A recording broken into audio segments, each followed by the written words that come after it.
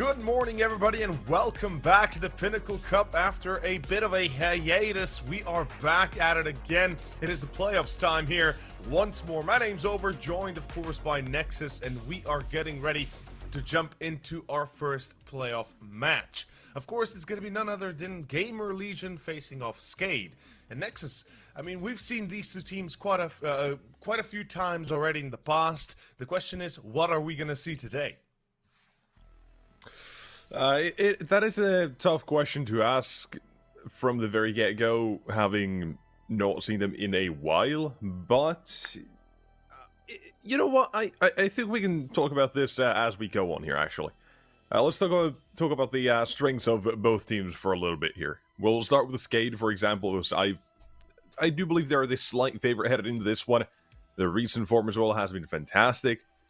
They've got a 7-match win streak right now, and overall the names of the lineup as well. If they can perform on the day, of course, then you kind of know what sort of game you're expecting at that point. So you've got ships, absolute tank, absolute unit. Follow that up by the op of Dennis Law and Rainmaker as well. So what are you gonna do? Well, before we go into the details of what they could or what they can do, let's first just quickly overview of the tournament, do a tournament overview of itself. This is, of course, the first playoff round. To those that are just tuning in, welcome, of course. First playoff round means that we have basically a quarterfinals round 1 and then quarterfinals round 2. As you can see, BNE, so that's going to be Bad News Eagles and Eternal Fire awaiting their opponents from round 1, which is GamerLegion SKADE and Apeks versus ECSTATIC, respectively, each to their own bracket. And, of course, the winner here faces off Eternal Fire. This is the top, of course, the top bracket where you see Tyloo and Movistar Riders waiting for their opponents, which would be respectively Team Spirit versus Finest and K23 versus Isurus. But again, as you already mentioned, to go back to those roots of the teams themselves, more specifically for SKADE, to kind of focus on the team and what we can expect out of a team that's been around the block for a long time. You know, the Bulgarian scene has thrived underneath their success, I could say. They certainly have proved to be a very difficult team to beat, even against some, you know, higher tiered opponents. For me, Ships is definitely the man to call out, you know, as the strong point of the squad. We've got good anchors like Denislav and Rainwaker. We've got Dreamer that you never know. Is he gonna pop off with a 40 bomb? Is he gonna have a 30 bomb? Is he even gonna pop off at all? And then you have Bubble, who comparatively is probably the worst player. Let me rephrase that. The worst rated player on SKADE, but still performs under pressure very well. So I think there's a lot of room for SKADE, even when one player doesn't play well, that the rest of them can carry. Well, I think you put it as well as one really could. And that also leaves us now with moving on to GamerLegion, who, on paper, they're a pretty fantastic lineup of players, right? Yeah. But I want to bring to your attention a little tweet made by Rusty not too long ago, where said something along the lines of he's extremely unhappy with the way they're playing right now as a team. So basically, they said they got to step up if they want to perform right now in the playoffs here. And what does that really tell you? If someone's taking to Twitter saying they might be a bit unhappy with how they're playing, this is what they've got right now. Honestly, it's hard to say for me personally, but I can imagine this being some sort of issue with a role, issue with the player and the IGL not coming to terms with certain conditions that they might have had. Potentially for Rusty, it could be okay, you know, I want to play, let's say, a bit more lurk style. I want to play a little bit more defensively. It's hard to say. Since, as you said yourself, we haven't had a chance to see them a lot as of late.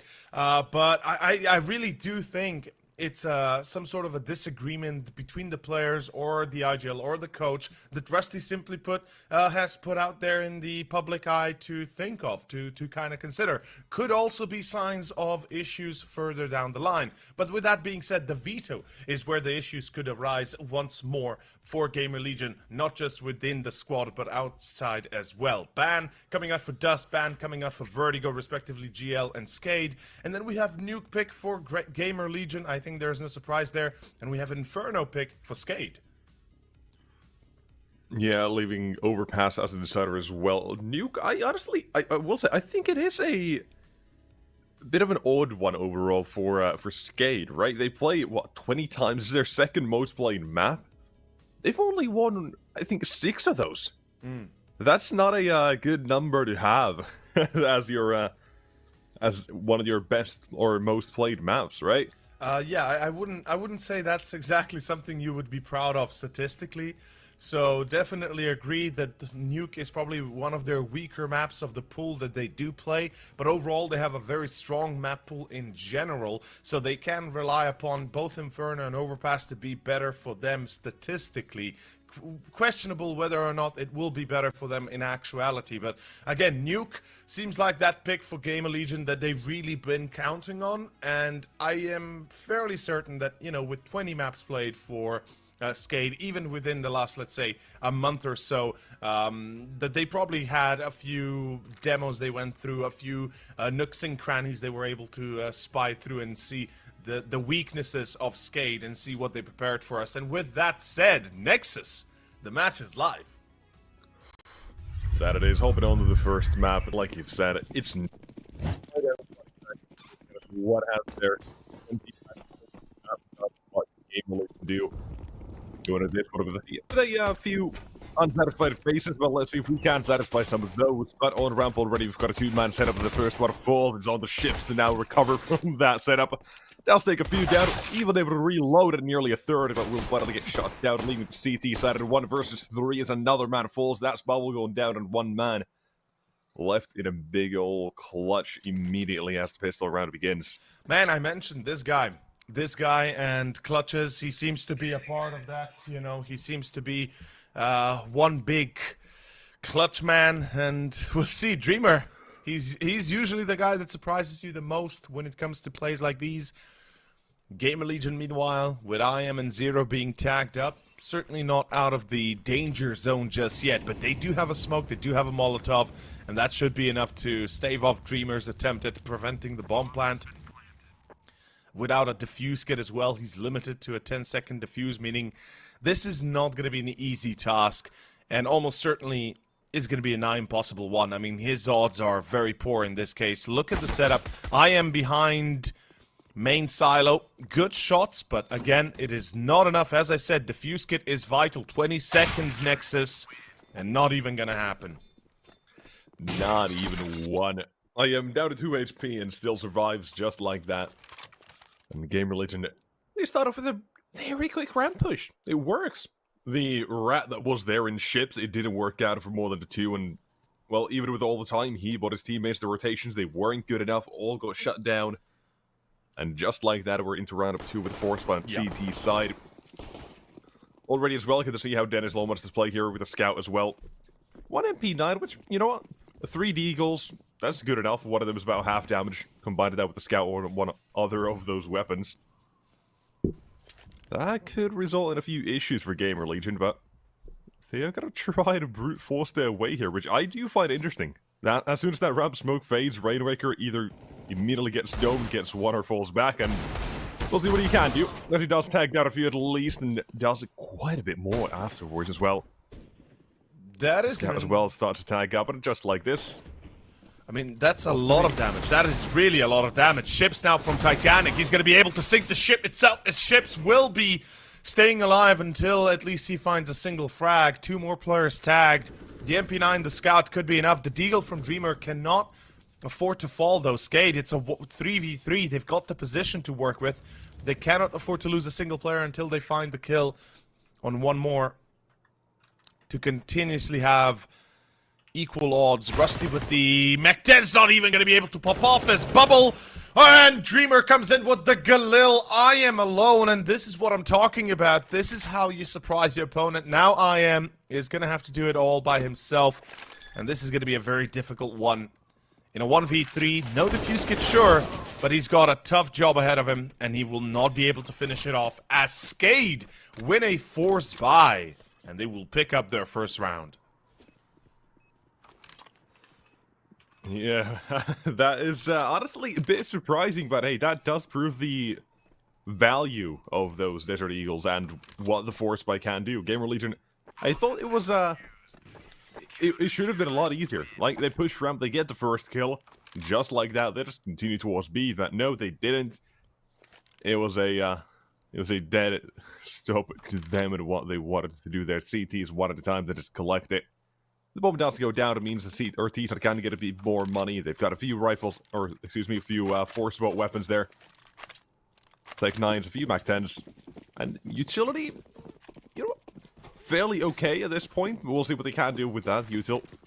A fast A play, you know, never does hurt it. Never hurts a soul, but maybe this time but it will.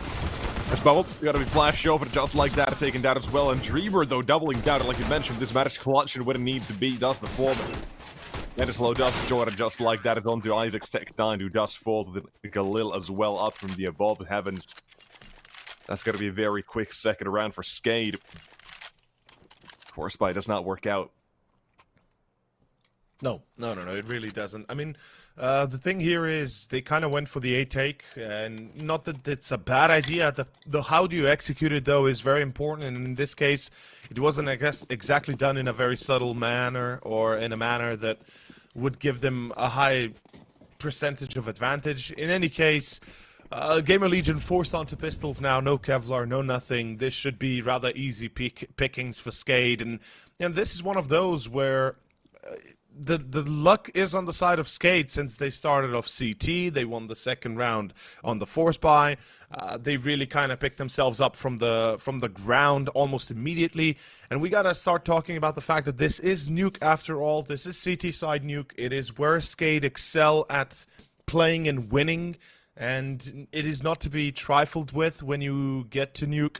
So GamerLegion, they've got a very tough job ahead of them. If they won't be able to put their their eggs in one basket and really start playing together, and you know, if the issues that you mentioned or that you kind of brought up with Rusty having a bit of complaints about the team or the plays, his place in the team, it could all affect GamerLegion quite profoundly. So it's important to note that an early good start could really stave off a potential quick loss here on Nuke. Otherwise, SKADE is known to pretty much landslide wins or maps in general.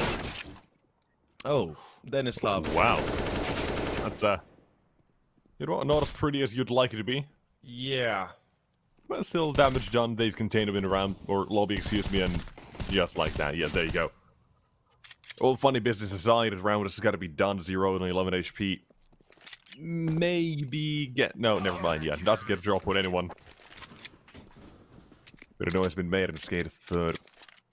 As they should in that position. And just like this, we move on to the gun around here. Get to see if GamerLegion do want to bounce back immediately, or will they give SKADE a bit of a head start here on the CT side of Nuke?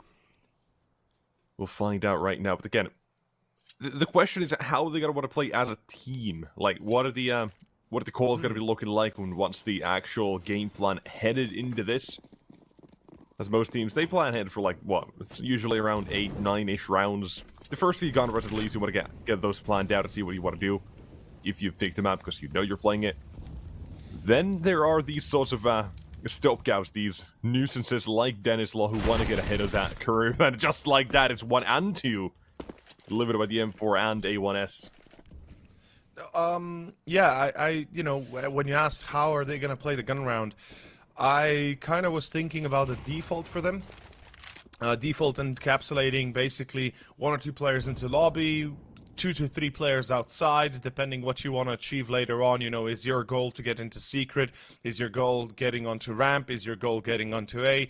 Basically, I think the most optimal way of playing Nuke usually is going into a sort of an A outside take or into secret outside take. So outside secret take. Anything else is really just risking a lot against the AWP of Rainwaker, against the weapons of the CTs. So, how to say this? It's not going to be easy. It's not going to be easy here for GamerLegion. We already see them lose 2 players. The only way I see them win this round is if they really find their targets almost immediately. IM finds 1, IM finds 2! He is hungry as all hell. I like what I'm seeing. Can they continue though? Ships! Oh boy! Oh god, Ships found 2. How is this possible? GamerLegion, what ya doing? They get the plant, but it doesn't really matter here. Unfortunately, Ships was the one that broke the camel's back again. Yeah, you think you get out of it with 2 kills for Rainwaker, then Ships, and just like that, it's over again. The bomb actually gives them a bit of money. You can see IM and Rusty, they've got money for AKs if they really want to force it. Probably not, yeah, they go Deagles instead. He again, IM. My god. I mean, this was, you know, IM's move was spectacular. This is exactly what I'd expect out of IM, what I'd expect individually out of GL. Unfortunate that it just doesn't succeed, that they allow Ships to play this crazy double that pretty much destroys their chances of winning the round. And look at this, again, it's basically a force buy with, you know, base. Oh, look at the damage. Yeah, I mean, there's no, this is just disaster being spilled here for GamerLegion right now. It's not even a full force. Like, they've got Kevlar's pistols, a few utilities, yes, but they still got money for the next buy, so it's basically an upgraded round, sure. But it makes no difference, I think. It really doesn't. 2 players on B, they're ready for this. That's gonna be a wrap, if I've ever seen one. Although, look at Isak, he actually hit Denislav. That AWP is out of the hands of SKADE, at least. Yeah, 1 man out, but see if Zero can at least collect that, or will he be expected as it does seem. Ships does check the angle. Well, you know, there's an angry Tech 9 on the other side, and Zero is hoping to at least get 1 of the 2 of these kills still on the B side, but it doesn't work out. So that's actually really successful. Yeah. I mean, what, a half ball, you get 2 kills, and the AWP out, which includes the AWP out of the CT's hands. Not bad. Get yourself a bit of a better chance in the next round here. Also, as well, for you guys at home, if you're interested in upgrading your skins, CS Money, they've currently got a 40% top-up bonus on their site if you want to check that out. Means you put in 10 euros, get 14 in total, and so on. That's the 40%. You can click the banner below the stream to figure that one out if you are interested. Well, in the meantime, the action is still unfolding in a big fat gap outside. Oh man, I hate to see that. I mean, everybody hates to see that. You hate to see it, you know, basically, if we want to put it like that. Luckily, nobody's going to traverse it, so there's that. And, you know, this is one of those defaults where they seem to be keen on going towards potentially A. 2 players on silo, if I'm seeing this correctly, or at least on roof of, or roof outside. So I'd wager they want to jump into main, split that attack through Squeaky and Hut. Albeit, again, here comes the utility, here comes the execution, nobody's moving, bubbles burning, oh, no. But nobody's moving. This is a very slow attack. They just wasted all their utility for a bit of a fake out. And, oh, okay, IM, he gets 1, but Bubble's still alive. And he's now going to be in CT vent. Dreamer finds Isak. Now, they're expecting him. Zero holds the angle, dead set on it, knowing someone has to be there. And just like that, they do present themselves as well. A good flashbangs, good assist from Heaven. And a Rusty, unfortunately, none the wiser. Dreamer, though, picking up a 4K on the defense. And that as well, it is immediately because of the fact that no one runs out. They tried for IM to be the linchpin, the one that gets the entry, then they burst out. But the issue is, I mean, even if he gets that first, he's immediately dead. And I believe Bubble was playing CT event still. I mean, yeah, he was there. Didn't do much, but the fact that he stays alive is enough. Yep. They can't comfortably push out. The CT rotations, they're allowed to be there, and Dreamer collects 4. Exactly. I mean, the fact that Bubble is alive, exactly as you said, is devastating. And again, I just want to, look, I get it. They wanted to play a bit of a slower approach to the A take, but the way they went to throw their utilities, the way they went to execute this, it just felt like it was completely off. It felt like they had no timing, they had no team play alongside it, and they just kind of hoped that, you know, they're going to get lucky with the headshots. That's what it felt like to me, what it looked like to me. I really hope that GamerLegion will put their heads on straight now and start playing for real, because this is not the GL I know. This is not the going that I'm used to seeing. And if it continues like this, SKADE is going to rip and tear through them like Doom Guy. This is going to be too easy for SKADE otherwise.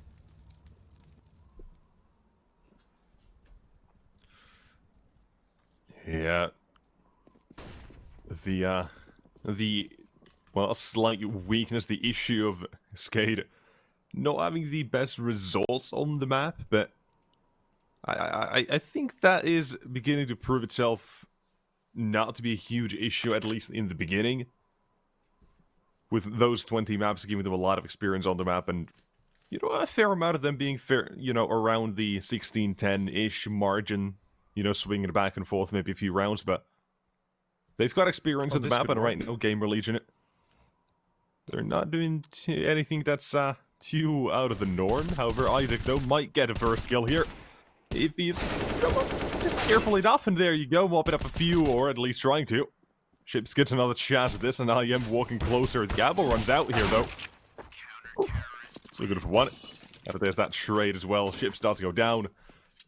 Again, a little bit of damage for this GamerLegion side. 2 kills. But SKADE overall, you can see the money where it's headed. It's looking good.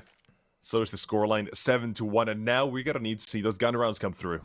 The 113 is the emergency number. The odds, of course, for SKADE is the emergency number for the police here in Slovenia. So, you know, at this point it feels appropriate. Somebody called the police. There's a murder happening, and it's the whole of GamerLegion that's getting absolutely trashed. I'm not even believing in their 1 kill anymore, or 2 kills on ecos. It doesn't matter. As you said, the money for SKADE is, whilst it's not perfect, it's enough. And GamerLegion is losing on all accounts, on all battles. Rusty gets caught trying to jump into the vents. We've got this weird outside take that doesn't lead anywhere. We've got 2 players inside lobby that don't lead anywhere. It feels like, again, I know I'm going to be repeating myself here a tiny bit, but basically, like, GamerLegion don't really... They're not really playing together here. They're very much in a different mindset, each of their own. Could just be Rusty, and again, this could all come back to that, you know, maybe difference, the mental difference between the players and player. But it's, if we just look at the hard facts, if we just look at the game right now, SKADE is playing better. They're playing more composed. They seem to read their opponent far better. And GamerLegion is just making it even easier by being completely and utterly chaotic themselves, that they don't seem to work too well in that sphere.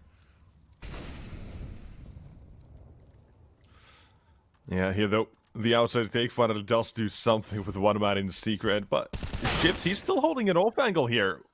Or so I thought, but no. Doesn't matter. Expected it where it was, and Isaac will be taken down as well. The trade is there, but look at Rainmaker, the balls on the mat. Just go for this, jumps out of heaven. Feast on IM, but now the second mat as well, 0. He's the only one with any HP because Era's down to 3.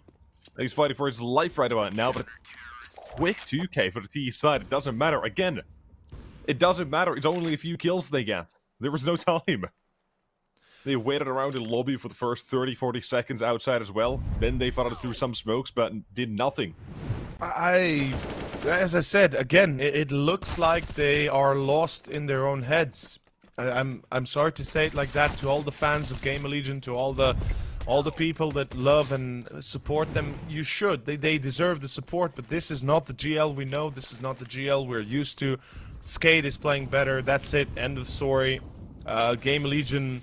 I'm going to be surprised if they get more than 4 rounds here on Nuke on the first half. I really am, because Nuke T-side, it's not easy to play by no account, absolutely not, but I am expecting more. nasty. I am expecting far more. And yeah, Ships right now is about to bring down the captains of a ship here as GamerLegion lose Era. It is gonna be down to the 4 men outside. Rusty at least returns the favor.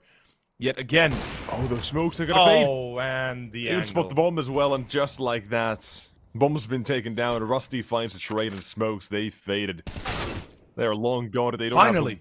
Have the, oh, they don't have the utility to bring that back. But Rusty, if he goes down here, if he gets this kill in the other hand, though, that could be what they need. But Bubble, What? The Executioner stripes him. Wanted to go flying, but man, did he go into heaven. I'm not gonna lie, I am properly surprised about that move from Rusty. But okay, let's see what happens here. One player tagged on both sides. Dreamer and I am the one with the 100 HP. GamerLegion have 28 seconds, retrieve the bomb. Oh, that nade. Money nade. Oh, no way! Bubble actually hit that. What? You gotta be kidding me. I am now. Has to go away. They know it. They're already at one man out. He's gotta run. He's gotta try and get him off the bomb plant, and that's done. So, Bubble hit a first nasty shot. Now he's sneaking up closer, but IM knows exactly where he's going. What? From no ammo! No! Oh. No! What the hell?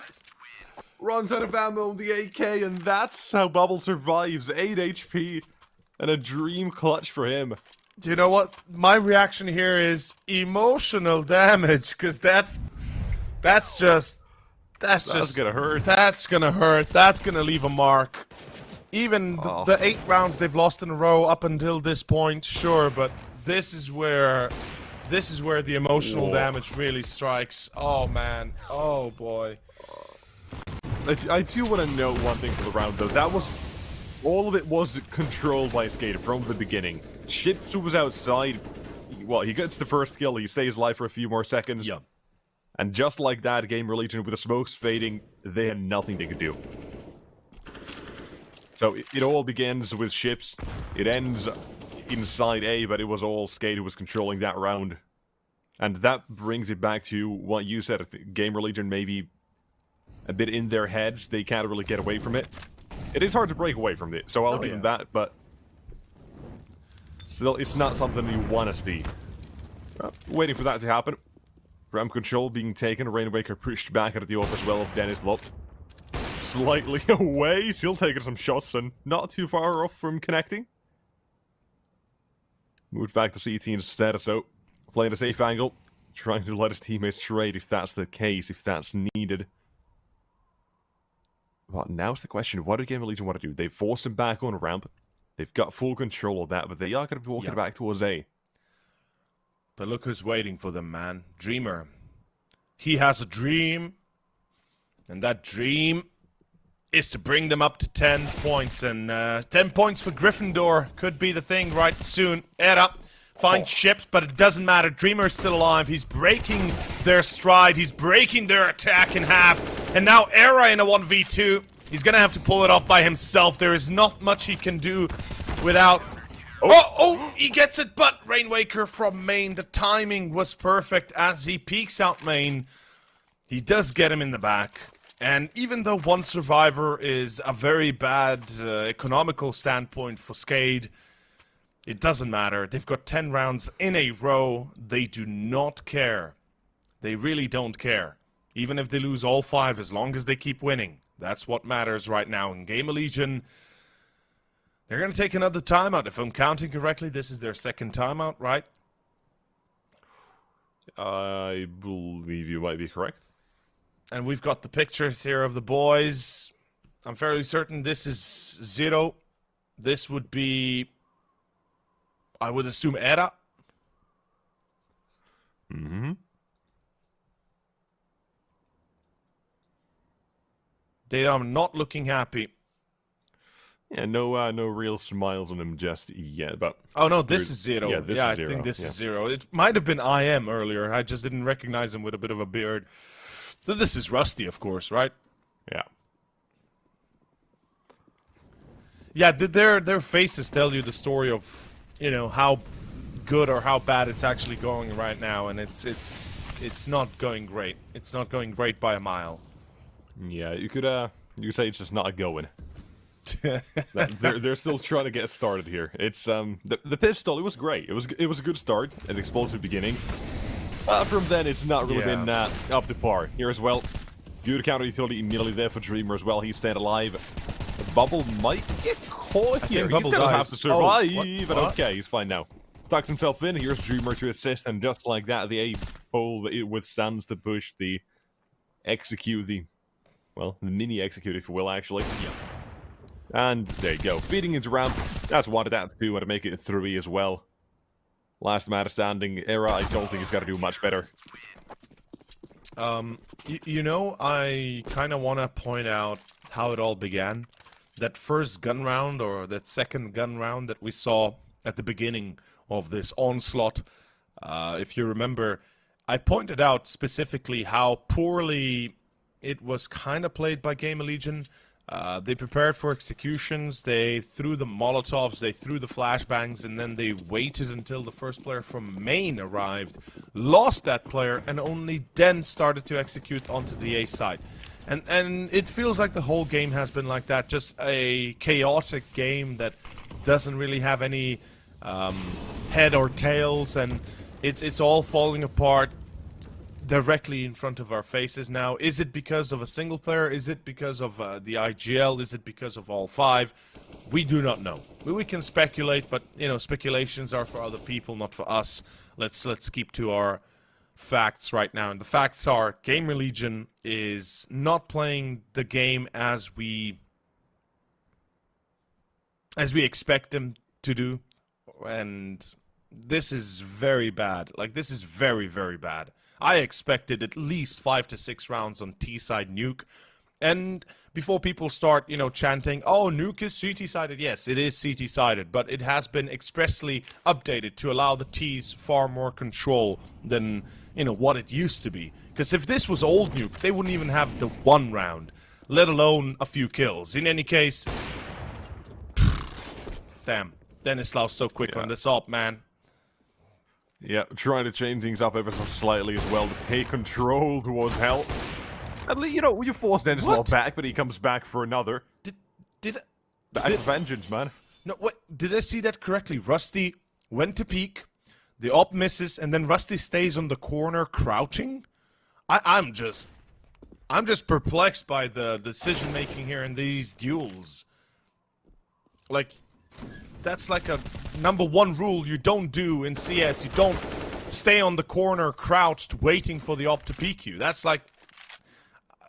yeah, it kind of makes sense why we're seeing such a bad performance individually from GamerLegion all around. They seem to be just kind of non-focused for it. Yeah, and just like that, we are moving on to round number 14. It is tough to watch here.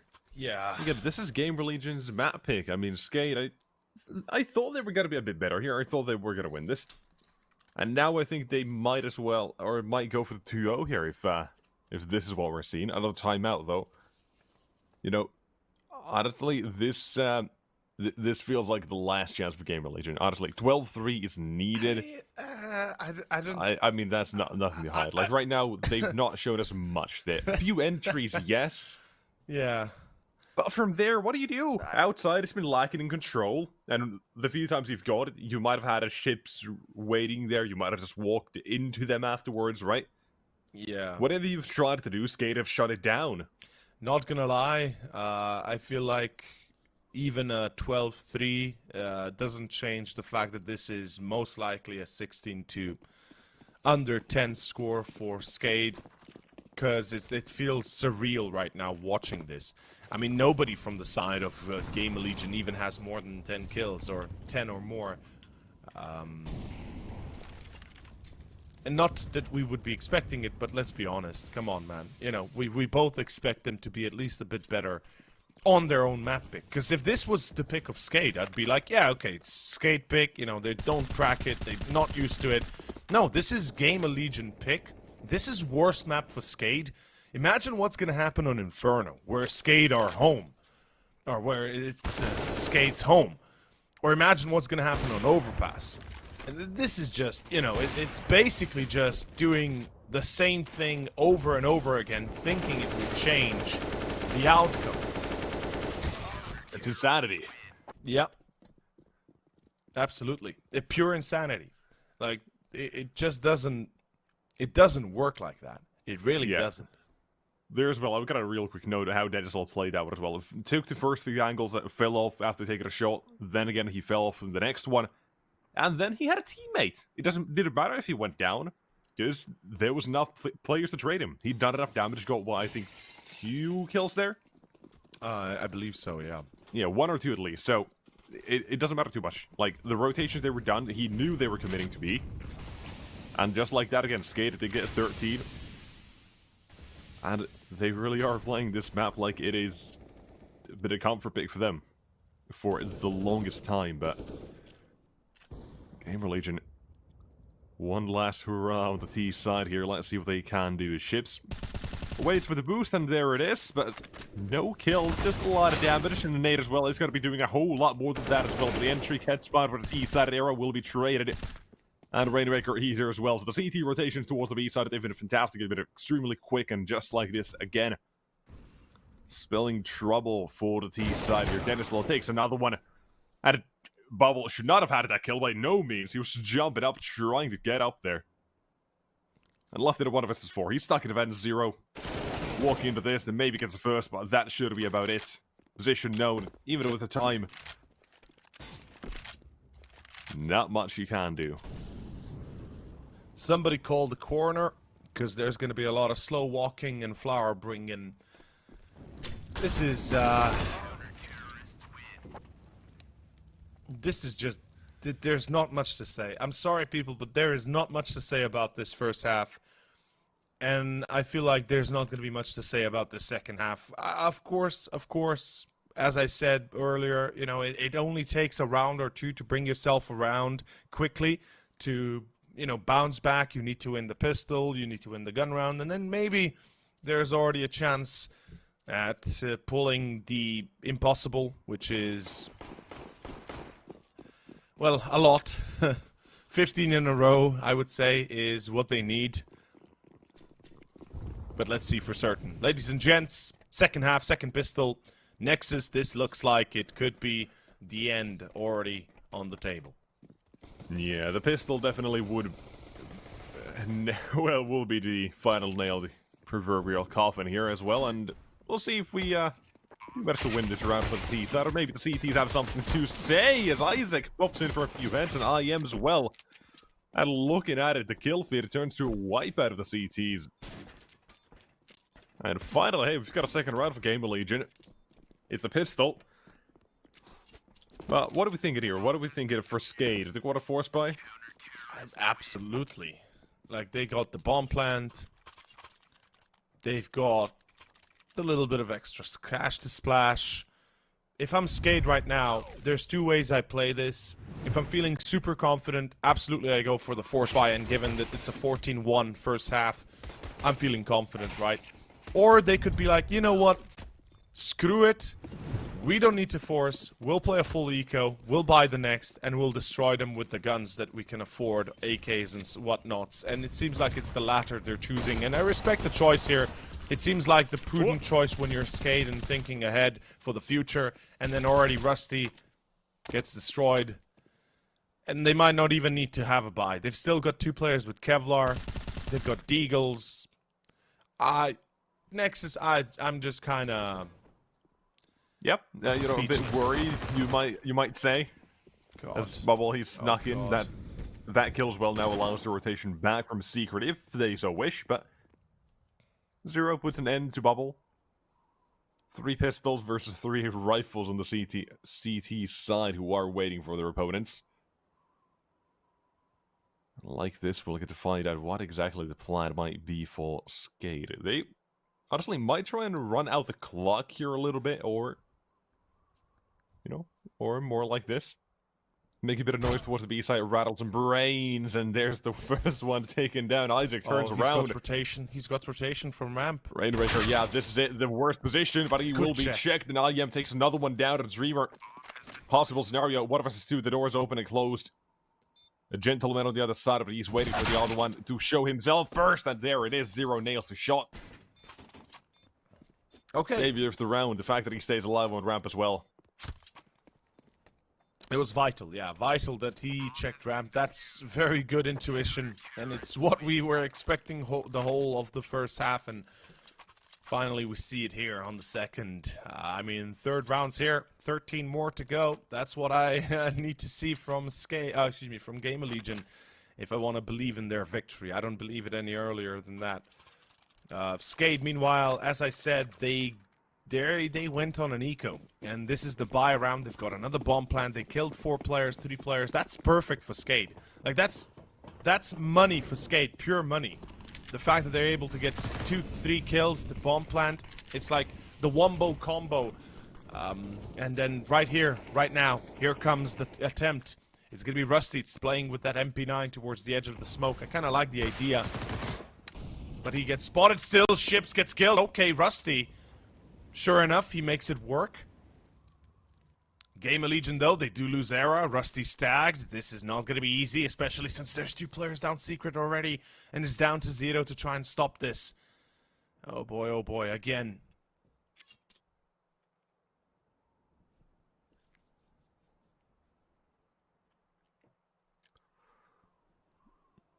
Yeah, waiting to open things up on the B side. That door, as soon as Bubble joins his teammate, who might as well swing open and get for the entry. He's looking for it. And just like that, that's the CT side saying hello, thank you. And that is Lloyd 1 vs 3. The first man is towards ramp. That could be an easy kill, but maybe not. Isaac, quick at his feet, gets the 3K defending the site. Doesn't get the AWP, though. And we're moving on to round number 4, 8, 19. Wow. My eyes really do deceive me. Well, I mean, I can't blame you, man. The first half ended so quickly.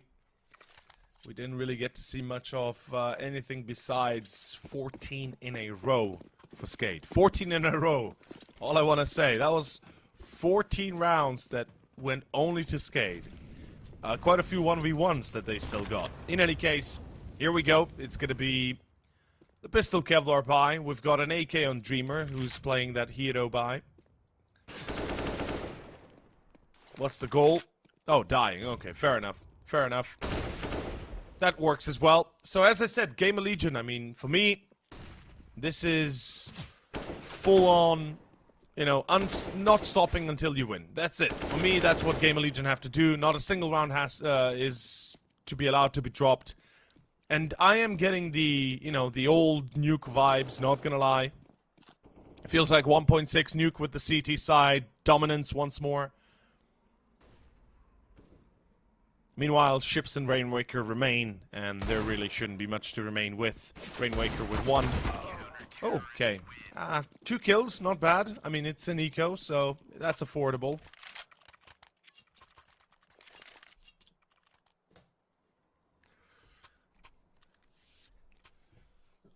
Yeah, moving on now again. T side, they gotta get the first chance, or first real chance, if you will, to get themselves on the board, and well, with 1 around, they might get themselves to map point. So that already is gonna put in a lot of alarm bells for GamerLegion. A lot of stress. I don't know if that's gonna work again, though. They push outside, and this time it works. I really like it. This is the way you gotta play. Bubble? This is it. This is how you gotta play it. Play aggro, try to force them into uncomfortable positions, take the outside from your opponent's hands. You know that if SKADE get control of Secret, and of course Garage, you're gonna be in deep trouble. And look at that position onto that roof of Garage. That is perfect. This should work like a charm, really. Yep. Nicely done. SKADE had no idea that's coming out. And GamerLegion have the right idea. This is how you work against an opponent that is far superior, at least was to a degree.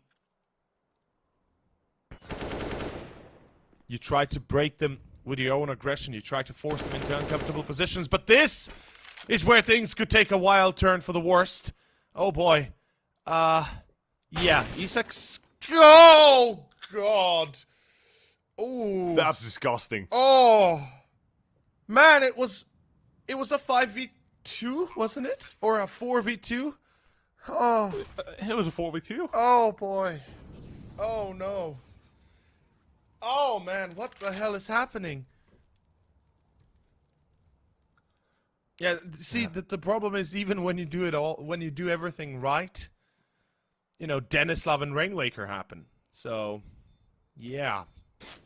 I am. Good luck, mate. I guess it doesn't really work out. Well, that's it. It lasted. It lasted. It was good while it lasted. Oh God. I'm sorry. I'm making a few jokes here, but you know that's the gist of it. I expected 15 in a row if they really wanted to win. They got 4, so commendable, but not even 1/3 of the entirety needed.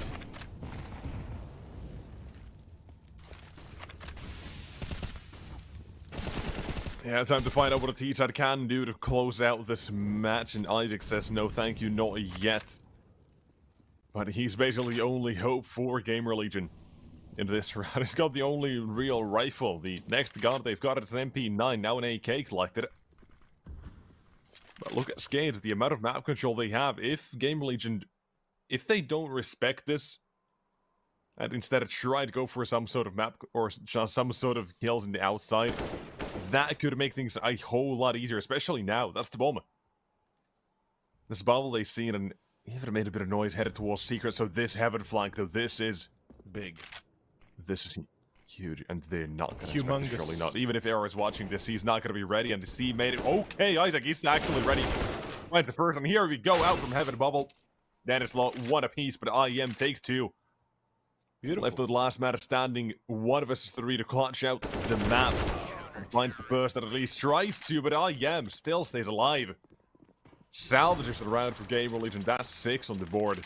Beautiful. This is what you love to see. IEM, the Romanian master blaster. I've been watching him since the days of Nexus, when he was in a fully Romanian squad, and, you know, they had fair success. Funny enough, when he started off back in, back in 2017 to 18, he wasn't even considered to be on the primary bench. He kind of stepped in when some of the players would leave the team.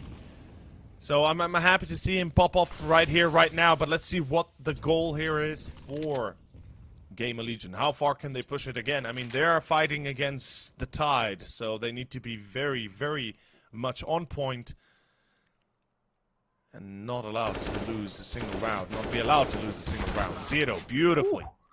Done so. 2 kills, should be enough. Ships and Denislav. I mean, we've seen the 2v4 before, so I'm not gonna, you know, call it just yet, but should be around victory for GL once more.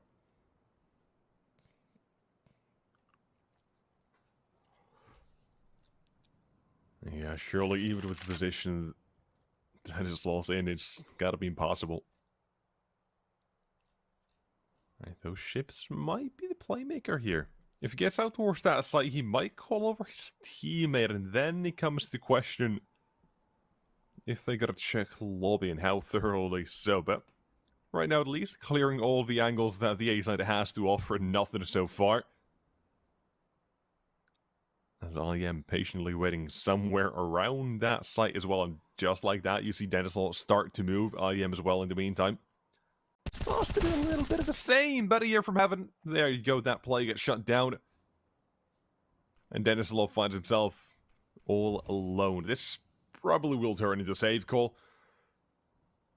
So we are going to be headed into round of 23 with very little to work with for the T side, but at least some bright spots for GamerLegion now. But they've got 0 buffer. They cannot afford to fail even once. Doesn't matter if it's a fluke. Nothing. So, They really can't. I mean, we can't stress this enough, right? There is zero room for mistakes. A single rush that is done right for SKADE could break GamerLegion and lose them the map. So they've stepped up to the plate at least. They started off with 7 to 8 kills across the board on the first half. Now they're reaching that 16, 17, potentially 20 soon. They're certainly starting to do a lot better. They really are. Let's hope they can keep up this performance, this charade so far. As the tack pause for SKADE has been had, and here come the players. Well, the player scam from SKADE, obviously. Oh man, the faces here of the players don't seem to be too convincing, are they? I believe that was Bubble just before. This would be Ships. No, this would be Denislav, I think. Yeah, let's find out how this has got to turn out, because Ships is already on the board. He's got to continue the space as well, headed into Mini. So for Isaac, the MP9, not the most optimal weapon for this, but still makes it work. In the meantime, here's Dignitas running out, and that's a double entry. SKADE are on the mobile side of CTs, they're down to 2. Position as well, only for 0. The other one is down in vents. And the bomb has been planted, so this is all or nothing right now here for the CT side. Keep nuke going. The back of 4 versus 2 for the T side. They've got 2 rifles, 2 pistols. That at least makes things a bit easier. But the fact that you have to run into these angles makes it so much harder. And Era, he's not going to hide his position. Tech 9 to the face. That's 16-7. SKADE take away GamerLegion's map pick. I called it a single rush done right, a single mistake from GamerLegion. That's it. And yep, they take away the nuke. Map pick of GL, 16-7. We finish it off. We go onto a short break, and we'll be back in about 10 minutes' time for our second map of Inferno, the map pick of SKADE. Ladies and gents, the Pinnacle Cup continues after a intermission. Stay tuned, and we shall return with more action here for the first playoff round of the day and the week.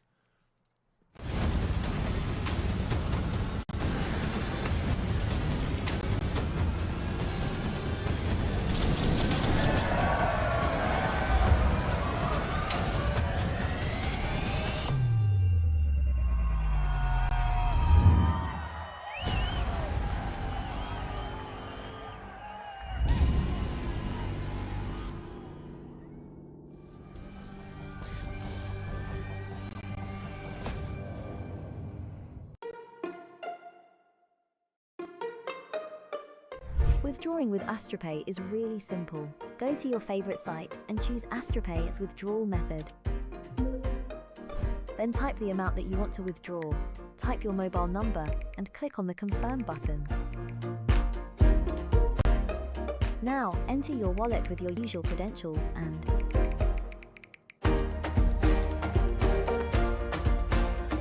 your money is available in your wallet now. Decide if you want to extract money or buy on your favorite sites. Get the app in your favorite store or visit us at www.astropay.com.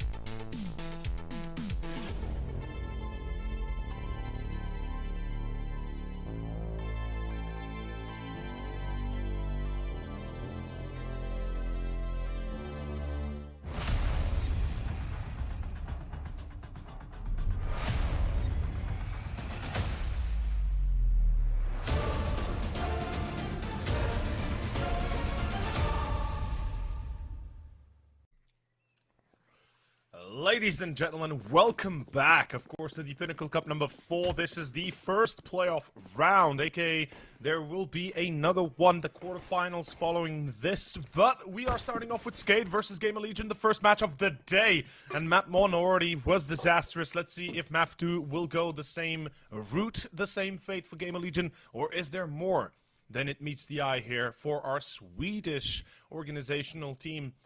With, of course, a few mix-mashed players. With me is Nexus, which is myself over, and we are watching currently the pistol round of Inferno, the map pick of SKADE.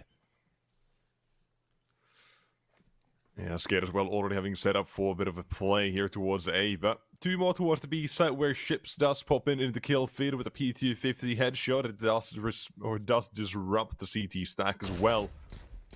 We're currently Only one man is on A, but Ship still wants to continue on B. Wants to take these duel the CTs. They've started to realize what's happening here.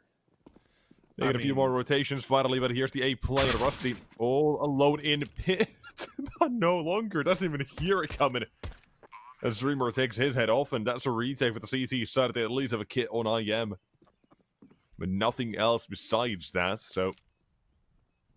We'll see how they do manage to penetrate the A-hole right about now. The T side, they're not going to let this one go easily. But 3 players from long to do the trick. We'll see. We'll find out as Rainmaker.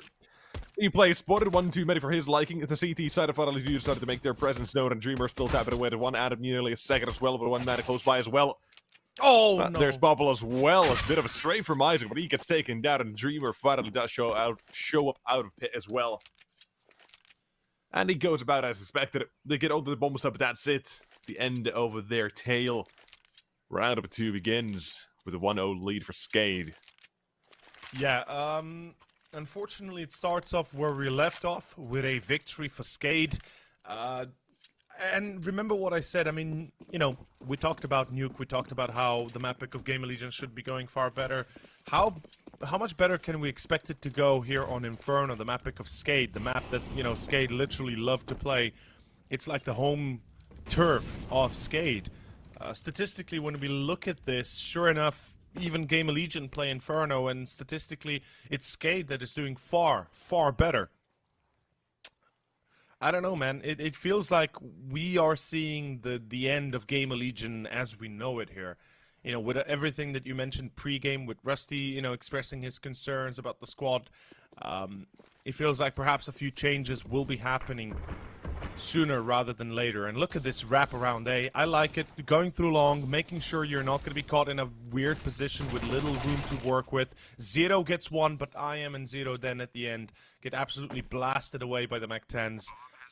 And this is a 2-0 start for SKADE no matter what right now GamerLegion throw on the board.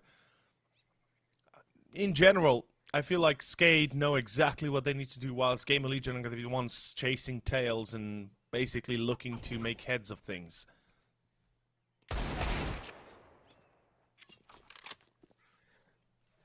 Yeah, Rusty slips in for one more, but that's... I don't think they're really gonna go for the Mac-10 ships out of there. But Rusty's Eagle is coming back for round 2 in apartments. It doesn't seem like he does want to push, but I'd wait. 3 players the same with the CT side. They've got a few Deagles, they've got armor and the M4 as well, so you know, a bit of damage can be done here. Not a whole lot, but maybe something at least. Now the real question is if we're going to be seeing something similar as to the first map, like you pointed out as well. Or is it going to be, honestly, I don't know. I really don't know what it's going to be like here. Like, the first map sets a tone here that it cannot really be topped that easily. A 14-1-1/2, okay? Yeah. So, it's not that easy to top that, but you can still match that at least. And again, GamerLegion, they didn't really play the greatest of Counter-Strike at the first map. It was only on the CT side, and even then they had literally no buffer. Not just no buffer, they had no control. Yep. Like, I don't, like, again, you know, some might perceive this as just full-on negative, but let's be fair. At one point, we gotta point it out the way it is, and it is the way it is. There was no hope for GamerLegion on Nuke when they lost the 14 rounds in a row, when they lost that 15th, when they lost it to that 15th as well. We all knew what was coming.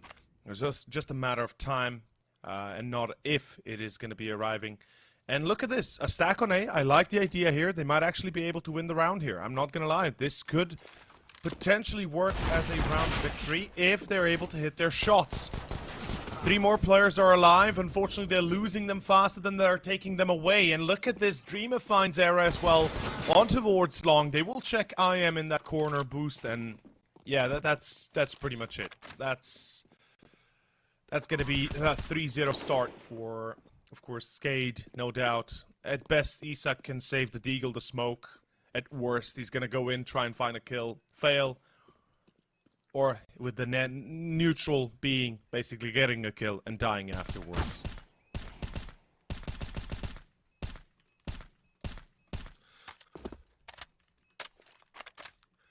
Yeah, round 3 as well. It's in the bag. The question is if the Deagle can get a fade away. But it doesn't really seem like it. Isaac, if he doesn't run away, he's dead. If he runs in, he's dead. Doesn't really leave many options. And just like that, it is a 3-0 start. Moving on, round number 4. Here's what is gonna be happening. CT's buying up, and if you want to buy up as well, if you want to pay online, AstroPay, they've got you covered. It's covered on 1,000 different websites. As Grev once called it, it's like PayPal without Elon. It's an online wallet. It's really easy. Okay. For a Just want to second check them there. out. There is more information available below the stream. Sorry, for a second there, I was like, "Are you gonna go to Elon Musk?" You know, I was like, wait a second. But yeah, I quickly got my head wrapped around and realized what you're on about.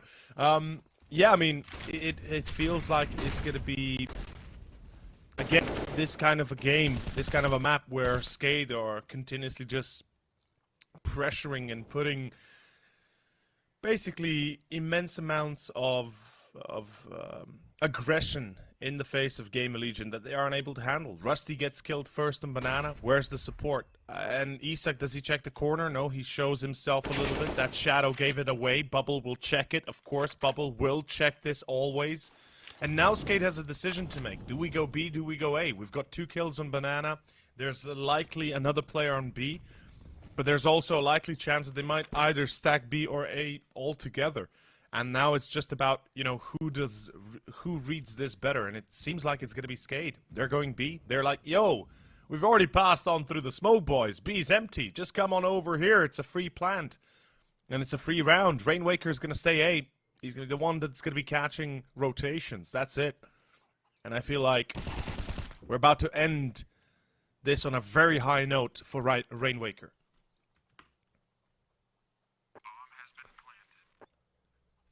Yeah, GamerLegion's still not really mounting up enough in terms of a defense here. And you know what? A dangerous start to turn into a very quick finish on Nuke as well. So that's something we want to overcome here for GamerLegion. Zero doesn't even know how screwed he is, by the way, as a side note here. Yeah. Alone on the A7, he's got 5 players here. The SKADE, they're taking over A here. Is full on execute. The flashback's there. At a 0. Let's see how many he can muster up. The first is a yes, but a second is a no. 4-0. GamerLegion.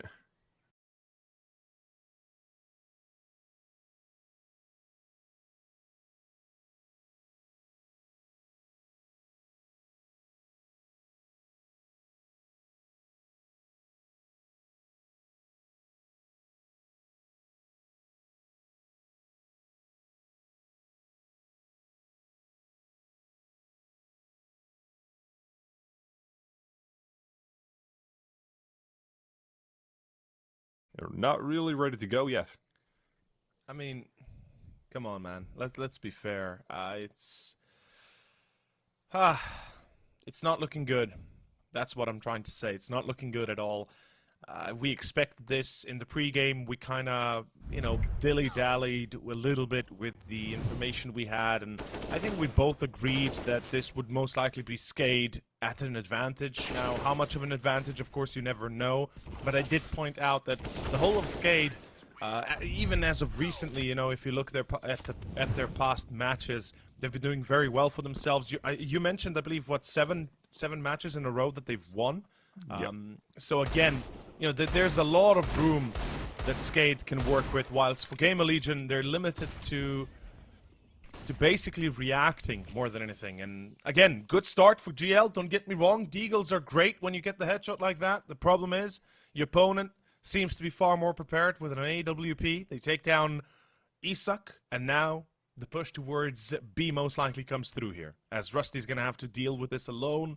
There's no rotation, there's no smoke, there's no support. And SKADE is definitely going for the full B take. Why wouldn't they?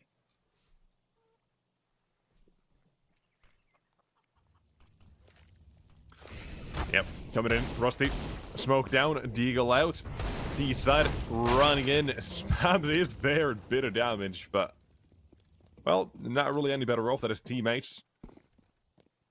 And the rest of his team, speaking of them, hanging around at the A site, not really wanting to move out of this position, and well, not much they can do. No. And saving the armor and the smoke they have, and you know, also the kit as well. It's not going to be insane amount of money saved, but it'll at least help them out here. Because they're going to need every single olive branch SKADE is willing to extend, essentially.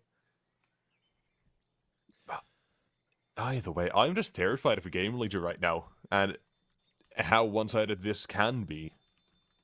Because Nuke already showed us, and that was SKADE's T side, by the way. Team side 14-1. Like, what? Like, it makes no sense. I mean... Or CT... No, it was the CT side. It was the CT side, yeah, I was about to say. It was the CT side. But still, it makes no sense, I mean, yeah. The thing is, it makes no sense in the context when you look at the statistics, when you look at the past games, when you look at how well GamerLegion have played in the past on Nuke, and, you know, how good... how to say this? How good they were playing in the... it's...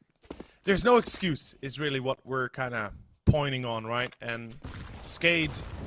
Now they're on their home turf. There should be no problem taking care of at least 7-8 rounds minimum here on the T side of Inferno. And oh, he spots the head of Isak, so they know there's somebody behind the wall.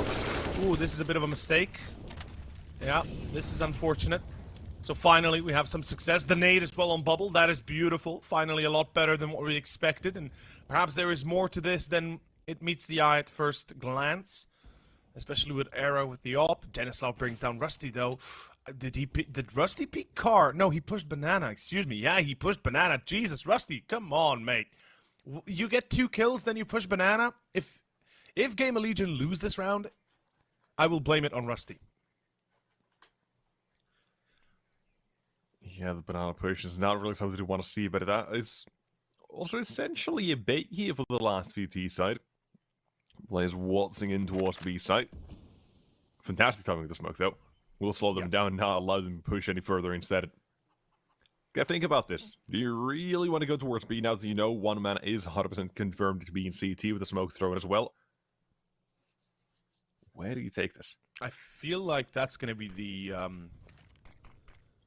the way here. Although the utility is still going to be plenty enough and beautifully done. GamerLegion, they're playing this one by the book. You throw the smoke after the minute mark, between, you know, 50, 40 seconds. You throw the Molotov right after. So far, so good. Great spray down coming out from Isak. It's exactly what I, you know, hoped to see already in the past, but at least we're getting a glance of what they are capable of doing here on Inferno. Oh boy, I mean, it's 1 round. And remember, as you mentioned, they only had the 1 round on the first half of Nuke. So hopefully they do not mess this one up. In any case, money for SKADE, still plenty enough.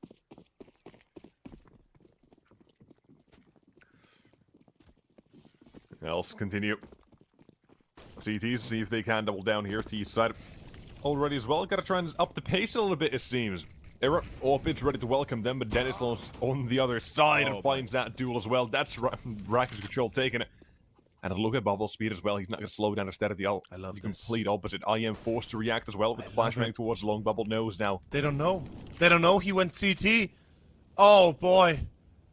This is disastrous. The only saving grace for IM is the fact that he went to chain. AKA he's now ready to accept Bubble in his loving embrace. Because Bubble might not check it. Ship still finds Isak. No, the push onto Banana. Oh god. It's all falling apart again. Oh, this is a done round, surely. Bubble walking through CT as soon as Rusty is dead. It's over for GamerLegion in the round unless he goes nuclear here, at least dodging bullets for the time being. The smoke fades down and up to the face. And the round is done. Oh man, I'm honestly surprised at what is happening right now. I don't even know how to start, like how to even break it down. You push banana, okay, it fails. Sure, I get this. You want to take banana control because you want to get that info. Absolutely, go for it. You know, it's a normal thing to do. You die, okay, what happens next? Your teammate pushes banana as well? What? And then another teammate pushes down middle? What? What's going on, people? Come on, please, a little bit more focus. You're playing CT side. You've got the advantage in your hands. You just gotta be able to abuse it. You gotta be able to realize it, because just pushing down enemy lanes is not gonna make it happen for you, especially when you know you're already losing duels. Why would you want to put yourself at such risk from the get-go? Not to mention that you're already, you know, a kill or two behind, and a great start for ERA. They lose IM straight after, but this is a worthwhile trade. They've still got the op up, they've still got the M4s. It's you know, not a great trade, but it might be enough. And look at this again, they sneaked onto CT. Holy smokes, no! How are they getting away with this? Nixus, help me, man. I'm lost right now. Man. It makes no sense. Rusty, even if he was ready, they're not ready for the second. Oh my god. Oh, it's just not going okay for GamerLegion. At some point, a referee's gonna come in and tell it's over. Like, SKADE, they've done this twice in a row now in the GamerLegion. As soon as they're gonna patch up that hole, guess what SKADE's gonna do? They're gonna make that hurt like hell. And it already is 7-1. I am yet to get a kill. ERA only on 1, and I mean, no one's really doing any good amount of work so far for the CT side.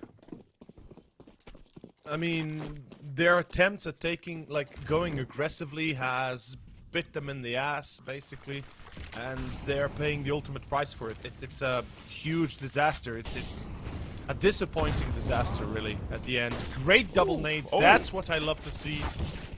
They burn ships as well, so perfect. Finally, we have some absolute decision-making here from GamerLegion. They're like, okay, 3 banana, let's take it hard, with aggression, with utility. That's how you do it. The rest of the team on the other side of the map is safe and sound, tucked away into a corner, waiting for information to happen and not trying to find it themselves. That's it. That's how you have to do it. You can't be aggressive both on A and B at the same time and hope you're gonna win. And they might actually get a round out of this. I am fairly certain they should be able to get a round out of this. Please, for the love of God, don't screw this one up. Or love, you know, any religious icon that you connect with. For me, it's the Yggdrasil, you know. Mm-hmm. Oh, boy.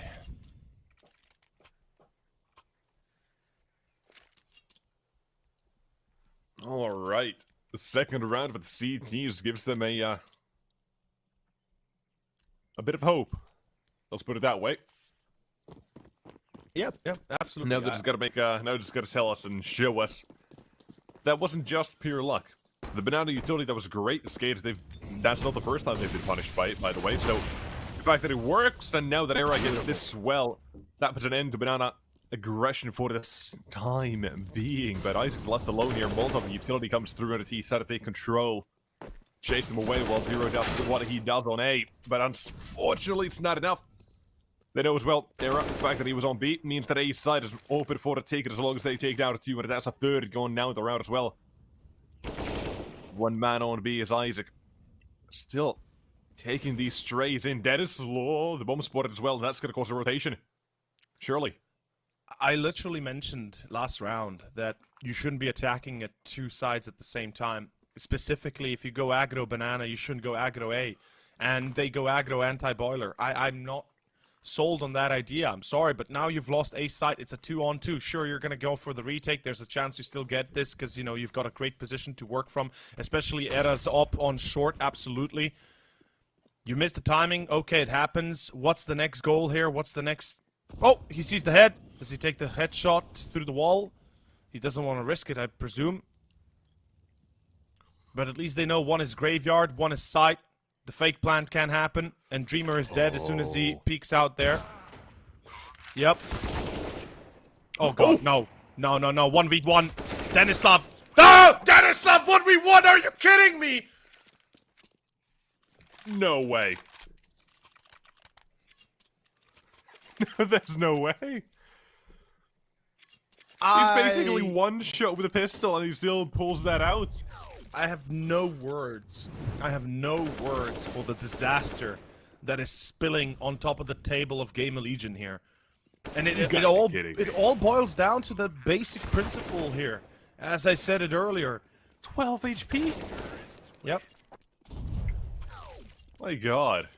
They wouldn't even be in this situation if they had not been aggressing through multiple fronts, losing duels whilst doing so. And look at the difference. They aggress apps, super, great, awesome. That's how you do it. But you don't aggro B meanwhile, and they don't, and they are not losing. Wow, look at that. Magic trick, eh? Yeah, ships in the meantime. What? Nope, he's been covered for the time being as well, apparently. Trade found a smoke for Isaac as well, allows him to maneuver around the bomb site.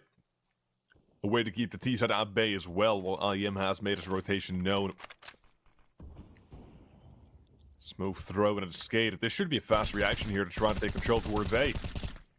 And the one thing you don't want to do is, like you mentioned as well, fight the war on multiple sides of the map, but not even going towards A, funnily enough. Instead, smoke that back up and boost over.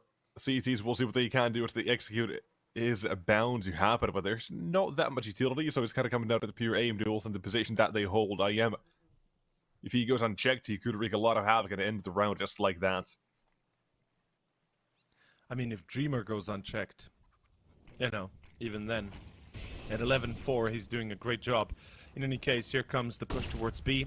Era's looking to rotate. He's going to be a little bit late. He's indecisive. That's a problem. They finally find Bubble, so that's a good start.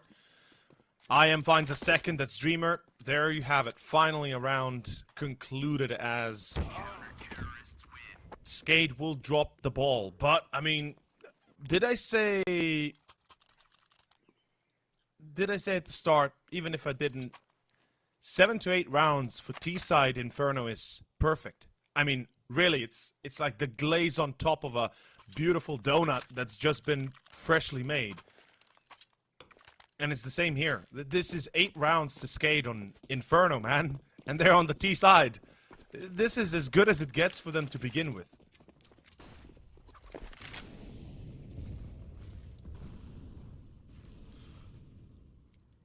Let's see how this turns out. Flashbang at the middle.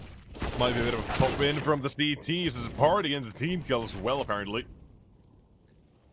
No one's got to go through that Molotov. No one's that audacious, knowing what the CT side had on the other side.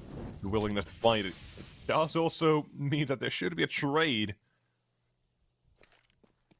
Yeah, gonna be set up for that, but it's East side now. Back off, leave mid-era now knows that as well. Might tell his teammates, watch out for Apps for a little bit here. Watch out for Banana as well. Never know what SKADE might be up to, but we do. It's got to be a test on to IM waiting in pit. And his teammates. I think, oh yeah, I think Bubble actually has been boosted. He's got to throw away a smoke towards pit and a few flashbangs over apartment, so this is going to be a real nasty pop here. And all the pressure on one man alone. There it is. The flashbang comes through at the T side and they're running onto the site. Rampant as IM still struggling to get even that first one. Toying with them. Finally goes to the swing and finally sinks the first one. Raidwicker as well has been hurt above, but can't find that kill. Smoke is down and now the bomb has been planted as well. Cover repositioning as well. Now allowed to do the re-smoke of long. And the CTs, they've got to set themselves up for success here in the retake. And what can you do to make that happen? Well, GamerLegion need to find an entry, and soon. Time is ticking, 20 seconds, give or take. Ships on default side, kind of in this very predictable position. He even goes for the white peak. Bubble helps out. Rainwaker gonna be wide open. Not sure what's happening there, but it's a 1v1. Bubble versus Rusty, and Bubble will clean it up as he wins the duels himself, even after those, for me, unacceptable peaks to short. And there was a flash flying, if I saw correctly, but it just wasn't good enough, or they were prepared for it. Either way, it is Bubble that saves the day right now, as He pulls off the almost nigh impossible, and as we can see here, Ships peeks out, gets caught by Rusty, Bubble gets Era afterwards on short that's peeking with the op, and then at the end cleans up the mess that is left over and wins the round himself. 9-3 and a full eco for GamerLegion. They don't have a choice, they have to go here into a bit of a conservative round. And now the only thing that saves them is a press of a button. That mouse number 1. Yeah. Ooh. Beautiful. Okay, okay. Shame you stay on the same position, but...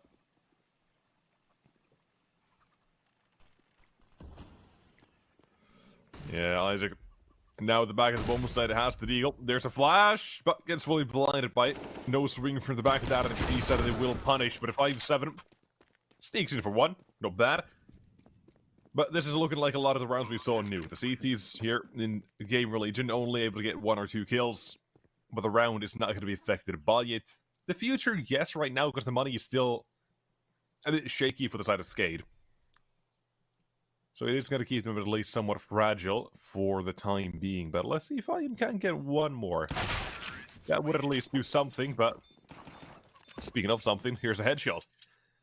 10-3, and SKADE, they really are not letting us down. They're not slowing down at all from Nuke.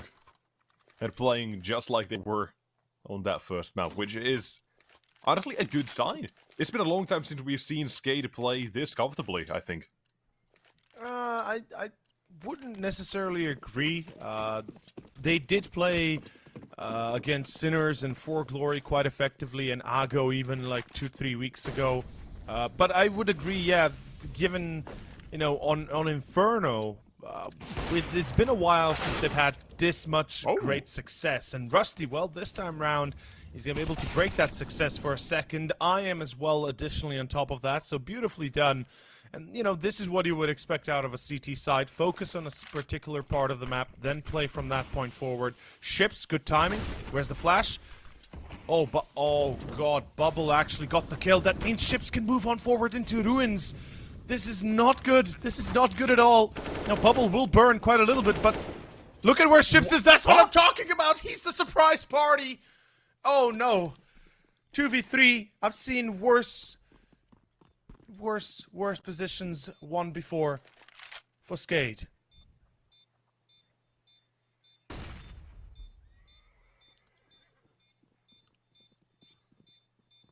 See what exactly this is going to turn out to be now, right? Ships time at the back of the site. They know he's got to be somewhere around here, hiding, and there it is. Now they get off that's the bomb. it. No time. That could be what saves him. No time. Immediately back on, and that's it. Bubble, 1 kill, and a 1-on-3 is complete. I'm facepalming, you know. I'm the Captain Picard facepalm right now. Just disastrous. This is disastrous. Especially with that movement through ruins. It was the surprise party that ruined it all. And a bit unfortunate, I believe it was Bubble that was burning when he was planting, that he didn't die. But the timing just wasn't there for that molly. If it had been a second sooner, perhaps, yes. But instead, 11-3 and the end of the road, I feel like. 15th round is here. We've got an op on Era. We've got a push down middle. Doesn't work for Rusty. Where's the rest of the team? Where's the push into Apps? Where's the support for Rusty? This is unacceptable right now. I believe Era was spotting down middle, but it's not enough. It really isn't. Oh god. Bubble gets 2. That's it. That's 12. I'm not seeing this any further beyond 3 for GL. Like, their rotation's so slow. Not only that, by the time they'll get to B site... Okay, the bomb's pretty far away, but I guess even SKADE didn't anticipate having so much control so quickly.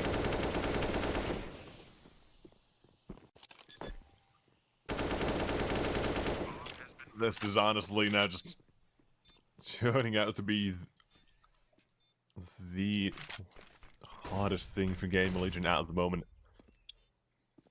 This as well, you could say, has been foreshadowed by the recent performance and previously mentioned tweet from Rusty. But hey, look at this. Yep, got a little fight in them at 0. Madison can sneak in, but Now leaves his teammate all alone and all alone to rest as well. 12-3. I said it was going to be hard to top a 14-1 half. It's not, you know, as good, but it's almost there, and that's equally as impressive considering SKADE. They did that on their T side. Oh, Inferno. So, closing things from here, it feels like it has got to be a bit like Nuke, right? You're just waiting for the inevitable to happen, and when it does, it is going to feel a bit bittersweet, perhaps. GamerLegion for them. Not entirely sure what they're going to be feeling like. Whole mix of emotions, perhaps, but let's see. Maybe they can still shake the bag. Maybe there is some sort of salvation for them. You think? In the Do you second believe? half, you know, there's always a chance. I want to believe, but what we've seen from them, it does make it hard to believe. I mean, I consider myself a realist and a you know, a daydreamer sometimes as well, but I gotta be real here. I don't feel like this is even possible right now. And look, Bubble, that's enough. That's enough. He got 2 kills. They know where they are. Ships with the dual Berettas. And as long as Ships gets another kill, that's not even. It's not even. You know, it's not even another kill. It's a hat trick. That's what I'm telling you. And I feel like GamerLegion already gave up when they lost Nuke. When Nuke was 15 to what 3, 15 to 1, or 15 to 4 or 5 doesn't matter. 14-1, and then you know 14-5, and then 15-5. Yeah. My God. No, the dual Berettas, they're meta, I'm telling you. Yeah, they legit are. I mean, 30 bullets, real fast shooter, like close range. That's the counter to Globe Rushes by dualies. Honestly, you're not wrong. Like, it's a hard weapon to use because you got to be very, very accurate, and you can't hit bodies. You got to hit those heads. But you've got 30 bullets to do so, and you can really do Pistolero style. You know, it could be really quick, like bang, bang, bang, and I don't know. It feels like. It's coming to be a bit more accepted. I mean, we've been seeing it throughout the last year and a half more and more, and certainly I think it's going to be more prevalent, especially if they, you know, if they decide to buff it a little bit. Imagine that. Buff the armor, not the armor penetration, buff the damage or something, you know, so body shots are more effective. Honestly, I don't think that's even needed. But no, honestly not. That it would be stupid. I've been playing a lot of Face It recently. Again, I played with this one guy. He's like always buying dualies at and at R8. Oh my God! He's cracked. Shout out to that guy. Shout out to Wibbo. Let's see what they can do. MP9 and M4 defending the ace side. It's an easy defense, as one would imagine. I am though. Hey, he's in CT. Too bad no one's coming here, as, yeah, CT's they push banana. So 30 seconds left, they kind of have to narrow down their, the positions the last man could be in, and just like that, he's expected. I mean, it goes the way we expected it. As soon as we switch sides, the CT side of SKADE is going to take over, and we both know how good they are on CT. They are the favorite team in this series in general. The odds are staying the same throughout the whole tournament, excuse me, the whole match.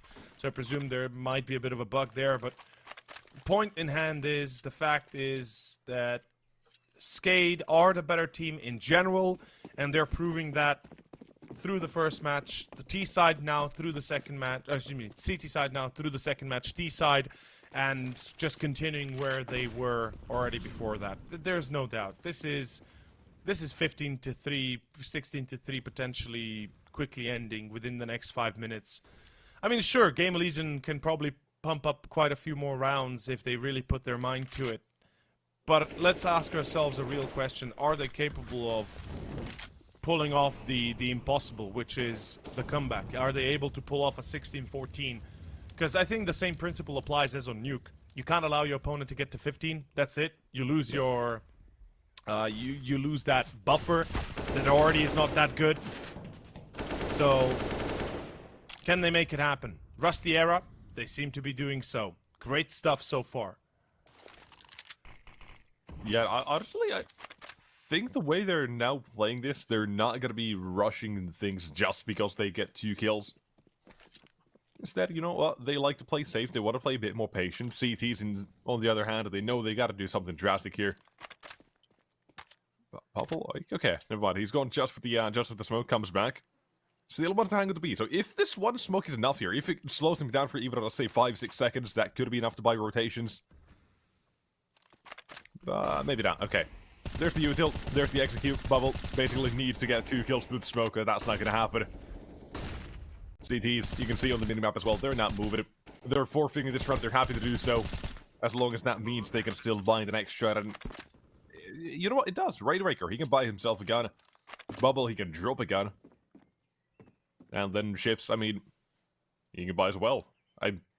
Ooh, actually, okay. I'm gonna read what's happening next round. Bubble, he's gonna drop Raidbreaker, and guess what ships is gonna do?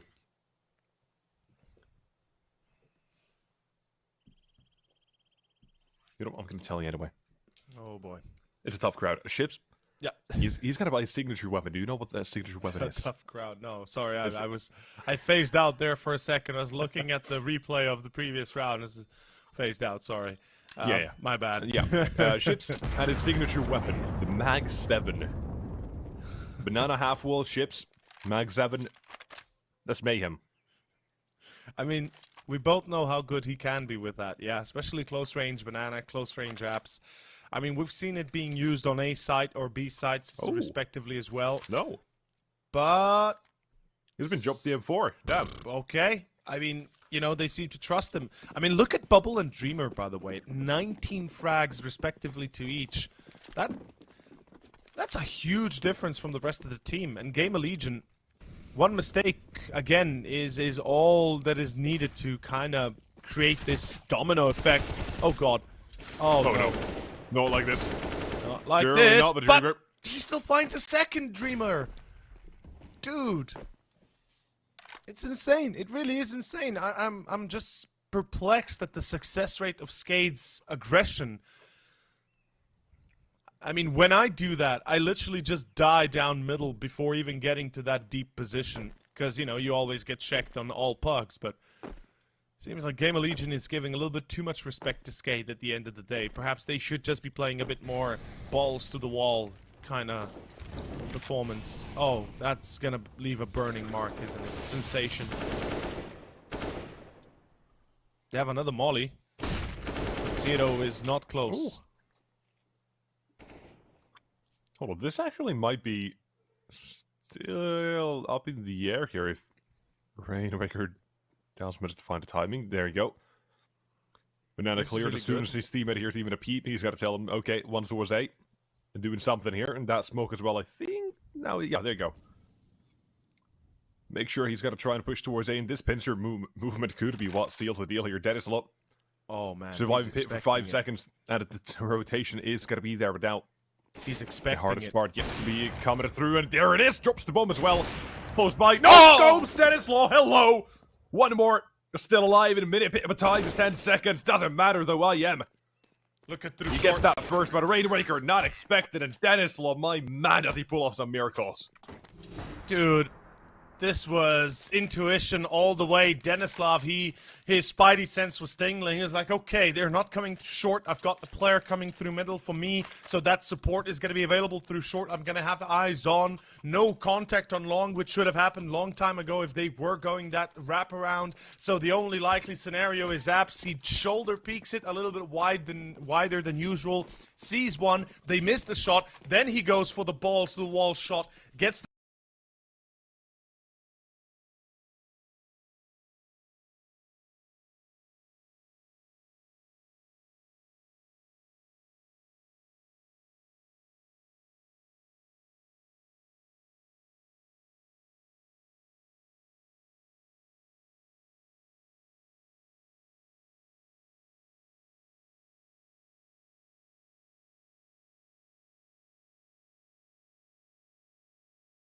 the jump, the jumping player on top of his head that was on the broken wall gap got no scoped, only to then leave the one in mini pit and leaving himself wide exposed. Still got him, but a 1v1 where he did not expect that deep short player, And there you have it, ladies and gentlemen, 15-4, and SKADE. Dude, SKADE make it happen again. Another clutch, a 2vx position that they make it work. That is the, that is what I'm really perplexed, surprised about. And here comes an attempt towards B for GamerLegion. Is it really going to be actually an attempt or just a fake out? Seems like perhaps a little bit of the latter. I think they are going to try and play this a bit more safe here. So it's the first wave of a two execute. Or two-wave execute, and there it is. Here's the second, and there's the Molotovs. That means it's actually time for commitment. And Shipsy is not afraid of it. Oh, Wants to go through the smoke and finds that first, as well as Rusty's jumping it through the mid-air.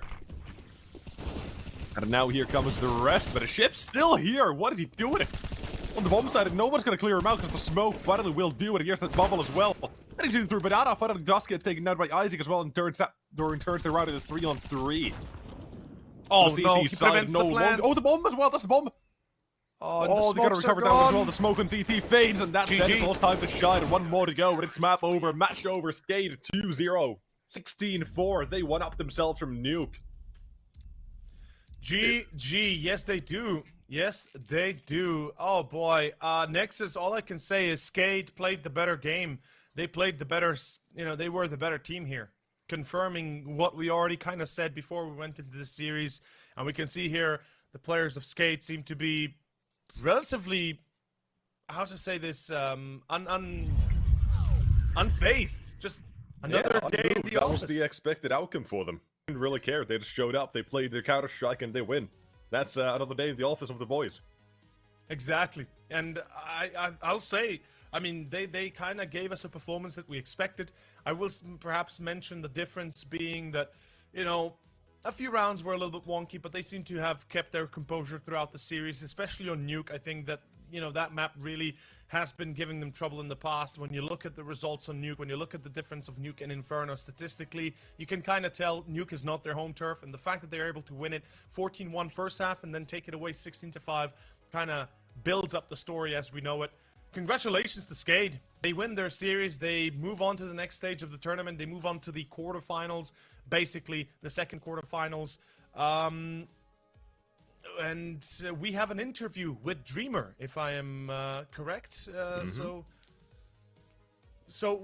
we'll have to wait a few seconds before we get to it. But whilst we're waiting, of course, for Dreamer, we can kind of mention they're going to be facing off Eternal Fire next. The Turkish monsters, right?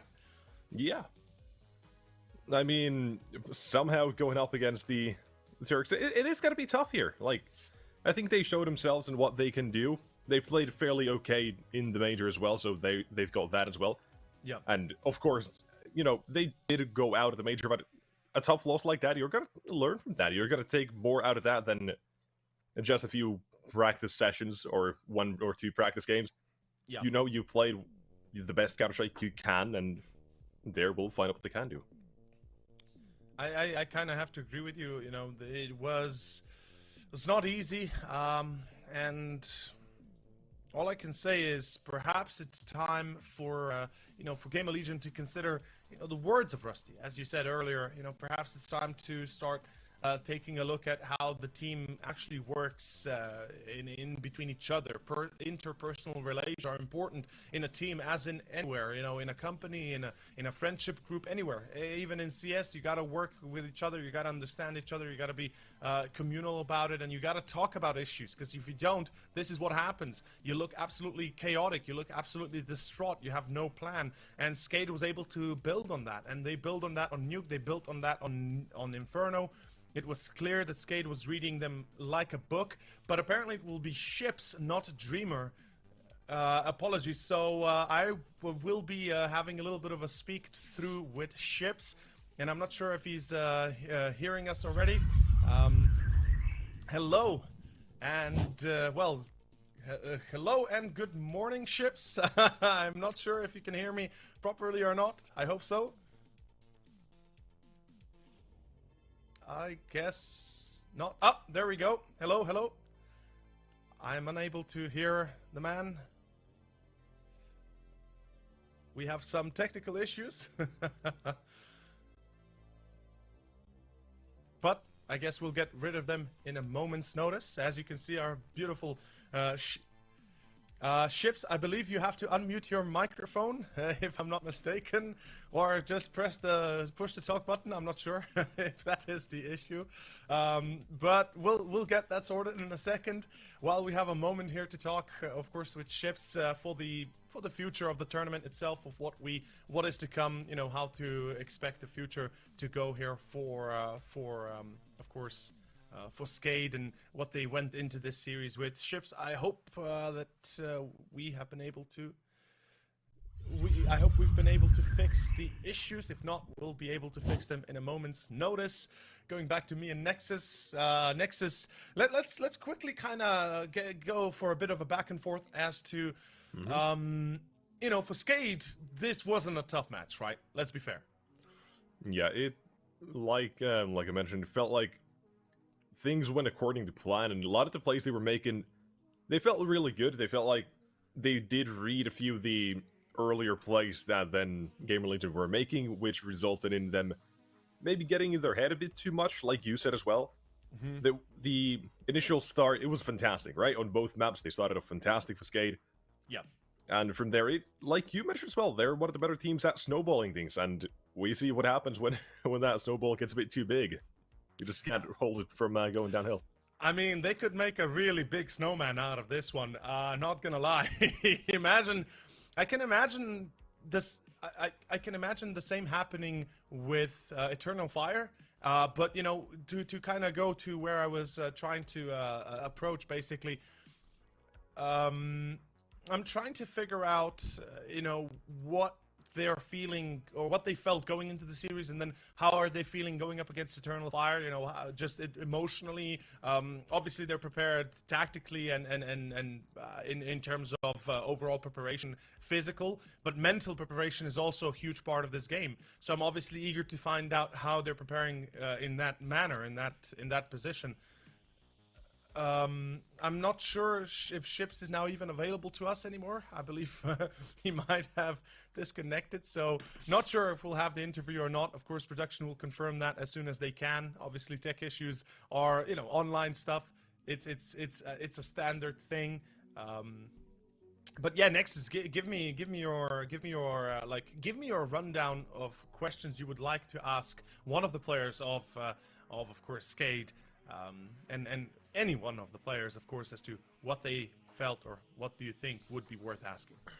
I mean, here is, I think it does center around a lot of what we've talked about here, like the initial preparation, and from there, do you go on gut feeling and who's really the one making the call and saying, I want to do this, and how much of it does really boil down to the initial game plan, or is that, I'm assuming that would be more of just the beginning of the game, and from there you just go with the gut feeling.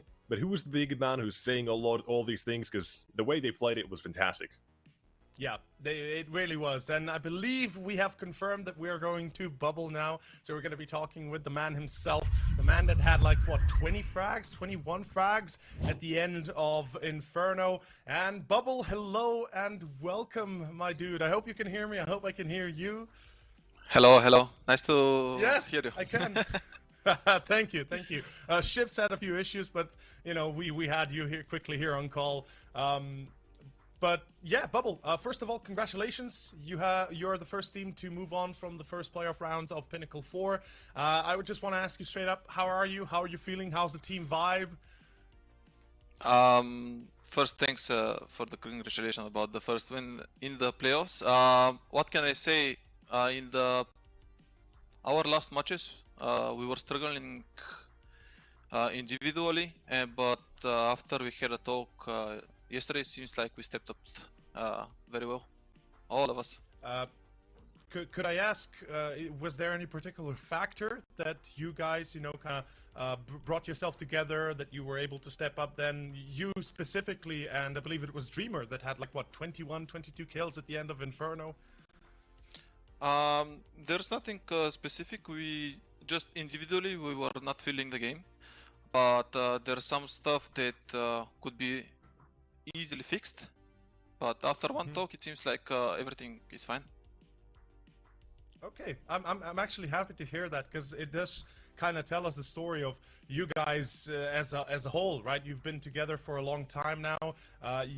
it's been 4-5 months, I believe, as the 5 squad, and it seems like you really have found yourself this beautiful synergy between all 5 players. And I presume Punisher has been doing a lot of work as well to keep you guys, you know, in check, slapping heads and such to make sure you guys understand each other. But to continue. Of course, moving forward up against Eternal Fire in the coming days, what's the, you know, did you expect you're going to be obviously winning? To be honest, I didn't expect that clean win. I expected more close game, but as I said previously, just everyone just really played in their best individual game, and I think that's the main reason we won, because we just played as a team. Yeah, and to kind of bounce back to the next stage of obviously being Eternal Fire, the team that you guys will be facing next. And I just want to ask you, how are the before you knew you were going to face Eternal Fire, have you already talked about you know, facing them? Have you already discussed a little bit about who could you face and what could you be doing against them and such? When we saw the bracket, we knew that if we win against the GamerLegion, we're gonna face our Turkish friends, but we're not thinking about the next game. First of all, we have to win the first map, second map, then we have to think about the next game. So step by step, never thinking about the next games. That's actually a very good mentality. It kind of shows that you guys, you know, you've come very far, and I think, you know, the star is the limit at this point, and truly you have found your stride here in SKADE, and I'm happy. I'm really happy for you guys, and I hope you can continue in this mannerism, you know, moving forward up until potentially the grand finals and winning them all. But again, you know, keep it humble, as you said, to keep yourself down to the earth, and perhaps you can reach for the stars. I gotta ask you, before moving forward, you know, do you have any special shout outs? Do you want to, you know, call out to anybody, your teammates, anyone? Feel free. I just I want to thank all of the fans which are supporting us and our organization, everything behind the organization. And you have to remember that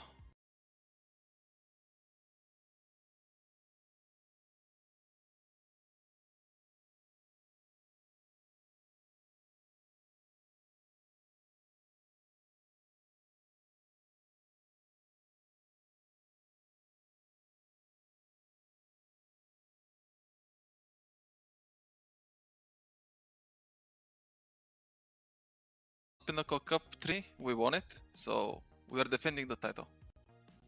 Yeah, exactly. Well, thank you very much, Bubble. Of course, lads, everybody, that was, of course, the one and only Kamen Costadino. And thank you again, Bubble. I hope I pronounced that correctly. I'm sorry if I did not. But thank you again, and good luck in the next set of games. Thank you very much. See you soon. Bye. Bye. Thank you. Back to me and Nexus. Back to the squad.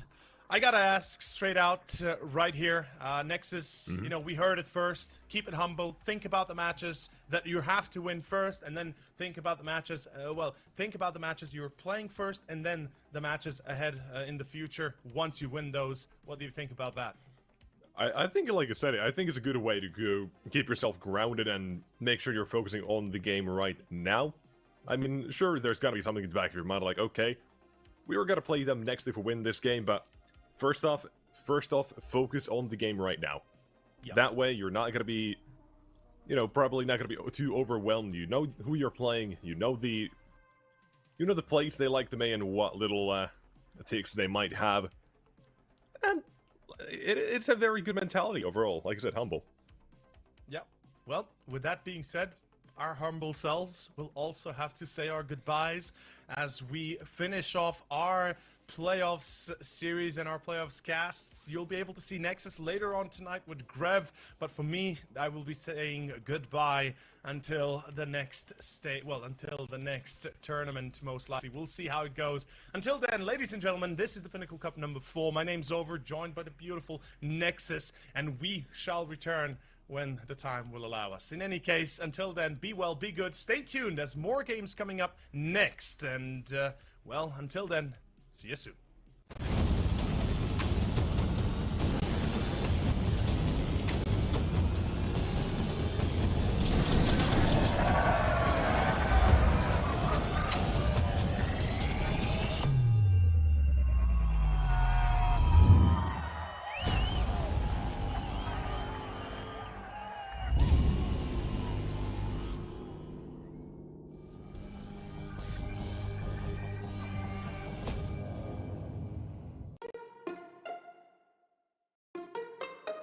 Paying online with AstroPay is really simple. From the merchant site, choose AstroPay as your payment option. Then, type your mobile number, enter the confirmation code, and select your preferred payment method. If you choose to pay with AstroPay Wallet, good for you, select it and you are ready. If you choose another payment option, follow the steps on screen. Your online payment is completed. Get the app in your favorite store or visit us at www.astropay.com.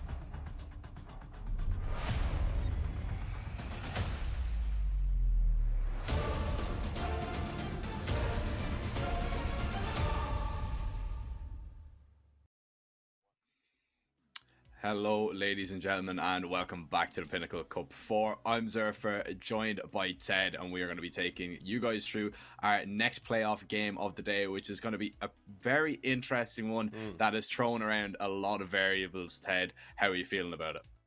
Well, feeling intrigued, to be fair. This is our first cast after the major, so yeah, we've been waiting quite a while. You know, I want to watch some nice CS. I want to watch some high quality CS, and you know, there isn't a better place to watch some nice games than the playoffs.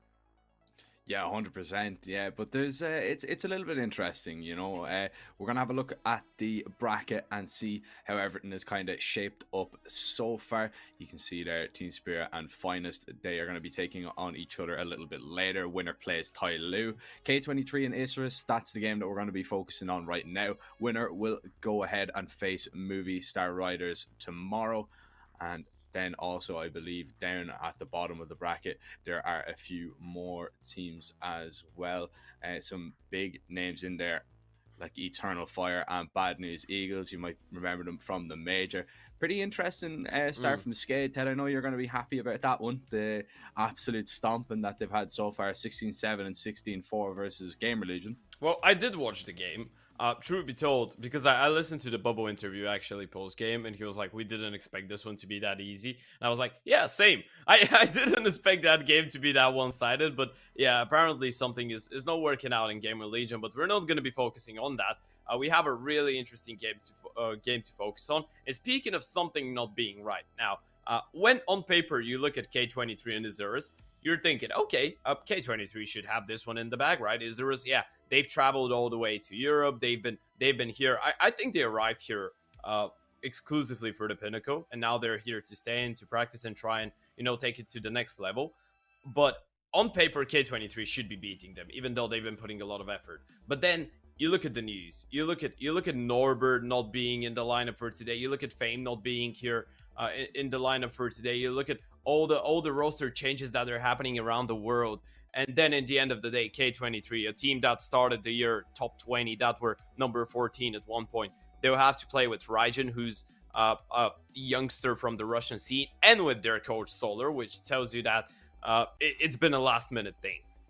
Yeah, I mean, Solar being subbed in here as well, you know, I love it how he is a player and the coach as well. The guy has to be in two places at once, Ted. He's going to be definitely put to the test today if he's going to have to use his coaching abilities and his in-game. And that kind of throws this one up in the air. Isurus, they're going to be delighted about this because, you know, two of the most outstanding players of the K23 lineup. Now, truth be told, out of all the K23 lineup, everybody is on a pretty similar rating over the last 3 months. I think, you know, we can Jack, we can be truthful with what we're saying. Those are the two best players in the lineup, with XZ Power being the third one. So now I'm not saying like X5 and Nealon, their job in this team is just not to carry. Like they have other things to be worried about, right?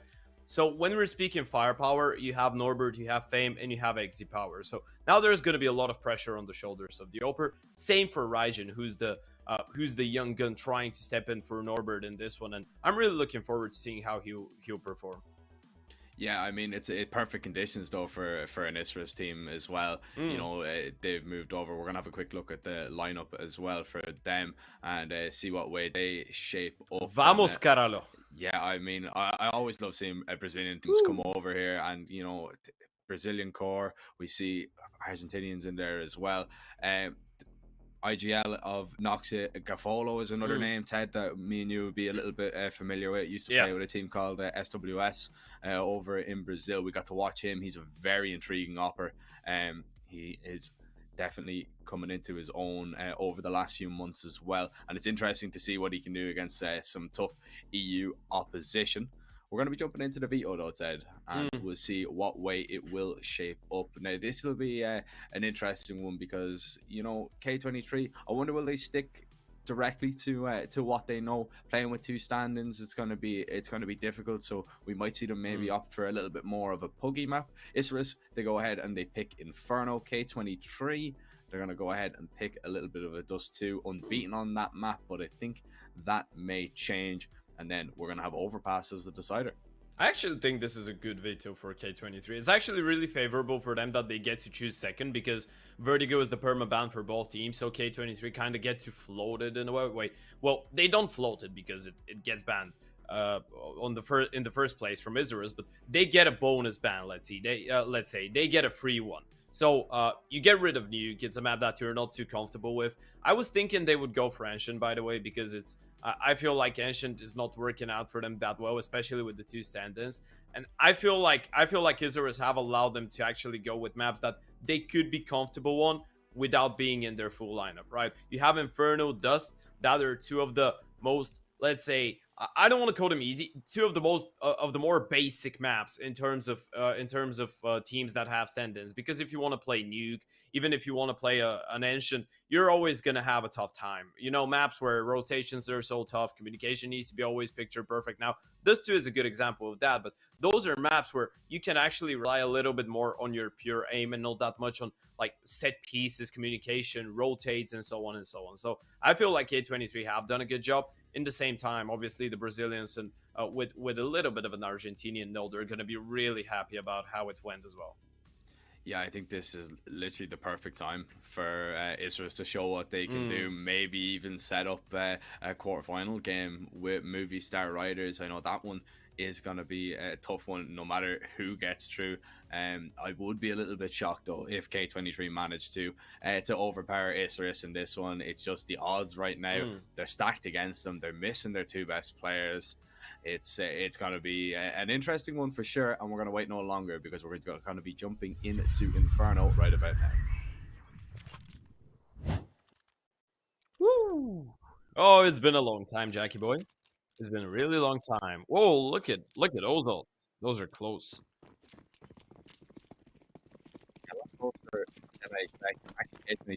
Favorites going into this. Just slightly. You want to take advantage of those? Head over to Pinnacle. Cup 22 is the code that you need.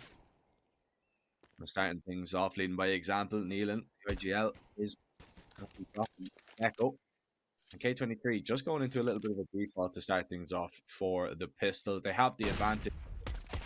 Going to try and null that advantage. They do exactly that. Ali with a lovely flash peek. Noxie setting them up there as Gafolo takes a little bit of pressure towards middle, has to back away towards the site, and here come K23. They come barreling into this A bomb site, looking for the players on the site. Oh, and no way. X5 even gets a knife. No. Destiny's down. Noxie gets goosed up as he tries to exit the library, and well, he might just stick to reading Ted because there is absolutely no way he can read what's going on in this round. Noxie won't get it done.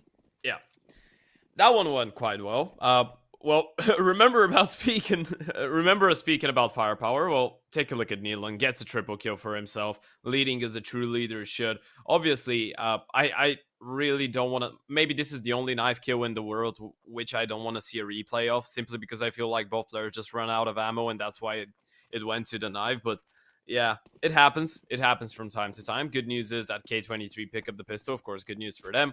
Force Buy gonna come through from Isurus, trying to make it interesting. We expect big things from this man. Gafolo, he is a man that me and you had the chance to kind of follow through the Blast Rising Clatum.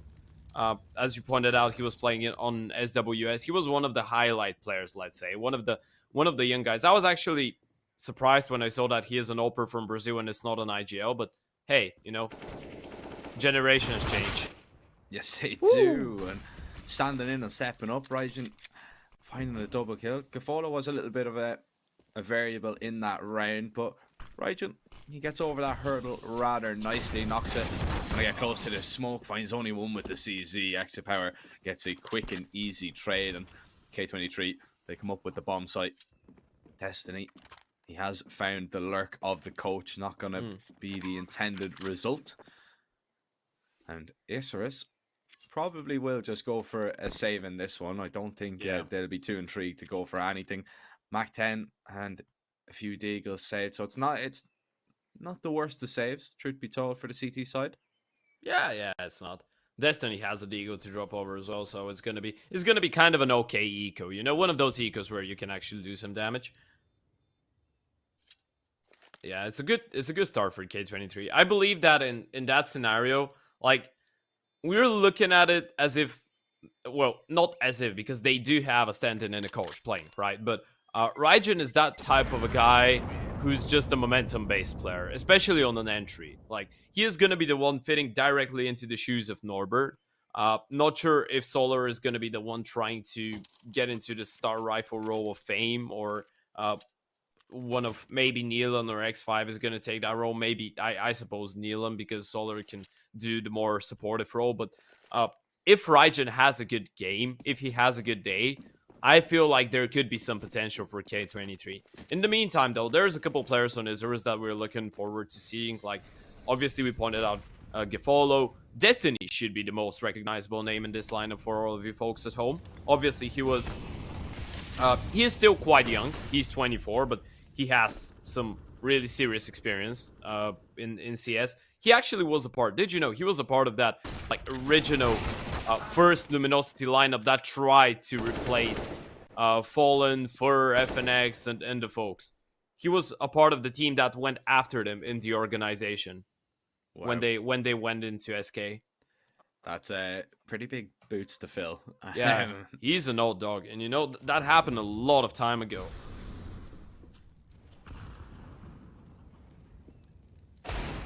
Woo! Deco. All right.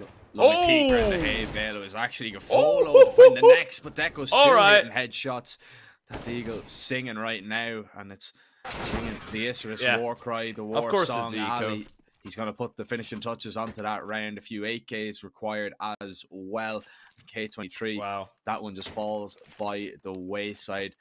Not an ideal one to lose to the pistols. The CT economy is just going to be built up that little bit more because of that. And speaking about knowing what to do with your money, AstroPay, it's the quick and easy payment method to use online, accepted over on 1,000 different websites. So make sure if you're paying online to use AstroPay. It's fast, it's simple, it's easy. Whoa. Much like that peak from Exit Power. Well, at least he makes it look easy, Ted. Yeah. Ali is there with the refrag, though. That's good. He managed to deny any presence towards Banana from the T side. They get the early opening towards middle. I feel like K23 got a little bit too greedy there. You know, you get the peak towards middle and you're like, yeah, I'm going to take Banana control as well.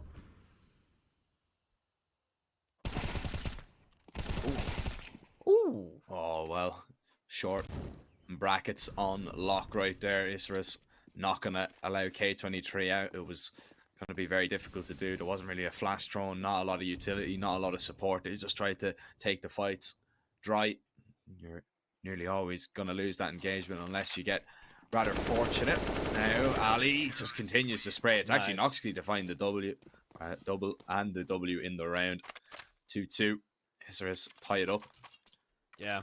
That was a really cool move from Isurus. You know, when K23 get the opening kill and they know the AWP is out of the round, and then they challenge Banana quickly, they assume that the CTs would stick with at least 2 members towards Banana, right? That's why they're contacting their way out middle. They're like, even if there is one guy by any chance playing towards brackets, he's going to be totally alone, because the other one is just going to be looking towards apartments, right? He's probably going to be somewhere around pit or side. So they just contact out, but this is when the rotation from Isurus just comes in huge. That was a really cool move, and you know, because of the previous round, now K23 have no money, and yeah, you know what happens.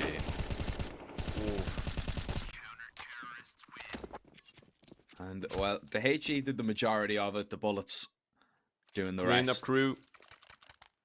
As straightforward as you like, and CT's now building up a lot of money.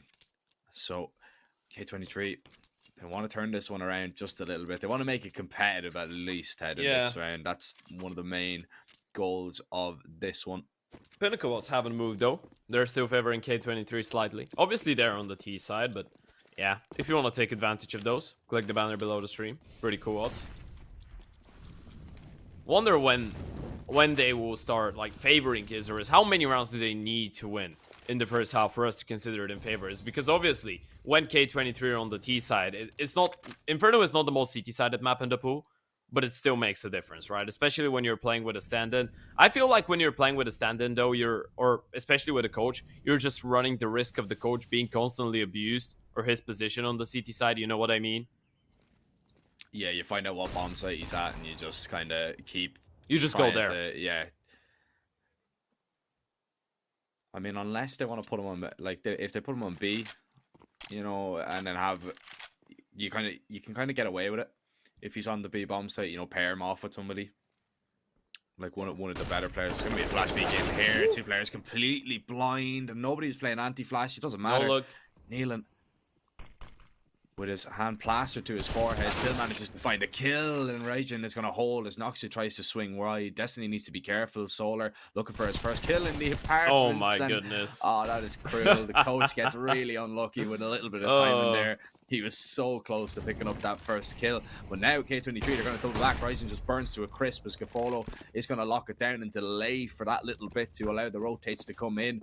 As Destiny makes his way, he has a flash to go above the site. Nade lands. Gafolo strikes with the next one as well. Misses the second shot. Looking for Destiny to give him a little bit of a helping hand. He will do exactly that. X5's alone. And he will be joining the rest of his teammates in spawn for the beginning of next round. Isurus 4-2. And it's looking good for this Brazilian-Argentinian side, because K23, they don't really have the answers for them when the guns are out. Yeah. You know what's looking good as well? The skins from CS Money. They're really sexy.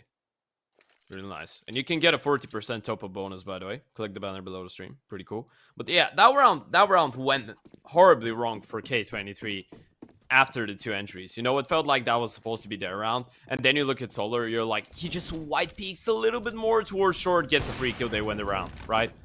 But then this is the difference between X5 and Solar. Like, Solar being the coach, he's not going to be feeling all those little timings on the lurk. That's why I'm actually interested that they let him play the lurk instead of X5, who's normally the lurker for this lineup, because this is one of the more complex roles, right? This is one of the roles that you get better with time in doing, because you need to start feeling the timings. You need to know when something happens on the other part of the map, what your reaction should be and what your opponents could be possibly doing. So this is a bit of a preparation role as well.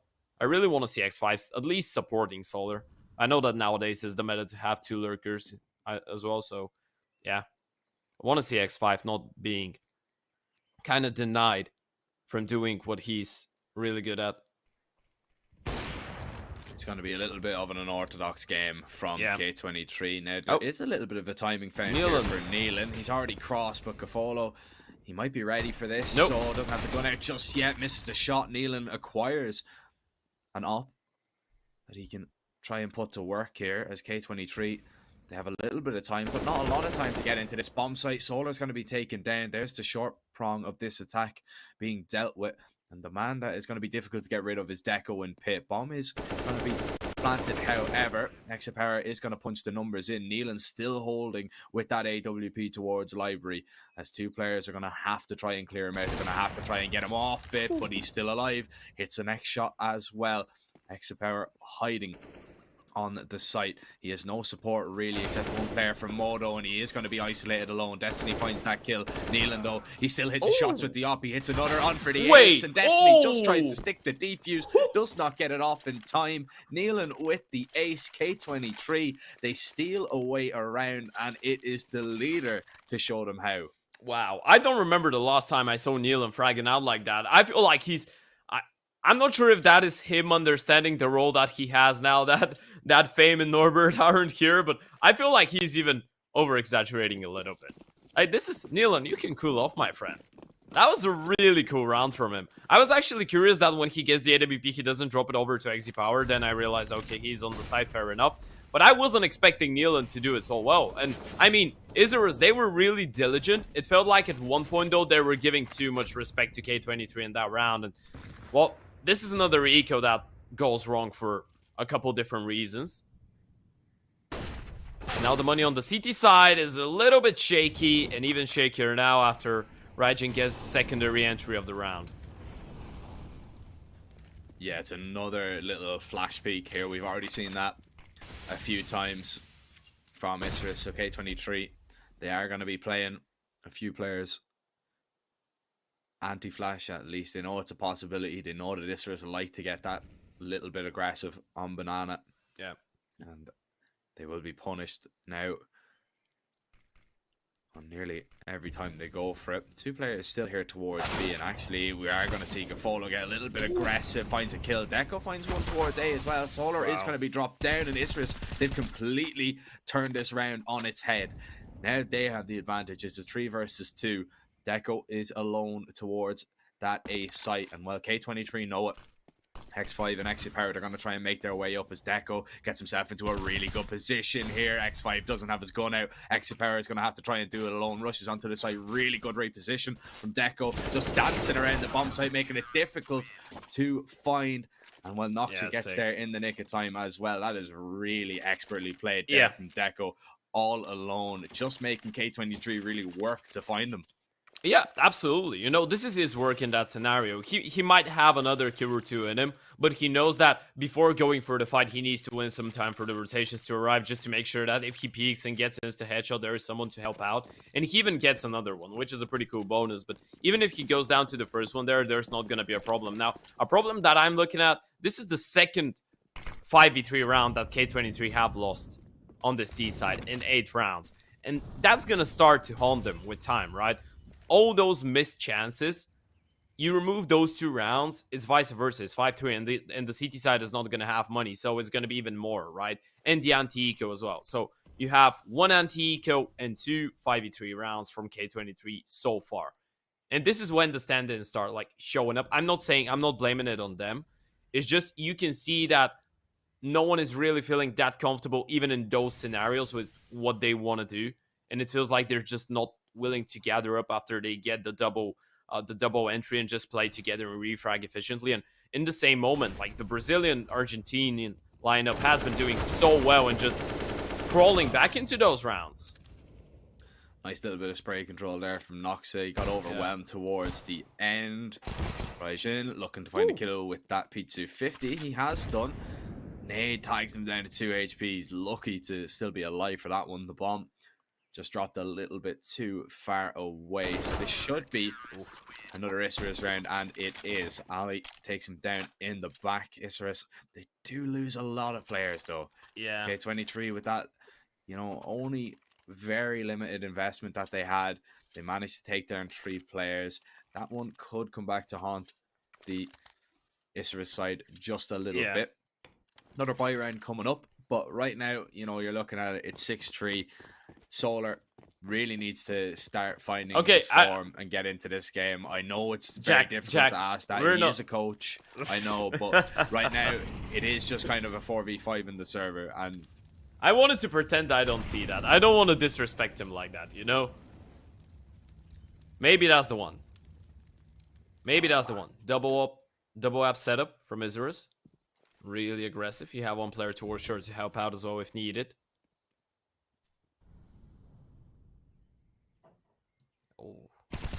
Oh, that's the one. Gets refragged, but there it is. 1 kill. Sometimes that's all you need, Ted. Sometimes all you need is just that first kill in a high stakes match, and you never know, you might get rolling there. 4v4. He's gonna become a monster now. Is that what you're saying? Yeah, you never know what might happen. Possible. Okay. Right manages to find that kill towards Ali, towards Banana. And that's going to force a big rotation. Now, they're going to leave Destiny here alone.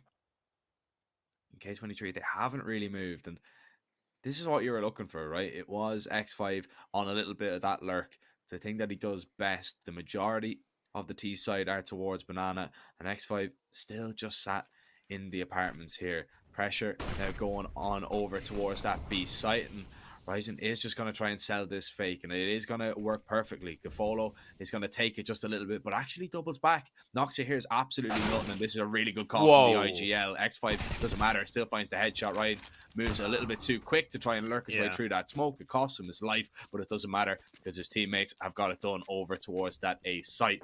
The IGL has to try and save, but look how aggressive X5 or XPower is already down here, and that is going to be a free kill for the Opper.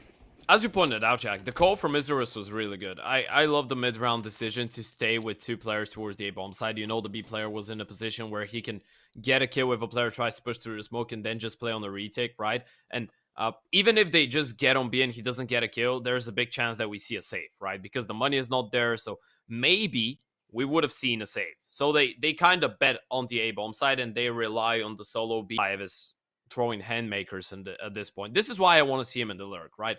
I feel like he has a really good a really good spidey sense of where people are going to be. Like his read on the game is quite good, and on the rotates and how people would position themselves. I feel like he has a lot of empathy, so he's like, if I was in his shoes, where would I go? And then he just pre-fires that spot.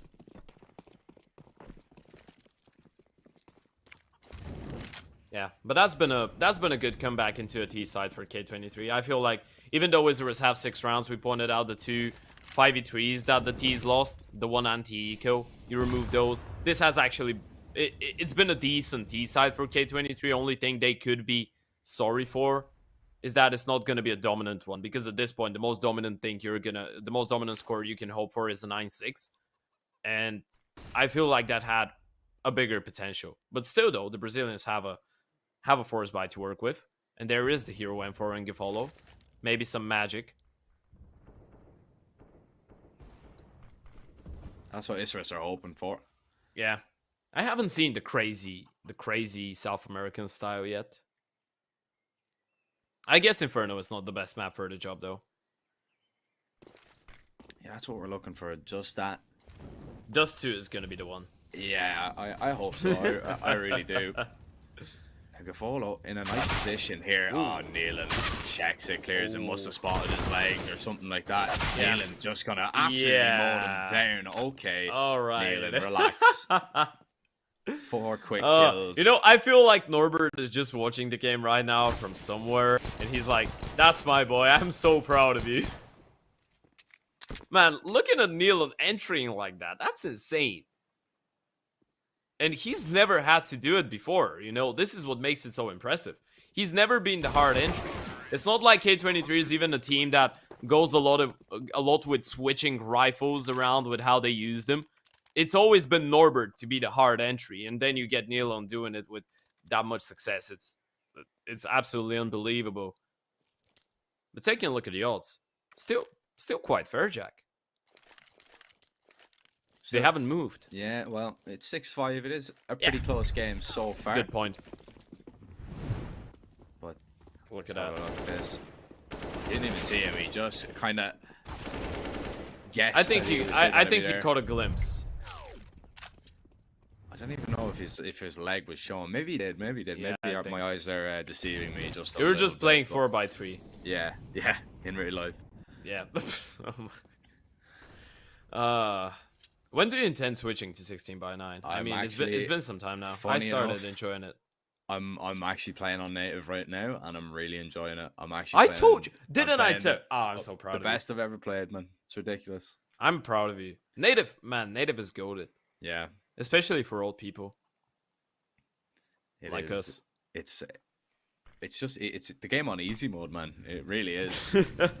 Now, it's insane that I'll probably turn to trash in the next like 2 weeks, and I'll be like, nah, never going on that res again, and then go back to stretches. But don't make me look at that 17 average on Facebook, please.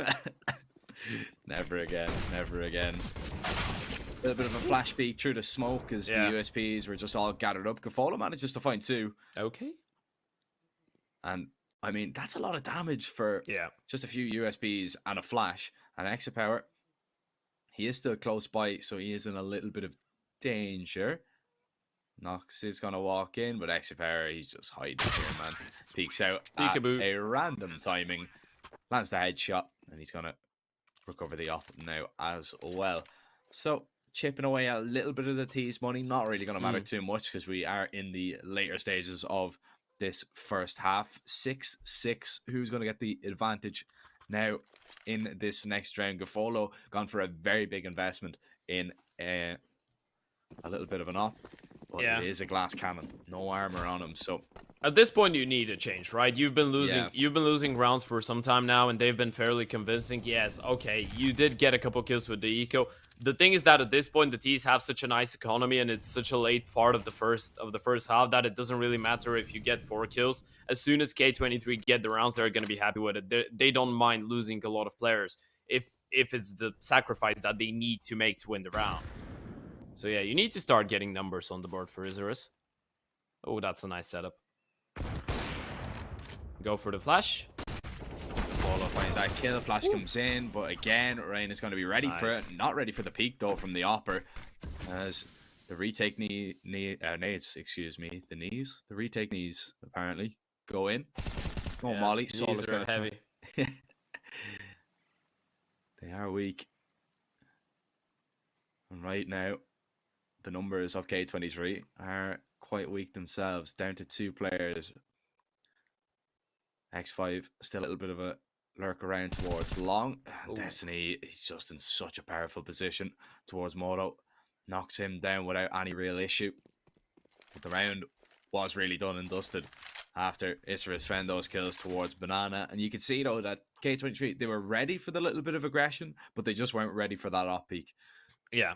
This is what you need when you have the glass cannon, right? You need to be taking risks. And I like the idea that Isurus finally get out of that default, like, let's hold. Let's play the entire CT side on a default. Let's try something interesting. Try a little bit of a mini play. We know that they've been prioritizing getting banana control and then doing whatever they want later on. Like, they've been playing the picture perfect default on the T side, K23, and banana control has been a vital part of their game plan. So yeah, why not just try and counter that with a nice setup? We know that setup. It's a pretty commonly used one, and it works out most of the time. The AWP doing his job right now. So yeah, perfect stuff. Pretty much as perfect as those skins. This is a lovely skin. Doesn't look that cool in game though, but it's a lovely skin. And you can get a 40% top up bonus, by the way. CS money. And say, oh no, he's not playing with that. Look at his knife, man.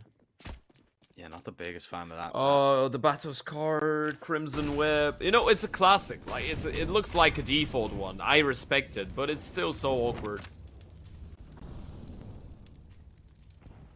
That's a good combo. Smoke goes down. This is a little bit of an aggressive play towards middle. It looked like it was on a B, but that Molly and Smoke just delayed it. They wanted to pop out the smoke, I think. Yeah, it just kind of caused them to cancel that little bit. And then he's going to be able to spot out Gafolo. The nade does a healthy amount of damage to the upper. Now they're going to go back. They're going to flash in, try and take control of brackets here. But here comes the fight. Destiny and Ali, they're going to hold strong for the moment. But a few players being lost, and Destiny has been left high and dry by his teammate, who backs away towards the site. Exipera tries to take him down, but can't shoot through that pillar. Destiny peeks out and takes his scalp. Rain, though, finds a massive kill towards Banana, and he's going to pick up the op now to try and lock down towards CT. He does have a smoke if he wants to get that down, but he wants to try and get the man advantage before he does so. Deco trying to go for a peek. He goes off a timing, nearly finds a kill because of it, and that smoke goes just that little bit too deep. Deco's already crossed. He's going to try and take a fight, baits out the shots, finds the kill, just running and jumping, faking out the shots, baiting them out, and Neelan has to back away. He has to run towards A, but Destiny, he's already there. Destiny is like an ambulance right now. You can see in the moment that Deco gets the first kill, he's like, I have so much confidence in my teammate, I'm just going to rotate over. There is no way Neelan is going to be ready for that. There's the peak, there's the kill. And round number 8, that was a really good round for Isurus. They needed that. They needed to end the half on a strong notice just to make sure that they're giving themselves a chance for the second one. And let me remind you, Jack, we haven't watched that much of Isurus' T side on Inferno, right? I mean, they did play it. They did play Inferno twice so far in the tournament. They played it against E-Club. They got absolutely demoralized. It was a 16-6. And then they beat Sinners. And in that Sinners game, I was really, really impressed. So, yeah, I feel like we haven't seen that much from it. But it's still a map where they can put up a show. Even though you don't want to be starting on T side with 2 rounds disadvantage, right? So yeah, you need to end up that CT side on a strong notice. You need to finish well, especially on your map pick.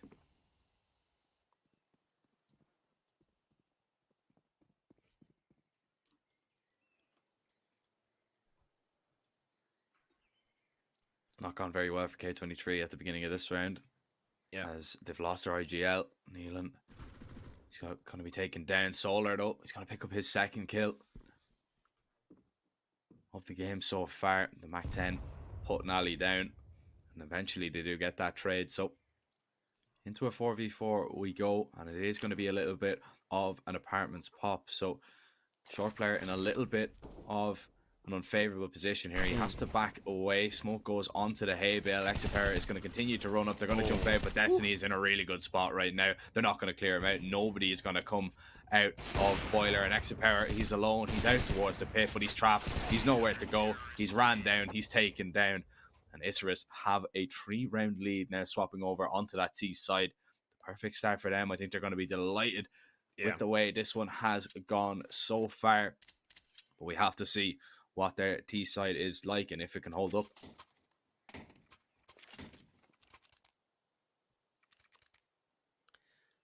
Wow, that's been a good recovery. I feel like so far we're seeing what we want to from the players that we expected.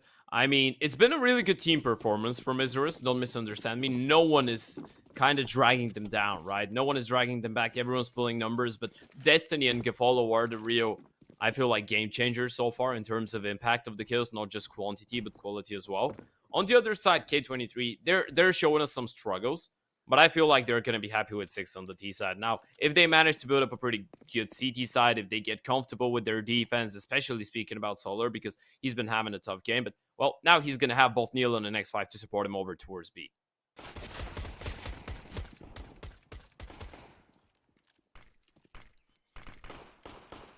X5 baited out a little bit by that decoy. Nealon just takes a wide stance towards Banana with the Julies, and 2 pistols are better than 1 in that exchange. Separa tries to peek out, trying to do some damage with the USB. Cannot find anyone's head. Rain is alone on the site here, needs some support.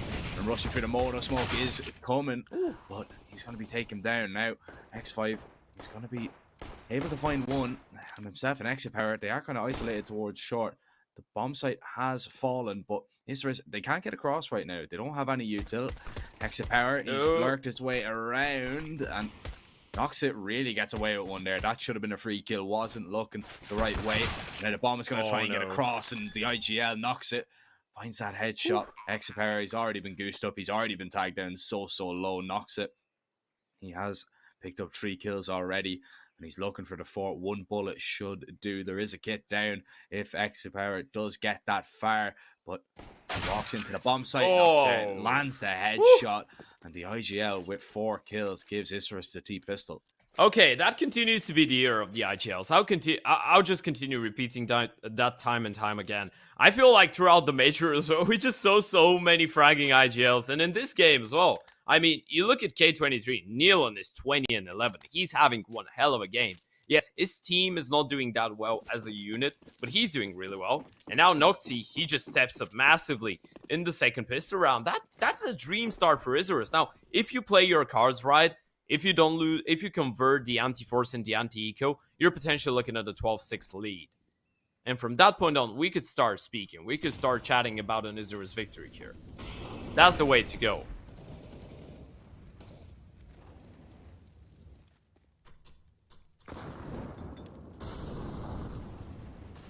It could still be tricky though, especially against the Force. It's not like we haven't seen a lot of these rounds go wrong so far. Now this is a good default. This is something that they're still in away from T1 right now, and I'm not speaking about the organization, obviously, no CS team, but yeah, T1 scene. A lot of people actually started doing that as a default, first buy round or anti-forces on Inferno. Like those R smoke and library smokes, they started using them as the. Let me find the right example. Like the outside smokes on Nuke, right? Something default that you're not going to use all the time, but you throw it from time to time, especially when you have brackets, just to make sure that you're making the CTs guess what you're going to do. That's a cool, nice little detail. Shows that Isurus are up to date, you know? They're up with the trendy things.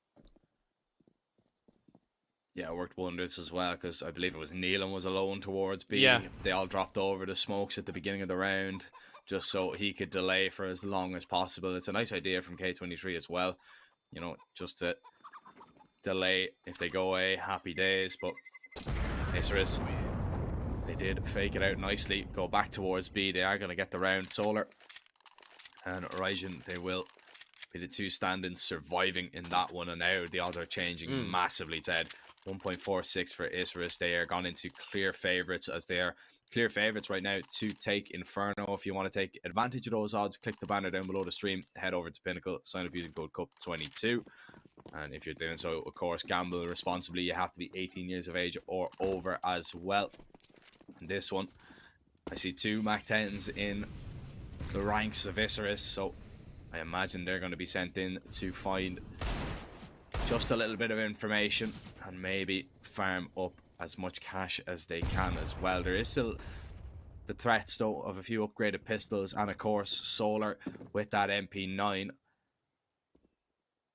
And a lot of the heavy artillery in this round is making its way towards A. Yeah. Ooh, the big apple. And Solar is hungry. His 4th kill of the game.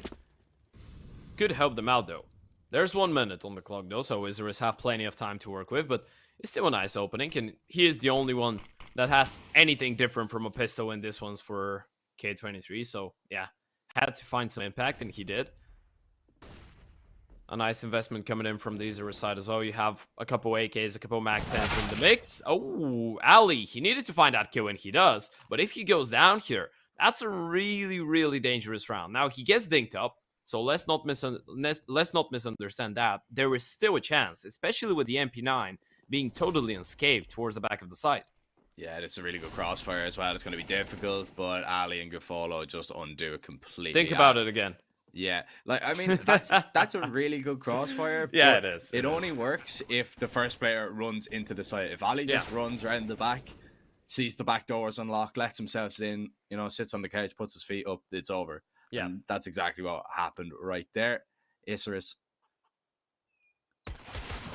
will pick up another round, and they will take it down. Every K23 member, nothing saved. Not like you would want anything saved from that round. Regardless, 3 T rounds in a double row. hope off the back.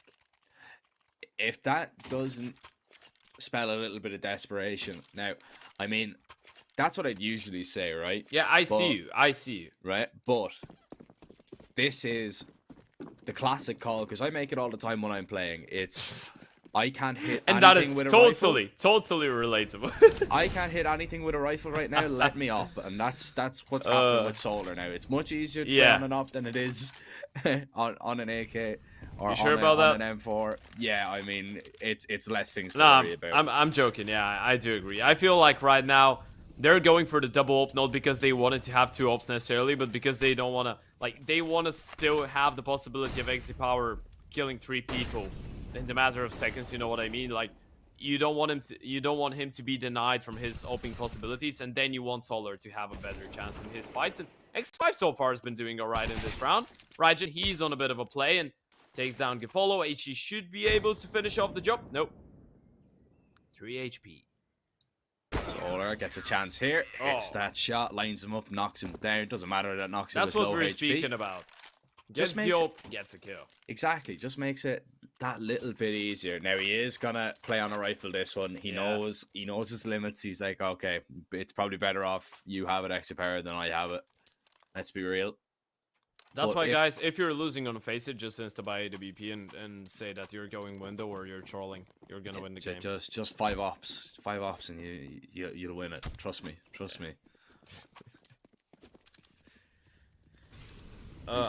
He's now on that M4. Oh, boost here. Nox trying to look over that smoke. Exit power. Picks up that quick kill. Spam is going to do a little bit of damage. It's going to do a lot of damage, but no kill going to be found. In fact, there's only 1 kill found, and it's the other way. It's going to be X5 getting out of there alive as well. Kneeling on himself. Come off a little bit worse for wear, but they have now a 2-man advantage intact and really shut down this round before it gets going for Isurus. There's going to have to be a big regain, a big regroup now from this T side, and it's going to be difficult to do because even if they go towards that B bomb site, they have only a 1-man advantage, but it's going to be a fair fight towards this A site on numbers, but not really a fair fight when you think about the positions being held here from K23. Gafolo looking to take down Solar, not going to be able to. Solar holds his nerve, takes down the Opper. Raijin in a really good off angle here as well. Deco, I don't know if he's going to be expecting it. Crouches right into him. He takes him down. Destiny's alone, and it's looking like a clean K23 round. Yeah, that's their destiny. I'm sorry. I didn't want to do a jag, but had to. Had to. Yeah, when you don't react to it, I even feel worse. You know what I mean? But yeah, that's nearly a team ace, by the way, for K23. For different people getting kills. The only one that has been left behind is Nealon, and Destiny is just gonna hold on to his AK. You know, you're not gonna have anything to work with in the next round. You don't have the biggest loss bonus in the world as well. Why not just hold on to another spare AK with the Molly and the Flash and try and manufacture something in round number 21? But yeah, that's been a good comeback for K23. I feel like now they're starting to find their footing. Yeah, you could make a point that those fights from Isurus were kind of sloppy towards Banana, right? But that's the reason they're going for the attack as well. They feel like something isn't working out. They feel like they simply can't get the kills that they want to. And this is what I want to be seeing. I want to be seeing conversations in the teams, right? It's really nice when you look at a team and there's just the communication flow going, and you can even see it from the cameras. Obviously, the younger players are just gonna be focused on what the IGO is saying. But yeah, you want to be listening to Noxy. He's been around for quite a while. He's been in the team actually since 2017. And a fun fact is that this team originally used to be fully Argentinian. So it used to have 5 Argentinian players and a coach from this country as well. And then a couple months ago, they started adding Brazilian players. They're starting trialing out different people. And yeah, the last change was adding Gafolo 4 months ago. And since then, they've been a Brazilian core. But yeah, this guy has a lot of experience. You want to listen to what he has to say. Yeah, I mean, he's been in this team for 5 years and 2 months, which is ridiculous when you think about it. In Counter-Strike time, Destiny. Yeah, he had a lot of opportunities there to maybe not pick up both of them, but at least get one. But it's not to be. An advantage is with the K23 men once again. Now, a little bit of failed Molo there. You actually have some nades for the BXZ. I mean, you have 2 smokes, a molly, and a flash, so you can actually scrap up something, but you need to isolate the AWP. If you're able to push back the open and then isolate a fight against the guy on site, there could be a chance, and this is exactly what they're doing. This could work out, Jack. Yeah, they need to take down Nealon though here, and they have done so. Nealon doesn't even get a kill either, which is going to make things difficult. A little bit of a gap in that smoke, and I believe they're going to try and abuse that if they can. Oh, flash goes in, Solar hits the shot, but he can't get out of there alive. Ali takes him down. X5 is already close by, but Isurus, they don't push their luck here. They don't try and take any more chances. Instead, it's a beautiful reposition now from Destiny, and Isurus, they have got control of this round completely. Both players coming from CT. The retake has to commence. There's no util to try and get on in, and Exapower is going to try and get away. He's looking to take one with him as he backs away, but he's not going to be able to. Noxa is trying to run him down, put him under pressure, but Exapower takes another life with him in the end. Doesn't really matter in the grand scheme of things. Is Isurus, they have stolen away around there, Ted, because they really should not have won that whatsoever. No, they shouldn't have won that, but you should be thinking about using your 30% top-up bonus on CS money, because there's some really cool skins there. But yeah, you know, this is one of those rounds that are really unorthodox in a way. They do what would give them the maximum chance. I love the play.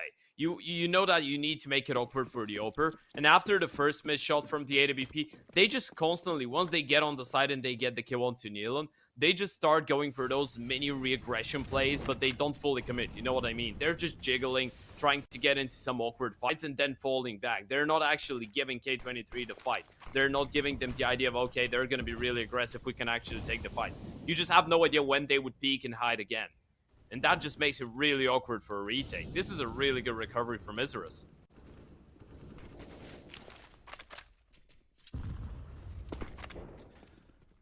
One kill to be found. Destiny makes his way out. Solar peeks out, nearly finds a double from Boiler, but Exapower, he's going to be dropped in the apartments, and the op has fallen. Nealon and X5, the 2 B players, now have to try and commit to the retake here. And I think they will try and do exactly that, as they make their way towards the apartments. Ali, oh, lovely peek. Nealon caught jumping in a reload. There was absolutely no way he was going to connect on that one. X5 is going to walk into the apartments. He does find a headshot, and he does find the op that he's looking for. He's going to save that back away towards B. It's going to be a 14-8 scoreline though, Ted, And it's another Isurus round. K23, they're in a whole lot of trouble on this first map. I don't know if there is a way back. And if there is a way back, there's a long road ahead. Yeah. Isurus are just crunching in the numbers. And when you look at the scoreboard, it's not like someone is hard carrying, right? Obviously, Destiny has 20 kills. That's insane. But you look at the rest, you have 17, 12, 15, and 14, right? This has always been one of the signature things for this lineup. This is what actually impresses me the most. A really fun fact is that last 3 months, all 5 players in this lineup are in between 1.01 rating and 1.04. Every single one of them. No one goes above that, no one goes below. That just shows the consistency. If they're losing, no one is having a good game. If they're winning, though, everyone is performing well. Yeah, I mean, and then you have the other side of it as well. If you want to actually look at the K23 lineup, it's near the exact same. Everybody pulling their weight, but they're missing two of their best players, and it is only Nealon. He's trying to get the job done for his team. And Exapower peeking wide, gives away a free kill and a free opportunity, and he's left his coach high and dry now. Solo towards the pit. Surely he's going to be good for at least one, and he is exactly that. Peeks right into Kafolo, though, who is on for the ace in this round. He's going to put the numbers into that bomb. And now he has a little bit of time to go for a reposition. No idea that there's nobody coming towards long. And he might actually walk here and take the fight. This is very interesting now. Oh, he was spotted. Nealon seeing him. This was such a good play. But Nealon, he knows exactly what's going on. X5 is just going to stick it. He has a kit. Kafolo has to sprint his way around. Bomb is going to be defused. Nealon loses his life. And Kafolo actually manages to save him off. But it was a really nice idea by the Isurus Opera to maybe, just maybe, tilt that round in his favor. But in the end, K23, they will get away with one there. I felt they were a little bit too aggressive. They just over-peaked, over-committed into fights. Yeah, exit power was too much. They didn't really need to peak down mid like that. You don't want to test Kafolo too much, Ted. We know exactly what he can do. We've seen it before. We've seen it nearly in that round.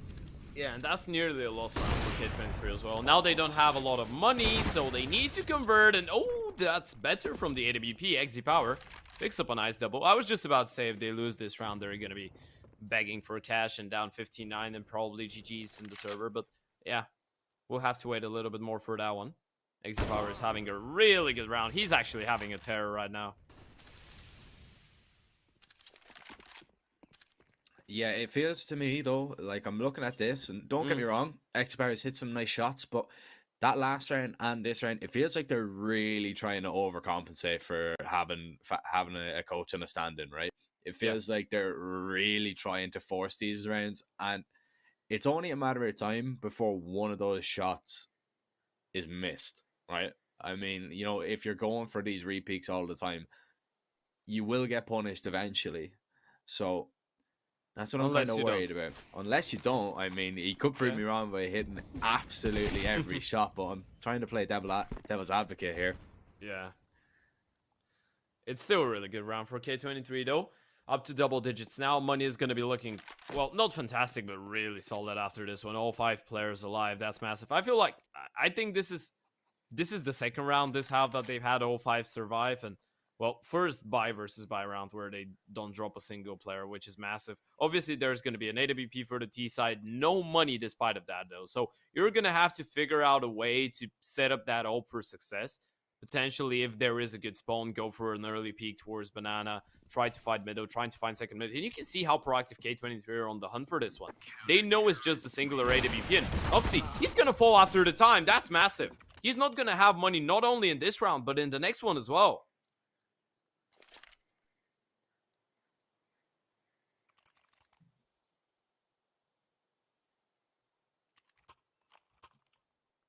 This one isn't over just yet. I was kind of looking at it and saying, all right, Isurus, they probably will close this one out, but not to be just yet. One flash in the ranks for Isurus here, and it is going to be towards B. X5 should be able to mow all these down. Big nade, Neil in, gets only a double. Actually, Isurus are going to get a bomb plant here because X5 can't really push through just they're yet. Nah, no way. They're so quick. They're Hello. not expecting this in a million years. X5 gets 2. Looking for the 3rd. And he will do exactly that. Yeah, if they put the bomb down nearly straight away, but there was absolutely no way they were going to be expecting 4 players nearly to be rotating up banana there. Do you guys remember the last time when Nealon was 26 and 17? Because I don't. Never. I, You never see it. I'm curious if there's a fan in the chat that thinks he's seen that from Nealon before, outside of FPL, because in FPL he's a demon, but in his team, I feel like now when it's a little bit of what you said. Now that you know that Norbert and Fame aren't in, you want someone to be able to kind of get into their shoes, and so far Nealon's been doing a fantastic job, and he is the last person you would expect that from. I'd expect XZ Power, I'd expect X5 to be the one stepping up. No, it's actually Nealon, and that just shows that he is the most versatile player in this team. He is the one that can play pretty much any role, and now that round starts perfectly as well. You get 2 openings. Yes, you lose 1 more, but Solar is going to be like a wall towards that B-bomb side, and a 2 versus 4 for Destiny and Ali to try and stay into this. I remind you, Jack, they lose this round without a bomb plan. We're pretty much looking at an evened up game, and we are. Talk about locking it down there from Solar. He gets 3 kills there. First multi-kill from the coach. And now we can He actually get a now little has bit 12 worried. kills. Yeah. He has 12 kills. X5 has 14. And Deco has 12 as well. So Solar right now he is a part of the game. He's doing more than enough here, you know. It's He's not always the the coach question anymore. No, it's not like he's sandbagging the team completely, you know. It's Yeah. not like, because you see a lot of coaches come in and, you Yeah. know, they get like 6 kills, or they get 7 kills, and they really Yeah. underperform. But he's Big had up his Solar. moments. He has had his moments here. Now, a lot of players towards second mid, next to power, peeks right into them. He gets 1. 1 is not enough in this situation, especially when another kill has been found from Okay. Defolo. And this is what I was talking about. Over peak, over committing to a few fights, and now you're in a little bit of trouble. It's a 2 versus 2. X5 towards this site, towards long. The bomb is going to be planted. And look at the amount of utility on the T's as well. So they can put the smokes down. They can get into really good post plants. Nealon, he's already been dinked up by a 5-7, or rather a P250 it was. Nade lands onto X5. He's going to have to push past the smoke, way. and Isurus, they are going to lock it down. 15-12. And K23, they just fly too close to the sun there. They just get over aggressive, and I told you, Ted, it was only a matter of time before one of those rounds goes wrong, and it happened to be on an eco. Oh, that's so painful as well. It felt like there was a chance, you know? It felt like there was a chance. It felt like they could win their opponent's map pick with a coach in the stand-in, but then the AWP just gets overwhelmed by the pistols.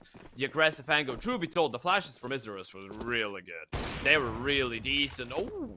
And XZ Power, he continues to go on. He doesn't feel demoralized by this last round. K23, they're going to continue to fight, but this is a really tough battle to be in. But look at Nealon, he's going huge. Yeah, they are really trying to pull their team through this game, kicking and screaming. They're doing a pretty decent job of keeping it competitive, at least. They'll get another round, and possibly we could be seeing an OT. Nealon already at that 30 kill mark. It has been a while since we've seen that. Yeah. Definitely not in the last year, I can tell you that much for free. Right now, he's looking to add to that tally once again. Destiny and Ali, they're trapped in towards Banana, and it is only a matter of time before they are going to be taken down. The nade lands true. Nealon gets 1 kill, 1 more to add. He's on 31 now. Ali being flanked around, and X5 spams him in the back. Isurus, they have a little bit of a decision to make here. If they want to go for the full investment or go for a little bit of a half bite, because they can let K23 maybe get on to 14 and then go for it from there. But it looks like they're going to buy up here. Going to force into both rounds to try and get it done. But it means that a few players are going to be on lesser weaponry. Yeah. You know, I was actually trying to see when the last game for Nealon when he got a 30 bomb was. I still can't see it. I'm already at like June 2021. So that just tells you the whole story. This is a monstrosity of a performance from him, and he just realizes that his team needs him right now. He realizes that his team needs a hero, and he's being that hero. He's had a really good game, but Isurus, they do feel like they're really close, just one step away from closing out map number 1. What's gonna be your next move? You know that the CTs won't have plenty of utility, so you can slow. Okay, someone's washed face clan. All right, Brokey. All right. They boost him for the flash. There's the apps pop coming in. If that works out again. You know, I'm really impressed. They've been showing us that they've been putting in the work. They've been showing us that they're using new stuff, right? They're not just playing the standard defaults. Yes, they are using new stuff. That's really cool. I haven't seen this. I mean, I've seen it from FaZe Clan, but I haven't seen it since. Yeah, maybe yeah. Like 2017 was the last time I seen it. No, it was on this that. major. They did it on this major. Yeah, and look at Ali. He just goes out, triple entry. Raijin, he's the only one that can save the day, but he does. Locks it down. Gafolo just sends it out of the apartments, and well, he misses the first shot, and that'll cost him his life. And Was there a TK in the mix from Ali? yeah, there was. Oh. It's a little bit unfortunate. Just that little bit unfortunate. It's 15-14. Yeah, I'm trying to remember the team. There was a team that used to do that, Ted. Yeah.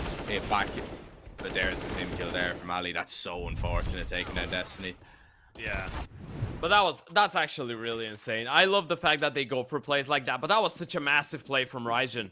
I feel like you look at him, you know that this is the guy that he can shoot people. You know, he might not fit in the structure straight away. He might not be making the right decisions all of the time. But one thing that he can do really well is shoot people and click heads. And this is what he did in the last round. Nealon gets another Raijin with one more. It feels like we're going to OT Jack. It feels like K23, even with a coach, even with a stand-in, they're just not ready to give up, are they? No, not at all. They're still putting up numbers in this game, especially this man Nealon gets 34, looking for maybe even the 35th here. That'll be a massive amount of kills in regulation from this man, but he will be stopped at 34.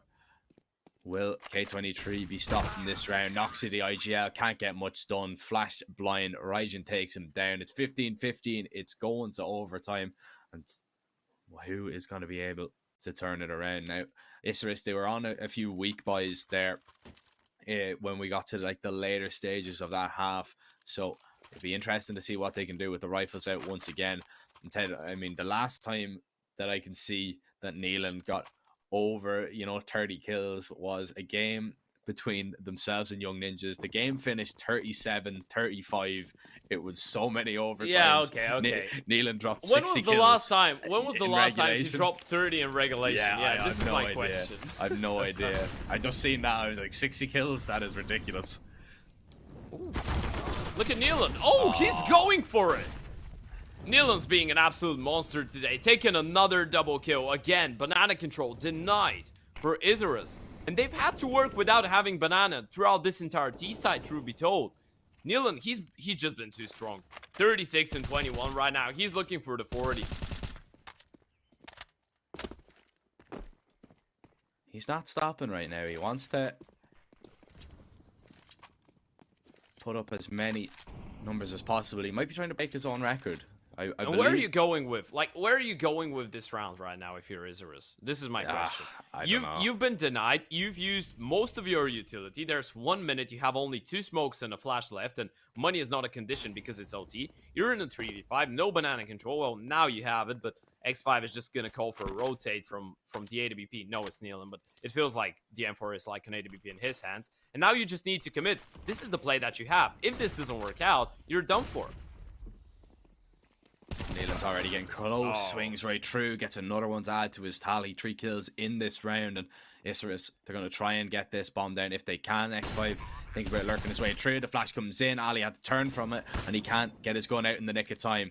Gafolo towards new box is going to be held. Ryan takes him out of the round, and advantage K23 in this one. Again, it's Nealon, that man, to come up with the goods for K23, as he really does not want his team to drop this map. They want to set up that game with Movie Star Riders, that quarterfinal, if they do advance. And they want to do it by taking away Isurus' map pick. As we see another reinvestment there. Speaking about money, if you guys want to pay for things quick and easy online, you can check out AstroPay by clicking the banner down below the stream. It is the very straightforward method to pay for things online in your own currency, so make sure to go ahead and check them out as we have a quick highlight of Neelan's beautiful kills once again. Yeah, he even swings through the CT smoke without a flash. That just screams, I'm so confident. I'm just gonna destroy you. I don't even need support. That just shows how well he's feeling in the server right now. I say that he gets tagged down to 60, but again, they have banana control. Again, the CTs have banana control, and Isurus, they need to find an answer. They know that. You can see that they're really eager to go out middle and fight for something. They've been just denied from getting any T-side defaults on the board. They can't execute the default. They can't get any control whatsoever. They've been denied.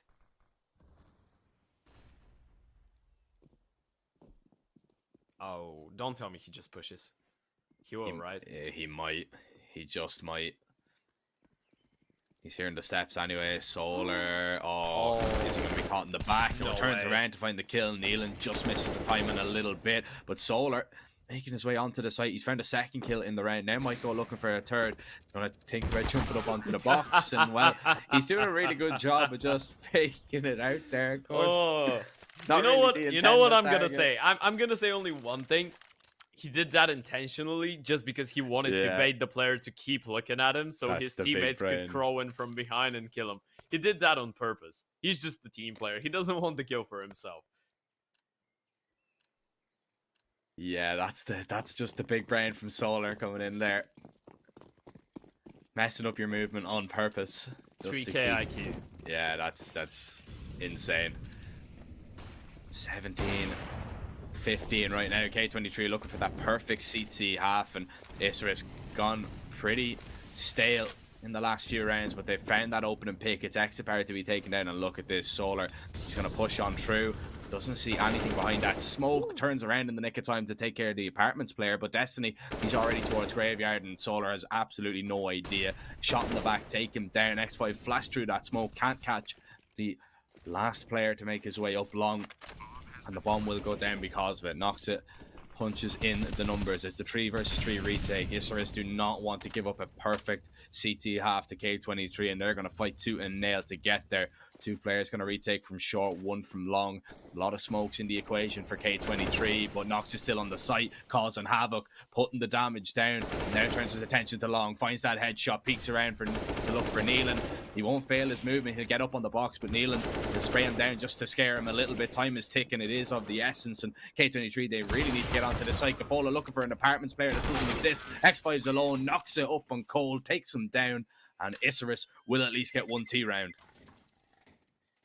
I feel like they've covered the win condition now. You know, in the end of the day, after the first 2 rounds, it felt so one-sided. And truth be told, Solar, he played his heart out in this last round. He did his job throughout all his utility, even got 1 kills. He managed to hold himself alive for what, like 10 seconds, 15 seconds, a solid period of time for the rotates to arrive. Again, exit power going down. He's been kind of his plays around the CT side have been, they've been either winning them around or just losing them the round, simply on the back of it. This is how I want to put it. It's just been a 50-50. It's black and white, nothing in between, right?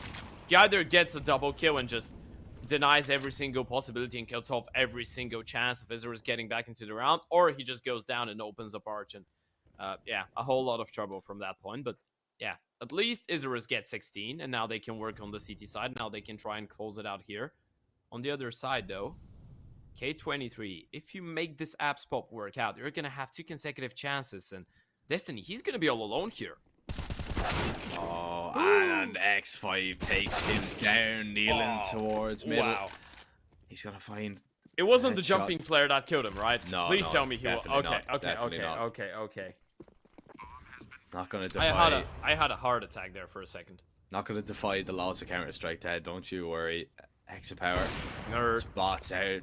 Ali there. It's a nasty little head angle for an op v op battle in the apartments, and Exapower wants absolutely no part in it because he's going to make his way out and look towards the balcony. Gafolo not going to be able to get that done, and Noxit needs to try and take down the operator here, but Exapower is still looking for that last player, and he will find him. It's 18-16. and it is map point for K23 on Isurus's pick. They've managed to turn it around. Let's not forget, Isurus, they had a massive advantage in this one. I want to say it was 14-8 at one stage. Just could not close this game out, and it might just cost them their map pick now. K23 only need one more T round to go. Yeah, this is what we spoke about. It's a really good idea to go for a surprising play on the back of just switching the sides. You managed to catch Isurus off guard. They haven't been used to playing on the CT side for some time now, so they're not going to be essentially warmed up on it. You catch them off guard, and now you have 2 chances. And now, when they look at the scoreboard and they see the 16-18, they're just looking at the game from a whole different perspective. And no way they're going to run the same play again. Oh, they are. They are. Follow this time around with the AWP on the other side. Gonna get tagged down, though. That's gonna force them out of the play. And Deco is gonna be able to find a kill in the meantime. So that's gonna be a good start of a round for Isurus. Now they can open up the distance and just play from the back.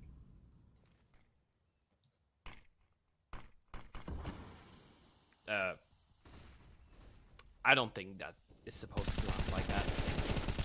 Nope. Definitely not. Well, it opens up that little bit of space there to allow them to get into Arch if they want it. Extra power, he gets that kill onto Destiny. Follow is going to be able to trade it back. X5 trying to play around that smoke if he can. And now it's a 2 versus 2. He's clear. B is clear. Solar 1v2. X5, he loses his life now. Oh, that's for the game. Think of the storylines here. Solar underperformed so far. You know, at the very beginning, he has stepped it up in the last while. There's a big gap in that smoke, and he's going to try and use it to his advantage.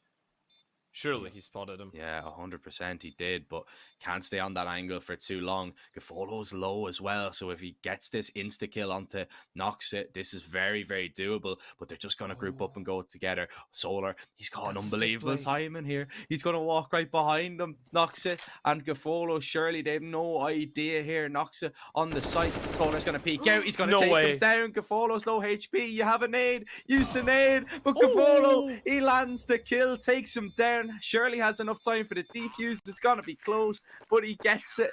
The HE would have sealed its head. Oh, Solar, and look at the smile on his face. He knows that it was a good effort. It was a good attempt. And I love to see that, man. He's enjoying himself. That is the main thing right now. Like, K23, yeah, of course, they want to win this, right? They really do want to win this game. But, man, they know that they're playing with a coach. They know that they're playing with a standard. They know it's going to be difficult. But most of all, man, they're having fun in the server. And you love to see that. Yeah, he did play it really well. You know, the last little detail, the HE that he had, it would have been enough to seal the deal. But in the end of the day, he played it well.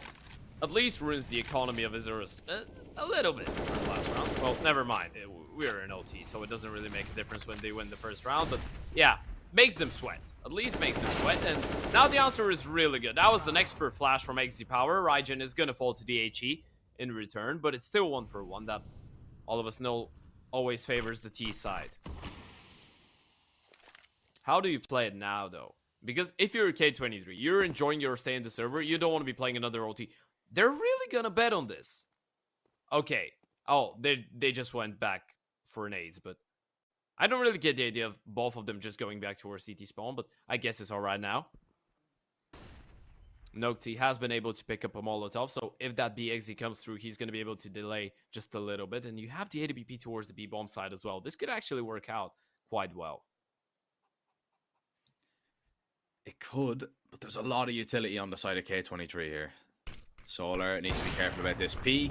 Nice jiggle, baits out the op shot, and there's the little bit of information that there is at least an opera there. And now it means that they're isolated. Big nade onto Gafolo, and Solar is going to go onto the hard entry, gets in towards Pool, tucks himself away. Gafolo finds that shot, Noxus strikes next.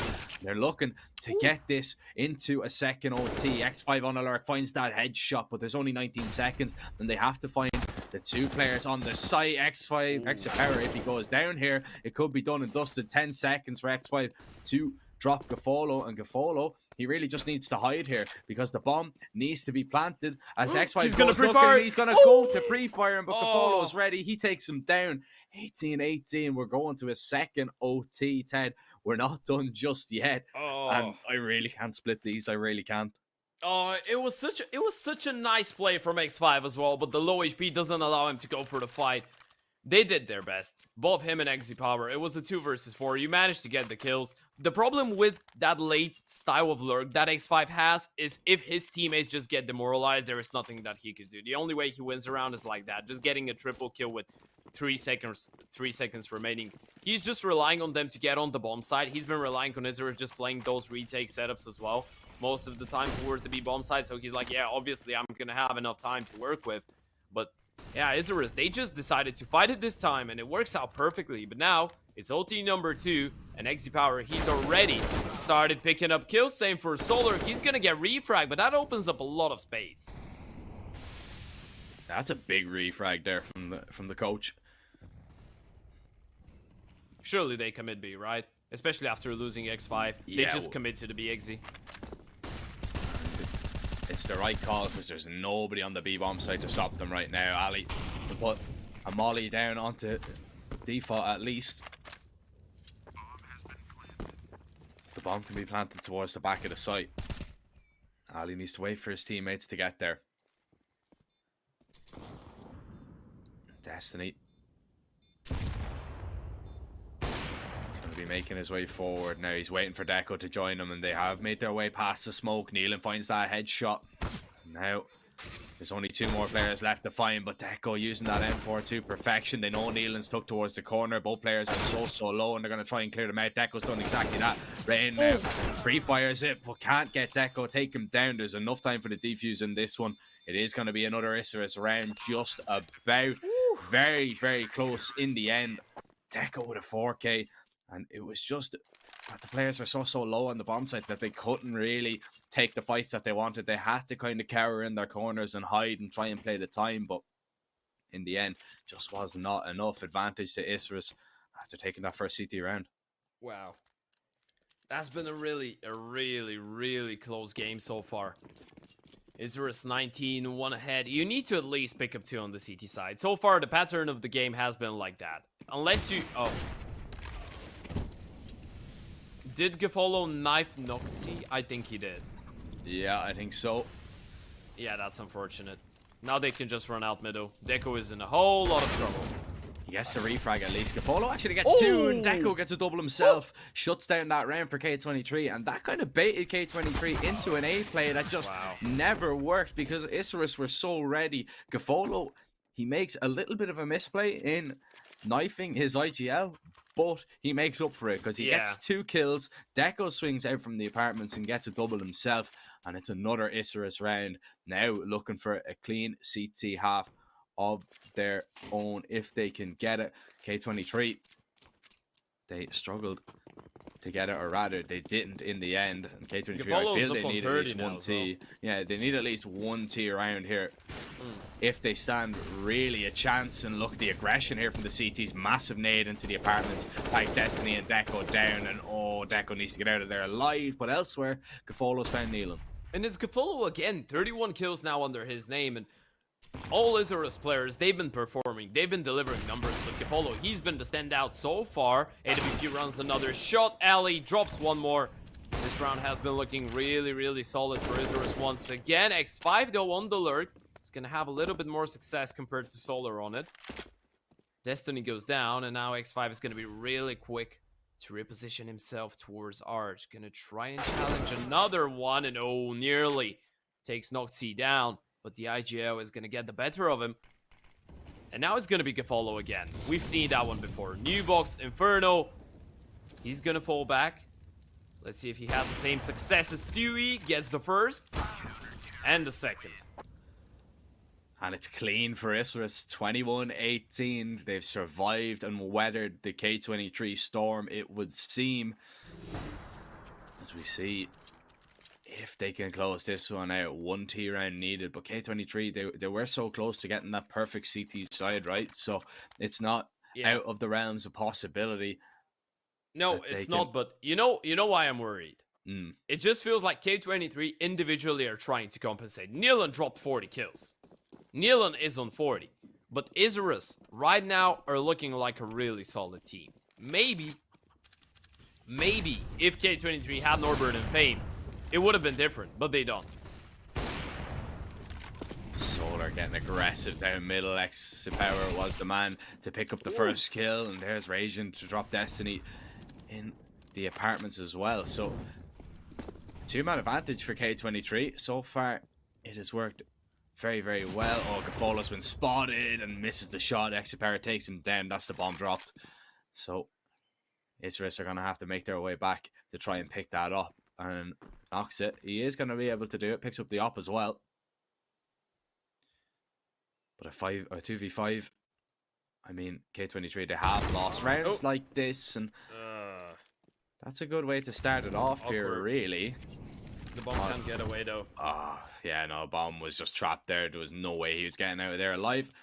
Power picks up another kill, and now Deco.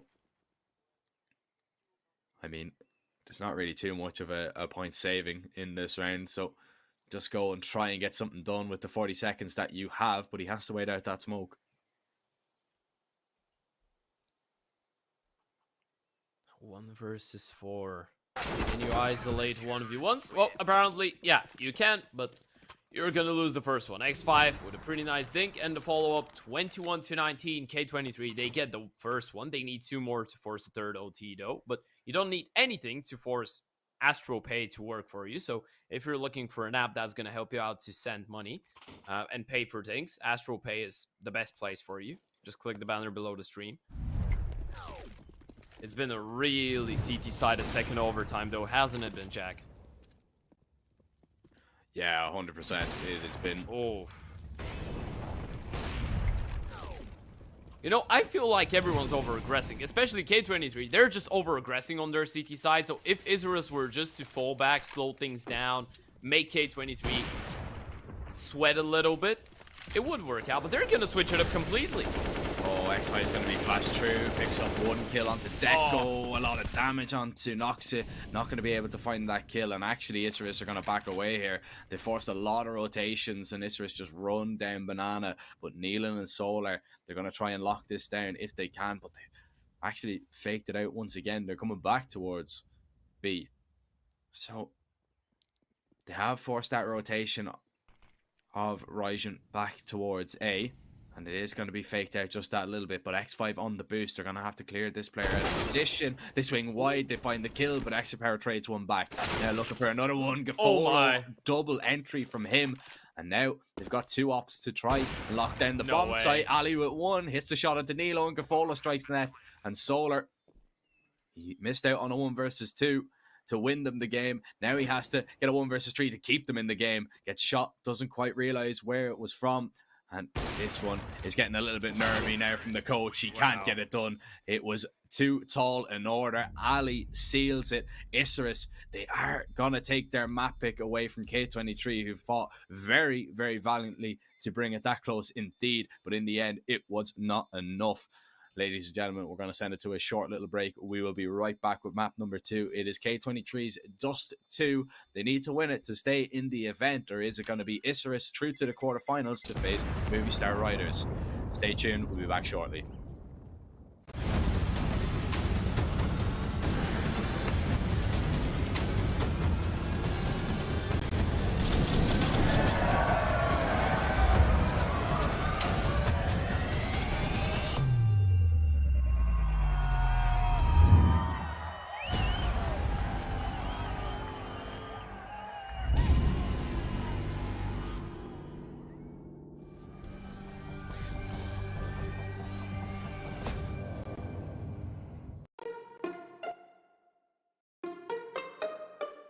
Withdrawing with AstroPay is really simple.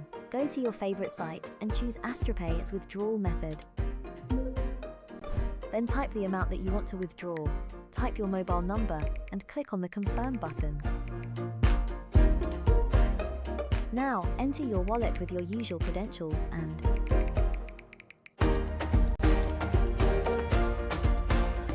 your money is available in your wallet now. Decide if you want to extract money or buy on your favorite sites. Get the app in your favorite store or visit us at www.astropay.com.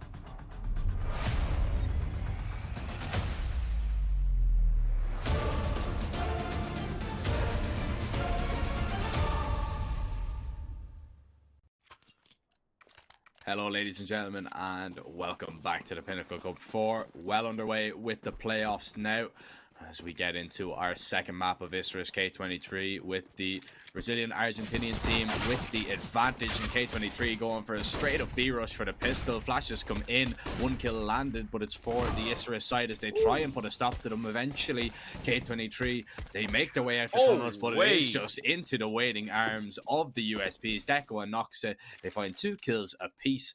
And just when you think that it was going to go K23's way after overwhelming that first player, it all turned to nothing. Turned to dust, Ted.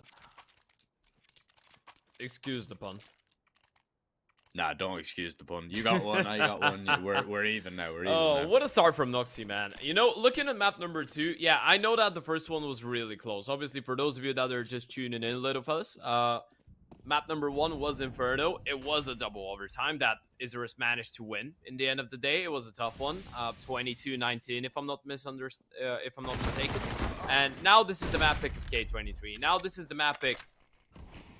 I feel like, yeah, they are switched. I think that the logos of the teams are reversed, so don't get confused by that. Isurus won the first one, and they're starting CT. Yep, thank you, prediction. Lovely.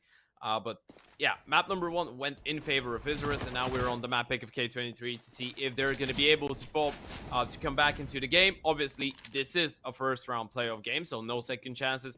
Loser goes home. Winner gets to play Movistar Riders tomorrow in the quarterfinals. So there's a lot on the line. One of those two teams is going to get to prove themselves versus one of the best tier 2 sides out there. Yeah, I'm excited for that game, to be honest. Whoever gets there, haven't seen Movistar Riders play in quite some time myself. Yeah, they missed the major. That was quite the disappointment. Same for K23, by the way, we can say. I feel like Isurus not being able to get through the NA RMR wasn't that much of a disappointment, right? Because they still played some tough teams, right? They played teams like FURIA, like Kyiv. They did beat Party Astronauts, to be fair. Yeah. Who didn't, but yeah, that's not the point. Oh. In the end of the day, though, for teams like Movistar Riders, K23, it was a tough one, right? For them, it was a disappointment not to, like, K23 didn't even make it into the RMR. So post-major, all these teams are going to have a lot to prove. Now, obviously, we're not speaking about K23 right now, simply because they're on an eco, and secondly, because Deco just got his ace stolen away from a TK. Okay. That's unlucky.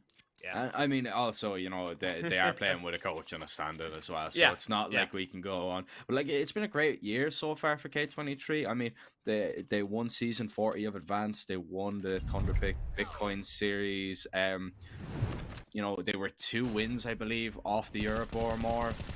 They lost out to SAW in the end, and we know how close, like, SAW realistically were like a pixel away from qualifying. You remember the leg shot from James that sent outsiders there as well. So I mean, they lost to, you know, a good team that nearly got to the major in the end. So I wouldn't even be too disappointed all in all. They made it to the close qualifiers of ESL Valencia. So it's been a really good year so far for K23, but Pinnacle has always been a one that kind of gets away from them. The last time they played was in the Winter Series. They lost out to SKADE, I believe, 2-0. They managed to get taken down. This one so far in this first gun round has gone a little bit better, but Ali is going to be able to get it back into a fair fight, and Gafolo Peaks drops extra power. So K23, they were doing little bits of damage. They had X5 all the way out towards B. He's managed to walk all the way through and down middle.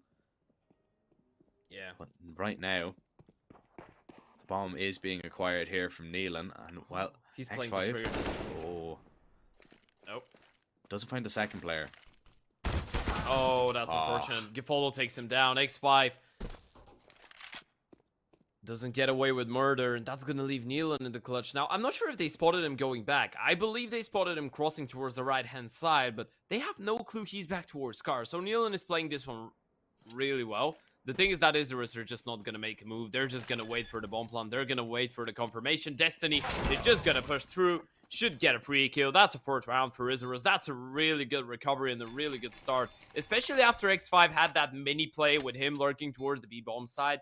It's an absolute blunder that they get the round in the end. And you know, this is why X5 is such a useful part of the K23 lineup, because he always manages to get them that second chance. Yes, you have one less person going into the bomb side, but then you have that plan B if something goes wrong and you can rotate over. That's why you see them leave the bomb behind quite often, because they want to have that just get the bomb and rotate towards the other bomb side option enabled all the time. But yeah, Isurus, they're on to a lovely start. You got the 3 conversion rounds, now you get the first buy. Yes, the T's get to buy again, but you have a second AWP in round number 5 on the map that's been called the Paradise of the Opers. So that's not looking too great for the T side, is it, Jack? No, I mean, losing 2 players almost instantly. K23, they get out towards long, but at what cost? And now, excuse me, we see knocks it. He finds a little headshot. My voice beginning to go. That's not good. I was shouting too much at the major, Ted. Well, it wasn't at the major. It was just shouting at my screen, as you usually do. Ooh. And there's going to be definitely a lot of shouting in the Isurus TeamSpeak right now. Of course, they are boot camping together. There's going to be a lot of Kotas and Vamoses right now, because this one has gone to plan. 5-0, a map up, and possibly a date with Movistar Riders in the quarterfinal. Yeah, that's a really good start. We're going to take a look at the replay. The initial aggression, the first opening kills. Obviously, the AWP gets a lot more freedom to work with. And I actually wanted to speak a little bit about Nocti, because even though you have people like Destiny, even though you have people like Apollo in the lineup, he's actually the highest rated player on this specific map for Isurus since the beginning of the year. And that's because on this map, he gets to play the secondary AWP. And we know that South American IGLs are really good with the big green. Indeed, it's we in do. Their veins. It really is. It's just in their genes. It's in their blood, Ted. But right now, the only blood I'm seeing is from the K23 side. It's being spilled all across Dust 2. And this round is absolutely no different. Isurus trying to not lose anybody if they can, and they will not lose anybody. So massive amounts of money being saved as the economy of the CTs begins to flourish.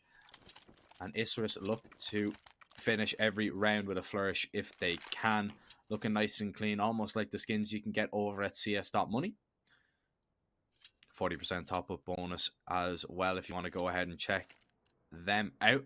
Buy round coming up here. We've got Exapower on the AWP, and we've seen him take a lot of risks on Inferno. A lot of risks. You know, he got very aggressive to try and get things done.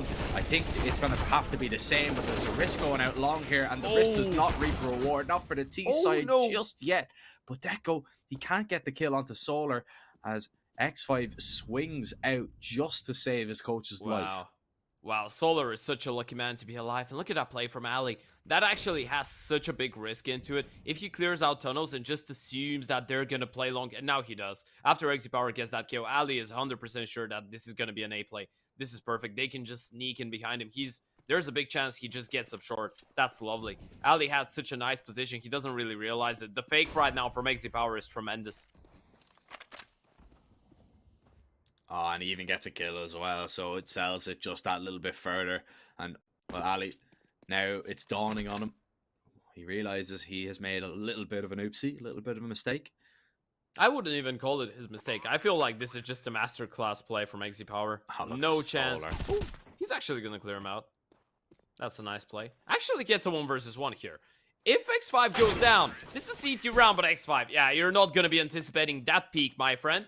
First round for K23 on the board. Now, thankfully for Isurus, they did manage to get a couple dominant ones in the beginning of it, and they got 6 rounds in a row as well. Some of them quite nice, some of them quite clean, so they're gonna have enough money to go for the reinvestment, double up again if they will, and of course they want it.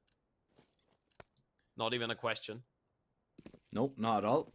But there is a few questions in the survey down below the stream. If you want to click that, you could win up to $500 worth of skins. So definitely get involved in that. Answer a few quick and short questions. And you never know, you could be very, very lucky indeed. Now, X5, he's gotten out towards long. Does Destiny realize it here? Yes, he does. He's going to clear him out, and he's going to take him down. Advantage to Isurus. And K23, they need to get consecutive rounds on the board here. It's no good winning that one and then, you know, losing the next 3 or 4, because they're already so far behind right now, not only on map score but on round score. 6-1 down. Look at Destiny. This is massive. Now from Destiny continues to push. Gafolo takes a lot of damage, and Destiny finds a second. Exapower in the back, and now he can just back away. He's done his job. He's got 2 kills. And now he's going to help out his Opper if he needs it towards short. Yeah, Gafolo didn't even need to get that kill there, you know? He just had to stay alive. He just had to wait for the long play, and now they can just crunch it up. They can just play from the back. They know K23 need to go for a lot of these individual peaks. The flash peak is perfect from Ali and Noxy. Nealon gets a kill. Noxy answers back with another on the AWP. He's had a really good game so far, and Nealon left in a 1 versus 4, even though he had such a strong performance on Inferno. Right now, the start isn't that great, and it's not going to become any better after this one. 1-8 for him, 1-7 for his team. And I mean, it's not as if they've gone for any like flashy plays there whatsoever. It's literally just Isurus have the fundamentals down in that round. You know, all right, if I'm going to go for a peek here, I'm going to call a flash from my teammate, just making sure that they don't leave anything really up to chance. Yes, Destiny, he makes a nice play, pushes in, goes for a little bit of a flank, you know, towards A long, but he realizes that he can get a little bit of a time, and he gets that opening kill to start things off, spots that he has that little bit of a time and decides to punish it. And Isurus, they're going to continue with this little bit of punishment. They picked up 2 opening kills, looking to maybe find a third through that smoke, but not able to do so. K23, the name of the game right now for them is just damage, if they can find any to the Isurus economy. But it's going to be very, very difficult to do so with only Deagles and a scout. Noxa is very low, but he's the only player that has been tagged. It feels like they're just playing high confidence at this point, right? At least for the first 30-40 seconds of a round, they play really, really aggressive in the faces of their opponents until they get 1 or 2 openers, and then they just fall back and play from the back of the side. This is just perfect fundamentals from the Isurus side, as you pointed out. And actually, do you want to know a fun fact, Jack? I'd love to know a fun fact. Every single game that Isurus have won in the Pinnacle IV series, speaking about best of 3s, obviously, they've lost in the main Swiss. They've lost their map pick. Okay, that is. They've won their map pick only once, or they did win it only once, and they lost that game. It was against Finest, a 1-2. They did beat SKADE 2-1 after losing their map pick. It was Inferno, by the way. They did win against MASONIC after losing their map pick. It was an overpass. I think they got 3/16th or something like that. It was ugly. And then they win against Wisla Krakow 2-1. They lose their map pick on Nuke. So this is actually the first time that Isurus have the chance to convert a game on the back of winning their own map.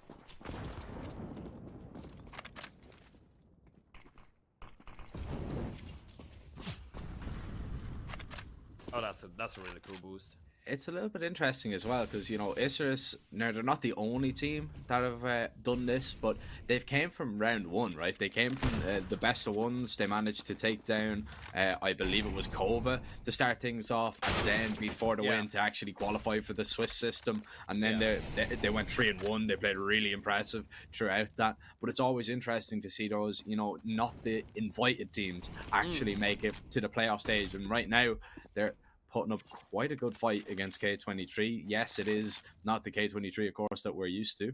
So you can't really, you know, hold K23 to a very high standard all that much. But Isurus, they've rarely put a foot wrong. You know, I thought they played quite well throughout. Now, they are in a little bit of bother here. And they looked like they might lose a second round if K23 are able to make good use and good work of the man advantage they have. Yeah, knocks it. He's here in the steps, surely. Yep. Surely now they know. Finds that kill. Yeah, they have to be aware now. That smoke should be a little bit of a giveaway. Yeah, Ali is low. He needs to make sure he stays alive there. Does he push through the smoke though? Look at Noxy. He's just sprinting towards tunnel. Raijin gets the kill. The op is really quick, but Solar is ready and prepared. K23 with the second round. So far, the only thing that has been working out for K23 is when the round actually goes into the middle part of it without them getting completely shut down in the beginning. You know what I mean? If they get into an equal position at around like 50 seconds left, 1 minute left, and they get equal refrags, or even if not equal, even a 3 versus 4 or 4 versus 5, they get to actually post the player on the lurk in a really good position. That's going to allow them to go for the full rotate. They did that twice now. First time it was with X5, now it was Raijin. But most of the time, they've just been completely shut down, like in this one. They need to try and make Isurus over-rotate once again. This is the thing that has been working out for them. The only thing. Oh, flash peek could be massive. Deco finds 1 kill, spots out the second as well. Gets away with murder. Yeah, and has all the information as well. It's not gone right for K23 whatsoever. And Isurus, just with that little bit of aggression that K23 aren't ready for. Flash peeks working wonders time and time again. And what a half so far from Deco. He's 15-4. He is really running the show right now for Isurus. Nice kill there from X5 onto Destiny. At least makes this a little bit more doable, but all players still have to find 2 kills each. Neelan's got one of them. Actually, gets only dinked through the wall there, but Kafolo, he's going to be able to drop him and the bomb as well. X5 gets dinked through the smoke, Noxta takes him down, and that's a pretty good round, all things considered, for Isurus. Yeah, absolutely. I mean, every single time so far, you've been able to constantly just win around on the back of losing one. You're not letting K23 build up that momentum or the economy.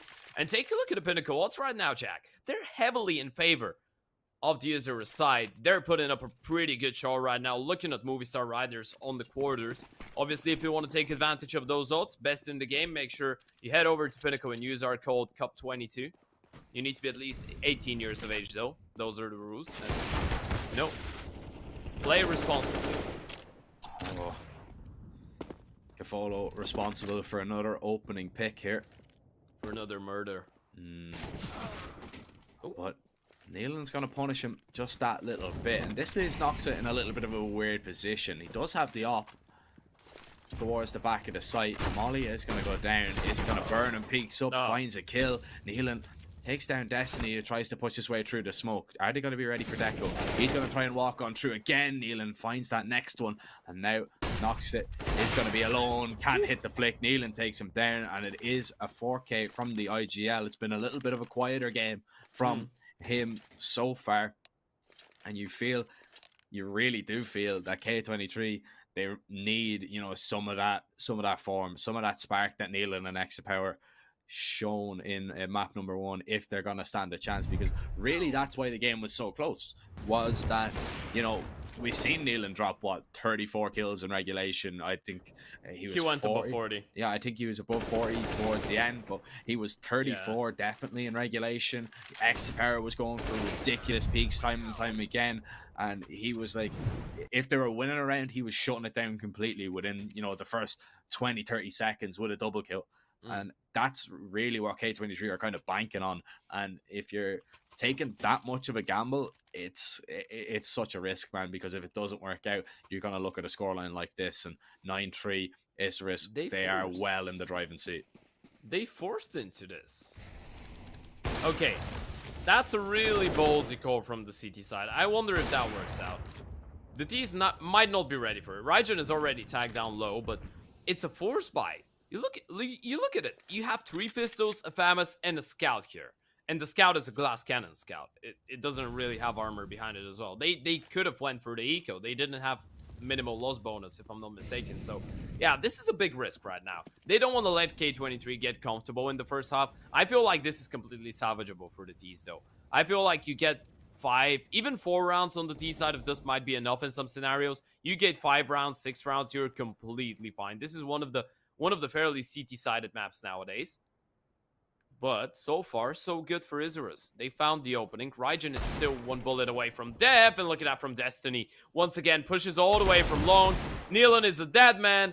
And the pistols are going to do the job. Unless Power and Solar have anything to say about it, though.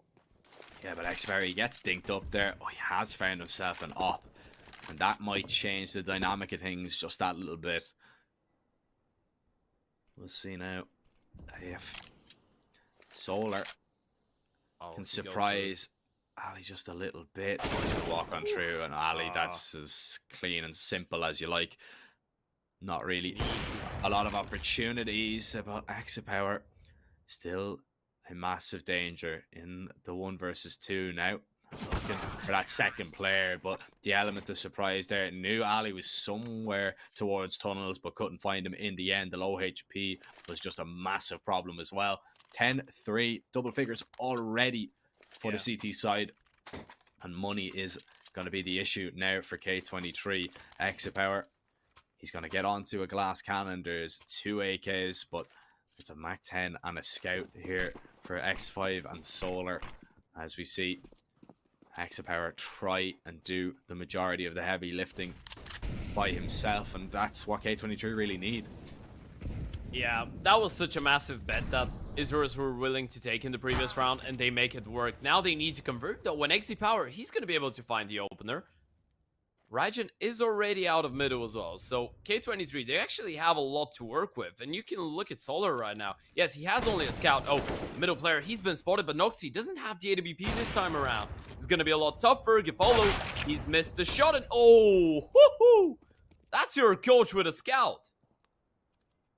Solar Scout headshot. Now Destiny will take him down. Xpower is going to be holding the cross. Destiny's going to fall, and Noxa, he doesn't have any armor, only has a Scout himself, and he will be taken down. So K23, they make what they have work, and they get at least a 4th round, and it's looking like they might get a 5th as well. So it's not a terrible half all in all. No, it's actually decent. That's salvageable. Let's not forget, this is not old school Dust 2. This is not the D side Dust 2 or the balanced Dust 2. This is a Dust 2 that gives you so many possibilities on the CT side. Yes, they might be experiencing issues. I'm not saying that's gonna work out because they still have a coach and a stand-in, right? But under normal terms, 5 rounds on the D side of Dust could be completely fine, especially when it's your map pick. I feel like you just need Exit power to wake up at this point. You just need to have an efficient enough double wall on your side as well, and things could work out.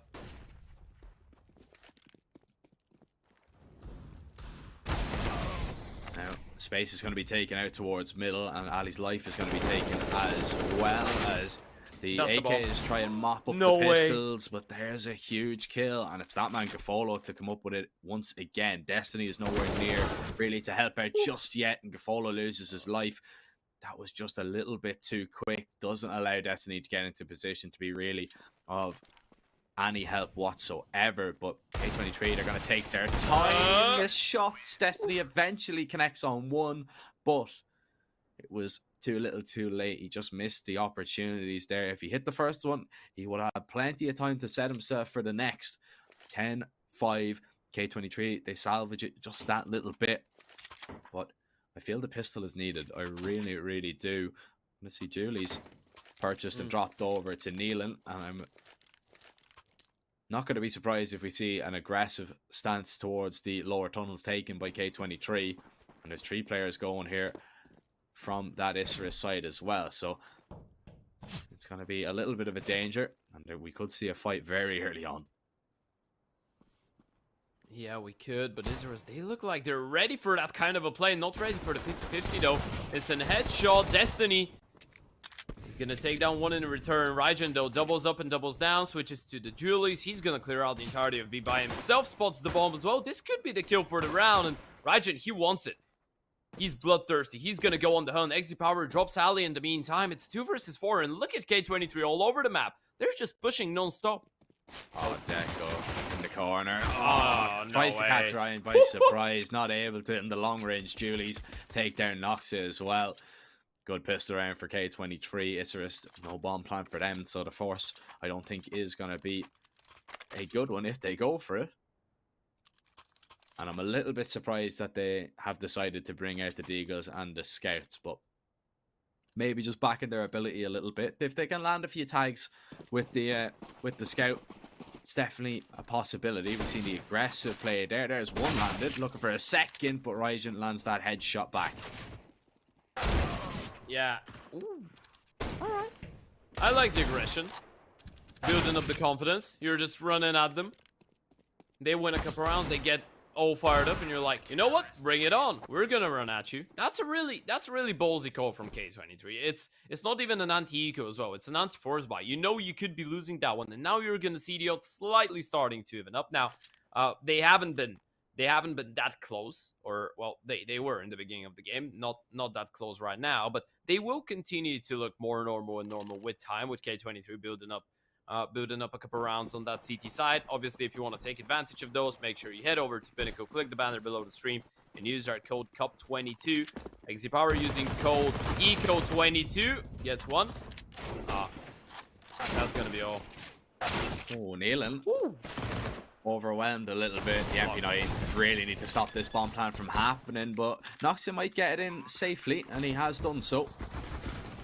But I don't think the pistols are going to put up too much more of a fight. Noxia's found himself an M4. No, He's found himself another kill. This is still very Please doable. don't tell me. No. Extra power. He's 3 HP. How have Isurus turned this one around?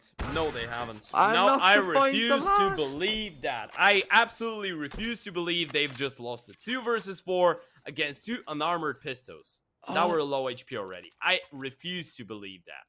That's not the You first remember time all we've the seen things. it, though. Do you remember all the things that I said about the disrespectful playstyle against the Ecos and so on and so on? Being disrespectful is one thing. Being completely intelligent and just throwing it away like that, that's a completely different thing. And now they know it. They know they've just made life really tough for themselves. Yes, you get the money for the double up investment. You get the 2 M4s. You get the AUG, but you're just giving away a round for free to Isurus. Look at what that has done to their economy.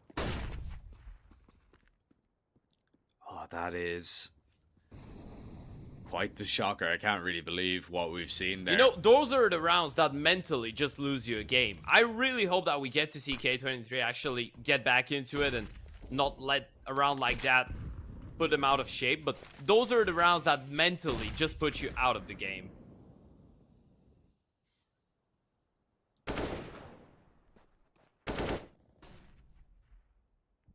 Look at Solar already pushed through, double push towards the tunnel, so they've cleared all of this out. They know that it is going to be towards A, the play coming in. X5 might catch a little bit of a time in here. Smoke being lined up. Deco's going to be holding. Okay. Lands the headshot, and he gets a second kill as well. Solar, both B players are going to be dropped. And now Isurus, they can make their way towards B if they want to. Rain close on top of it. Barrel. If somebody is going to make their way out long, Nealon's going to be spotted, and the AK just sprayed through the door. Destiny gets another. Exit power is down, and Raging is just, he is raging. He's all alone. What has happened to his team? And the body spam as well from Ali. It's a clean round from Isurus, and this has gone so wrong for K23 in the last 2 rounds. Yeah. You know what? You know what I'm gonna say? I don't want to sound harsh. I feel like they kind of know that they deserve to lose the game now after that anti-eco. I feel like they know they deserve to get reset at least. Now, if they're able to pull out a 7-13 comeback, fair enough. I feel like they deserve to lose this round as well, just because of the previous one. And now Isurus, they didn't only win that one, they won it cleanly. And you can see, like, obviously we spoke about only the negative impact on the mentality of K23 after losing that one, right? Let's speak about the positive. Oh, he can go for a knife. No. Yeah. So, let's speak about the positive income on Isurus. I mean, winning a 2 versus 4 eco against guns. Do you know how much that does for you? Especially when you're South American. We know that their blood is boiling. We know that these people are really emotional. So when you win around like that, that just drives you up. It's like, I can't really explain it. It's like you're full with rocket fuel. You're like a rocket that's gonna go into space. This is how hyped they feel right now. They feel like they can do everything. They feel like they can win every single round in the world. And this is the thing. It's really tough to mentally not only get back into normal shape if you're K23. It's really tough to get your opponents out of that state of mind.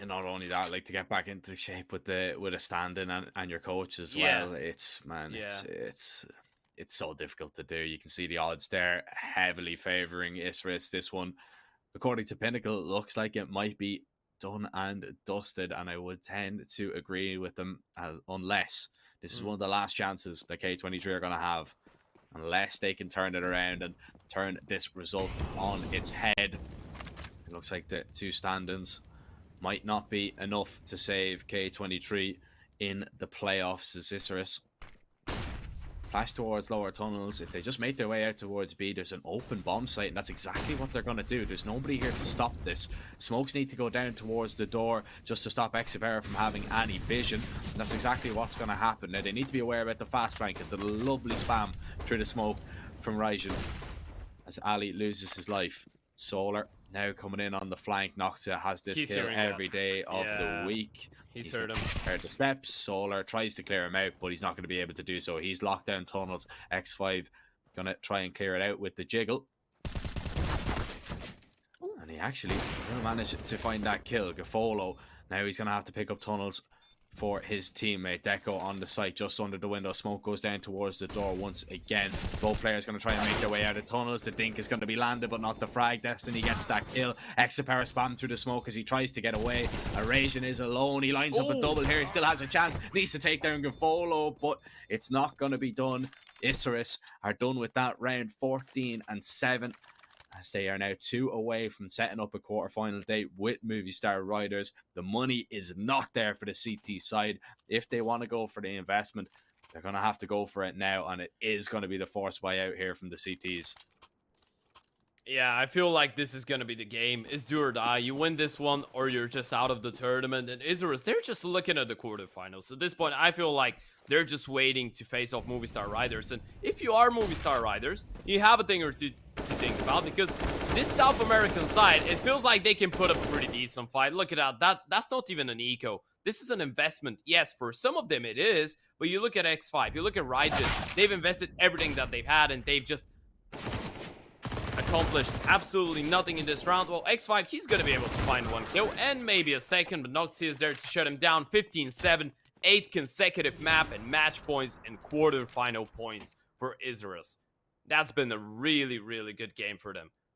To think that they can start from the best of ones, Jack, from the eliminational best of ones before the main Swiss, and win all the games to get to that point, and now 2-0 K23. I know this is not K23 in their prime, right? This is K23 without arguably their best 2 players, but it's still a big success for those guys. You know, maybe under different terms it would have been different, but these are the terms that we're working with, and they've been doing a good job. Yes, they have indeed. X5 completely blind by that flashbang, comes to his senses, picks up his second kill, won't get a third. Destiny makes sure of that. Exipera trying to go for a refrag as he peeks towards the window. The smoke obscuring the vision. The molly means he can't push through. Destiny is going to get that bomb down. There's a massive flank coming in here from Noxia as well. He's going to try and do the damage in the back, but Neelan turns around in the nick of time. Destiny, he is going to think about going on the aggression himself. 2 players towards the window. Neelan caught with a nade in his hand, and Destiny gets it into a 2 versus 2. Flash goes high, nobody through just yet. Raijin comes through the door, and it's all on Exipera. A 1 versus 2 to save K23 as Isurus, they are so close. There's no kit on Exipera. He can't get it done, and Destiny makes sure that it is Isurus' destiny to get to that quarterfinal. They'll play Movistar Riders tomorrow, and you can see the delight on their faces. They know, of course, it's not the K23 that they would have been expecting. It is with 2 stand-ins, but still have to beat who's in front of you, and they've done exactly that. A lovely 2-0 from them, and it's fist bumps all around.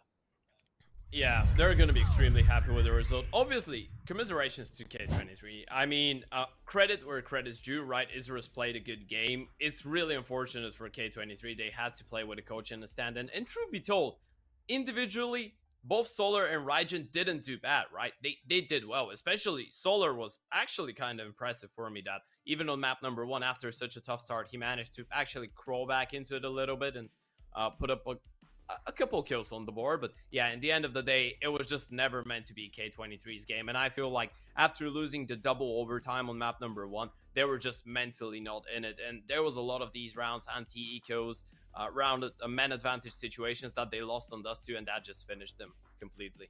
Yeah, I mean, it was also due to the fact that Neelan and Exipera, they had to overcompensate so much on Inferno. I mean, Neelan dropping 40 kills, Exipera going for these ridiculous aggressive plays with the op, trying to hit the shots, trying to force the round in their favor. And you know, it's kind of crazy as well, because K23, they could have won that first map. You know, you had Solar in a 1 versus 2. Gafolo was so low. I think he was 4 HP in the end. Solar had a nade. If he naded onto the plant, it would have done that. But, you know, of course, the coach played outstanding as well, you know, to step in. He's only played a handful of matches for K23 when he's had to sub in. He tried to do a job there. I thought he played quite well on Inferno as well. The same with Rajan. I thought both of them, you know, they didn't really let K23 down there, but Isurus, they were just so ready, and they look an impressive outfit, to be honest. I'm excited to see them play Movistar Riders tomorrow. Yeah, it's gonna be a real challenge. You know, finally, if someone could say, okay, now you beat a team that had to stand-ins, that had to play with the coach, all right, we get that. Tomorrow you're gonna have a really big challenge. You're gonna be playing against one of the best tier 2 teams out there. Maybe we would still be saying that they're one of the, let's say, one of the teams that go in between tier 1 and tier 2 if they were to make it to that major as well. But yeah, Movistar Riders, they've been really impressive in some of the big tournaments that they played, and they've been really impressive in a lot of the games that they played in tier 2 as well. So I feel like this is going to be the ultimate test, but no matter what happens tomorrow, Isurus can be happy. They started from the first round qualifications, the best of ones, and they've made it all the way into the best 8 teams in the tournament, Jack. Yeah, I mean, what a result. I know we always say, you know, how is NA Counter-Strike going to match up, or Brazilian Counter-Strike, when these teams do come over. And Isurus, they're really showing us what they can do. I mean, like, it's not the first Brazilian team that we've had over to do quite well. You know, we had Case come over to make a case for themselves, excuse the pun.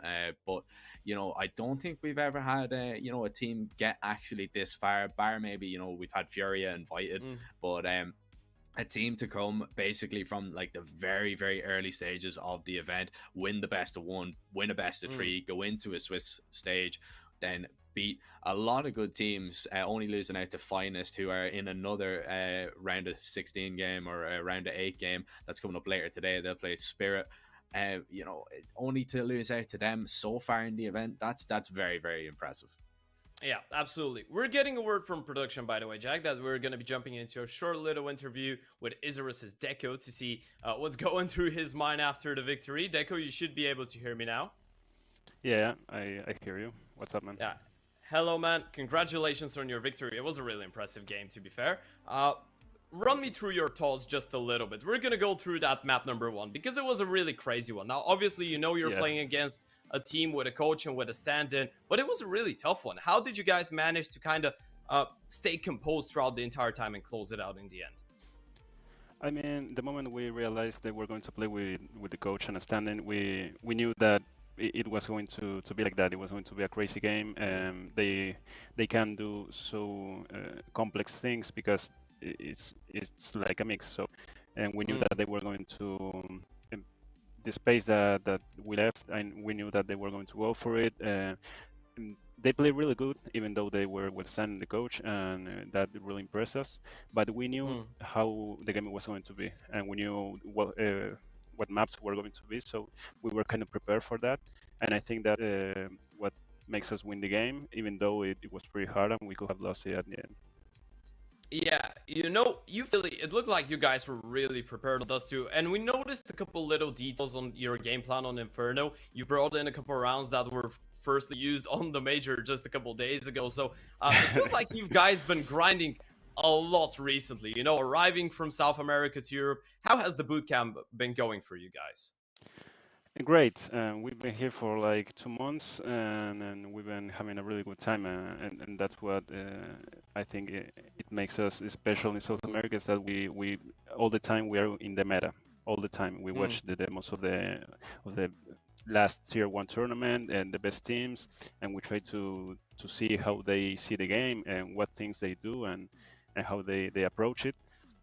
And I think that adding that to our playstyle, it makes us a good team in that way, in the tactic way.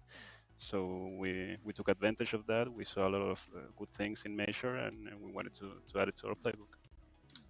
Yeah, it's really you can see that some work has been put in, and it's obvious. It shows by the results. And lastly, I want to ask you, how do you feel about tomorrow's game, because you're going to be facing off arguably the best team you've ever played from the European region so far. It will be Movistar Riders. How are your preparations going to go for this game? Mentally, what's the state you're in right now before the game? I think we're very stable in the mental state. We know that Movistar is a really hard team, and we practice against them, and we know how they play. We've seen them in the Pro League. They make a good run, and in the Major as well. So we got a lot of respect for them, and we're looking forward to that game. We know we're mentally prepared, and in game we're prepared too. So it's gonna be real fun. It's gonna be a great game, I think. Yeah. Well, I wish it to be a really good game. Wish you good luck, my friend. Congratulations again on your victory, and we'll chat to you again really, really soon. Thank you so much, man. See you soon. Ooh, Jack, he sounded really calm before that Movistar Riders game. You heard that? Yeah, I heard the confidence. To be honest, I was mesmerized. The jerseys are very, very clean. That was my takeaway. You're just looking at jerseys all the time, are you? Yeah, just looking at jerseys. Yeah. No, to be honest, you could see it in the way that they were playing today. They're full of confidence, and they should be. They're a really good team. They're the fundamentals down completely.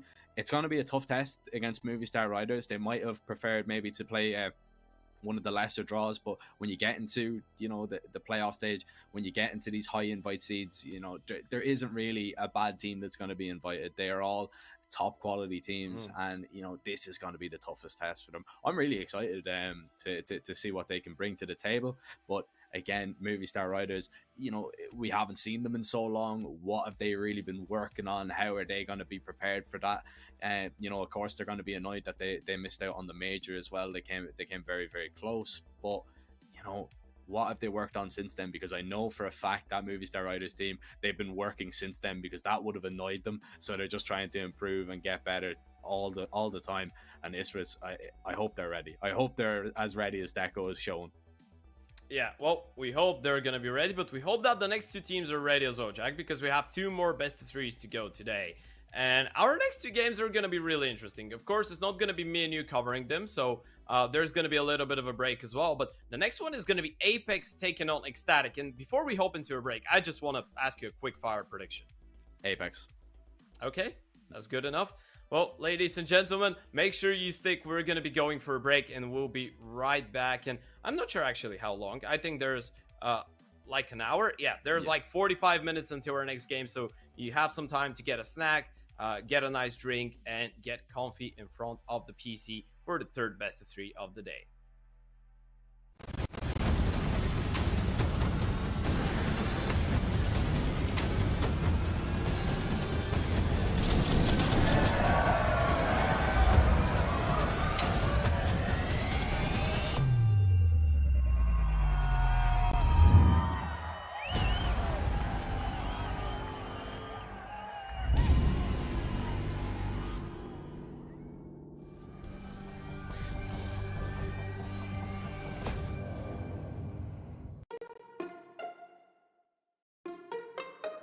Paying online with AstroPay is really simple. From the merchant site, choose AstroPay as your payment option. Then, type your mobile number, enter the confirmation code, and select your preferred payment method. If you choose to pay with AstroPay Wallet, good for you, select it and you are ready. If you choose another payment option, follow the steps on screen.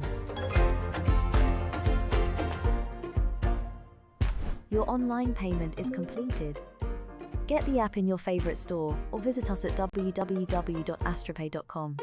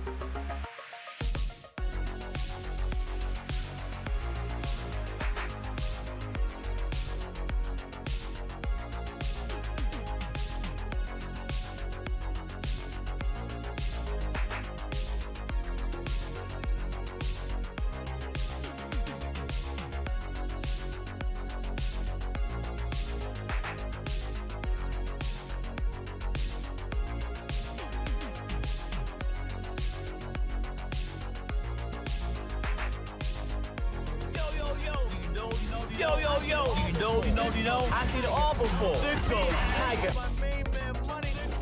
Yo. You know. Okay, old school. You've never seen anyone like Tiger Naomi and Mbappe, the Greek freak? A thing, Kaisa, or Chloe Kim. You know there's never been anyone else like them? Look, OG, no disrespect. I know you think you've seen everything, but you ain't seen nothing yet. Checkmate.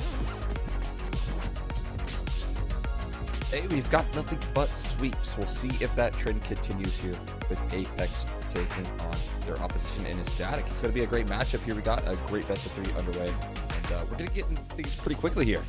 Yeah, I mean, look, I think if there's any chance, or at least any game that has a chance for a sweep, it's probably this one, to be quite real with you. Look, Apeks recently, they've been really hot for them. They've only lost to teams that are significantly better than them. I mean, Hellraisers have snuck through that gap, but you've got Finest having a close bout with them. You've got GamerLegion, actually, just barely winning over them. The only team they've consistently lost to is the Copenhagen Flames, and those are quarterfinalists at the major, so it's like, what are you really going to do about that? I definitely think this has Apeks 2L written all over it.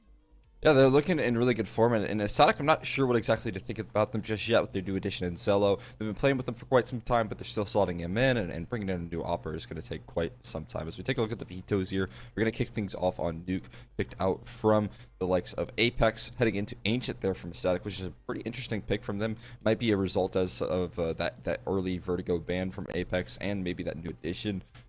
Maybe just trying to slot him in on some new maps and plays maps elsewhere, other than, you know, your typical Vertigos and Infernos that they like to lean into, and then Dust 2 as our decider, which is going to be an exciting way to kind of finish things off with some 2 really tactical maps in the front, and then 1 just kind of puggy map to end things off.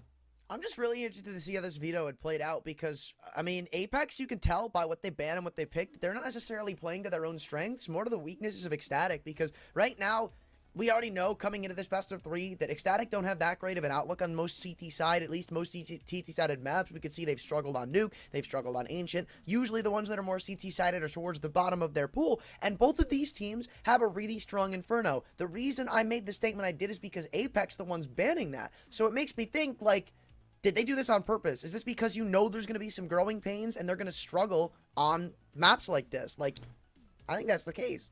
Yeah, I mean, no doubt, right? You're talking about a new Opper in Zello. You're going to have to set him up for success. I feel like that's one of the maps that you need to have your Opper being able to work in tandem with the rest of your team, specifically on that CT side. So if a SKADE are, you know, struggling in any sort of communication, if they're not a well-oiled machine, then you're almost going to certainly see this early Nuke pick be a punish pick for Apeks. I can almost guarantee that. And I feel like, honestly, when we head into Ancient, it could be a similar case where the Oppers do struggle to kind of be a solo carry and more so need setup from teammates.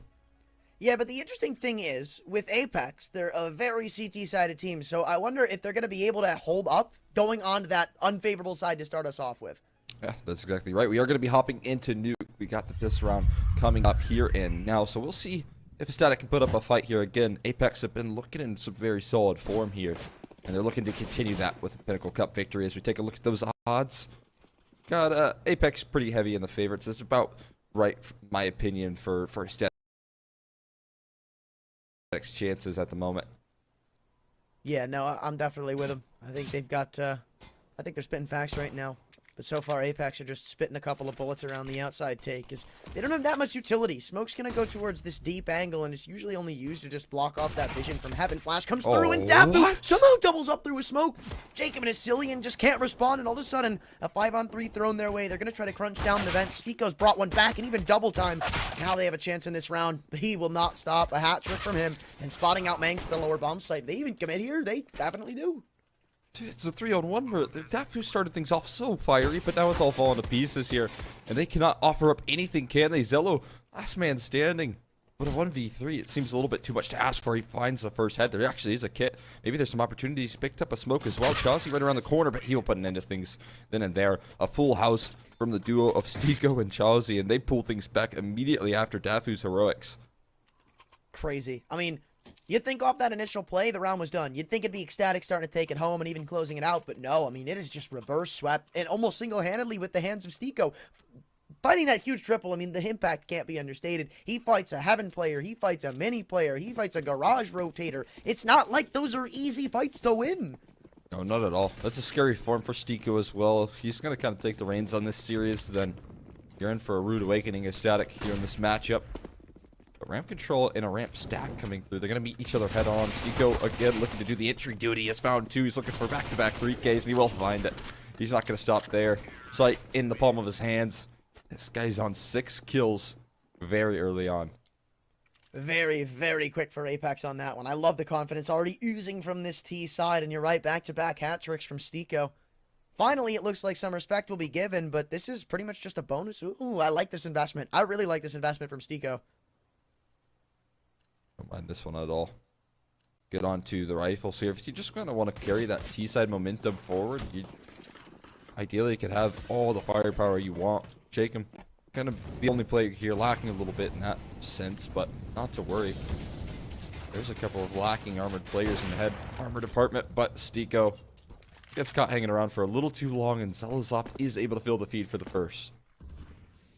Stico's first death, too. Seemingly many more to come if that op is able to get activated early on here, but Apeks, I mean, if you lose a round like this, it's not the biggest of deals. Your only real objective is to start to work away this cash and whittle away at them. I mean, look, it's just not that great. They've got 4 pieces of utility left, 2 flashes, 1 smoke, 1 molly, so it's going to be difficult to try to encompass this Apeks side, or at least keep them honed in.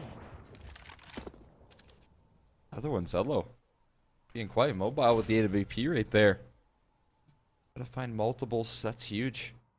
Getting him started early here could help out a lot. Makes what the rifle needs to be hyper aware, and he is able to find a Sylvia just in time, right before he gets flanked.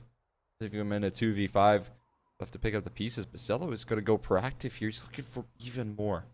You can't let this round go unanswered, too. He has to find some kills, and he doubles down. No, he doesn't. I thought that was a free 2K, and if he had found it, Jacob could be in contention for this round. I guess he still is. I mean, he's a legend, so not like he's unaware of these situations or unweary. And hold on for a second, because Bird from Sky is still on 9 health. Bomb needs to be retrieved around Secret, but they have to open up a lot of avenues on this map for him to try to contend with. Now 20 seconds to go, and the timer's going to be his biggest enemy here. Fasher, he's completely vacated the A site in favor of just trying to go for a long flank, and he should be able to find this kill with it.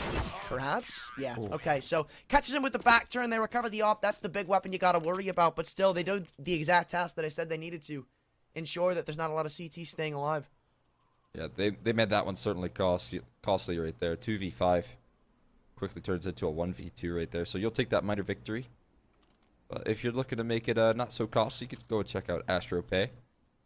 They limit those costs on online transactions. They give you easy access into online purchases. So there you go. If you're looking to get some cash, make some online purchases, go check them out. Outside aggression though coming forward here, and oh man, Zelo. He tried to continue some of that momentum. He tried to continue some of that early success, but now he's dropped early. And now they're forced to fight back from a 4v5. Yeah, and I like what they're doing here. They're going around through the ramp room. Zelo with the AWP is probably your biggest worry if you're Apeks right now, considering he could be anywhere, and ramp is usually one of those commonalities for an Opera to play, but seeing absolutely nobody home, they just decided to take their business into the lower bomb site, and Fasher is the only one here to strike Stico. On the Galil gets taken down, and sure he does some damage, but it might not be enough. Thankfully, Jacob trades. And now with the site under their control, I don't think Bird from Sky is going to be able to bring this one back. Great position right there from Masillion. Has coverage for his teammate to punch in those numbers. Effective trades all around there for his likes of Apeks, only dropping Stico for the price of that B bomb site. And that's a worthy trade right there, 4-on-2. And this is a certain save. Ops recovered from Minx. That could potentially be tossed over Zelo in future rounds right there. But when we talk about some of that economic damage that was done from Apeks earlier on in that last round, it's coming to gall right now with the fact that they're not going to have the greatest of buys coming up in this next one. But do you throw an investment out here? I mean, maybe, maybe not. I'm really not sure. Because you're right, they're not going to have the greatest of buys, but considering that loss bonus is still at mere pennies, like, you're still going to have a couple of players struggle to invest. And you've got these 2 rifles, so maybe you, like, try to get armor on some of your boys, play around them. I don't really know how you work back into a round like this. I mean, we see Bird from Sky already investing Kevlar. Yeah, they might elect to buy around the op, right? It's not the worst of ideas, and that's exactly what they're going to do. If Zelo can have one of those runs where he's able to find the first 2, then it's very convertible, despite only having a couple of MP9s and Deagles here. Nice little run boost to try and get him some further forward positioning. He's going to take this fight again towards lobby. But this time, Stiku's not spamming at the wall to give himself up for free. Instead, everyone's positioned towards that outer yard, looking to take that late control. I love this. I love what Fasher does here. Ecstatic. They know they kind of have to get on the aggressive, considering they lack a lot in artillery. So, got to make up for it somehow, and that's exactly what they've done, getting in their face, and they force them into an outside take. They don't necessarily have to contend, so long as they just keep them pincered in, because they can't really go back around through lobby. Clearing of that yard from Charlesy, making sure that he's diligent about it. As the spam doesn't connect, it is going to apply a lot of pressure here from Bird from Sky if they do head in through secret, but right now it seems like the targets are set towards that back of big garage position. Mini smoke gets recycled just in time, though. As it fades away, Chelsea's going to pluck one out of the server. Leaves Zello in Squeaky Door alone. He is having a forward positioning and will walk right into the scope. Stiko's going to drop here once again to the op of Zello. Well, that's a 4-for-4 that they'll take, but Asilian's been able to creep all the way around through heaven, and it seems like they're weary of something like this, but there's just too big of a gap to be unnoticed right now. Ecstatic. Yeah, you've got this 4-on-4, but again, you lack in weaponry, and this utility just doesn't seem to be there, so you're probably about to give up a free and open B site. Manx, his only attempt at getting a kill is going to come off if he wins this timing interaction. Oh, and they've just slipped on by right there. Now, he's just going to have a pretty fast flank to activate. And he does have Bird from Sky in the backside. There's 15 seconds left. Clocks could be an issue, but Bird from Sky's forced into position. He's able to fire away with the Deagle. And he's able to get himself in towards sight. The rotates are in. Chelsea's last man standing, but he has no other option left to save. Apeks just take far too long. I mean, you saw at 40 seconds, they have having control. Like, at that point, you've just got to start exploring your options because they take so long actually just trying to regroup as a unit there that they lose the round. I mean, look, you've got full outside, you've got full wrap through heaven, you don't see anybody in hell, and you still got 40 seconds on the clock. That should be a recipe for CT-sided disaster. They probably should have maybe even looked in towards a mini crunch. They had everybody there. Could have gone into A if he hadn't spotted anything in heaven. That's a rough one to call out right there. I have to agree with you. They had an ample opportunity to try and pull things off a little bit quicker, but they hit that shift key just a little bit too long and bought just enough time. Eventually, ecstatic were able to make that fast rotation. But speaking of fast rotations here, Zello once again in this lower side looking to start proceedings off with an opening, and he can do so. They're heading his way. Yeah, but we can identify a weakness already that Ecstatic are a bit too loose in giving up outside control. Zello still favoring the lower sided angle, and I actually thought Chazzy was behind the wall, but apparently jiggled out just a little bit too far. There's a gun if Stiko wants to go and try to make the journey to get it, but he's on the wrong side of the map to grab. Oh, probably going to be stuck in that Deagle. They have a great setup here as well. Bird from Sky in the back of Big Garage. He has a lot of coverage to offer up, but is he going to get cleared? No, he's not. He's got to be able to play to perfection. Not going to walk right on by here. Doesn't know that there's one around the corner, though. That could be problematic if it's not for Manx that spotted him out, though, in the meantime. He'll drop another Asilian. Going to ascend, but it's still in good contention here. Still 4-on-2 with 40 seconds left and bomb out of their control. Just runs down again. It's just about doing some extra damage. I don't even think you can really afford to save this AK, so you are going to try to fight your way out of this corner, but the spacing, the trading from Ecstatic is just so good. It's still 3-3, right? Obviously, this is very T-favored right now, just the score. But Apeks has still given up a couple of rounds that they probably shouldn't have. Yeah, no doubt. They've had a couple of opportunities, specifically in that round 2 rounds prior, where they just kind of let the clock get the better of them. Playing a little bit too slow, a little bit disjointed.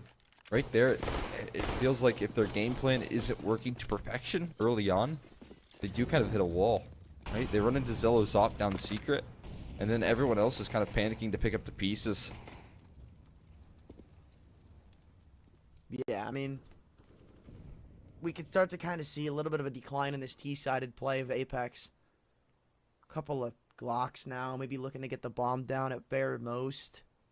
But this crossfire is just so difficult to try to break through. Zello obviously going to be taking initial contact, and you've got the rifle of Dafu to buy for more time. And I can't imagine this round actually eking very far. I also don't even see him getting close to a bomb plant. Should be. Yeah, that'll be confirmed right there. Daffy does go down to the Glock burst there, which is quite nice. You want one, maybe a little bit extra. Hold on. on. My god, this is becoming very expensive. Jacob has himself an A1S, and maybe they can squeak away a bomb plant here, especially if they go down towards that lower bomb site. Jacob has it free and open access, but he's going to try and play around this smoke. He's going to try and outplay the opposition. And the thing is, they're not going to know that this is an A-sided plant. You might just think this is B. Oh, well, never mind. Gosh. I liked the play. I really liked the play from Jacob because planting behind that smoke still cements that the bomb could be getting planted lower. Like, I always highlight, because I don't know why teams don't know this, that there's a different bomb sound depending on the site that it's on. But it doesn't go for when you're actually just planting it. So considering he popped the vents and they heard that, there was a smoke down. I'm surprised they didn't think he went down lower. There was a big chance Jacob could have won that. Yeah, no doubt. I mean, either way, I feel like you got to be some sort of happy about the result of that one. On a Glock round, you find 3 kills and the bomb plant. That's monumental stuff that you're going to really look forward to in the future, especially if you're able to convert off a gun round like this, that you've just granted yourself full utility, every little piece of tools at your disposal to work with here off the back of that full Glock round. Well, the rifles are back out. Now Apeks get to show what they're actually going to be made of on these rifle investments, because with outside control, once again, they've got a lot of pieces to work with. I mean, they've had success in working ramp and consistent rounds, but knowing that fact, ECSTATIC could put the op here to try to go for an aggressive peak, and they might even continue their journey into lobby.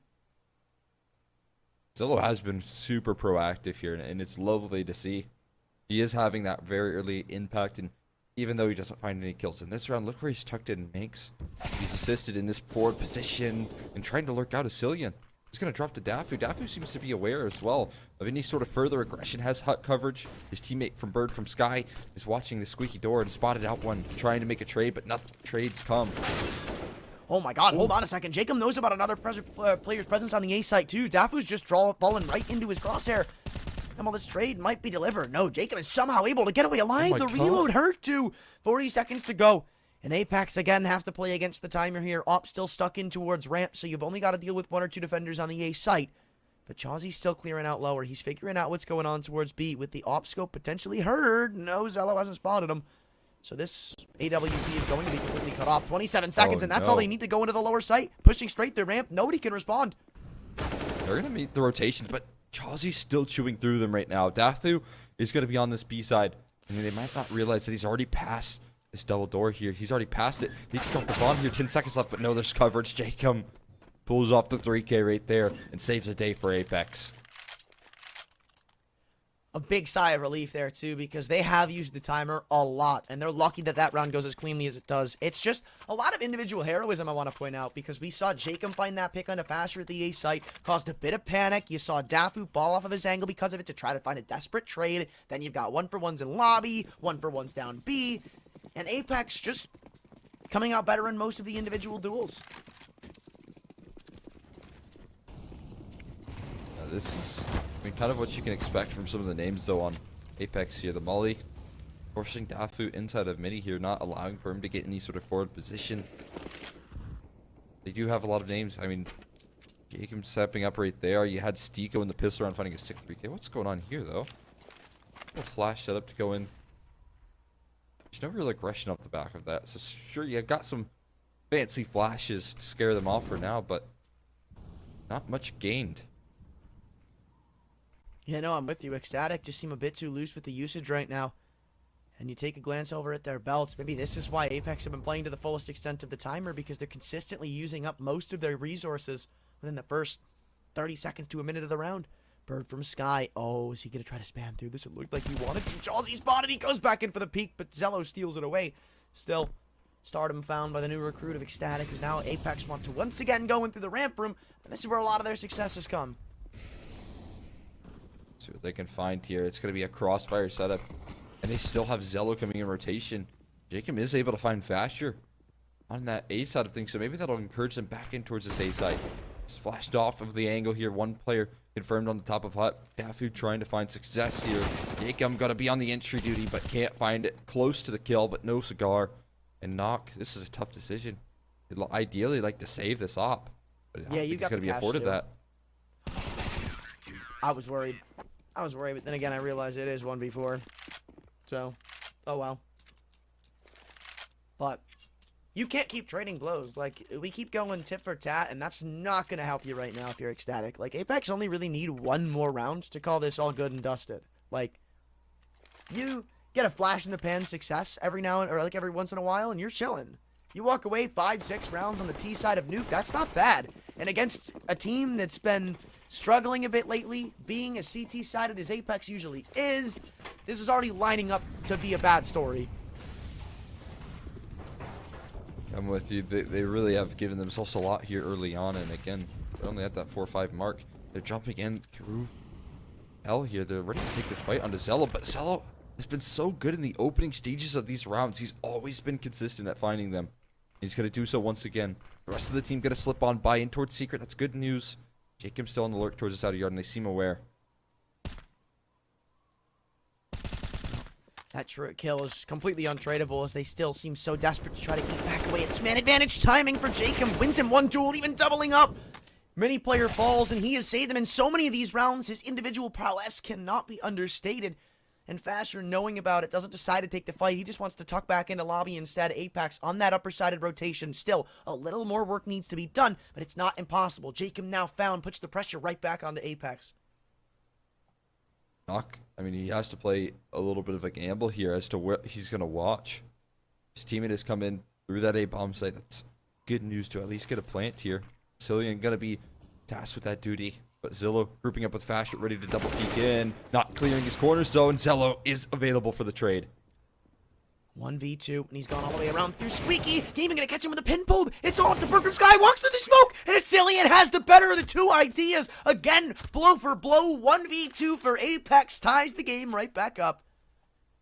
It's the heroics again, man. 1v2 clutch right there for Cillian. You've got Jacob finding 2 kills out in that outer yard. Able to actually activate that T side right there. But that's a huge victory. I mean, not only did they get that tied scoreline, but look at that. It's completely cracked that economy. I mean, they have nothing to work with in this next round.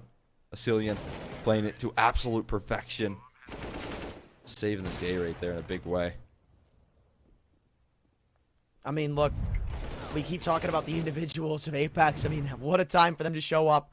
And even they call a timeout. I'm surprised. Maybe discussing what the potential buyback's going to be from ECSTATIC, because there's a half chance it's a save, a half chance it's a buy. They really need to, think over what they're about to do. Probably expecting a buy. Usually when you got a team backs against the wall like this, knowing that they need some CT-sided success, they're probably going to make the riskier of the two options, which would be to buy.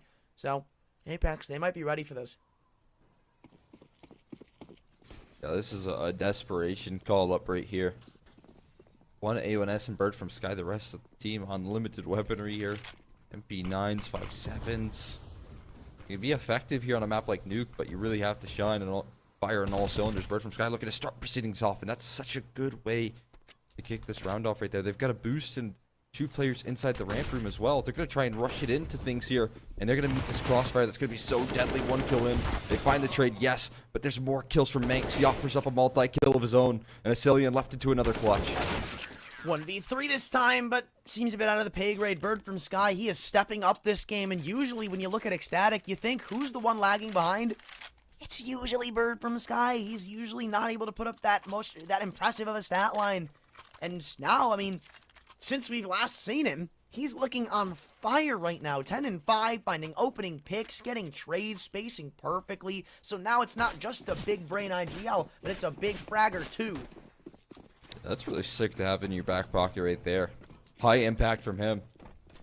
Finds the opening pick, and I think that really encouraged Apeks to rush into a ramp room. Now they're going to rush in inside of Mini. They're making a very fast play of things, and completely caught off guard is Dafu. At least Bird from Sky offers coverage from above, but they've got that sight control slowly under wraps here. And oh my god, Jacob's going to find another entry. Guess Nade might do it on a Chauzy. No, just barely does it, and what a headshot from Seiko. Shuts him down, Manx. Again, forced to take a save. 3 HP. Jacob at long range almost takes him down, and he was so weary to go into CT spawn. Knows that mini player could have swung out in time. Knock. Moves into the ramp room. Got the perfect line. A bit overkill on the headshot, but we take those if you're an Apeks fan. Tied up again. And when is the chaos going to end? We keep going back and forth. ECSTATIC throwing in unlikely force buys and pulling them out of the hat, and then forced to take another save, it seems Apeks is, but then the other one's bringing it back. Bro, we just keep going neck and neck, and it's another force buy. Yeah, when we talk about blow for blow, though, you really don't like ECSTATIC's odds on the CT side. Obviously, they're going to be the ones more pressured with the expensive utility and weaponry that they have to purchase into. So, I mean, look at their buy now. It's much worse than when they had previous. 3 Deagles, 2 MP9s. They were able to make a miracle round work, but it required Bird from Sky to do a whole lot. Well, I know I've discredited these rounds a bit too much, but I'm going to do it again. I'm going to say Apeks, this should be their round, and it should be them taking a lead for the first time in what feels like forever. But then again, they've got this weird setup, this janky kind of play going down towards Secret. So Chawsey, who knows if he's going to get caught off guard by this. All the utilities dumped in, though, from ECSTATIC, so now they've just got to stick to their guns. They'll be incredibly weary of this sort of setup. Bird from Sky is getting pressured from every which way. Got a good position, though. They spotted out. It's a huge opening pick right there. They're trying to bait them out. They're trying to force some aggression coming through from these triangulated setup. Secret, but Chelsea not going to bite on this. He's just going to continue to hold. He's not pushing forward here. He's not walking into this trap, and Apeks continuing their endeavors then towards A is probably going to lead to a static into a save at the very best. Well, they're finally going to take the idea of peeking up, but imagine if Chelsea is getting timing here. Nah, he won't. Still fights Zello, and now it seems like he's a bit hungry for more. You can see he peeked down lower, and this setup is all gambled towards Secret right now. Apeks, they're being a bit too slow for my liking. Again, they could get in their own heads about this. They'll make the right call in the 50-50 as they finally cleared out the A site, but I was a bit worried there. Understandably so. Seeing the timer get the better of them at one point. Not the case in this one. And yeah, I think that scenario coming into a reality here of just a simple save for a static and a concession of 7 T-side rounds. This is a very comforting territory here for Apeks. Can't seem to get more comfortable, really, can it? I looked at the stats for them before this game on this map, and it was, what, 25% of rounds won on the T side? Was abysmal. This looks night and day from what Apeks are usually showing us on this map. And I don't know if it's maybe just they've been killing it in practice lately. They've cracked the code to the T side of Nuke. With ECSTATIC, or just aren't really able to hold up and keep getting sent packing. Like, there's a lot of things that could go into it. But right now, what's in front of us is Apeks just dominating. Yeah, tough to put a exact read on things here, but they will take it happily.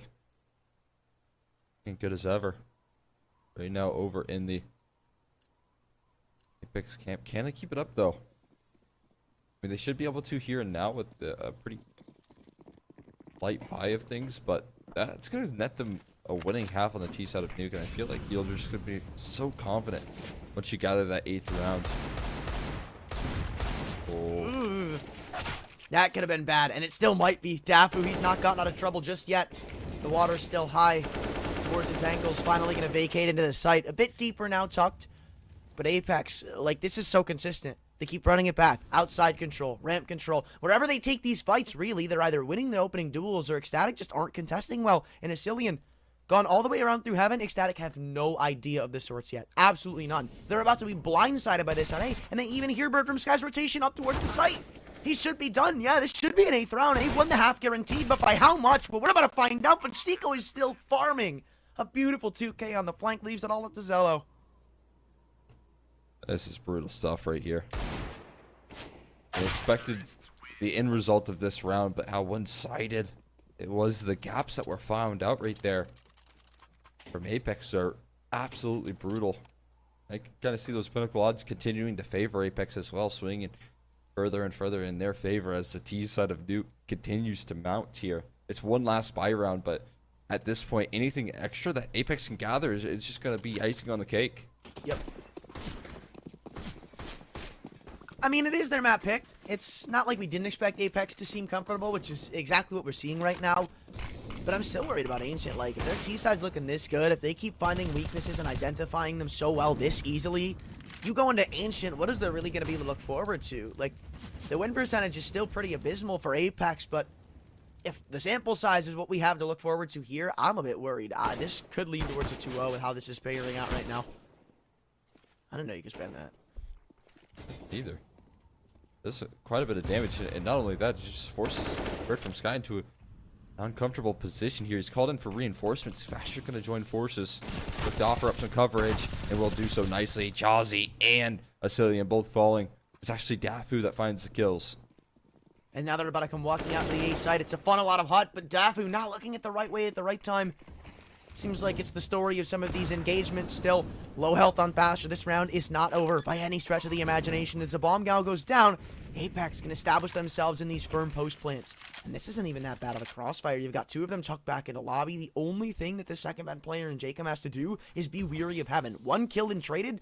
Probably beneficial for Apeks here. There's not much utility left to go around. These two flashes are all they've got. And when they be exposed out, easily able to dodge it as well. Things start to turn from bad to worse. Thankfully, that second man player won't get a kill. And now, we have to look forward to this off of Knock. Trying to frag out. It's planted here. And is he defusing it? He is trying to full stick it. And he gets off the bomb. But Manx, in time, he gets the kill. There is time to put the defusal in. And in the midst of the chaos, SKADE finally find their 7th. And again, it feels like Apeks are just playing so decisive. There was barely enough time right there to get that defuse off. But that was a really well put together half. You're welcoming a 7th round right there.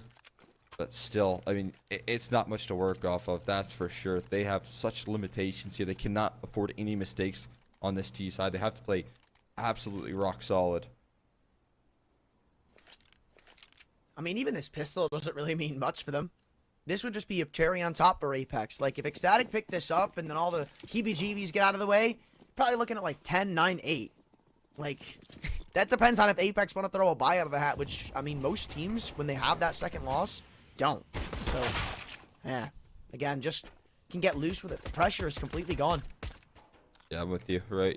There's no real pressure on this pistol. No real need to go for anything too crazy on the CT side. They're going to walk out of A, and somehow everyone's still alive. Chalsey and Knock find the first kills. Finally, there is trade. Finally, they do recover, and swiftly so. But, man, there are so many pistol whiffs right there. I can't even count them.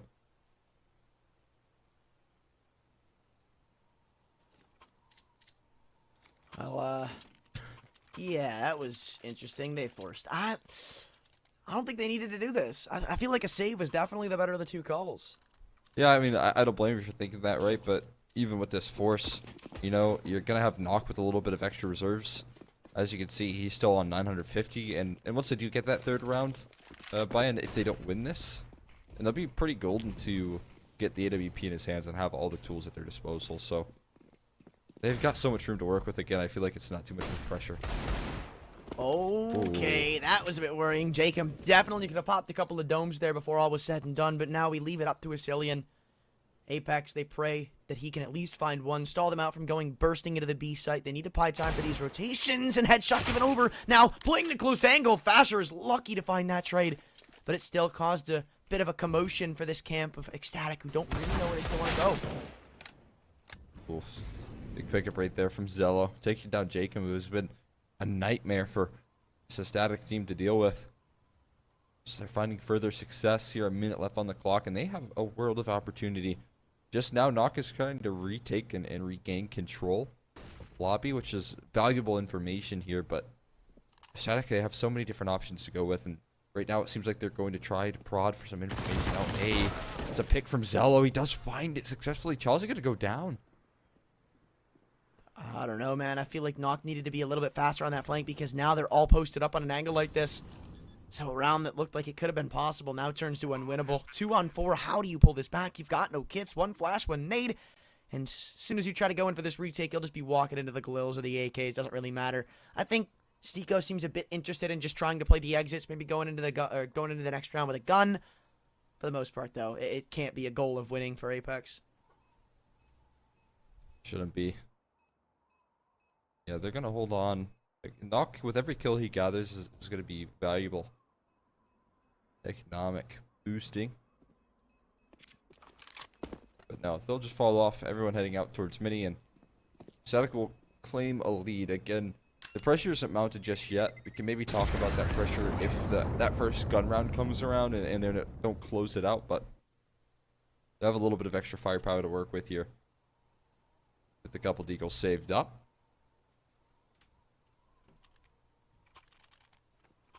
Well, at least I'll be able to extend on this lead, for one. Again, barring that the Deagles don't go absolutely crazy, which I don't really imagine they will. But let's take a moment to talk about this kill like spread between Apeks right now. Yeah, you've got Jacob lining the pack, 16 kills to his name, but then you've got everybody else on 10 or 9 kills. It is even Stevens for everybody on Apeks. They're all performing. Pretty tricky Apeks team to deal with when everyone's showing up here, but Fasher been a bit quiet, but in these last couple rounds he's been able to step it up. Man, the USB from Chelsea able to best the AK of Fasher. That's not a duel you think he'd lose either, not with how sharp he usually is. A dink coming through with the deagle, but it's not the kill confirmed, so there might be a chance at recovery for this round here. Jacob slipped the net. I don't think they know about his crossing, and Nox found another. Oh my lord, it's 1v2! No way! It's all up to Manx, and he knows Jacob's outside, but he's recovered an AK. He's got aim punch to worry about, but the timing is everything. And even tries to reset it now, moving around through mini. They've both exchanged glances, exchanged information. Nade bounces in, and they're both still so low. 2 bullets from the AK will do it. And he moves around to the site. Just planted back, Silo Manx. Can he really afford to stay around in lobby? I'm not all that sure. Jacob's got a Molotov, though, so if he wants, yeah, he could just molly this and then just go ahead and stick this defuse, because he's got to either run through the Molotov or just lose the round. No, he's not stuck at Jacob. You foiled yourself. You fumbled the bag, sprinting all the way around through the lobby. Can he get the kill? No, that might be it. I think he can't get the defuse. This is a full eco from Apeks. 2 deagles, 3 USPs, and they tie it up. Oh, man, there's nothing more brutal than that right there. That's for sure. Oh, my God. He just barely had it. Jacob in the last possible second pulling off the defuse. But what a robbery right there. If that doesn't break the morale of SKADE, I don't know what will. When we talk about this 3rd round bye, we were coming into it expecting that this was going to be a clean 3-0 start for SKADE, but it's not the case. Now they've got all the utility, all the firepower in the world. And they've got the confidence of closing out a full eco round as well. Dude, that round is entirely one on timing for Apeks. Because Jacob finds that kill on the Bird from Sky outside. Like, Bird from Sky was holding that angle. As soon as he looks away, Jacob crept through. And now all the rifles are reinvested. As you said, the mentality and momentum is gone. Bursting into the A site they go. Chauzy still sat behind the silo, and he's not going to be able to find anything. That's sure hungry for a little bit of revenge right there. Is able to successfully pull it off. A great kill on the player back silo here, and the numbers trying to get punched in. They haven't been able to plant just yet. The smokes are lining in towards Heaven and Mini. All the utility getting expended out of the pockets of SKADE, but it's at a worthy price here. They've got the site confirmed, and yeah, I think you're exactly right. This is going to be a save there. SKADE, they pull a little bit of a heat into the A bomb site, and it works out to perfection. I actually really like that SKADE win this round. It makes me happy, because I thought after something like that, they would have been broken. I mean, you lost against 3 USPs. How do you come back from that mentally, especially without, like, even attack? Yeah, I mean, usually you just never see Fasher lose a gunfight there, but he loses to a USP. Jacob, big 3K. No one's saving anything. Oh, man, and even, you know, a minor victory in the round since in the round count. SKADE able to bounce back after a big eco, but a short-lived success right there, man, because Jacob just rips it away from him. He's on 21 kills. He's run away from the pack. You're right. I mean, especially as soon as I talk about how even the kill spread was. Like, he just continues to step up. Now 10 kills in front of the closest player on his team. And SKADE, well, they've got the lead. You still got to worry about this absolute tank of a player. There's no doubt about it. And this guy's lights out right now. Even in, you know, in the early exchanges and the clutches as well, this guy, just love to see him have this level of impact here. See if Stico can offer up similar success here towards the ramp room. Well placed HE, followed up by a smoke to keep him at bay. He's going to avoid all that spam, but no, he walks right into it. Dafu said, thank you very much. I'll take that control for free. Now a response needs to be made. We've seen how much Apeks has struggled in these man disadvantages. So it almost seems night and day. It's really been a T-sided affair. From what was a very, like, defensive, happy Apeks, that's usually where they find most of their success. This is looking really poor. Ooh. And there goes your star fragger. There goes your ace in the hole. So now somebody's going to have to respond double time. Chauzy mollied out of position, so we can't even try to work that 1v1 in lobby. Oh, yeah, they're throwing some great utility right now. They're keeping him at bay. Chelsea was looking to re-aggress, looking to try and pull things back, but instead he just gets forced out of position. 45 on the clock left to work with, and there's 2 main options here now that they've taken ramp control, but they're going to make their way quickly in towards B. And there's a lot of pressure to deal with. Asilian finds a quick kill, but it's at a price of a lot of his HP, and he will go down. Well, they've rotated it in time, so they can opt to try to deny this plant. Manx already close. They're going to be planning the default spot. Door swing open, and Chauzy falls. Really good stuff and awareness from Dafu, but now the op left in a 1-on-4, and is he going to go for it? Nah, gets the kill and gets away. Ecstatic have found themselves their 11th round, and things are starting to look a bit worrying. Seems like they've warmed up on this T side again. They only dropped that 1 round, and it was entirely luck. Now, right back to their guns. They can't be stopped. Yeah, and that's a full buy. That's a full investment from Apeks just falling at the wayside. Static are proven to be pretty effective on this T side. It's impressive to see as well. The resilience, the ability to not just kind of shut down after a round as disastrous as 18 for them. Well, 4 Deagles and a USP. Look, if this works, you gotta just stop buying the rifles. I'm gonna keep it a stack with you. Fair enough. I mean, I feel like the pressure's soon gonna start mounting, right? We talked about them hopping into this second half, not to worry at all, right? They've built themselves so much of a cushion, giving themselves a winning T-side half on Nuke. But now, as you start to slowly let those rounds slip away from your grasp, you got to start to sweat just a little bit, especially with the ecos that are constantly in play here for them. Yeah, things are starting to get out of hand. These rifles haven't been close, so what's going to lead this idea to change coming into the next investment for Apeks? It almost seems like it's going to keep getting run back and back and back.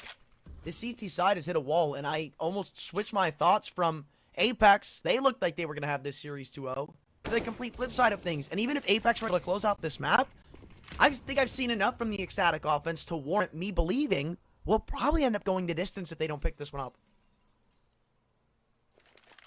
No doubt. Those start to maybe apply a little bit of pressure, that's for sure. Apeks, we'll see if they can handle it.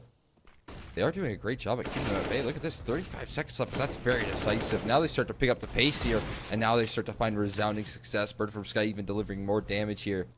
So while it was delayed, it was a little bit scary. Stiko's got himself Oh my god! Another. What has just happened? A complete turnaround. Stiko flipping the script a little bit here, and he's gonna find 4 kills. He finds the ace. What did Stiko just do, man? The turnaround right there in an instant. Stop buying the rifles. Stop. Stay with the Deagles, bro. Stiko is crazy. That's insane. His back is literally against the wall. He's playing in a like by the books definition one and done spot in the vents. He finds one, yeah, sure, maybe even a second with that AWP. Now he's pinched in. He just keeps fighting out of that angle. Tooth and Nail and Ecstatic are finally broken. 4 pistols, 1 AWP. It's a force buy actually from Ecstatic, and this is risky. I can't even comprehend it right there, right? I mean, we talked about the time being of essence, but then they start to pull the pin on that execute towards A. It was a 3v5 right there. A 3v5. Not live, I think we just got a not live call there. And the mix, so we're probably going to do a little bit of resetting, but man, oh man. Static, that's just another round where how are you going to mentally bounce back? How are you going to resurge? How are you going to get back in the game after losing another one? And knowing that you're on the precipice of just dropping so much here. We're going to look at that replay. This is what Stiko was able to do. I cannot believe it. Absolutely wild, bro. God. Like, he is just banging everybody out. And even the Zoom bangers to close it out, dude. They just keep giving him these 1v1s. And I applauded Ecstatic for how well they were able to control the chaos. But at the same time, I don't know. I mean, what is that? The second time the timers really forced them to make something uncomfortable work? So this just goes to show you how much you can't really do this passive meta, especially if you're like Apeks, because the comps just aren't there. Like, you could see how much the midst of the chaos ruined them in that round. So many angles went uncleared, the spacing was poor, the trades weren't there, and that's just a downward spiral to lose a round. Yeah, I mean, it's just one thing that goes wrong, and that's enough to create the panic. I mean, that was a 3v5, right? You should be super composed in a situation like that, but it wasn't the case right there for Static. That was for sure. There's no doubt in my mind. They're able to squeak in a op once again. I mean, obviously going to go for the same game plan as they did in the previous. I don't know if he fired off any shots, so that might not be expected. Nonetheless, got to make some big work done with it. He's going to go in towards the outer yard here early on. the round. He's just moving quickly, taking some decisive control, but he's lost his teammates in the meantime here. Taking some fights towards any side of things, but Zello does trade it back, and they're going to continue their endeavors in towards B. Well, they've been able to quickly get outside control. What's the response from Apeks? We've seen them a bit lackluster on this B site defense, but Asilian's gone all the way around through lobby. I don't think they're expecting of this just yet, or maybe they are. Dink delivered. Nate should finish the trick. Yup, even as far away as you are, only needing 1 hit damage, and probably a recipe for disaster. Oh, Asilian should be dead, right? Right? No, he's jumped on top of the boxes. He can't really decide to go for the knife now. Got reloading, no bird from Sky. From a Glock to an M4 instant upgrade. Shawzy here's the footsteps, but Zello through the smokes connected. It's a 2K and a man advantage fielded now for Ecstatic. In a round they should have never been contending for. Now it's Apeks on the back foot. Oh man, I really just do not give Ecstatic any sort of chance in mentally bouncing back in these rounds, but maybe I'm just wrong every single time. How have they found so much success? Zello's waiting for this peak. If not goes any further forward, if he tries to test the waters here towards Mini, be dead to rights. Instead, he tucks in towards the lobby side of things here. And 30 seconds left on the clock. There's plenty of time. Stigo's been spotted out towards B. Vasher trying to test the waters here. He's got to peek in. The A1S for Bird from Sky. He's not done with just the Glock kill. He finds further success. The Molly in the Vince Stigo. He cannot go up it, and they're going to have a post plant. You have to go for this if you're Apeks. You just simply have to. There's no world where you can really consistently expect to pick up Nuke if you drop a round like this and consistently do so, but they've allowed him to go up through the vents. The only one to spot Bird from Sky. He's missed a couple of opportunities, and now you start to get worried because while Stigo is low, so is Zello. If he can win this initial aim duel onto the IGL, then problems start to emerge. He's got a kit in plenty of time, but he decides to go away, and Ecstatic have gotten themselves a 12th. Again, blow for blow. Stop buying the rifles. That's all you can say at this point. I just can't quite wrap my mind around it. Whether it's Ecstatic just pulling through with some insane resiliency to keep themselves composed in such disastrous rounds, or whether it's just Apeks coming through and being a little bit loose in their CT side, right? I mean, we got some dry peaks in.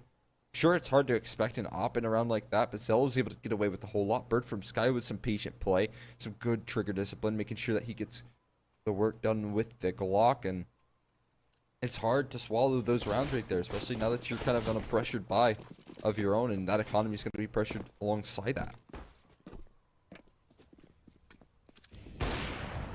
Well, first kill delivered. Nox AWP struck into the heart of Zello. Finally, an op duel one in the favor of Apeks, but they're going to need more. I don't know if we've seen them too many times actually walk away with an advantage, though, so it could be all they really need to find the key to success. Inconsistent, albeit, but they need something. That's a huge opener right there. Zello has been facilitating a lot of this early success. So the fact that he's down early is a huge weight off of Apex's shoulders. He has to be careful, though. They've closed in. Bird from Sky just picks up Zello's up, so maybe it's not the weight that they're expecting there. He's able to find one. He goes a little bit hyper-aggressive and will fall because of it. Make's still tucked in towards Squeaky. He's going to get crushed from both ends. There's no escape, but he does walk away with a kill at the very least. Short-lived success, sure. Apeks bounce right back. We continue this blow for blow. Man, oh man. Ecstatic once again sent to an eco, and we saw them so many times be put in these situations on the first half. And it was Apeks just taking it to the bank, consistently picking up these rounds and really starting to twist in the knife on that T side. These were the rounds that made them and made that half so one-sided. But now the fact is they're struggling to pick these up. They're just a bit too slow, and I feel like they're not doing enough. Yeah, they really got to fight for these rounds tooth and nail, and we will talk about the economy here as pretty lacking. There's not a lot to go off for Ecstatic here. They have to make a tough decision. Looks like they're going to continue with their efforts of the force buy that has worked out before, but surely you don't think that it could work out 3 times in a row. Surely not, right? Surely eventually they find that success they've been looking for. You just can't keep relying on force buys, right? I mean, I could be wrong in that sense. They are coming out with a clear game plan. You can see Bird from Sky ready to haul in the shots and try and help out rest of SKADE and closing out this round, but looked composed as ever. Know the implications of this round are many. They need to find it. Yeah, this cannot be a round they let go to the checklist. I mean, this has got to be an Apeks conversion for a tie game. And remember, eventually when they're able to overcome the rounds like this, they're going to get 2 for the price of 1, and Jacob is ready. He's had enough of the shenanigans, already finding 3, and single-handedly shutting down the round. Flash comes in, and he's spotted faster in the close corner. He wants more, he wants 4. Molotov forces him into a peek. Stiko steals it away, but it won't matter. They're okay with that. All up to Manx. Deagle in a dream, no armor, 1 flash, and even tagged up a little bit in the early stages. He's got plenty of time to play with, but they're not giving him anything whatsoever. Quasi decides to commit to the engagement, and I guess for better or for worse, comes out on top. Tied up we go as Apeks finally forces SKADE's handed a save. Finally do, and now look at this. Look where it leaves them off at a full eco here, where you're only going to have Glocks as your, maybe some P250s as your very best weaponry. And that's going to allow Apeks to take the lead on that CT side. And here's where, you really would have liked to convert a couple of those rounds where you're up against the pistols and the MP9s, because now that's going to be a lead snagged away. They could have been at 14 and some if they were able to convert on a couple of those robberies. Yeah, I mean, this could be Apex's chance to finally start stealing away this game. But again, I told you, I'm already convinced enough in SKADE's game plan to see that we're probably going to go 3 maps regardless of who picks this one up. Rather, if SKADE don't convert here. That nade, though, is so chunky. Oh! Great HE, great utility here. And line them all up. Jacob continues to rise in the KD. Asilian to close out the rest of them. That is welcoming territory right there for Apeks. A clean one on the board. I'm with you, though. They definitely look like they have a very comfortable game plan right now, right? Zell looks like he's slotting in quite nicely in some of the early exchanges. So despite a scoreline that looks a little bit bleak for them here on Nuke, you get into your own map pick, and maybe you do come in with a little bit of heat.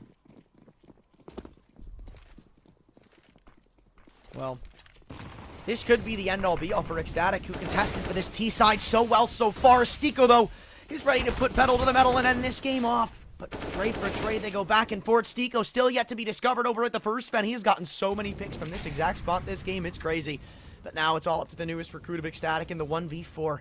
And Stiko sat right in front of him. As soon as this smoke expires, it should be a free pick. No, never mind. I forgot it's Stiko, and he just decides to pick up a 3K like it's nothing. It's like his spot right there. Call that Stiko. Right in the left side of the vent, man. This guy is absolutely lights out from it. Found that ace to get just an impossible round in their way, and now he's able to just offer up an incredible A-side defense with the help of Chelsea. So dealing with that full buy, and now you start to maybe turn your eyes towards the future maps here. Ancient's got to be in the cards for them later on, but you don't like their chances of trying to gather a 15th. Although if there was ever a game to do it, it would be this one where they would be able to keep Apeks off of map point with an eco. Yeah, they have looked so good, man. So good. But yeah, I think it's not up or shut up time for SKADE. You don't expect them to convert for this round, but still, we've seen it before, and oh my god. On the run, just jump spotting Asilian's gonna take it down. There's no way. There's certainly no way. Stiko about to be pressured down at the B site. Fashery definitely should have just gone crunching in, because now he can decide to farm up with the AK in hand. He picks up 3 and even a 4th. Damn, on 1 HP, they can't take him down. Usually SKADE are so good at putting on the pressure in those situations, but no. He just decides to walk up to 26 picks, and now only 3 away from securing themselves that map advantage. Yeah, well, we talk about Jacob running away with the pack right there. Stiko's fallen right alongside him in an incredible string of rounds. He got that ace, and he hasn't looked back since, right? I mean, at one point, we had 3 players on 11 kills, and Jacob was the only one leading, but Stiko's joined forces right alongside him, and that's a terrifying duo. That looks to be absolutely electric here. Oh, they're trying to contest the outside angles. This could be huge, Jacob. I don't think we've yet to see him tuck into this angle. I mean, we've seen him fight Redbin, but now from here. And if they put some well-placed utility on the board, then he can farm up this round. But no, Bird from Sky is still doing so well. And another opener goes the way of the IGL. And a man advantage, no less, mounted alongside it. Oh, Asilian, this is risky. This is really risky because Fasher's not blind, but it's Bird from Sky again to steal it away. And it looks like ecstatic might still be swinging for this game. Man, oh man. It's looking so good right now. Bird from Sky finding the 2 opening kills right there in the outer yard. Taking some of those heavy hitters down.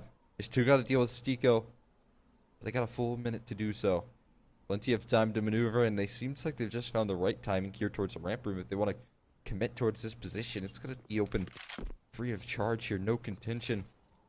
Well, they hear this, so if Apeks want to contend for this round, they can respond with some aggression. They can decide to go down lower and try to meet them head on, but I don't think they have that much interest in doing so. But there's a ton of cash, so I'm actually quite surprised to see them not going to these exits. Stiko, this is an opportunity, though. Timing doesn't go his way for once, and now Apeks just decided to call it a save. Hoard in these weapons, and ecstatic walk up to 13. Still a chance for him. Probably needed a kill to really encourage that 3-on-5 attempt right there. Perfect Sky hunting in. Does find a lot of damage, and it allows for Makes to find the quick trade. Nice attempt from Chazi on the save, but no luck, and now it's up to Knock. Save onto this AWP, and they're somewhat closing on his location. Towards T-spawn, Manx is going to go. If he goes off that ladder, he could catch him off guard, but this is a tough position to check, right? Yeah, there's just so many angles here. So many spots where he could be hiding. So many corners he could just be sitting and waiting for his prey to come waltzing through, and I think they've understood that they just need to keep their hands on their guns. Because while you've got all this win bonus coming in, it's not going to be enough to go back for a full investment. So you do have to give them some respect in that regard. Pretty easy call to make right there. Hold on to that. There's a timeout called in from Apeks, though. They're looking to ensure a little bit of comfort here and closing things out. You know, get yourself a 16th round. How are you going to close this one out? There's plenty of money to buy up for the rest of this half, so economy is not going to be an issue. Mm-hmm. They definitely don't want to replicate the results of last round. That seemed a little bit too easy for SKADE. Yeah. Right, where it was just countless re-aggressions, it felt like, and then a gamble stack that just didn't pay off. Can't really blame Apeks for losing that 3-on-5. It's like, you have to take a 50-50 at that point, and without having any information, you'd usually bank on something like an A-stack. But nonetheless, you're right. They do have investments for the rest of the game, and I wish they would do a little bit more on the ramp aggression, right? I don't think once we have seen them like push up with the AWP, maybe try to fight lobby and really get that map control for themselves. Usually the contesting's been towards outside, and I don't think you can afford to go 50-50 in these exchanges right now. I'd love to tell exactly why that is. What? Basher diving out of mini, able to find a blinding headshot right there into Jacob. They're making their way fast towards Secret as well, but Basher has not stopped at one. He's looking for more here as he's made his way in through hell. It's going to cause insane pressure on Stiko to try and take ground, and he does find another Basher activated here late in the game, and Dafu finds another kill. Maybe it is a replication of last round here as they're finding a very quick 2-on-5. I'm telling you, they have to start doing something in ramp. They have to, because look, this round could have still been won even without that opening pick. You think Stiko has the perfect angle for Thatcher to just come walking in, but he can't stay there. He can't afford to stay there because of how many angles he could get peek from. He's worried about a ramp push to come through. He's worried about having to take that fight in hell. And that's not a war on two fronts that you're going to win. So think of it this way, right? Instead of that, what if they had somebody pushing ramp in the early round? Well, now he doesn't have to worry about that. Now you can afford to give up outside control because your rotations are still going to be quick and you've still got players tucked into sites. I think there was a way they could have won that, but they are just being a bit too choreographed for my liking. Yeah, I mean, and it's hard to dance around that headshot right there, that entry work done from Fasher. So, you know, sure, Rampery might be a great opportunity to offer up some sort of CT side aggression. They really do have to deal with the level of pace that the SKADE are throwing out towards the center yard. At least have someone in secret, maybe get some utility down here. That's exactly what Jacob's forced to do. Just trying to keep them at bay, and this is what Asilian's going to try and recover. Going to make his way through secret as well to try and hold off against some early aggression. 3 players already down, though. If Jacob threw the nade, it would have been so big. I mean, you'll still see Asilian here, but remember how this happened last time? Literally jump spotted and got instantly dinked.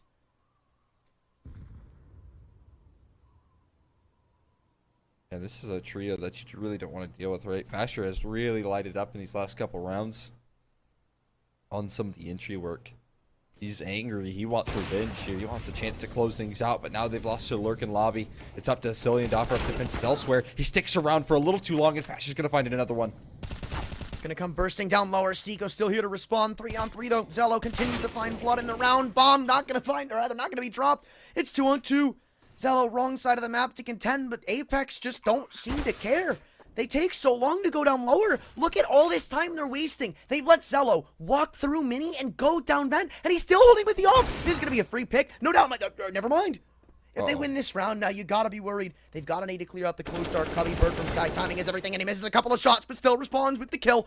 And now it's 1v2 for Chauzy, planted in the default position. There's a player in dark, and there's somebody in the back lines. Neither of them have yet to swing through with the windows broken. Bird from Sky flashes in.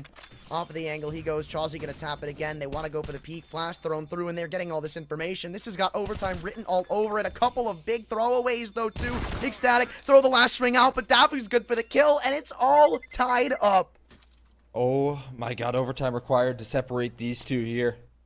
And it's fair enough, right? What a turnaround from ECSTATIC. What a way to keep them alive in this map, man. Fasher doing so much. I don't know why Cillian peeks there. Like, what is he worried about running away for?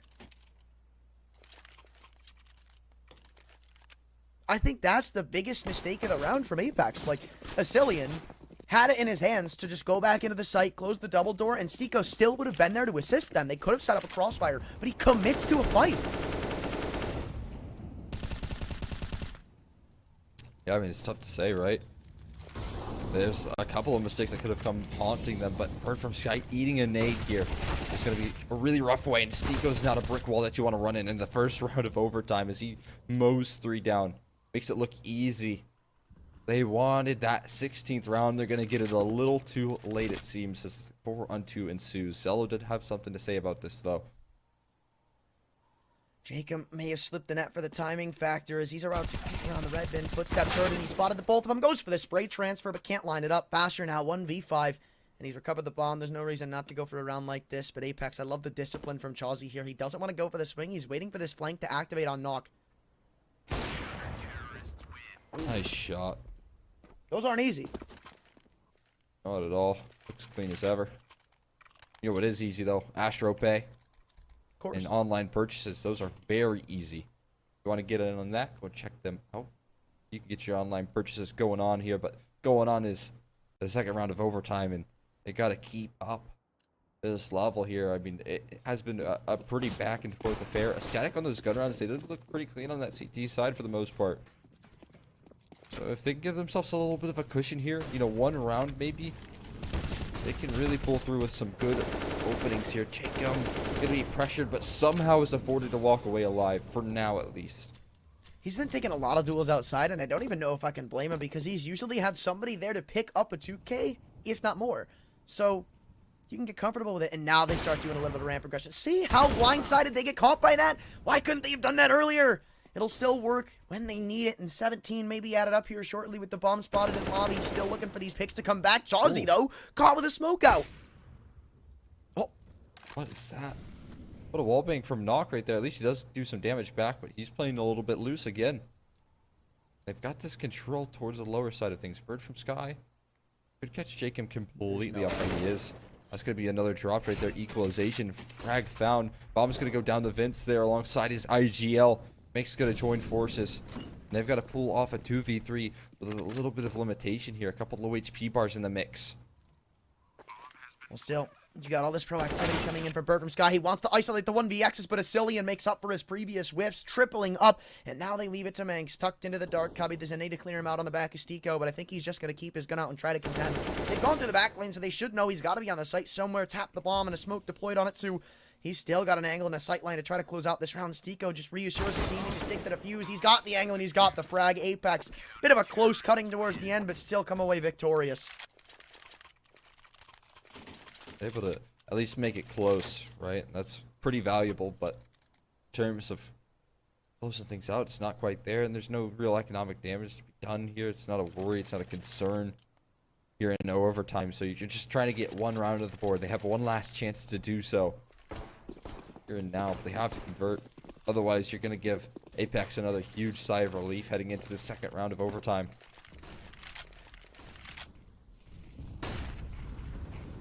Last chance to strike if you're ecstatic, and what was once a very good-looking T side seems to be a bit down the gutter right now. Asilian already tagged low, but ecstatic, the majority of their push right now has gone in through lobby, so if Stico's able to shut down this secret flank of Fasher, then their take becomes so one-dimensional. Fasher's no easy target right now. That guy has been really, really fiery in the late stages of this game. He's been a deadly force to be reckoned with, and that's partially the reason why SKADE are even at this point. His outer yard attacks have been lethal. Cillian low on HP. If they do elect to go in towards this A bomb site, they're going to be met with some lacking presence here on the defense. They commit to it, but they just get held back by the mollies and the smokes. They don't commit. Not yet, at least. First pick soon to be delivered, or at least I presume. No, okay, yeah, Jacob does end up falling. Still, should have been a bit more one-sided to that duel, but ecstatic take it nonetheless. A couple of low bars, as we've mentioned before. Bird from Sky finally traded out, but the A site takes soon to be in full effect, and Chaz is going to need some assistance. Currently, the only defender is Stico's come up through the vent flank, and they have got the perfect crossfire. 30 seconds left, bomb drop. They know the play that's going through, but do they know where the second player lies? And Dafu, no, not yet. And Asilian on low HP could be a bit of a worry for me. Faster still yet to swing in through Mini. They've got to have a point coming in too. He's played this timing to perfection, but now it's all up to the op. Ooh. Oh, Aichi doesn't go quite deep enough right there, so it's not going to do the damage necessary. He's used all of his util. That drop might have been heard. No, not yet. Oh, he's going to drop it. He's going to drop the bomb. He won it! What on earth was that? Fasher gets off of it, and he steals it away right there. Knock pulls the clutch off. That is unreal. That's crazy. Nox shows up big when he's needed. I mean, he's been quiet for the majority of this game, but finally stepping up, and even if he doesn't find all the kills, he just gets the one he needs. 18-15, we saw Apeks with 3 map points on the defensive side. Now we get to see him in what was comfortable before, the T side, hoping to close this one out. And I don't think it's that unfavorable to do so, honestly. At all, man. Oh, another just heartbreaking round for SKADE to lose. That's not the first. And now they can really play a really risky game right now for these first 2 rounds of overtime. They have opportunities. They can pull through with crazy plays. They can dig deep into the strat book here. We'll see what they have left.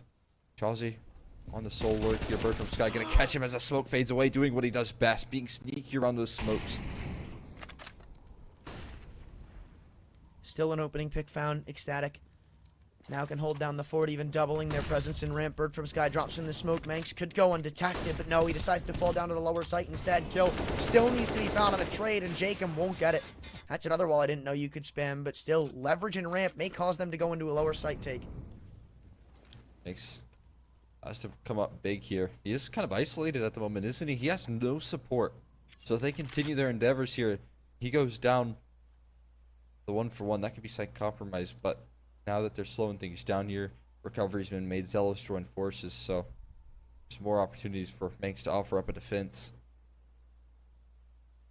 Asilian, they're waiting for him to get the job done, or at least get some info as he works out a single door. There's a 1v1 to potentially be taken. It all comes down to the timing that Daffy decides to swing in. Asilian, though, holding it. That's a big whiff. That's a really big whiff, because their entire round success kind of banked on him finding that kill. Still sat close. Manx undetected, and this one's done.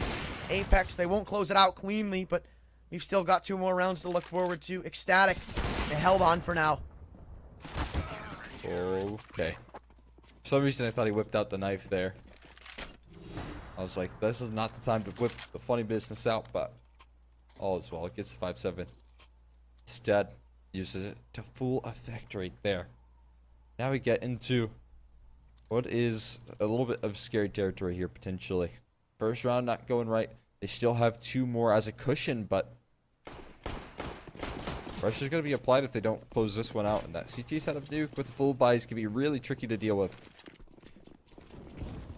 Are they going to go for a quick A-rush? Oh, my lord. We haven't seen them do something this aggressive yet this game. It could work, though. No, never mind. No, it hasn't. They've been shut down at every single scene. 2-on-3. And Dafu actually can't answer. Wait, what has gone wrong?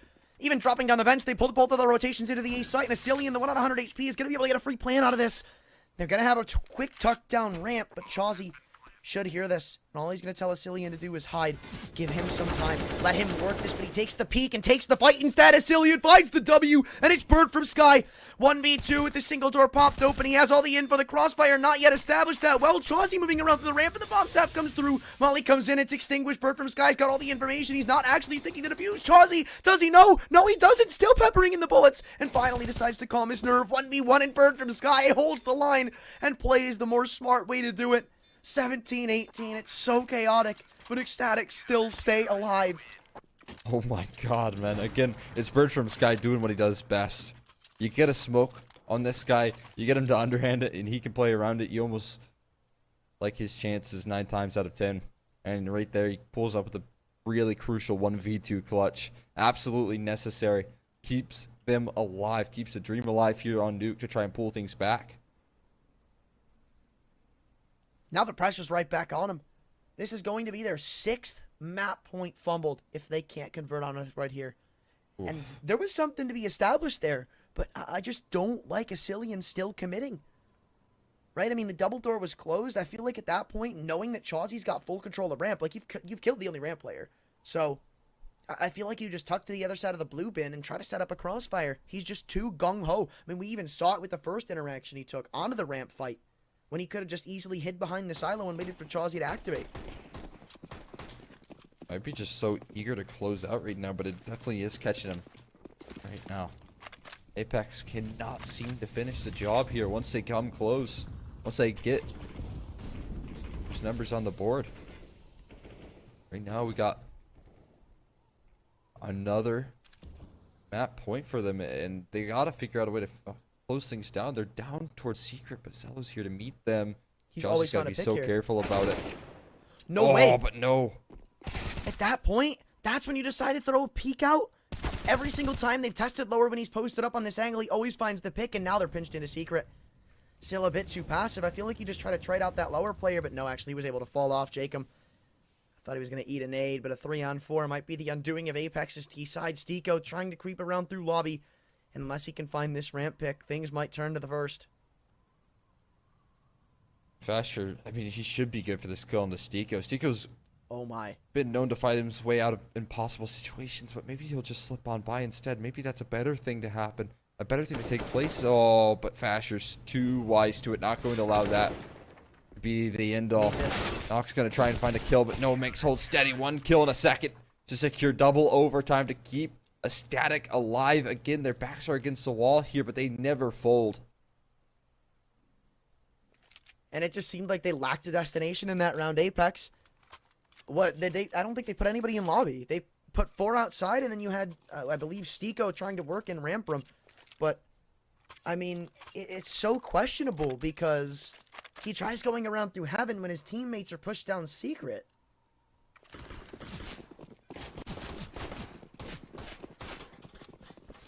Yeah, they had the start, right? They got a heavy hitter down. Zelda was dropped. But it seemed like in the mid-round right there, it just kind of came collapsing. One thing goes wrong, Apeks, they seem to struggle to recover.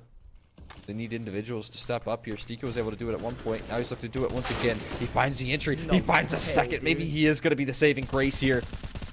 But they couldn't do it in the last overtime. Like, why? How do they drop it? Oh, man. Oh, well, actually, I may have spoken. No, I didn't speak too soon. Like, there's so many of these picks that bring it back and make me wonder, like, is it actually going to be a 1 round? But then it's just instantly traded. I'd say, but that's not even the bomb. So what's going on here? Yet. Yeah. I have no idea. They're going to give a couple extra fights. This is exactly what you want. If you're the likes of a Static, okay. Jacob's going to keep things contained. Nice and tidy here for now.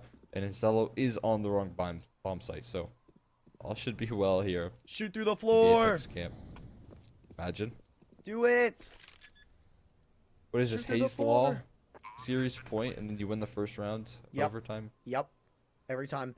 Very Hayes' law states whoever gets map point first and chokes it away to go into overtime will always win the first overtime round. Hayes' law. This is law. Picks are making that a reality. Solo, gotta go down there. I feel like it's worthy of a save. But with Maybe. 16k overtime, I feel like maybe you can get ops out. Especially if you're not double opping, you should be good.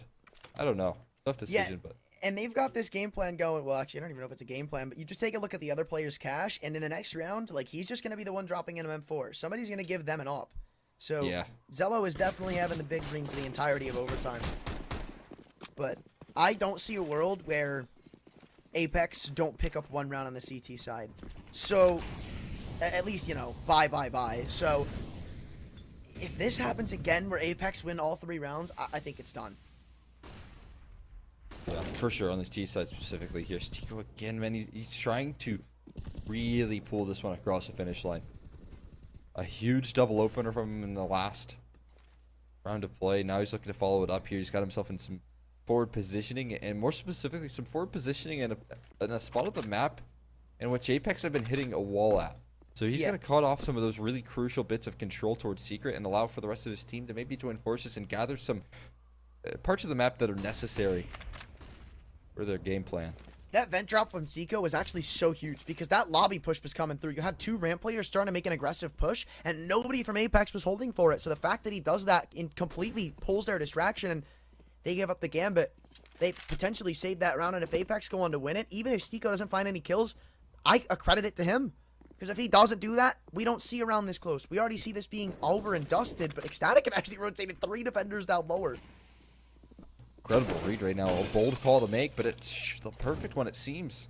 Throwing utility in, but they're already past the point of ramp. They're already inside the site. How on earth is Mix getting spammed down? Faster comes in recovery, and they still have Zello posted up with the AWP. There's a lot to deal with. The crossfire lethal, but Zello able to fire away with only a singular kill. And there goes the site. The compromised bomb site is going to be gathered here from the side of Apeks. They're giving him so much time. This bomb's still yet to go down, and they're going to be able to creep ever so much closer in on this retake. You still worry about Chawsy and Jacob because they're so low. This nade, the shrapnel going to be used as a little bit of sanctuary to move in through the right side of the ramp room, but no, Chawsy's hold down the line, and you know about Faster still being here. He was the one that threw the nade. Chawsy could finish it with the HE of his own, but Jacob steals it away before that can happen. 20 rounds the way of Apeks. SKADE once again shut out. Fancy shooting right there, done. And again, I mean, that's a really hard crossfire to deal with right there. I really favor the SKADE's chances once they stack that 3rd player over in that bomb site. But somehow they make it work.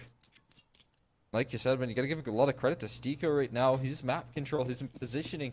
They finally make it down past the point of Secret and even further in towards that bomb site. And they're able to pull through with a very good game plan. But the op is in here, like you said, for Zello. She still has that big green. Bird from Sky a couple of times now. He's been able to find this entry success outside. In fact, I feel like every time he's finding the opening pick, it's at this angle. It's at this direction. Uh-oh, Zello. Trying to catch a timing tag, get hurt by the Molotov, and still he's stuck between a rock and a hard place, though. Just drops the smoke and gets out of dodge. He'll take that. But the frag comes right back. Manx gives it away in ramp. Oh no, that's everything right there. He tries for a little bit more. Faster looks to recover, but he jumps the gun. Zello has made a rotation in towards the B bomb site, but he's now smoked off in the single door. He can't make his way forward here without getting blinded up here. He's going to try and swing that door open. Bird from Sky hot on the tails, but everyone's dropping. This could be a clean sweep on the T side. They've figured it out, Apeks. How to get rounds on that T side here. And now, map point, heading into the CT half. I really like their odds. Yeah, I think this is done. I told you, I don't see a world where Apeks dropped 3 full buy CT-sided rounds in a row. So that might have just been the final nail in the coffin right there. SKADE gave them no breathing room for this second half overtime of T-side. Which is surprising because their T-side looked so good for the majority of this game, and it gave me hope when we went into Ancient. I thought they were going to be able to show some stuff, but if Apeks stay this solid and keep hitting the shots like they are now, how do you possibly work back on that map? Does, and doesn't favor them, that's for sure. Popping a couple shots off here and there. Mace is going to find the entry, though, so maybe there's just no sweat just yet for SKADE. They've been able to pull back huge recoveries. Jacob inside the smoke. He's trying to go proactive, knowing that he needs to find some answer back. And he's going to get it, too. Smoke fades, and I can't imagine he stops here, right? Why would you? Chawsy even about to push through HUD to figure out if there's a player holding for him. Yeah, he spotted the shoulder of Manx, so now this is a free kill for Jacob. As soon as he backs away, Right back to the 4-on-4 and full lobby control fueled by Apeks. They'll take that trade-off, and Stico is still positioned to hold for a secret rotation. Burt from Sky jumping in a CT spawn, but they've lost the man advantage. Jacob doubling down with his pro activity might have just ended this game off. Picks go back and forth. It's all up to faster. Stico falls, pushing through his smoke, but Jacob's holding the line with a 4K to close it out. Apeks finally are able to crack the code. What a phenomenal way to close things out right there for the likes of Apeks. So they'll be happy with that victory. Be happy to be right back here after this short break. Make sure you all stay tuned.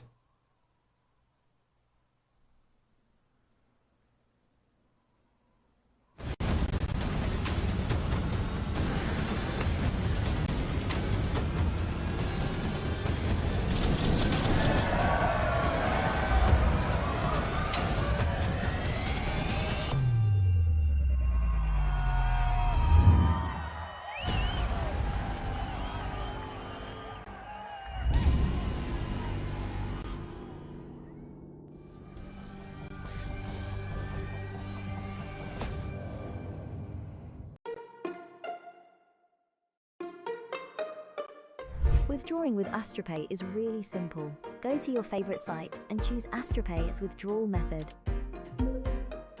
Then type the amount that you want to withdraw, type your mobile number, and click on the Confirm button. Now, enter your wallet with your usual credentials and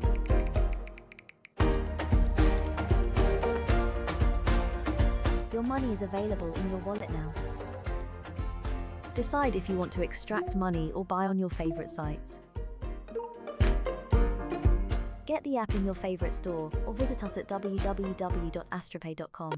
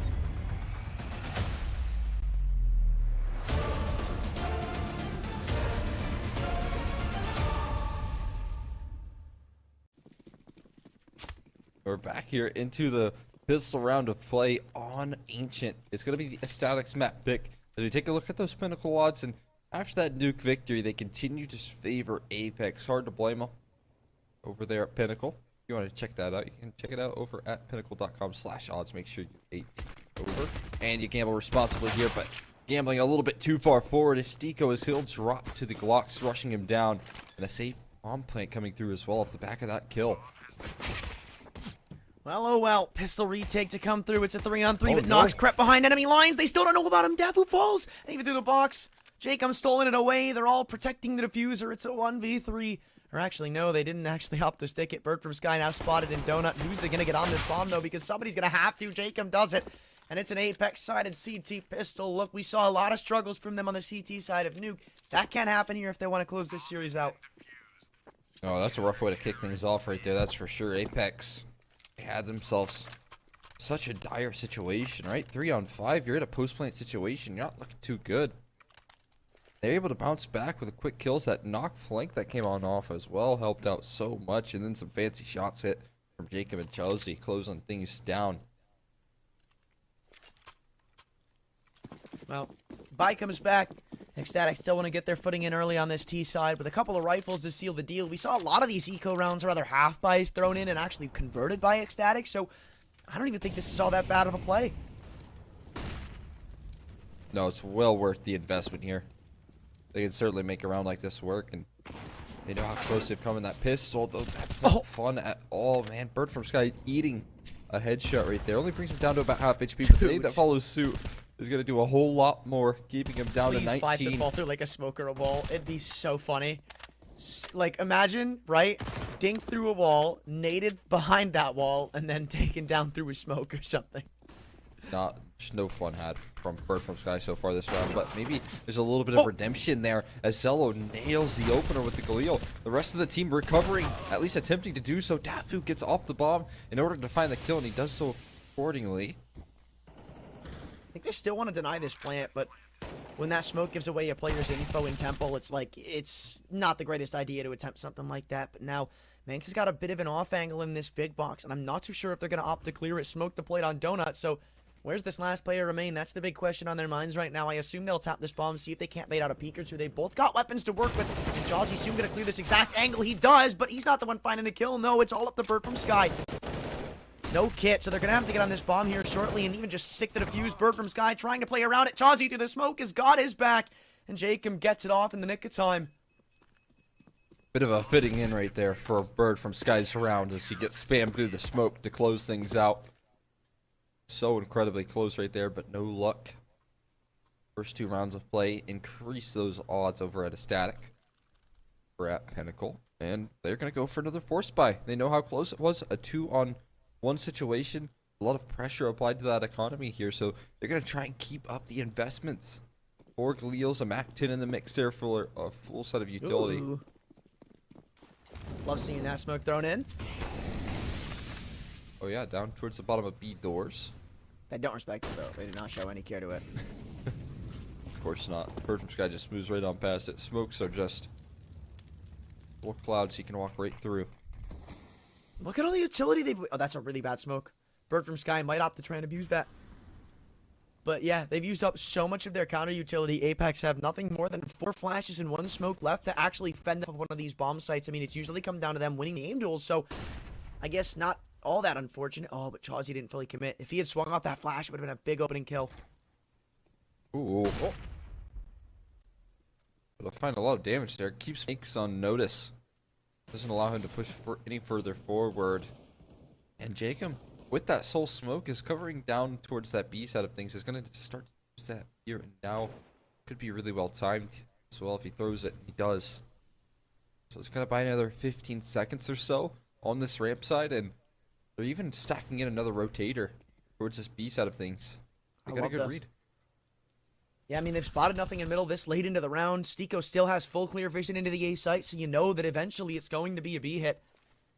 Now as that utility comes pestering in, the rotations I assume will be very quickly had, trying to spam it through the smoke and give Jacob a bit more of a line to fight with, but no. Zello falls, trade finally delivered, but Knock, head on a swivel, able to double down. They're denying this site to actually be taken. The bomb goes down, but it was always a worry if they were or weren't going to be able to punch in the digits. Knock, I love the talk all the way deep into Cave, but it ensures them having cheetah control of this post plant. It's crucial control right there, but they're continuing to lose numbers. They still have to worry about Knock's position. And he does get caught off guard. Bird from Sky's going to find it, but quickly traded, and now they know exactly where he's coming in from. He could find the spam through the wall, but he's not on the money. He's going to find the first headshot, but the defuse is stuck, and Sneeko gives it right back. Bird from Sky. You just can't even see his opponents. He gets spammed through another wall, another smoke, another death. Again? Do they force buy again, dude? Like, they're just postponing the inevitable at this point, right? Eventually, you've just got to take the bullet and take that save. But Bird from Sky is still putting a buyout. No way, they're going for another investment, and now the op is in play for Apeks. Oh. This is the trap you can get caught in. But, I guess, you know, the silver lining here is that every loss is going to increase the loss bonus. It's going to bolster a better buy a little extra set of utility now for them.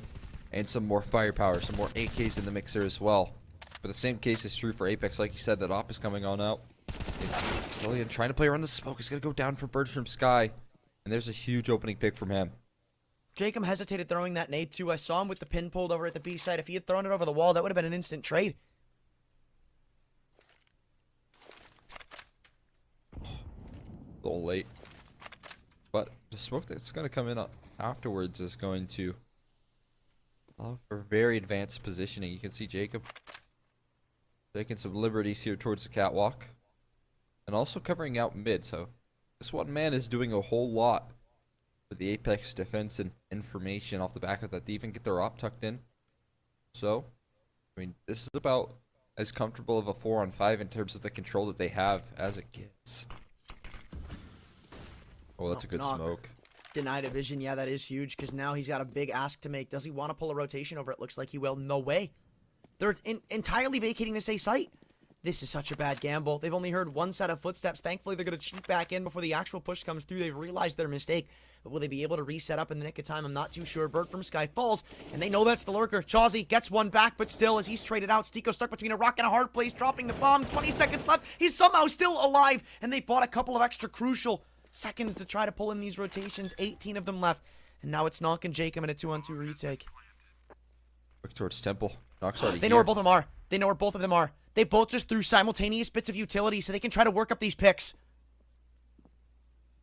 So go in the entrance, but it doesn't matter if they know where you are. Dafu's still sharp as ever with the Galil. We could see SKADE finally get off the goose egg right there. Because now Knock is in a 1v2 clutch of his own. He's trying to make the escape, but Dafu's cut him off. And SKADE, they finally get on the board. The force buys finally pan out. And they get there first. That's so huge. I don't know. I don't like that solo aggression. It's questionable at best. And then you've got the cheated rotations. Apeks, they don't get as much info as they need to be on this map. Like, I always say, like, teams, I feel like, don't play this map right. The reason it's so CT-sided is because of how easy it is to contest for most angles on this map. You can contest for B ramp easily. Middle, cave, cheetah, donut, temple, tons. Anywhere on this map, a CT can contest and have the advantage in it. But there's so many teams that are too scared to do anything that aren't necessarily coordinated. And, I mean, you just see it, right? Alongside that, you gotta have good rotations. And when you don't have map control, it's so difficult to be confident in them. I will say, they threw that one smoke towards that B side, right, where the op was posted up. Knock had a really good sight line, and when he gets smoked off, that's what calls in the rotations right there. Knock probably a little bit of panic sets in, as he thinks there's a whole lot more heading either way. It could have been a decisive play, but instead the reality is... Ooh. Oh, well, okay. 1-for-1 trade, they'll take that. This is a buy from Apeks. Quick decisions. Very fast play again. Bird from Sky able to find the opener. It's a trade though onto his fallen teammate. Fasher still yet to get activated here. A surprising silence from him. This is a nasty setup in cave, I gotta say, and there's no reason for Jacob to flinch. Like, oh, look at that. Even if B goes awry, there's no way he goes through like tunnels. They got a lockdown A player in Jacob as well with the right weaponry for the job.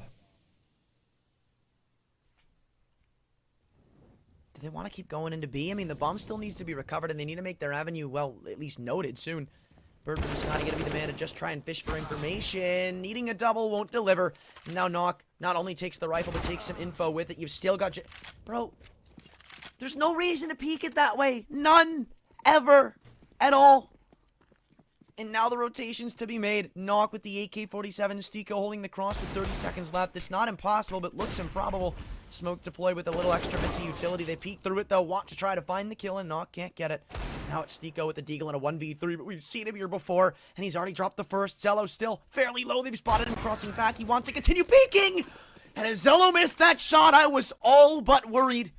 Ecstatic, though. Convert on the second and send Apeks to the eco. I'll talk up to Mag 7 every day of the week right there, but peeking in like that. Trying to take a long-range duel, right? I mean, sure, maybe a little bit of time he tried to rotate, try to pull off a quick flank there, but when you got a 3v3, I feel like you really got to play the numbers game. You got to use that advanced positioning to try and cut off rotations as opposed to go for those plays, especially if you have a shotgun right there. That's just USPs. Apeks giving SKADE a little bit of comfort here on their T side. Yeah, I mean, look, I kind of expected something like this with how shaky they were on Nuke. I told you. Like, they needed to hit the ground running, and that's not what they've done. That's an excellent point. CT sides weren't lights out. They weren't locked down at all. Oh. There's a good play. They back away, too. Oh, what are they going to do here? Apeks, you dirty dogs. They've just shown face of every single member being at the A site, but SKADE try to outbrain and outgame them. It's a full B stack, but they're not going here. They continue their pathing up middle. Nobody's home with the B play, and Apeks are just going to be a bit too late to figure this out. Seems like they've read him like a book there. Despite a really, really tricky game plan from Apeks, playing so mobile. As a pack unit of USPs, they start to collapse in through ramp spot absolutely nothing, and now they realize that the play is in towards A. I feel like this is such a bad play to make. I mean, they're completely split up. Yeah, sure, you've got 3 of them coming through in middle, but again, don't you want to just, like, 4 or 5 man stack this at this point? It's to the eco, so it's well worth a little bit of a risk there. They won't be able to catch Minx potentially off guard. Maybe they would have liked an extra man here. Still ain't gonna find it though in the end with the back 10 here, and the 2 flanks going through towards main could potentially catch him off guard. There's more damage to be done here, so they're making really good use out of these USPs. A gapping hit here from Jacob, but it'll be short-lived in Asilian. Probably best to just give this one up. It's not likely that you'll close this round out, so holding on to it 8-8 is a nice consolation prize. I mean, 3 kills in the recovery of the AK. Yeah, that's actually not all that bad. Jacob, he almost found a dink on a Stika, or rather Zello in that AWP in Temple, too. Like, if he was actually able to find that, maybe force the CT player off the angle, bro, who knows? Like, this was scary for a majority of it. It really was. And so, I mean, doing that level of damage there, kind of giving yourself an AK and more utility to bolster up a buy in this round is pretty solid, right? But again, SKADE are kind of creeping up. They're increasing that scoreline, and they're got to be feeling a little bit more confident in themselves, I will say. Looking very, very sharp on these T sides, even on Nuke. That trend was still true. Fast play up the catwalk, though, coming through, and fast play up the ramp here for Fasher to find one on the board right there and find the opening pick. Nox trying to make a fast play on the flank, but can he find it? No! Okay, Nox still walks away with a pick, but that could have been so huge, so monumental. And now he's just going to wait, sit in the corner, tuck, and hope that his teammates can get here in time. But nah, they're pushing him down. He's got to take a fight. Back against the wall, and kills continue to come through for the SKADE offense. They are looking sharp as ever. Mellow with a double, or rather not Mellow, it's Manx with a double entry. And this one's done. Yeah, they just call it a save. Jacob still tucked into the corner, maybe hoping for a little bit of exit success, but at the same time, you kind of just want to get this rifle out alive. Oh which he won't. God. It is a powerful duo of Manx and Zello that you've just combined. I like that. Dude, all 4 of them are peeking this. That was a very big statement round right there, though, man. That's a full buy coming through. Save. Save call. Yeah. Right back to it. So they can get maybe a little bit of firepower here, and they can get a half buy in the mix, but it's not going to be a whole lot. There's going to be a whole lot that event heading up in June in Sweden. That's going to be pretty sweet. If you all want to go check that one out, you can see the teams just there on your screen. Make sure you go out. LAN events have already been proven to be pretty sick this year so far. They are pretty bog. Went to me first LAN recently too. I can advise they are fun. Well, this round isn't that fun because your rifle, your only rifle in fact, has already been decimated. Dafu with another double kill in middle. And now as the smoke settles, it's just Jacob left 1v5 and he's got half HP with armor, right? Aim punch won't be that big of a deal, but you only got to connect 2 bullets, so as big of a deal as that really is. We'll find one. But this is such a small victory right there. I mean, they're closing in. I don't know if he'll be even able to hold on to that AK. Not the case. Pinks, man. So quick on the headshot. And one thing to note, man, Fasher's been a little bit silent this game. If he starts stepping up, this is when you see SKADE at their best form. I mean, Bird from Sky's doing a lot of the entry duty. Dafu's been closing out rounds. Fasher is one of those players that you almost expect to step up. You almost expect him to have that high impact, those very quick headshots, those big multi-kills that he can deliver on both sides of the half. And once he finally finds his form in this match, it's going to be terrifying for Apeks.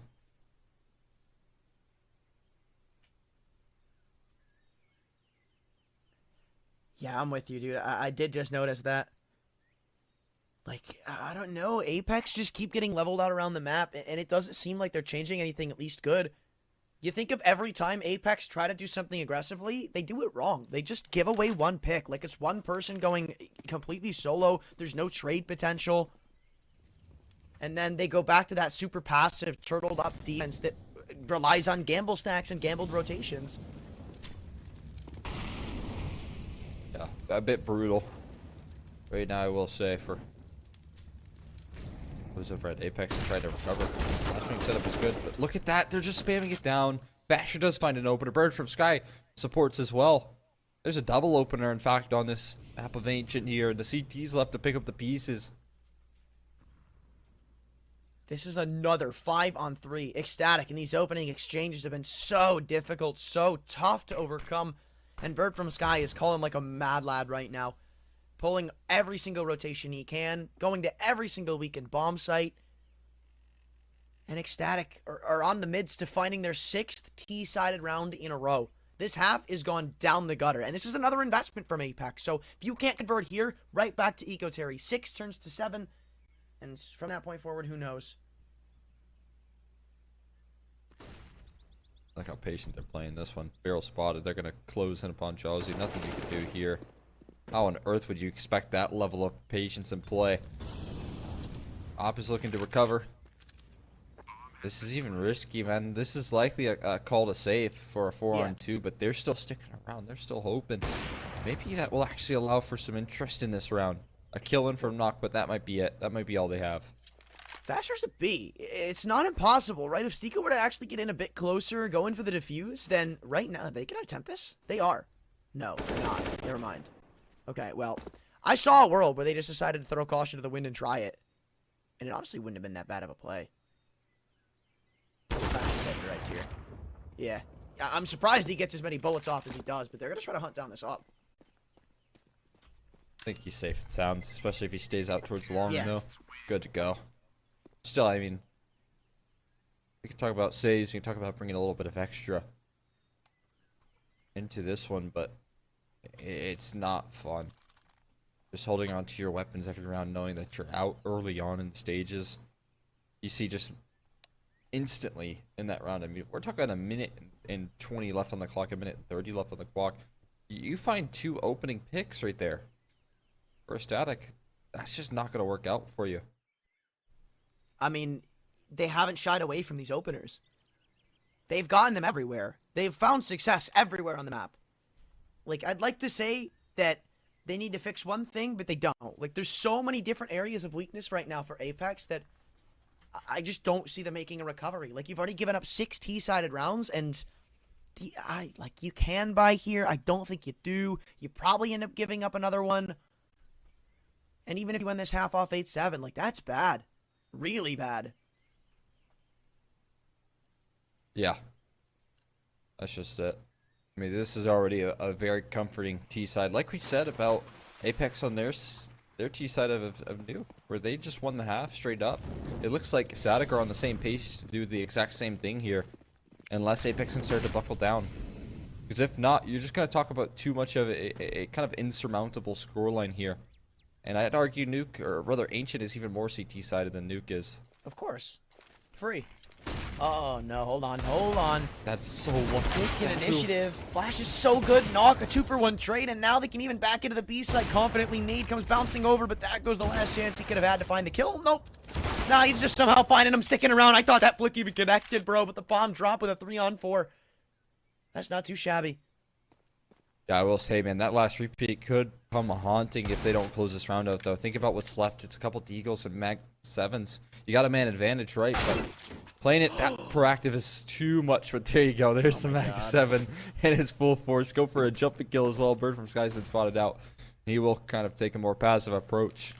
Apeks, this could be such a big lifeline. Jacob going to be tested with the Mag 7. Jumping up, and he will drop another. It's the perfect gun for the perfect job right there done from Apeks. Lucky, man. He even hit a first shot. Like, and missed it. Or not missed it, but got like 10 damage off. It's not a good gun. It's not. You're coping. I think that after seeing that run, you might be doing a little bit of coping. Nah, bro. You just haven't seen people buy the Nova. I gotta, like, go pro. And, you know. Gotta go pro, alright. The only going pro you're gonna be doing is with the camera. I like that flashbang. Oh, but that's nothing except for Jacob's repeat that does find a lot of success. But he's sticking around. No one's called it out. Bird from Sky finally does trade. And now into a 2v2. They've got that B bomb site in their grasp. They're gonna take it for free.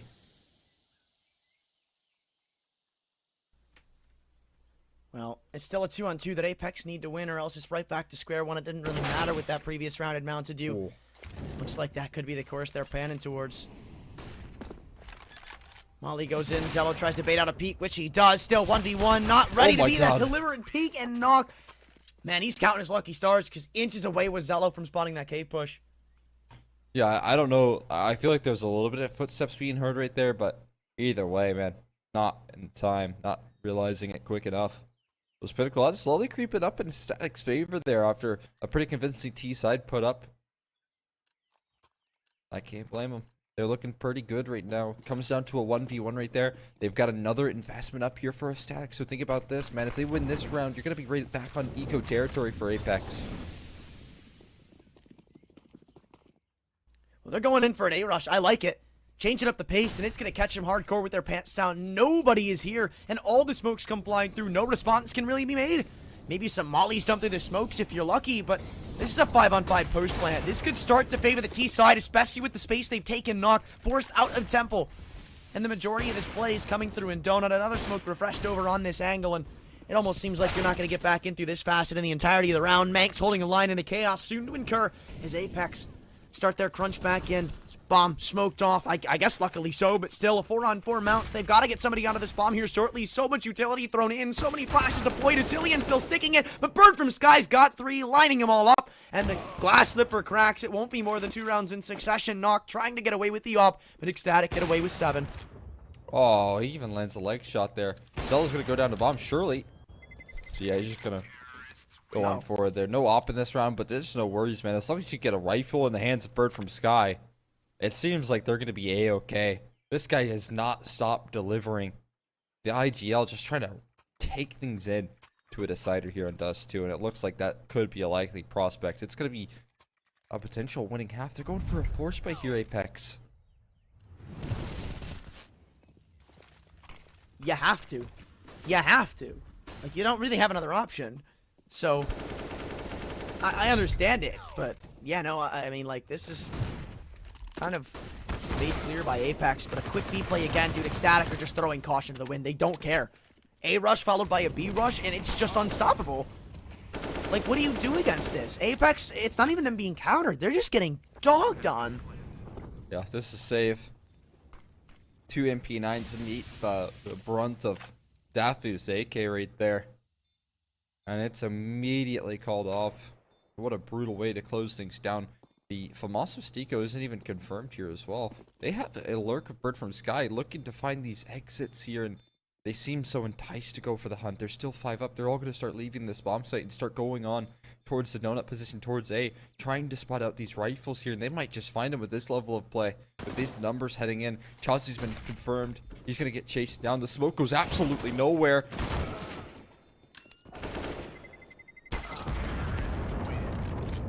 I mean, Knock will be lucky to hold on to this off, but they still want to force him down. They still want to take it out of his hands. Okay. He didn't find the kill, but I guess he holds on to his gun anyway. All good. I mean, again, another saved op, right? But how valuable is that when the rest of your team only has pistols? It's a winning half for SKADE here on the T side. And they're going for a half buy here, but it feels like they're going to get extra. Unless Knock have something to say about this round.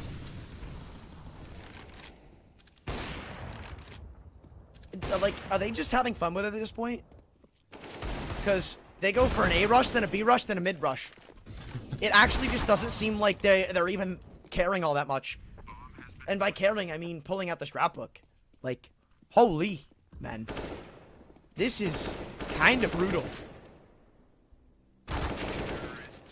Oh my god. There you go. And that's Fasher. Just guarantee a couple of fancy kills right there, but I'm with you, man. It just looks like they're having themselves a good old time. They're relying on this individual effort. The entries and the firepower they got going on right now. It's just working wonders for them. They're finding every single access point in these bomb sites. And Apeks can say nothing about it. Like, this is already looking like it's done, to be honest. Unless Apeks are able to replicate the success of their nuke T side, which, I mean, I always like to say is possible, because the offensive Ancient is, while more unfavorable, different than Nuke in a way. Whereas it's like, Nuke is CT sided because all of its duels favor the CT side so much. Like, going out into A, you're walking into elevated angles being held by CTs. Going outside, you're walking into line of fire with ops. Going into ramp, it's almost easily a 1-for-1, rather like a 1 kill and fall off kind of place. So it's different here, where you can kind of like take even footing aim duels. It's just the fact that like you don't have much space to work within them. Yeah, I mean, they could definitely, you know, work with a little bit of the scoreline, right? But 10-5 just seems so doomed. You have proven to have some pretty solid T sides. It's well worth the attempt here, Chelsea. Let's try and pull off a retake. We totally thrown on in towards ramp, towards cave. They got a good smoke set. They will start punching those numbers, try to get the diffuse off, but they're getting spammed down. Chelsea gets off of it. Chelsea could have stuck that. They could have actually won this round. Cool. He got off it. Oh, man. Yeah. That's just unconfident right there. It's hard to be confident when you're getting bullet spammed. It came down so close. His HP was dropping. Rough stuff. That's for sure. You know what isn't rough? Shopping online with AstroPay. Easy as can be. Yup. Is a pistol lost it, Exner? Yeah. I would say so. I think this pistol is a necessity. Apeks need a little bit of bolstering on this T side. Oh. I could be mistaken in that sense, but I really don't like their odds if they don't have any sort of, you know, even a bomb plant would help out tenfold. And they might get that here with this B rush.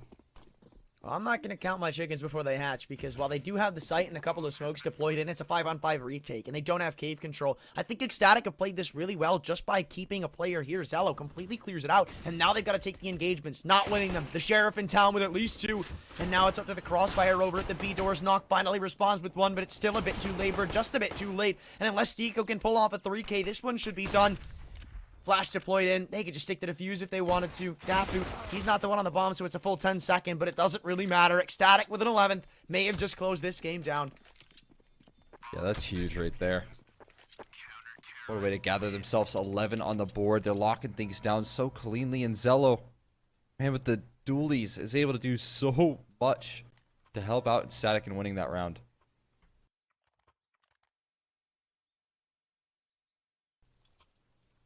Well, of course you're going to buy here. You got the bomb down. You're down 6 rounds on your T side. You got to get the ball rolling now.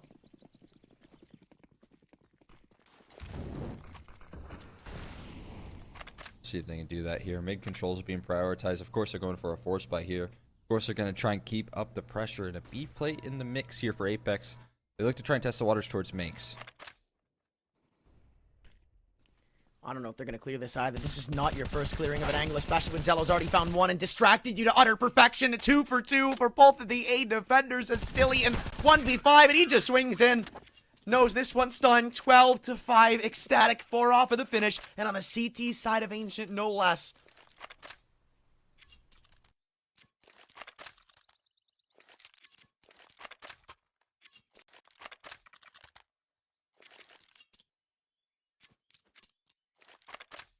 It's just brutal. Yeah, this is probably just Apeks playing for the next map, to be honest with you. Like, you might as well try to save your energy for Dust 2. I don't know if there's really going to be a worth it trying to put all your reinforcement into coming back here. Well, obviously you'll try, but I don't think they'll be that upset if they lose at this point. So it gets to that ultimatum where it's kind of like both ends of the extremes, where you're so gung-ho and you don't really feel that pressured when you have the lead and your advantage. But the same thing goes the opposite direction now, because Apeks, being down this much, being this unfavored in the situation, the pressure's off again. Like, you don't expect to come back into this. You don't expect to win this map. So anything that comes, I mean, you'll take. Yeah, that's just it right there. I mean, you want to make this a little bit close. Maybe you want to increase the round count right there if you're Apeks, because you won't be heading into Dust 2 with a whole lot of confidence. But this one just does look to be a little bit doomed here. Dafu just find the trade post-mortem of his teammate. Able to find that with the flames here. Look at this. They take further space, and Jacob just walks into his instant demise as he tries to take space towards B. Well, But Molly. Oh, wow. I'm surprised it didn't spread. I was with you. I thought they were going to take care of Chawsey. Easy does it, but no. He stays alive and lives to tell another tale, but that tale is probably just his demise to the MP9 on the catwalk push. No, unless he finds a big multi-kill, this round's probably just down the drain. Bomb dropped in house. Chawsey's position spotted, even getting wrapped in from Cat here shortly. And on 1 HP, 14 soon to be in the camp of Ecstatic. Chawsey, he can only hope to do some economic damage. Yeah, that's going to be limited here. Bomb is recoverable. Actually, is able to snag it. Okay, so it's workable for a bomb plant potentially. He's getting flanked in upon though. That's my concern here. Every second he doesn't really start to pull the pin on this, Basher's going to have a chance to close things down, and that's exactly what he will do. Finishes the job right there for Ecstatic. And 14 on the board. Apeks are locked in at 5. There's just no recovery, is there? Doesn't seem like it. That was it. That was the only time we were going to get to see them put up a fight on this map. If it was going to happen, it was going to start there. But now, it's just bits and pieces. Little scrapes, little scraps. A couple of MAC 10s, a Deagle, an AK. I don't really know why Stiko and Jacob haven't fully invested around their teammates. But they're going to go for a quick B play to see if they can't get the ball rolling. Quick nade over, and they've eaten it. Bertram's guy wants to come up with the smoke, and he's going to at least spot out for one, looking for the triple. Oh my God. And they all come walking into the line of fire. Nade deployed in as they both look to vacate the vicinity, go back in the middle, and retry their alternatives. But with the bomb dropped at the B side, it lies dormant. This round is going nowhere near Apex's favor. Gets the smoke down in time. Mission accomplished right there, man. Oh. And he will find the spam through the smoke. Bird from Sky is hungry for revenge. That guy had such an unlucky start, but he's just turned it around tenfold. I mean, top fragging with 26 kills, 13 deaths. And those Pinnacle odds reflecting this level of success from the leader. An all-time low for the Ecstatic favoritism. Like, boy, oh boy, if they brought this one back close. It is a role reversal from what we saw on Nuke, where it looked like Apeks, in the majority of it, with a dominant force. Even when they were choking the bag a little bit on their CT side, like, they still managed to overcome and look like the more appropriate and dominant force. But I did say that Ecstatic had shown me enough. I was confident we were going to get a third map, and apparently I was right. Manx, alongside Dapu and Mids, ready to shut this round down. The bomb comes sprinting through. They know this one's done. They're just trying to head over to Dust 2. And it seems like only time before we see you there. Remaining players split apart. Jacob left 1v3. And yeah, there's a couple of aim duels he could take to find solo frags. It's just too many. That's just it. Far too much to ask right now for Jacob. Trying to pull this one back from the brinks. 1v3 doesn't really out faster. That's the first piece of the puzzle found out. 2 more to go, but he has to get bomb in the meantime. And it looks like turning this corner is by certain depth. He finds another. Zelo's missed his shot, missed his opportunity to close this one out with ease. So now a minute left on the clock here. Zelo's going to post up, sure, but a long con of sorts from Jacob. Both players extremely low. And man, Jacob can keep his team in a couple rounds longer. Maybe there is a little bit of confidence to be built, but Zelo's repositioned just the same. 1 bullet to separate around of both of these players. It doesn't matter the health. They're going to take the engagement here, and Jacob doesn't get the 1v3 mere inches, but ECSTATIC close it out. 11 rounds in the driver's seat, and now complete night and day from what we saw on Nuke. We head to Dust 2 to see if ECSTATIC can't complete this reverse sweep.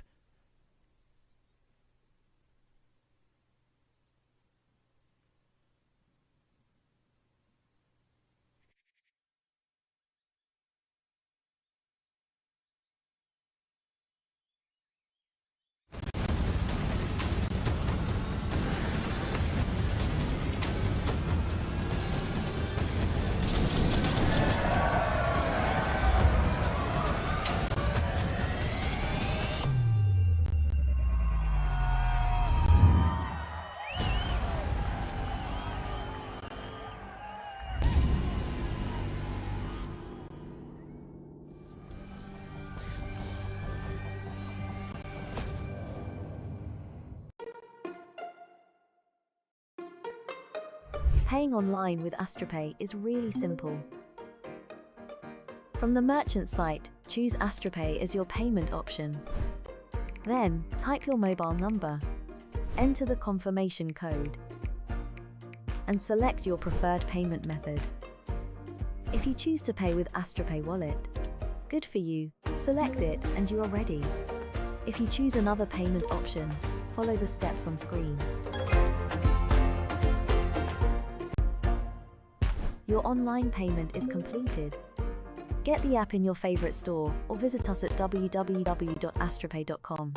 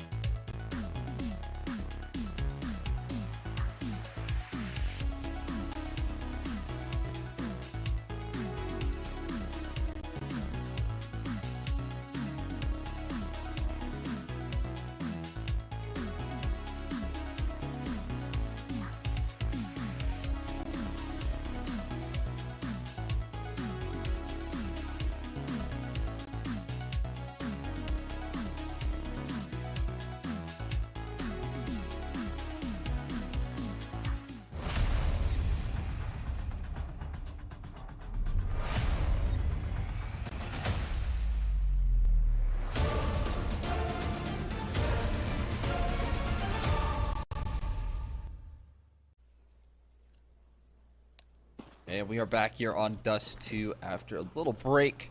We get to see how this series concludes as those Pinnacle odds continue to get closer and closer for SKADE here on our decider of Dust. We get a knife round of play to see who gets their side selection. Well, SKADE would certainly be hopeful with some side favoritism here, because with how dominant they ended off Ancient, the fact that they get to pick their side too and potentially continue that streak here just makes it all the more worse for Apeks. I mean, look, they had so many chances to close it out on map 1. A couple of scares there too before they finally did end up taking that map advantage. But since then, it's night and day. It's been all SKADE. Yeah, it really has been a good look for SKADE in surprising fashion as well, I will say. I wasn't sure, you know, how good Zello was going to be immediately out of the get-go for this team. And he's had a little bit of experience, right? With Wolfie taking a break as of last month, I believe, for this team. So, you know, Zello slotting in quite nicely so far has been a promising sign. And then Bird from Sky just coming through with a great map last time. And Ancient looks to continue that level here and now with one player crossing in towards pit. Fash, you're going to be the first player tested, but this doesn't seem to be too much of a commitment here. It's just one player in Stiko that's out towards the blue bin. And he's been spotted too. Fasher very aware of this player's being here. He was quiet on Ancient, remember. So if he's able to turn up here at the start, boy, oh boy, would that be problematic. Though they've been able to creep through mid and go into the B site right now. Man advantage fielded, still not the greatest. You've got Zello on pretty low margin to work with. You have to get this bomb plant, though. So they get to work back in before anything starts to bloom in on this post plant defense. And Apeks now need to hold off in a disadvantage. Oh, and they're starting to close in here. Jacob has this really strong angle, but maybe Defu spotted a little bit of choke. Not quite, though. They're going to jumping out. Can't find anything. Walking to the meat grinder there. And Chelsea knocking Jacob. Going to put an end to things swiftly. Apeks off to the races here. Needed to start off hot here on Dust 2. So it is a good start, but if I'm not mistaken, I'm pretty sure we saw them convert the first pistol of Ancient. Yeah, they started it off 3-0, and not the way you'd really expect. It was force by force by force by. And they finally ended up dropping one. The slipper breaks. Then SKADE go on to the margin of 16-2. They do. But I don't know. I mean, Dust 2 is a bit of a different ballpark. It's way more even. Yeah, it's not like the one-sided maps we've seen so far. I mean, I will say that both T-sides, I guess not so much for Apeks on Ancient, but on Nuke, both T-sides looked relatively good, so I'm not sure what to expect here. At least early on. See what sort of level these teams can pull through. I mean, might need to buckle down on their CT side if you're SKADE. And trust in your T-sides here, but that's not going to start here and now. Zello's been dropped with a scout. That's going to encourage him into B setup. Stiko, he's aware of somebody's presence towards Car, but I think that's a bad overextension from Daff, who still trades go back and forth. And it's a 3-on-3. Not that unwinnable, but it is if you let a Cillian find picks like that. And they've got the choice to go into whichever site they please. It's pretty weakened up regardless of which one you pick, but Bird from Sky lining up the D shots, picking up 2, and they leave it to Knock. Scout against the world, and the benefit right now is that it essentially turns into an op, but now he upgrades to the rifle. And he's got a clear-cut avenue into the A site to potentially get the plant gone down. Bird from Sky, no rifle for him to work with, so on a margin of 1 HP, it's probably going to turn 1v1, but he tucks into Elevator for now. Still, looking for this pick to be brought back. Knock taps the bomb, is ready for the peek to come through, but the perfect distraction from Zello on Catwalk leads to an easily converted round. SKADE, shut them down. And here we go, man. Bird from Sky continues his efforts. The guy is an absolute monster this series. He even had a great nuke performance. Carried that over into a 2 KD over on Ancient. And now with a huge 3K on a 4-spy for SKADE to get the ball moving on the CT side here. We'll take a look at the replay. Look how he lines his shots up, man. Absolutely fantastic. And then the follow-up is so unexpected. It's so welcome. Yeah, and now it's disaster striking for Apeks, but I love this aggression. 4 of them quickly go up Catwalk, and it's a 4-on-2 if you take the fights out of the Car players. Flash is deployed in as the fights come through. Wait a second, they had no idea about this potential peek. 2 kills from Chauzy. Some counteraction from a Bird from Sky delivered on the Deagle, and now it's a retake. Bomb gone down and a couple of rifles to work with. Still, a big advantage for SKADE as you take a look at not only the health with the artillery they've got to work with, and it's by no means welcoming, but it's a chance that they'll take. Only for Catwalk to isolate 2 players And there you go, Vasilian taking a couple of fights here. Knows he needs to help out his teammates, but maybe not. Chawsey just continues to fire away with the Deagle. Stiko finds one with the Scout, and it's all according to plan right there. Stiko to close. I mean, just trading these punches back and forth a lot more reminiscent to what we've seen on Nuke, where neither team can get an edge on each other. Well, they'll take that. But not as many upgrades as you would have liked to see. I mean, if I'm not mistaken, I thought they had survived with 3 players. I just don't think Chawsey was able to get his hands on a gun. I can't believe there was that big of a gap on Catwalk. Yeah. I mean, not sure what exactly was thought out there, or whether that was, you know, called to be covered or what, but that's almost an inexplicable gap. Mm-hmm. Like, I mean, the sole reason you've got those 2 players towards Car, instead of actually fighting up behind that long smoke, is to hold for the cap push. But they are right. I mean, are just completely negligent of the angle.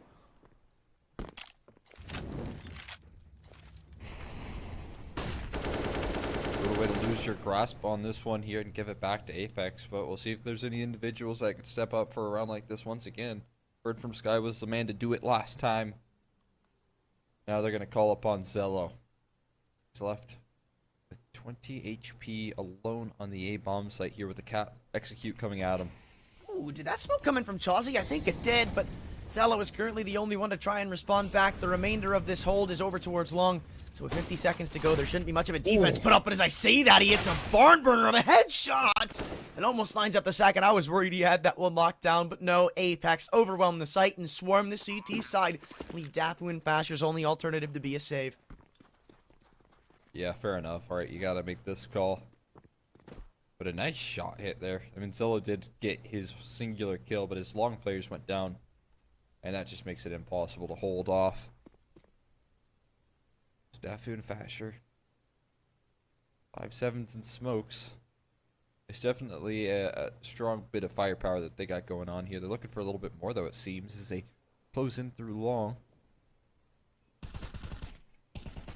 Well, I mean, maybe they're looking for exits. I don't really know what the game plan is here. I don't think it's worthwhile to just hold on to these 5-7s. It's like, yeah, you're going on to a save in the next round, and you could take any little bit of help you can get. I guess sure in that regard, but don't you think it'd be much more valuable to try and go maybe find one rifle, even if you trade out 1 for 1? An AK would help your case so much more here. I'm having a hard time, you know, thinking that Apeks have let that result of Ancient slip into their minds too much here on Dust 2. It seems like they've come through with a nice reset, fresh mindset, which is good to see. Dude, they've consistently found this tag. Yeah.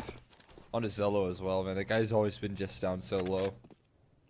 Which is funny, because he's usually A. Why is he peeking mid? Or what the, if they keep on trying to test the waters with that feed. Oh, they flash in, and even actually peeking off Vasilian's own flash. Hold on a second, maybe the 257 is all they need. All of a sudden, a 5-on-2 turns desperate. Apeks need kills to go back their way, and they found them. Bird from Sky with the AK. I believe it's been hurt on Catwalk, and he's got no armor, so aim punch, bit of a big deal here. And we go back to even footing. Shouldn't be this close, but if you're Apeks, you wipe the sweat off your brow the fact that it's this close. I mean, look, this was a round you shouldn't be fighting for anymore. But now they're going to start to pad their way up into the A site, both of them with rifles and the bomb on their backs. 48 seconds, and they'll probably end up having to play retake if you're ecstatic. Able to slip right by the rifle here in middle. Bird from Sky and Zello, they both don't have armor, so in this 2-on-2, you don't like their odds too much. Nice little smoke thrown out here. That's just going to confirm that this is going to be an A-side play here. A fast flank coming through from Bird from Sky. And if they're slow about it, this can really allow for attack to be made. But yeah, I think you're right. Coverage for Bird from Sky, and this tag is going to come through. The initial spray is going to do enough. Yeah, it's just unfortunate. I mean, if Bird from Sky had armor, it might be a bit of a different duel, but aim punch, can't really do much against it. But again, that was a save round for Ecstatic. Like, you'll take that. 3 kills, you force all those rebuys, you put the pressure on Apeks, but now we need to see a little bit more. And Zello, I was going to tell you that he could go for the op, he might not, it depends, he's got no util, but the caveat is, there's a lot of times where Apeks have gone up Catwalk and maybe been a little inconsistent of clearing some of the cubbies and giving him chances to find frags. That kind of multiplies with this weapon. That's a bad smoke. I'm surprised I didn't just stay in front of it. Try to add that potential here. Ooh, look at this boost. Oh, it doesn't matter, Zello. What a composed flick right there. Made it look so simple, so easy. And he's going to find the opening kill now. Cillian looks to try things out. And he does find it. A little peek. Zello even popped the shot off there. Dude, that happened to me once in League. And I actually remember just calling attack saying, I am not peeking mid anymore. Oh, hold on though. Opening pick seems to go nowhere. Is right back at you as Jacob with the advantage going the way of Apeks. And a lot of utility's been baited out of ecstatic. In fact, Bird from Sky, very hesitant to drop this smoke. You could see he had to go against his own habit because you're running out of utility to stop them. And if you were to throw it there, there's so much time for Apeks to just wait, maybe go in for a re-exec of cap line. There'd be nothing to stop them, but that's if there is as it stands. Bird from Sky, lucky to find the pick on a Jacob, and it could turn their sights away from B. Trying to force their hand in towards the site. That's definitely not the ideal target. A's where you want to go, and that's where they're going to head. I've got a couple smokes still on play. Cillian's just going to hold off towards middle, though, in the meantime. Bird from Sky testing the waters here. He's going to go a little bit too wide. Cillian is going to continue to fire away with the op. And yeah, back towards B. There's only one member, and he's stuck on the scaffolding. It's a one-and-done position, but can he find anything more? Dafu going to be testing it. He does drop the op, but that's the only one he'll gather up. And Faster, do you even go for this? You have $0 and one flashbang. Alongside that, no kid. So you can't even be slow and methodical about your approach. You've just got to put pedal to the metal and hope it works. Flashbang over. And I think Chauzy spotted out absolutely nothing on this CT peak. So Fasher might have slipped the net for a little bit of timing, but now that he sees the op, he decides to just lick his lips and get away with it. Very hungry to spot this weapon, so he'll keep it in the next round. But Apeks, 5 rounds. It can only go uphill from what we saw on Ancient now. Brutal stuff, though. I mean, dropping that one. Would really like to hold on to that start. There's Zello finding the opening pick, right? And then you have this very cool mid setup that's off the back of it, but Apeks were aware of it. They were ready. So great awareness right there from them. Basher holding on to an AWP is just a very, very small consolation prize.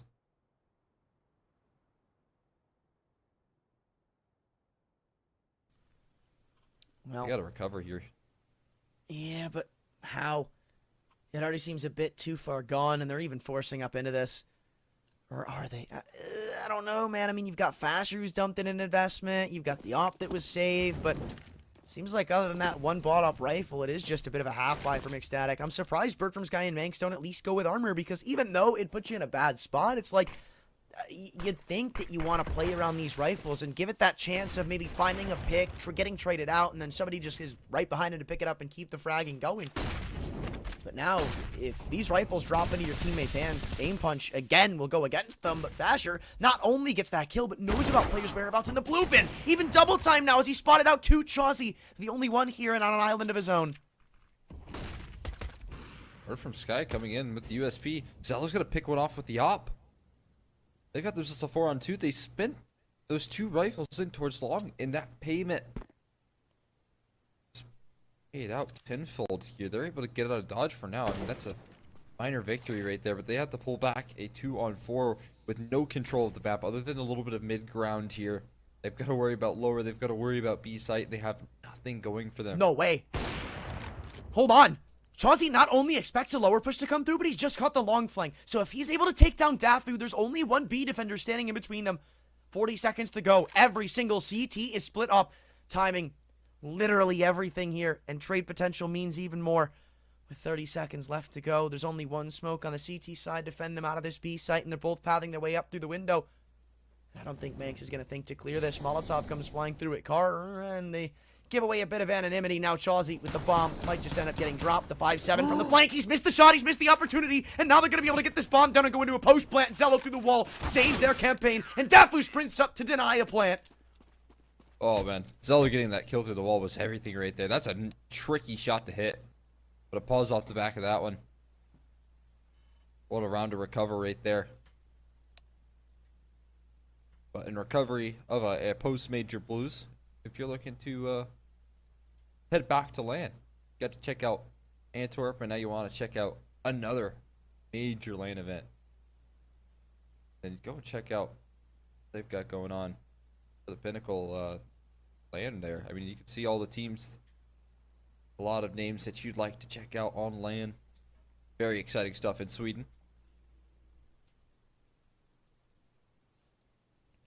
Yeah, but this game is exciting enough for me right now. I don't know if I can take that much excitement. Guess I won't Neither be can the seeing you in server. Sweden, huh? The server can't take the excitement either, man. They can't. Can't. Are you You had to surprised? take a little break. Yeah, you had to breathe. Said, hold on, guys. Let me yank the Ethernet real quick. Take a breather. Got a reset going on here. So it's a bit of an unfortunate time that they actually have to call in this tech pause because they finally found a little bit of momentum, right? I mean, that's a really big round to win right there, but then immediately they kind of hit this wall of a pause, and that's never fun. I mean, he's back in the server, but yeah, you're right. Like, all that momentum they just gained off of that one conversion. Again, that was an eco. It is gone. But they've got the double op set up to try to get rocking and rolling with, at least consistently rolling. But right now, it really just feels like Fasher is the only one delivering. It's actually kind of the antithesis of what we saw on Ancient, where it was everybody but Fasher putting up numbers.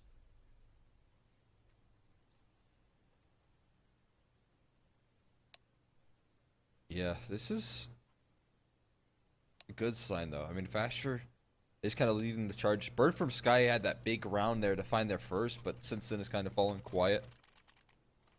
But the double op is brought out here. Maybe this could be a turnaround point here for SKADE. It has to be, I feel like. They need a little bit of momentum in their way. Started to dust 2 off so much slower. Well, 8 rounds in, and Apeks look way more comfortable than they did in previous affairs, but they still need to keep that going. 4 of them initially line up towards a B play, and Knock, if he finds an op frag, I can't imagine they'd slow it down. I'd assume they just smoke off the molly and go charging into the site. But yet to give them space to work with, it's just utility. Gone the way of them.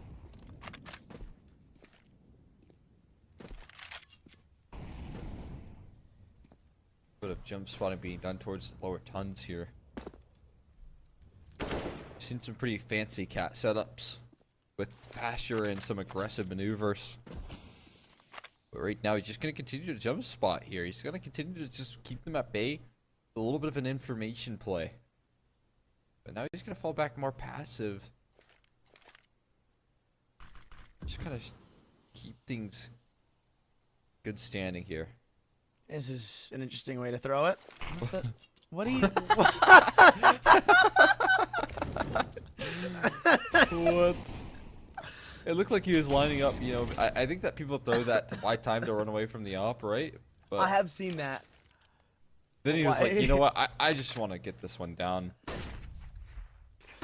Well, been I mean, less SKADE are confident in still that set up lineup. for this. Like, they jumped in the nade to catwalk, and there's 2 players holding for the angles, so I'm not too sure how well this is going to go for Apeks, and there's not really time to transition back towards B, and if you do, you'd probably be walking into an op. So you got to just go in at this point, but you've already lost Jacob, and you're already losing manpower. Utility's not that great either as the final bits of it are thrown in on the initial take. 16 seconds, and you haven't even countered Zello. Tucked into Goose, the one-shot wonder weapon works its magic. Trade not found, but Chauzy is the only one finding any success for Apeks in this round. 7 seconds left, and Knock has no interest in giving up his op. Yeah, I mean, I'm not going to say that the double op was necessary force right there, but the single op there from Zello alone, finding a big multi-kill, actually Bird from Sky finding the opening pick right there, and keeping that execution nice and tame, never allowing for those inches to take place. And there's more of the SKADE of last map there, where they were locking things down, they were just denying any sort of early control, and their setups were facilitating all the defensive measures here. And now look at this, economy kind of collapsed here for Apeks. They're good enough to buy 1 op here. Now smoked off towards long, can't hit the timing shot, and so control's gathered. Yeah, ecstatic though. I feel like they fumbled the bag a lot towards A recently. That's usually where the successes come through from Apeks. And even a couple of rounds potentially going their way. Close by only 1 or 2 kills not going their direction. Though mid-control so far is the only safe haven they're granted, and they post up. Just wait. See if ecstatic want to give them a pick into this round, because that's kind of what they need.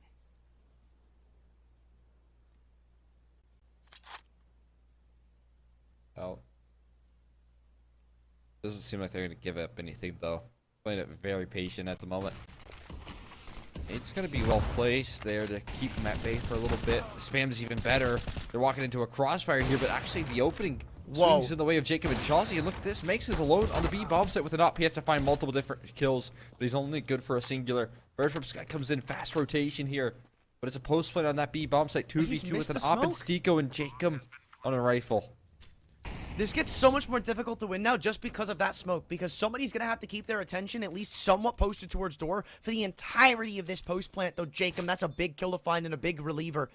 The shots come through in tons. They've spotted the bolt. Jacob decides to tuck in a CT. Feet spotted in the smoke, and he takes the kill with it. Fasher, no utility, no kit. Jacob, all four thus far. Apeks require an ace out of him if they want to convert this round. Still yet to cross, and finally spotted through the door. Spam goes both ways, but he's just killing time. And even though Fasher's found the kill, he's got the round. He recovered a kit.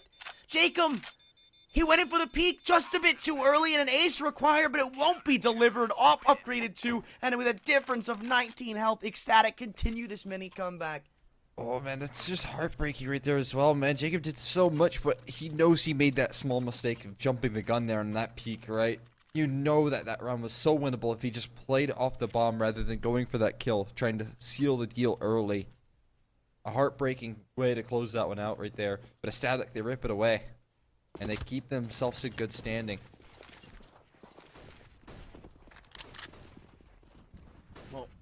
Now it's Apeks on yet another force buy. They got the bomb down, they got 4 kills, so it's a bit of ECSTATIC syndrome. We saw this on Ancient, but once again, they're just trying to push the envelope straight into mid they go. And a crossfire very well set up, but 1-for-1 trades are going to start to favor the way of Apeks. Another kill found on the B site. Now the remaining forces are over towards A. Blocked off by a smoke, they're isolated from a potential retake, and I don't even think they have interest in going for it. With all the rebuys that were forced, you can't really, in your right mind, think this is a good idea.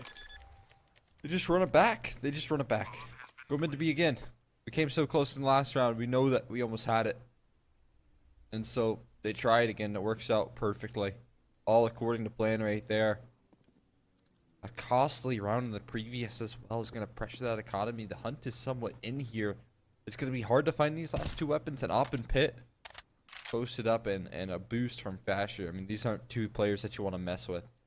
So I think it's worthy just let them save. But nonetheless, Apeks trying to extend that lead, keep ECSTATIC at bay. Though they still don't have an op of their own, so, I don't know. Maybe they get a little bit jiggy with it. Maybe they try to take it away. You're right, though. No way you go about this is bad if you're Apeks. Either can be justified, but they decide to play the safer of the two. So they won't drop that lead. That's big, just mentality-wise. Because when we saw them give it up on Nuke, usually it went pretty poorly for them. And even on Ancient, obviously, you saw that get out of hand. I don't think I need to put too much press on that. But still, keeping it is just so big. Solo can be a pretty proactive early game opper as well, so if he continues to do that, then he can recover any sort of round here. But control towards long conceded here for ECSTATIC. They'll give that one up happily. Zelo's early effort's going to be placed in towards mid.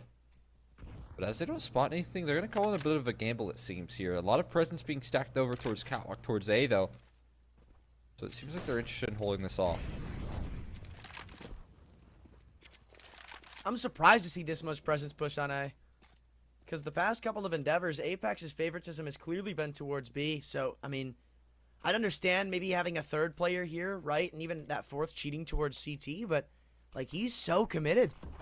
So, it's a gamble stack for sure, but it seems like it's going to pay off.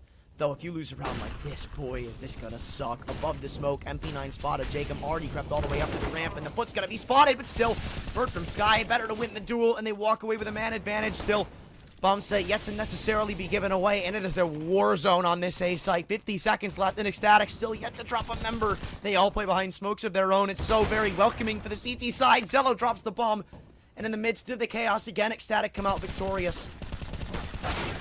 Oh, yeah, and they all just peek in. They swing for the fences on Knock, not going to allow for him to pull that one back in any sense of the word.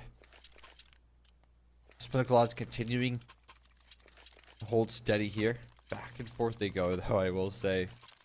They swung a little bit more in the favor of Apeks as they take the lead here on this T side, but there's still plenty to play here out on Dust 2, and SKADE are kind of cementing themselves as a team to hold steady right now.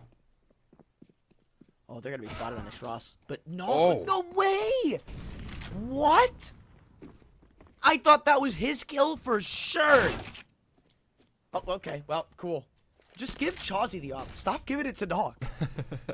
I think that's the second or third time both of them have taken the same duel and Chalk wins it instead, or Chauzy wins it instead. Kind of combine the two there.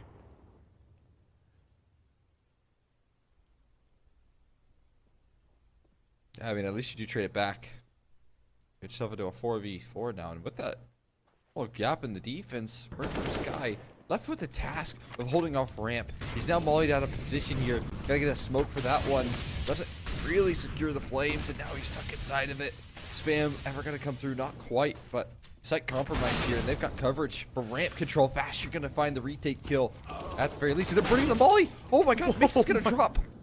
2 players now. It's Sicilian left on the top. Barrel's able to find a couple in response here, but Dafu comes in rotation, and it seems like Sicilian isn't expecting this, at least not in time. No, hold on. He spun around. He's still weary of somebody to potentially play around in smoke, but it just doesn't seem like he's got the better of the 2 angles. Ecstatic off the tie. And again, it's so close, but yet so far. Apeks finally give up the tie game and potentially a lead with it. The buy. It's going to be $1 short and a day late. Brutal stuff right there.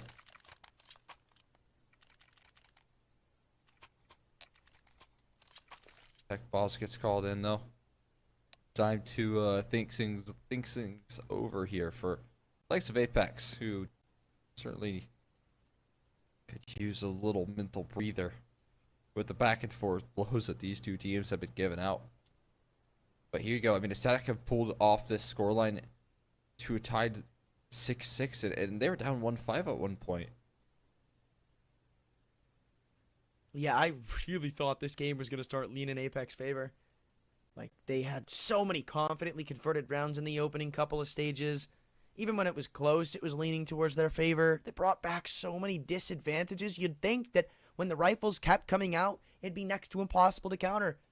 But SKADE have made it look like light work, and it's probably going to be their first lead of the game here being mounted. Now we get a look at the player cams. I forgot about this. I get to go back to my good old my review. judging of rooms. So far, it's been plain. I like this one. Nice poster in the background. What are you talking about? I love the aroma of this one. Aroma. That's an interesting word. Rather, I should say the vibe. Aroma might not be the right way to put it. All right, this one's lame. You straight up get a 0, bro. Forehead. Oh, we need to see more. We only saw 4 of them. Come on. We got 2 whole teams. Judgment Day, baby. Yeah. All right, we got some character. Bookshelf in the back there. Yup. Some life. Digging that. Open door, though. Looks self-built. Ooh. Oof. Kind of cringe. Leaving the door open. Okay. Oh, wow. Nah, this is a vibe. This is 100% a vibe. Right now, he's in the lead. Clear I like cut. the little long poster right above the bed. Yup. No, Gives that's the not on beach the bed. vibes. The bed's on the left. The bed was on his left Is that a shoulder. That's a couch? couch. Oh, man. Yup. Oh, dude. Ooh. Look Mini at fridge right this. next to the PC. Dude, this is a vibe. Game All right. over sign? We have got This is some fire rooms, some of the best we've competition. seen. Oh, wow. All right. Well, I mean, you get points for it being cozy. Wonder what is that? Just that looks like a room divider here. It looks like he's trying to keep some information nice and tame. Separate his workspace, maybe. Ooh, okay. I don't think this is a bedroom, so it might not count. It might just be disqualified, but it looks good. Digging it. In this house, we are real. We make mistakes and we say, "I'm sorry." I like it. Not me. I never make And mistakes. give second chances. I never make mistakes. Never. Not once have I. Very cool. And sure. I think it's Dafu winning the room ratings for me. I think it's definitely Dafu. Yeah, it's solid. I like them all though, man. That was some of the best rooms we've seen as a collective. Love it. Love it. Good stuff here. We'll see if those cool rooms can give us a cool closer. So far, they are. Eagles. Yeah, it's been a good game so far.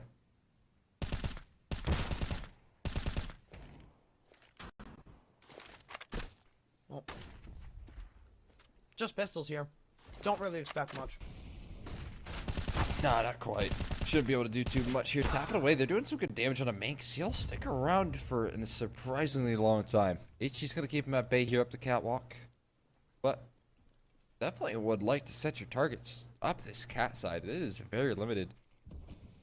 Bird from Sky's here, but he's kind of tucked in towards CT now, going in towards long. He's alone. I mean, 4-on-4, it's closer than it should be.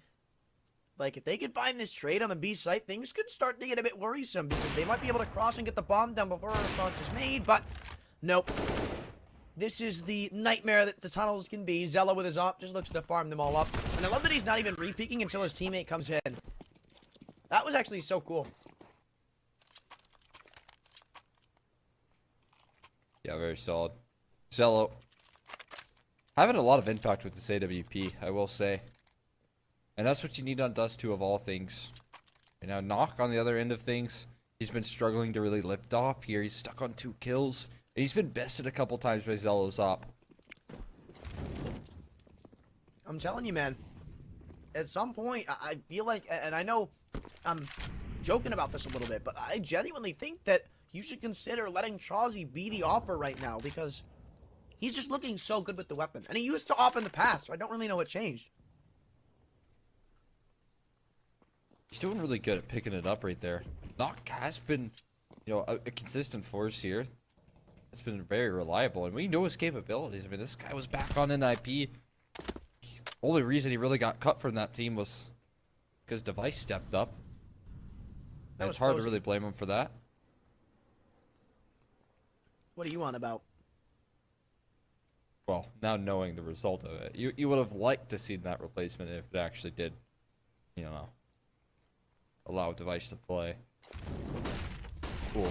Really well placed volley though right there. That's gonna completely chop them up right before the execute. Dafu, good for 1 but not 2. And the trades are in. Jacob with an explosive entry. Zello trying to fire away with a couple of op shots. Does try and keep things even. But it's a B-side retake and you don't like the Rods trying to get back into this one. Yeah, it almost looks like we're destined for 7-7 at this point. But for the time being, you haven't called it off yet. You've still got a flank coming through from Fasher. And a hell of a lot of utility. Like, when these smokes fade, there's going to be mollies for just about every portion of the site. One for car, one for site, flashes to get back into. Alongside that, Knock has just been timing. Still looking to go in for this repeat. Fasher using up a little bit more of his utility. He continues to crunch in. Big site box taken down. Fasher's doubled up. It's Jacob. 1v3 again. More required of this man, but he can only deliver on one. Somehow, they pull off another B site retake. That's what I'm talking about right there, man. You always know Fasher is going to be good for a round like that.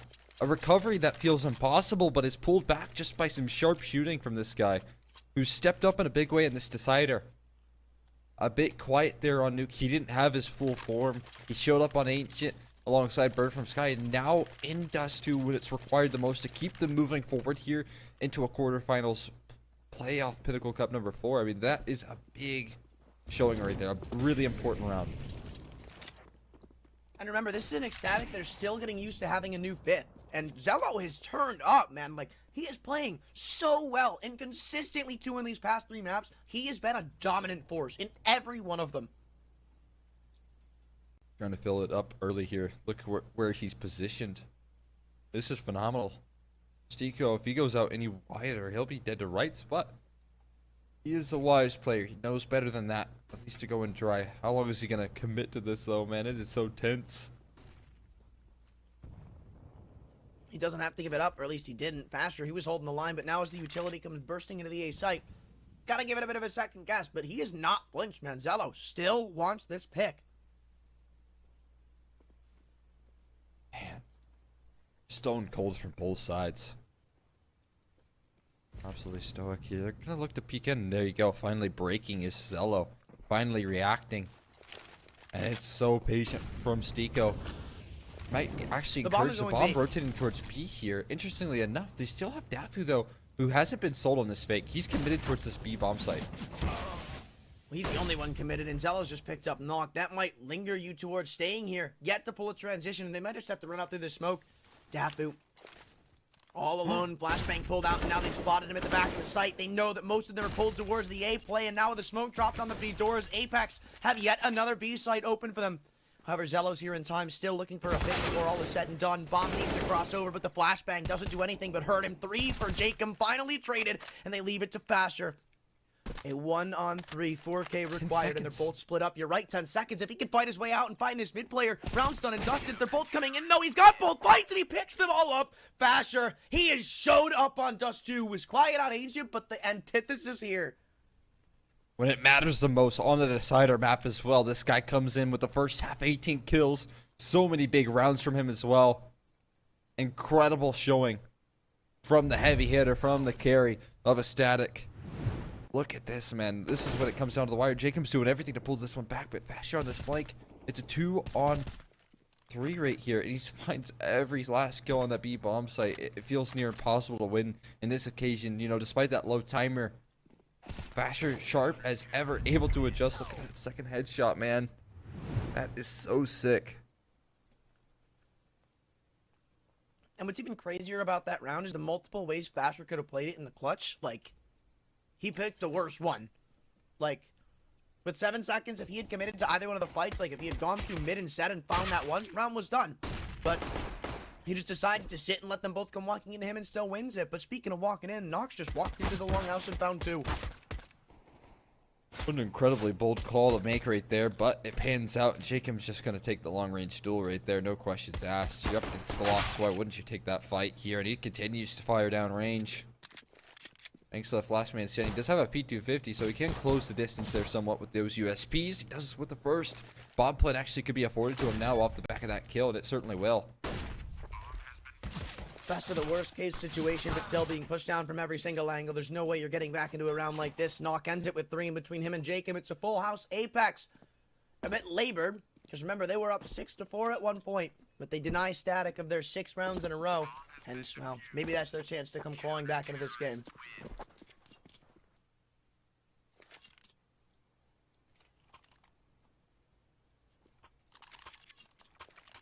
See the force spell at the back of that. It got a lead right now on that T side. So when we talk about, you know, some sort of comfort, it's not really necessary, but a timeout I think will encourage that. Yeah, I mean, we've seen Bird from Sky make a lot of these ballsy force by calls. I don't know if this is going to be one of them. So far, it's just been a scout drop to Zello, hoping for a hero play. But, you know, this is just so well done by Nock. I don't even know if it's necessarily a read from Apeks, more of just a, I'm going to jiggle up and see how far I can get, and you can just see. Sees nothing long, keeps going forward. Sees nothing longhouse, keeps moving forward, and eventually he catches players with their head turned and pretty much makes the round-winning play.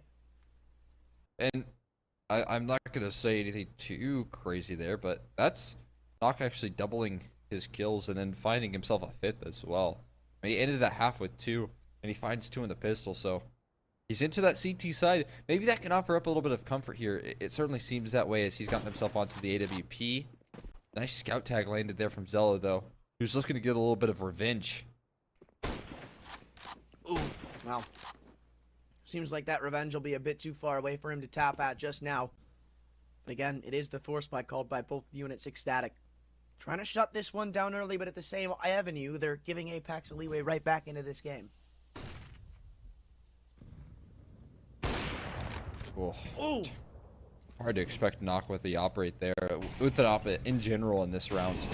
And this mid setup is very tricky to expect as well. Jacob able to catch Dafu off guard. They still haven't even been able to make their way past Palm Tree. Finally doing so, and Nock is going to miss that shot. Well, but it shouldn't they mean keep too trying much. to path their way up catwalk, but only running into the rifles, man. Bomb's already been spotted and dropped. Ecstatic. Only really hoping to find some frags here, but even that seems like it's a bit too far-fetched. Asilian with a hat trick and Apeks with 8. Likely getting closer and closer here on that CT side, moving up. Should be tied up 9-9 as well, and just to feels like it can be more CT sided with those new changes. We've just seen how they were able to use it in that last round. You know, with that fancy little setup, you gather cat control. You have a player posted up towards middle. I mean, there's a lot of different ways you can utilize those door changes, or rather, blockage of the vision. Well, they just use it to try and barrel in through lower. There's a couple trades back, though.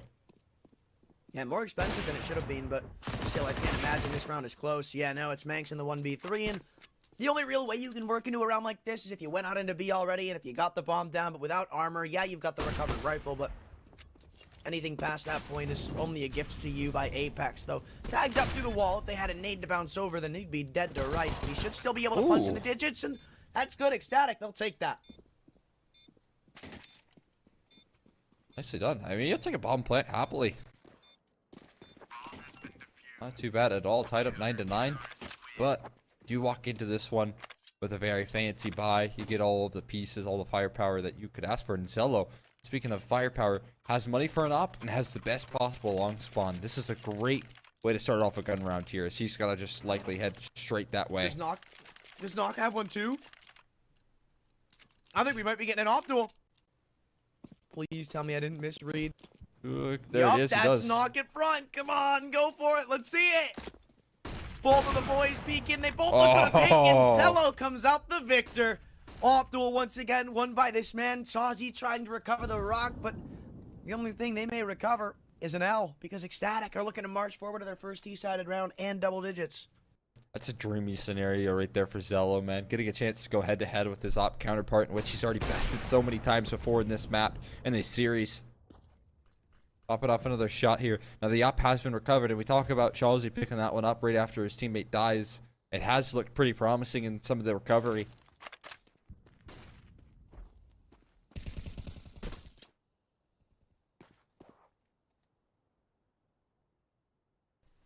There's a lot of utility used up right now.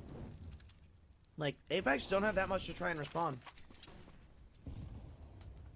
Not quite. First guy showing shoulder here. Cillian off the mall. He's just forced off his perch. Again, though, they are walking that Chazzy's op. If they want to continue their endeavors up catwalk here, they're going to have to walk into a pretty hefty presence. And oh, that's what I'm talking about. Finding a lovely opener. That's Manx taken down, and there's a lot of reinforcements on this scene. Full cat exec thrown through, but Chazzy with the recovered op already picked up two. Wants the third through the wall, but he's still done more than he should ever been allowed. Bomb dropped right into the open. It's the worst spot it could possibly be. With 20 seconds to go, another flash comes back up. Trade still not delivered onto the op or onto the corner. Chazzy is still going ham with it. 1v2. Faster deep in CT spawn. They set up a crossfire, knowing exactly where he decides to come in from. 10 seconds to go, and Faster's footsteps now heard. They try to take down the op, but in doing so, he's wasted too much time. It doesn't matter if he finds Tico, because he's lost the round. And this is what I'm saying. I'm not trying to say that you should permanently take the op from Knock, but every single time no, I'm not even joking. Like, every time he's had the op, he's lost a duel to Zello. Chazzy's picked it up and gone huge with it. At this point, stop giving it to Knock. I'm not trying to diss on him, but Chazzy's just doing better with it. Yeah. I mean, at this point, like, it is tough to argue against it right now, man. The guy has found, I think for the third time now, an early death from Knock, and a retrieval of that up has netted them around because Chelsea has had it in his hands and just has gone absolutely huge. And maybe that can be as a result of just kind of a slow game here, a slow decider for Knock. But nonetheless, you can't argue with the result here. There he is. I saw him. Dafu got the best room, bro. There he is. Yeah, this is the coolest room. I've got a soft spot for like the slanted ceilings. I don't know, man. It makes it so much more cozy, dude. I like it. Those are the absolute hangouts. Like, you know when somebody's roof is slanted, oh, you're about to have a good time. Fair enough. I didn't know that was a rule of thumb. Don't tell me. Oh. Okay, well, at least he doesn't fall to the op this time. Oh, okay, well. You spoke too soon. That one's on you. Luckily, he is alive still, right? At least he's walking. Yeah. With that AWP. I don't know if he's walking, more limping. Yeah, fair enough. Got a couple of crushes. One of them being his op right there. Help him move around with low HP. Chelsea, oh, this is bold. This is ambitious. He's going to tuck himself into the corner here. He's going to be expected. He is, and Fast, you're going to drop him quickly. Chelsea going to go down free of charge. I'd need a new pair of pants after that one, man. As soon as it fades, 3 players just come swinging into the angle and still not able to find that trade as a response. Flash goes into long, and Asilian might get peeked off of this. 2 of them post up, but a missed shot from Zello causes some chaos. And now, a chance to respond. Another flash thrown through. Asilian spots nobody home, but Dafu is still working at the opposite end of the map. Hearing a lot of this footsteps, so I mean, they probably think it's a lot more clear than it is. There's still a player tucked in. And he can offer up a huge defense. Now it's Snock to try and step up with the op. He's able to find the first here, but again, they still have to worry about Jacob, who's been lights out this series here. He's got to fumble the spray just a little bit, but finds incredible damage and finds a kill off the back of it. Dafu gonna fall, not gonna meantime found a kill with the P250. The HE finishes the job. Fasher drops. Oh my god, unbelievable turnaround right there from Apeks, and a tech pause called immediately afterwards. That's a punch in the monitor kind of moment. I'd be fuming. Like, he had everything going for him. Fasher made it so close. But just a nade bounces over the wall, and it doesn't seem like anything can be responded upon. And I feel like it's a lacking of individuals showing up right now for Ecstatic, because you've got Zello firing off, you've got Fasher doing well, but other than that, everybody's lagging behind. Manx, Dafu, Bird from Sky, all, it seems like shells of their former self from what they looked like in this series previously. Yeah, Bird from Sky hasn't had the same level of entry prowess, right, man? The guy was so crazy good on Ancient at finding opening picks. I mean, and think about the early success that guy had in the last map. Just, you know, finding double openers and making it look easy. In this occasion so far, he's yet to find any openers, and it's all smiles over on the Apeks camp. They're having a good old time about things here, and how could you not? Yeah, look, you've just gotten your, what, 5th round in a row? Yeah. This CT side is showing up, surprisingly, because we remember back to Nuke, and even then, it wasn't that great. Like, kind of going blow for blow for a majority of it. On Ancient, it didn't show up, obviously. They got pretty dumpstered. So this is our first CT-sided showing from Apeks that's consistently been good. Yeah, that's such a welcoming prospect, right? Especially in the decider here. Dust 2, it wasn't a map that you were going to think that was when they were going to lock down their CT sides, man. I know we're still a little bit early on in the second half, but on Dust 2, when you talk about Nuke and Ancient being the first 2 maps in the pool, and that's when you start winning CT rounds, it's a bit bizarre, but they'll take it. Ooh. The chair is clean, too. That's just a blanket. Oh. Good call. Still like it. Still like it. It's creative. I'll give it to him. You don't like that blanket? I don't like having the thought of having a blanket on my chair anyway, bro. Like, when I'm sitting here, because I'm sat here for, like, up to 12 hours a day, like, all of my sweat pools on my back and pools down. So it's like, well, what do you mean? It's like my back is against hot leather. I know. Fair enough. Fair enough. So it's gonna get sweaty. You add a blanket and things only get worse, bro. Hey, as we're getting into, 12-hour broadcast, if you guys want to take a quick survey there, I believe it's being posted right in that chat. You got a chance at a giveaway. If you're interested in that, go and click that one. I believe Gut Knife Doppler is given away there. Shadow Daggers and Bowie Knives as well. So if you're interested in trying to get that one, you can go down, scroll down, click the link, complete the survey. And once you finish that, yeah, you have your chance at entering in for those knife giveaways. But everyone's back into the server. In your opinion, what's the worst knife? See, I'm a functional guy, so I gotta say the Shadow Daggers, just because they're a little bit weird with the crosshair and all that. I don't like it. I think the Shadow Daggers are cool. I know what They you look mean, like cool. they They look shake cool. when you pull them out. Yeah. But Wouldn't I think use the them. worst knife is the Navaja or the Ursus. They're definitely low on the tier list, that's for sure. Falchion's underrated though. Oh yeah, I agree. We'll see. They can start sweating just like the back of your chair. That's what they seem to do. The mollies making them sweat there quite a bit. Asilian does so much damage with the utility, finding multiple kills and keeping things contained into a 3v3. Not going to let go of this angle whatsoever, but still, it's a bit of a weakened up defense for Apeks. This is going to start to favor Ecstatic unless they get information and figure out what's going on, which they're about to do. Nox sees nobody home at long anymore, so now they're going to transition a player or 2 back over into the B site. Right now, Stiko's only job needs to be to delay. Ensure that they can work a little more info in middle and stack accordingly, because seeing how there's nobody in long, if Stiko spots, rather, if Jacob sees no one in middle, you know it's going to be a B play. You just kind of have to at that point. Just kind of clear it out a little middle right there, right? Got that valuable bit of information here, and he's going to join forces in towards the B bombs. That you're exactly right. They know where this is heading in, so they've prepped themselves quite nicely for it. Oh, they've even spotted it. Stiko, does he commit? Yes, he does. Flashed off, finally gets back behind the box. Shake him, sets up a crossfire, and your rotation, your reposition means absolutely nothing. Nade dunked in, and 3 from Jacob cements 12 for Apeks. No bomb plant means probably no money. Flawless so far from Apeks here in the second half. They haven't dropped a single round. Looking good as ever.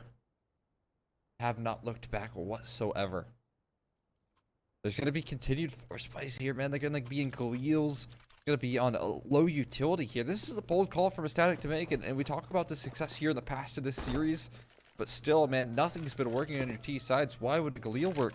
Why would a little utility work here now? Oh, wow. They've taken some aggression out long, 1-for-1, and I feel like they're lucky to get away with that. Chauzy had one hell of a lineup, but the B bomb site's been left wide open. Somehow, Apeks have neglected this to be a possibility, but they still know about somebody's whereabouts at long. Finally, though, Cillian decides to vacate the angle. A lot of damage done, and there's only 3 of the current offenders in this B site, but look at that from Jacob. A beautiful one-tap, but do they expect more still? You know, there's only 2 players here. They're going to try to pound the rock in and really sell this home. Cillian, this 1v1 duel wins or loses them the round, because you're not going to be relying on Stiko, and Makes has got it. Finally, something on the board for SKADE. Oh my god, what an absolute hero right there. They needed that kill. I mean, Bird from Sky actually did find that mid player, cut off the rotations, and played it to perfection right there. But Manx was needed, like you said. There wasn't a lot of time to rotate. If he goes down, Bird from Sky was probably out of luck. Mm-hmm. Yeah, that's lucky. Best way I can put it. And I mean, you could have also factored in the possibility of the player in CT, instead of committing to the fight with Bird from Sky, just trying to jump across the mid doors. Still, Bird from Sky would have not been there in time. Then it would have been 1v3 instead of 1v2.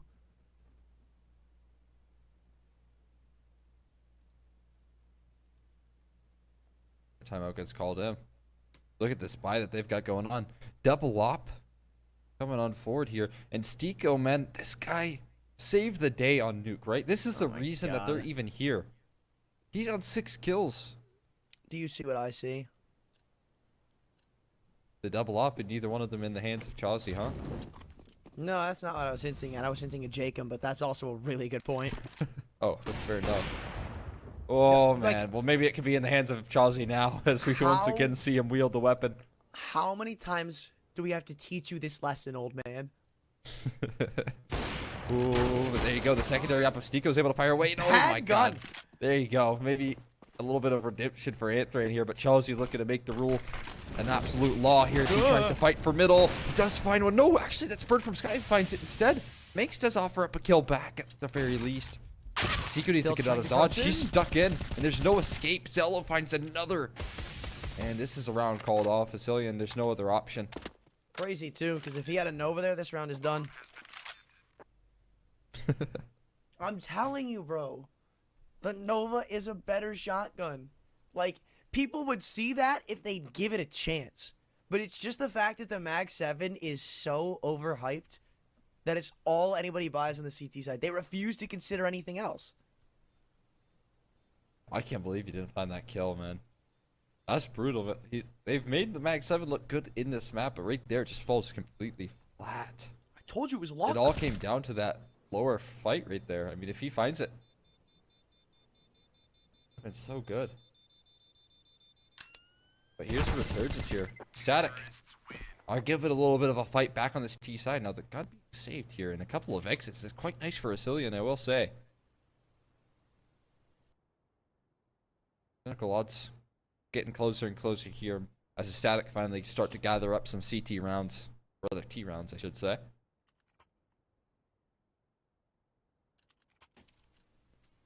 Well, that was their force. So, you don't expect much to come of this round. Just their shoe-in save. Apeks with the one saved over weapon. Tossed a couple of players into B, but Zello puts a tag into that safe weapon and a Cillian tag down at 29. That is the definition of unfortunate. I mean, that's not the one player you want going down low at all. The one with the rifle here, the one to try and pull off the heroics.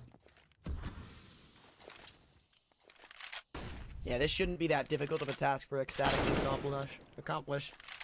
But, I mean, they're making it close. Fasher puts in a dink, forces respect out of the cat player, but this ain't the play, guys. Let me tell you, this ain't the play. Because even if they were to make it as far as to swing in, there are still so many more defenders. Jacob this time on a deagle. Not a shotgun, but hey, at least he's got the one here. They made better use of it right there than the Mag 7 of the previous, as they look to try and quickly make their way in through the site. This is all being heard. Those Tico able to slip the gap, make things a little bit interesting. Zell missing these op shots, but really wisely, Fasher doesn't commit to the bomb. Instead, he's gonna take that fight. And Yes, yes, Oh, yeah. Knock. I will redact all of my statements, all of them. You will be the equivalent of like 2016 Kenny S. 2016 Kenny S. 20. No! 22. Oh my Aw. god, put down the op! You're really a fair weather fan, huh? What? Right there, Knock. I'm just a Zeus fan, bro. Sorry. Yeah. That has multiple layers to it. I'm about to put that in my Twitter bio. Zeus Zeus fan. fan, Mag 7 hater. Chelsea op fanatic. Chelsea on Fnatic?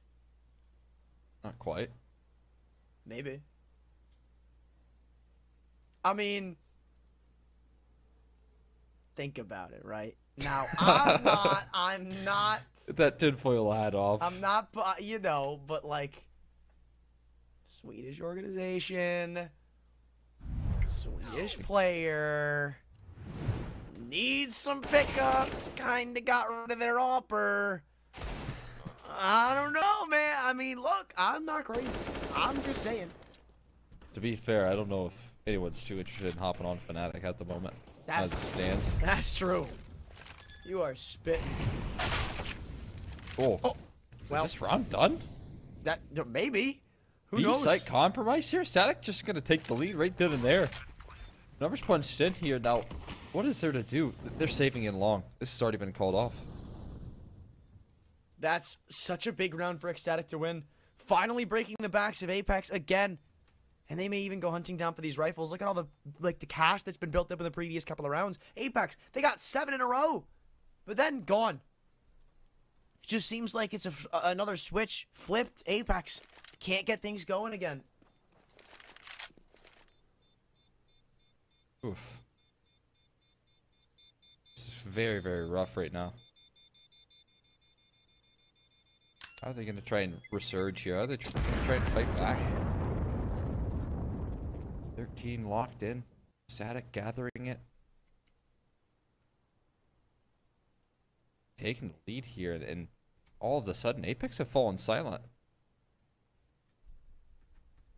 Well, they can't fall silent any longer because they are still in no man's land, where if they drop one of these rounds and they don't save any of the rifles, then it's probably just curtains.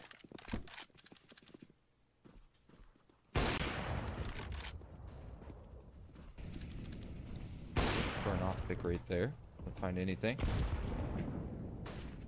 See if they can gather up anything else.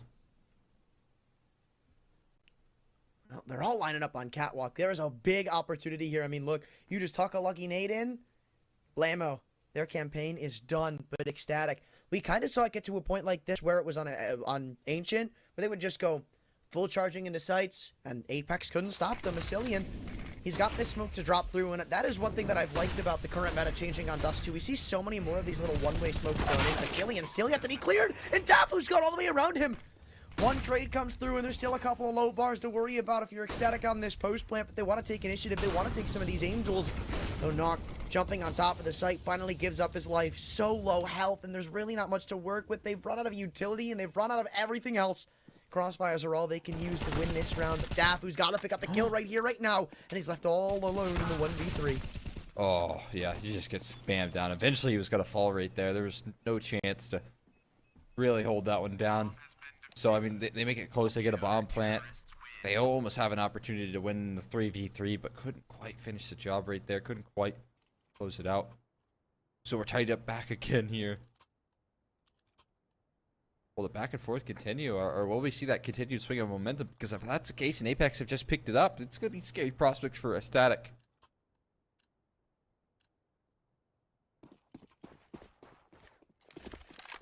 Well, they stay alive. That's the important thing. So, they live to tell the tale of another day on Dust 2. But we are getting to the nitty-gritty. I mean, look, only 4 rounds in total left to be played at most. And it is still so neck and neck, so close. Knock on the op once again. He'll get one more chance to try to make this weapon be his. Could be his last chance as well. Look at the money here. You can't afford to lose this round. He has to make some waves with the AWP, and this mid setup again is very useful. Apeks assembling quite a bit of ground right here. Pulling off middle, leaving a lot of pressure on the shoulders of Chelsea, but he has been able to step up in a big way here. With 13 rounds on the board here and a minute left on the clock, it's going to be SKADE starting to work their way up long here with only 1 defender on A. It's Chelsea, and this game he has been loud and proud about it, so timer could play a bit of a role. We've seen Apeks on a lot of re-aggressions, so I don't think they'll be too shy of getting map control when they don't know what's going on. In fact, now you've got all these rotations pulled and potentially 4 on a quick response. So as soon as this utility's thrown through, they know exactly what's going on. A lot of utility being thrown on in here now to allow him to cross. There's a lurk. Jacob falls victim to it though. That's huge. That's going to be one less player to worry about here in rotation. 1 player in the back of double stack. Chauzy still standing tall, but he's getting spammed down 16 HP. He's got teammates in recovery. Again, there's a rotator here. Dafu finds another kill. Chauzy's still standing, but falls eventually to Manx on the AK here. And SKADE, last man, has to save, but is that even going to be afforded to him? He's going to walk through the smoke, and Dafu finds a 3K on the solo lurk on the extremity. What more could you ask of this guy? First to 14 and maybe match point behind it. Look, the buy is going to be a bit shaky from Apeks. They could make it, but I think the safer play would just be to go for overtime. They found multiple rounds in a row before, and they're not going to try it again. They're going to try to contend right here. This is risky. You lose it, and, well, you can kiss this series goodbye. Maximum risk right here. I mean, this is everything. Like you said, this could be curtains right here for Apeks if they drop this around, and with what they have to work with, man, you don't like their odds. But I like the play that they're making. A double push in the underpass here. Gonna gather tons control. But again, I mean, SKADE, I've done it once, they'll do it again. A slow creep up long. But there is a player in car. Chauzy tucked in, and they're gonna try to bait in for him, but do they hard clear? It seems like they do. Molly thrown in, and Dafu, I mean, I guess he just kind of gives himself away. Chauzy still tucked into the corner, and head to rights. Trade needing to be found. SKADE goes back to the UMP, and they know about at least 2 players in CT spawn. That could pretty much reassure them they can walk into the bomb site if they get the smokes down, which they've just deployed. The crosses start coming through, but Jacob's boosted up in through elevator. I don't think he's been spotted just yet or scoped out. But they have plenty of players to try to deal with him. Headshot angle given. Manx deals with him like it's nothing. And CT lies SKADE, and on Cat lies Asilian. All up to him. 1v3, maybe game on the line with it, and he can't convert. Less than $3,000 a player. And Apeks have just given up series point. SKADE in the attempt to reverse sweep a dominant ancient performance here. Such a close game on Nuke. And again, taking down Apeks. I feel like this would be one of the bigger accomplishments with the addition of Zello. This would be a great start, a great way to really rocket a performance of this team, get back into their old form of a roster that can compete in the top 20. Being ready to fire off here once again. Zello has been able to be so consistent in the early stages, but this time he'll be taken down early. Trades are delivered though. Staying alive, a 1-for-1 trade. You'll take that right now if you're Apeks. So long as a multi-kill doesn't go against you or a man advantage isn't fielded, you're okay with these results. 2 flashes, 1 molly, 1 nade. And with no kits, they can't be playing for a retake here. Well, at least they're able to keep that op out of the hands of Apeks. That's pretty valuable here. Bird from Sky going to be wielding that now. They look to regain this long control here. Chelsea, you like his angle, but the MP9 is going to be a bit tricky here. He has to land some swift headshots, or at least calling for some support. There's a scout close by, but he's going to be tested with the op. On the other end, I think it's Bird from Sky. Yeah, Nox kind of screwed here. Like, this is all Chauzy. If he can't find a kill, then there is no response that's going to be made. But Apeks, at least with that info in hand, are going to start cheating every single man towards the A bomb site. You've still got Bird from Sky on the op to try to counter, but it's not impossible. That's all you're looking for right now. Nox sat behind the big sight box and get to peek out with the scout. Finally decides to fire off a shot, but as he spotted crossing back, things turn from bad to worse. 1-for-1 trades that you can't afford right now. Don't go their way. It's all up to Dafu. 1v1, but on 10 health. He knows where the last man lies. So very low. One lucky headshot. One nice conversion, and he'll close it out. A one tap to finish it in style. Ecstatic complete the reverse sweep.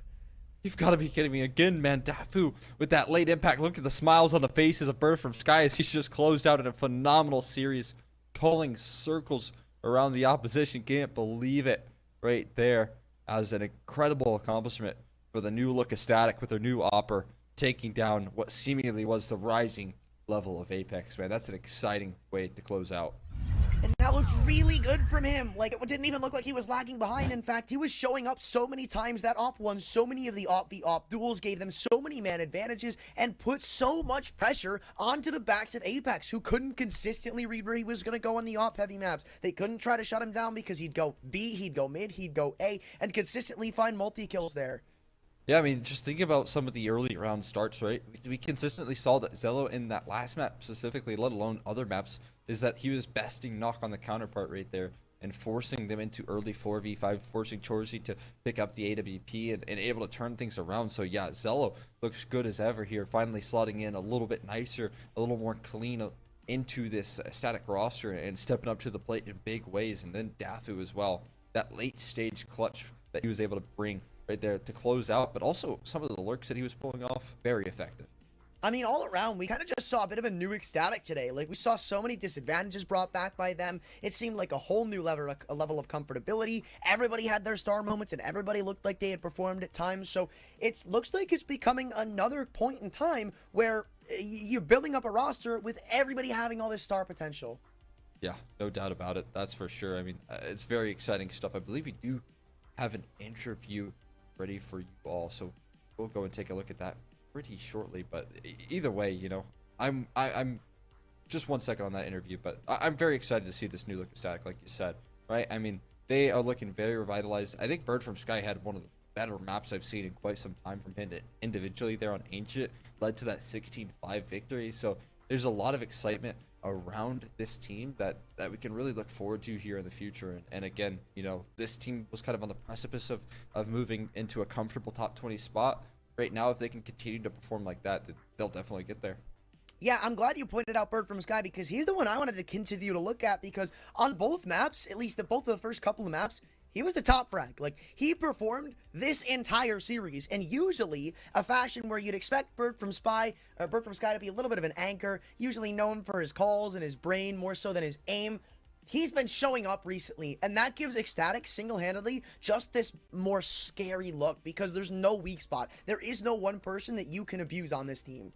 Yeah, definitely give him a little bit of an X factor in some of the ways he was playing that outer yard on Duke. I know that map didn't swing their way, but he was able to find a couple of really interesting opening picks right there and made it look very, very solid despite that not going their way. I think that, again, we could have seen a potential 2-0 with how close Nuke was and how strong we actually did see the resurgence of Ecstatic be, but in the end didn't work their way. They didn't look deterred at all. Ancient looked good as ever. They slowed down a little bit on Dust 2 late stage, but I don't know what got into them. I don't know what got a hold of them, but they were able to bounce back after we did see Apeks go on like a 6-round straight run on that CT side. It looked like they were just going to close things out comfortably, but the turnaround was there, and again, you got to give them credit to the composure.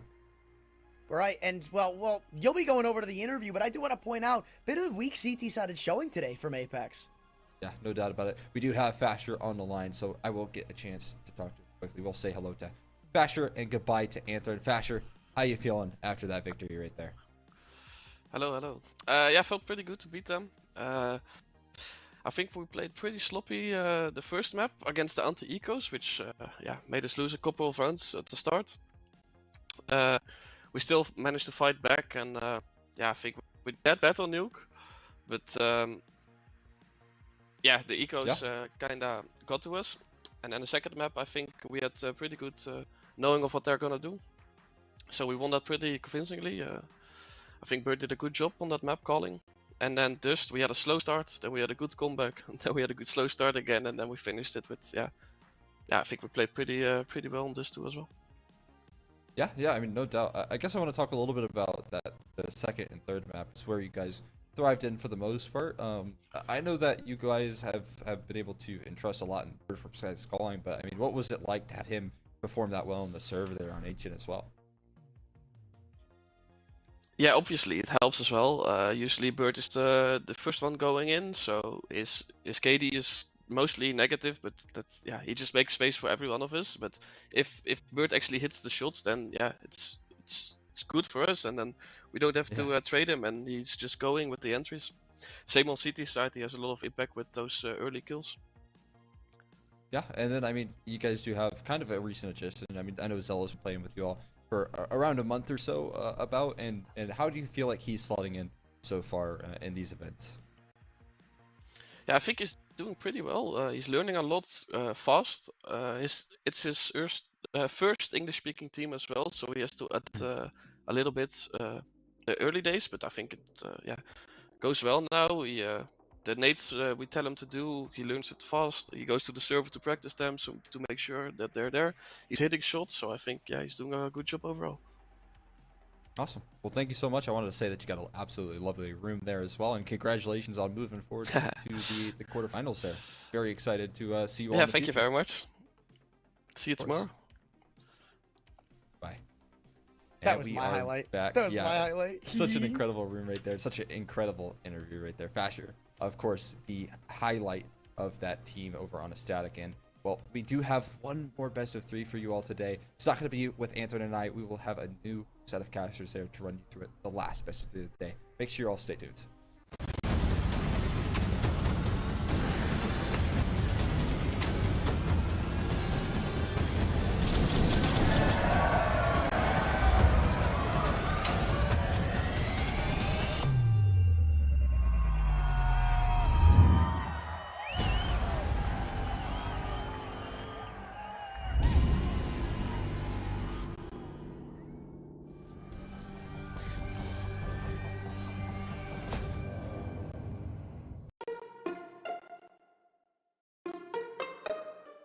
Withdrawing with AstroPay is really simple.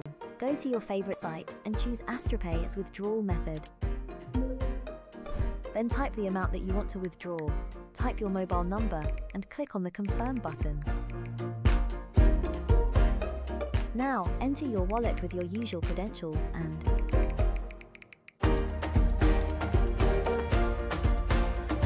your money is available in your wallet now.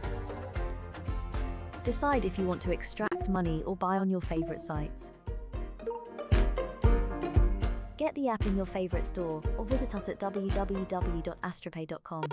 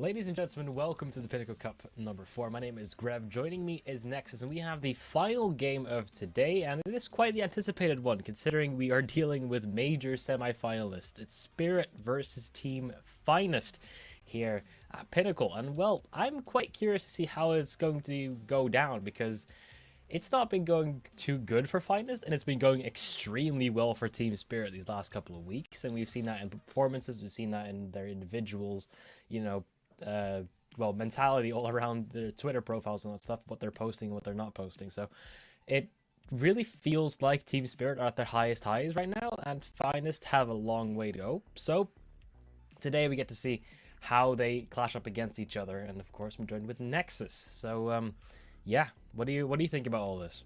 I think you put it fairly well. Like, you could say Spirit, they're at their high right now. You know, they're kind of living that major life.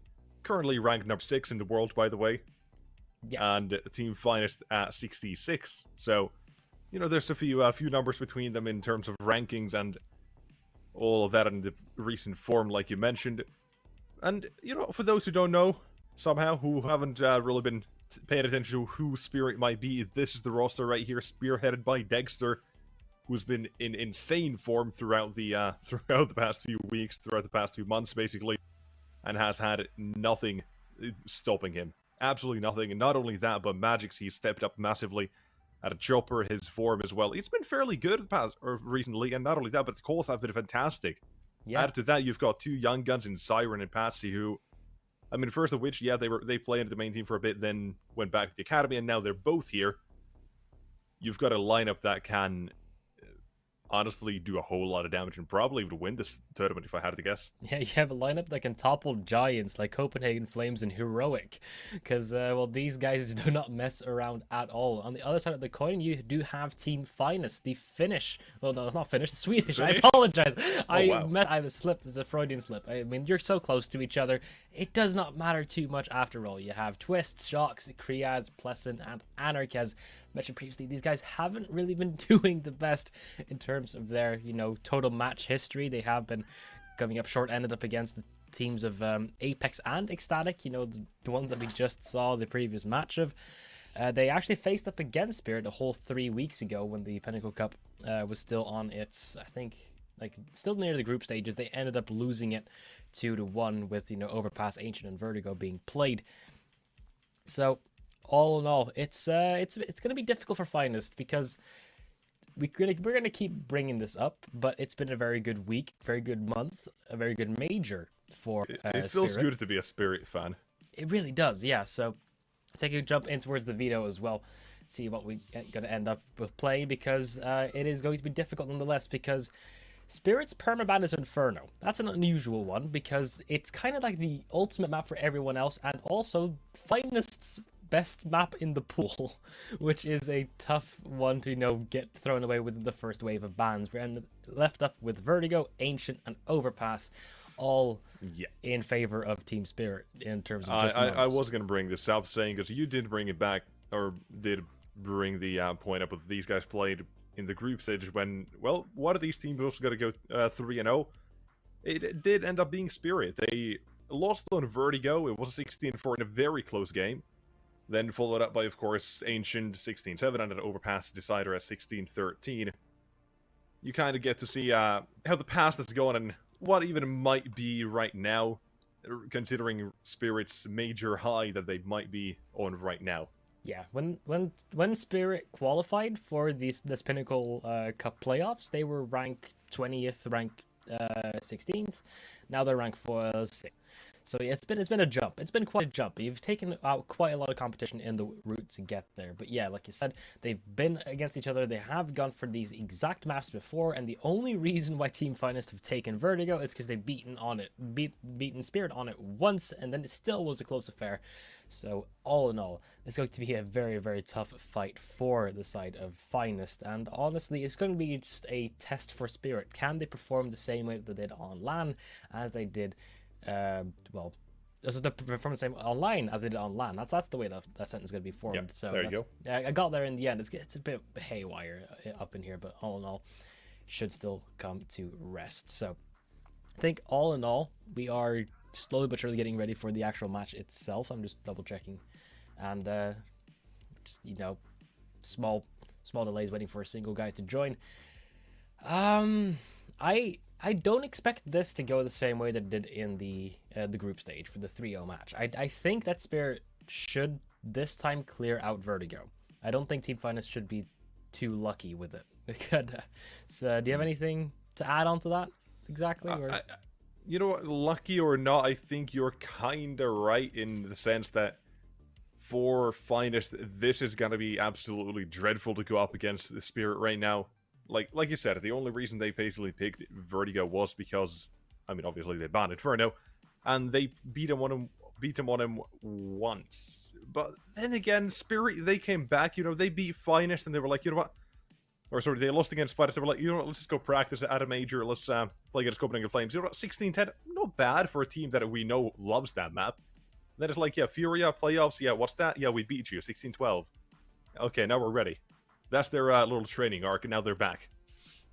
The major is the entire training arc for the Pinnacle Cup. We all know this by now. Like, it's we all know this. We all know this. I mean, we should get like a diamond coin for the Pinnacle Cup as well, but you know, it's all right. We get there in the end.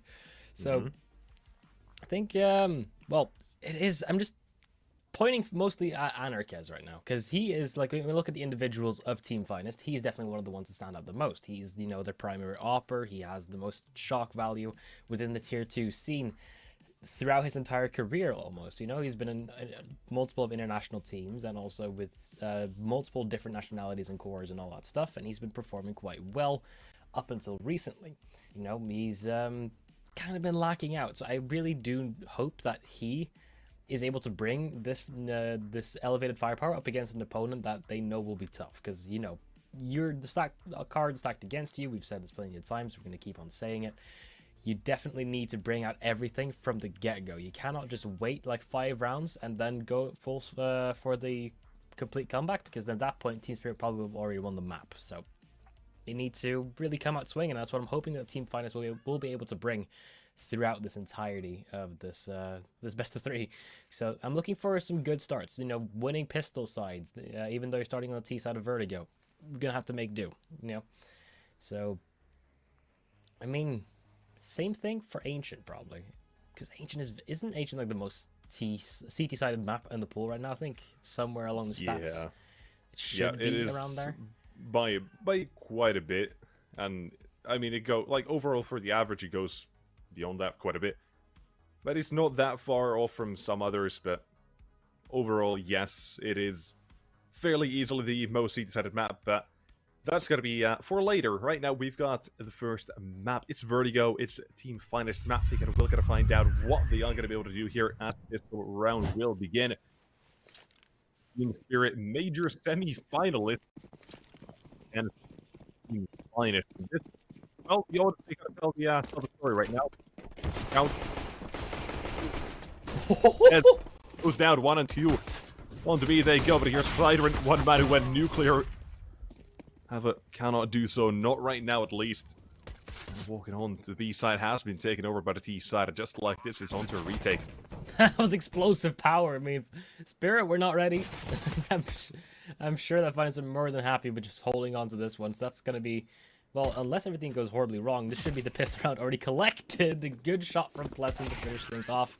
Twist will take the final kill onto Chopper. Pistol round Finest. Okay. Like I mentioned previously, they do need to come out swinging, so they're perhaps adapting more of an aggressive style. They want to try to condition the side of Spirit into, you know, predicting these early pushes, you know, deploying utility early on to try and dissuade any aggressive behavior towards them. But at any point, Team Finance can just turn that around or use that to their advantage. Let's see if they just want to keep on going with that. It doesn't seem to be a massive, you know, push play with the current buy. They've got a lot of AKs.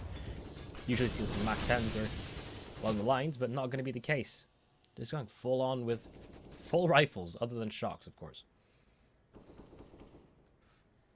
Yeah, basically trying to gather up a bit of money here, clear mid, make some space for a teammate to work with. Like I said, a Team Spirit, very low buy. We'll see what they do want to do here in terms of taking away these weapons. Because you know what? Taking away a Galil, maybe 2 or even an AK is not bad. No. even if you lose the round, you take that into the next one, you gotta be fairly happy overall to deal some damage. Though, Siren spots information mid, that's to there, confirmed with the boost. Well, Korea's slowly but surely trying to figure out what's happening at the B side. What else is there? You know there's one Deagle. Nothing else right now, though. That smoke will dissuade him from going towards the B side as well, completely take them away. And instead, here's the actual attack. Here's the play that they will be going with towards the A site. Got Dexter waiting at the sandbags. This could work out for him unless he will be cleared. But I think, yeah, there you go. There's a Molotov. And there's the headshot. Wow. Fairly decisive with that one. Patsy, let's see if he can stir the pot ever so slightly with a 5-7. Yes, says no thank you. Says no thank you to the second one either. Doesn't want any seconds. And just like that, you've got Magic and Siren basically hoping that they can take away one or two weapons from players who might overstep their boundaries at the moment. Yeah, I don't think it's going to be happening, though. Doesn't seem like it. This is a very good start for Finest. I mean, already sending Team Spirit back to basics. They've got nothing to work with. Absolutely no kills going their way so far. 2 flawless rounds going for the side of Finest is not bad. This is their map pick, so maybe they have, you know, sat down on that infamous boot camp and just, you know, put together a plan or two. Maybe really looked at the plethora of information on Team Spirit, considering, you know, where they have been and what they've done. All in all, you know, if you're starting to become one of the teams at the top, you're no longer becoming the underdog, you're becoming the team that everyone watches. You need to be careful of that. You need to stay on top. That's the difficult part. But this should just be I would imagine it should be a third round coming in from the side of Team Finest, considering we're going in towards a full-on eco on the side of Spirit. Then again, you know, you have a couple of hero players, Dexter, Magix, and Siren all have, well, some equipment to work with. So it's not exactly a lost case just yet. And it is also a quite early, you know, semi-stack towards that A-bomb site. The thing about, you know, eco rounds that make them so incredibly dangerous is that if Finest respect them too much, Spirit will end up with the read, and then you're all of a sudden attacking a bomb site with 4 players onto it. So, you know, Finest need to move quickly, and also they don't need to fear these pistols or these, well, lackluster firearms too much. For the moment, it seems to be that they're taking the right route going towards the B bomb site, because absolutely no one...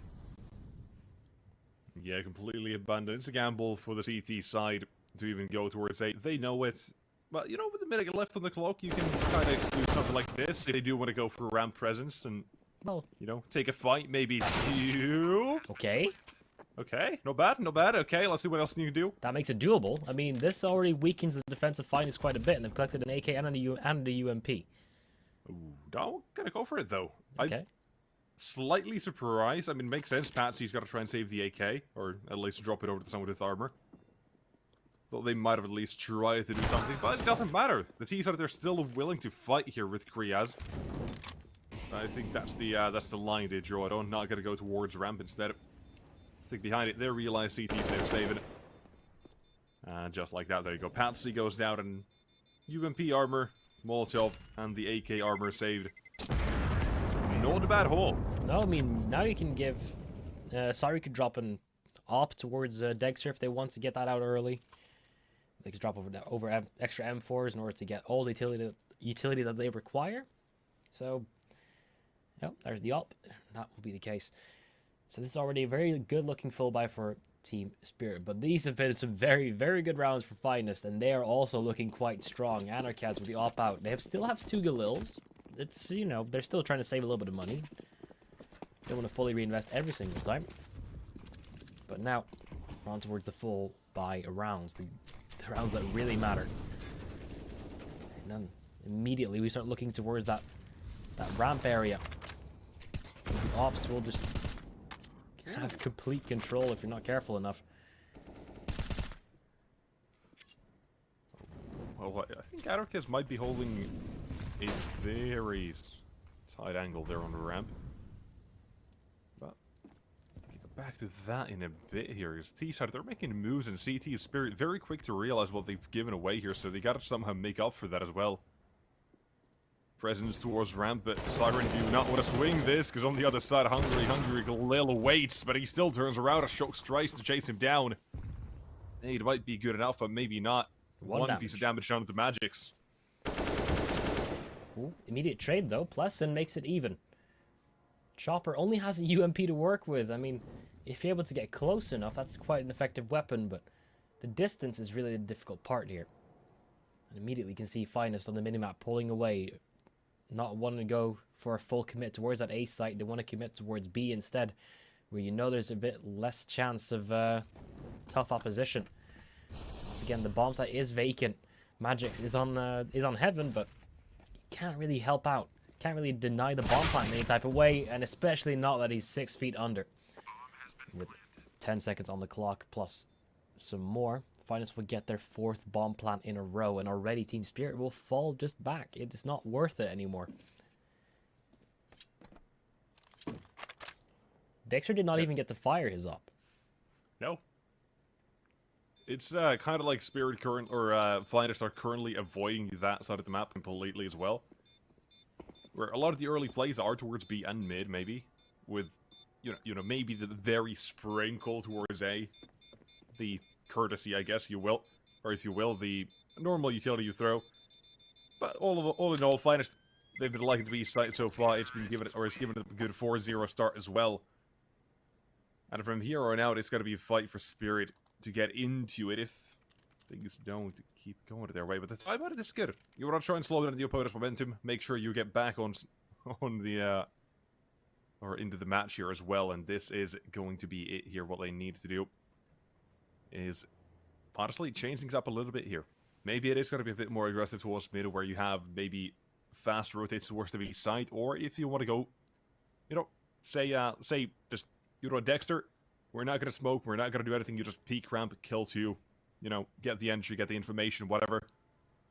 And from there, it's going to find us to try and avoid the AWP somehow again, and avoid whatever setup that the T or CT side is willing to throw at them. But I'm going to be curious if Finest really are going to be avoiding A for a bit. Yeah. So also have to avoid the mind games. You don't want to exactly overread yourself. Exactly. It's the I know you know, I know you know. Yeah, you're trying to predict rock, paper, scissors at some point. It's not going to work out well for you.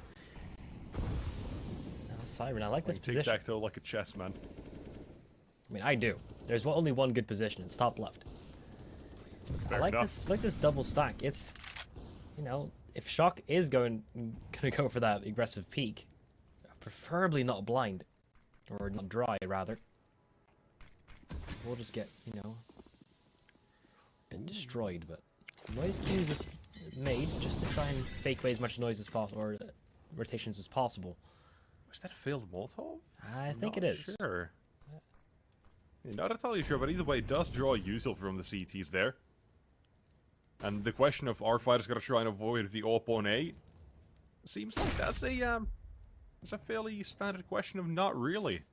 They're just playing this one fairly slow, where Patsy, he's the one who is going to make the first play here, and spots him. Listen as well, has no clue. Could be seen through the floorboards there, and he's down. Entry found nothing on ramp, but here comes Finest. What's the adaptation going to be here?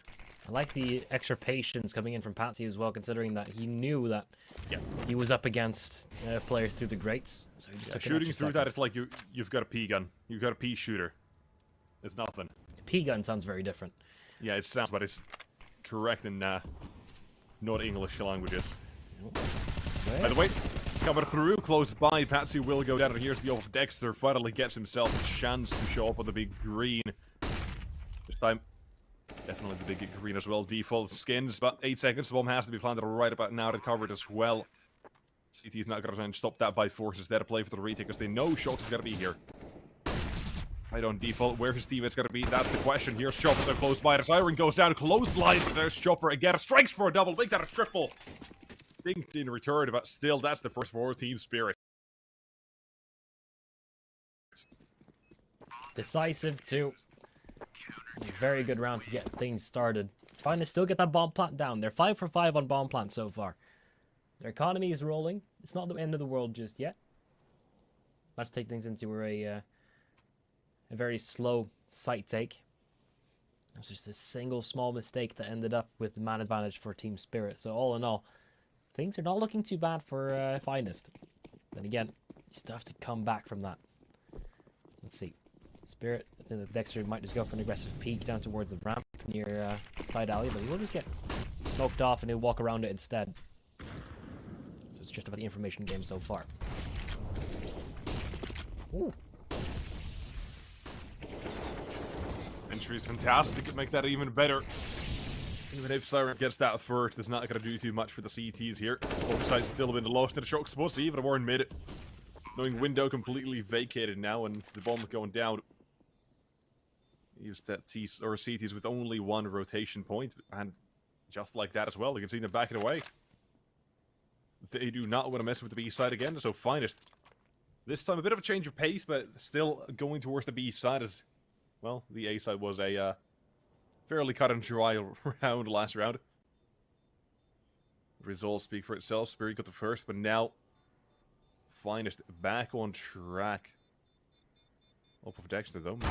Might get another one. There you go. Try and limit the T-side economy if they do hunt you down. Well, I mean, if there's only one kill, not too bad. Yeah.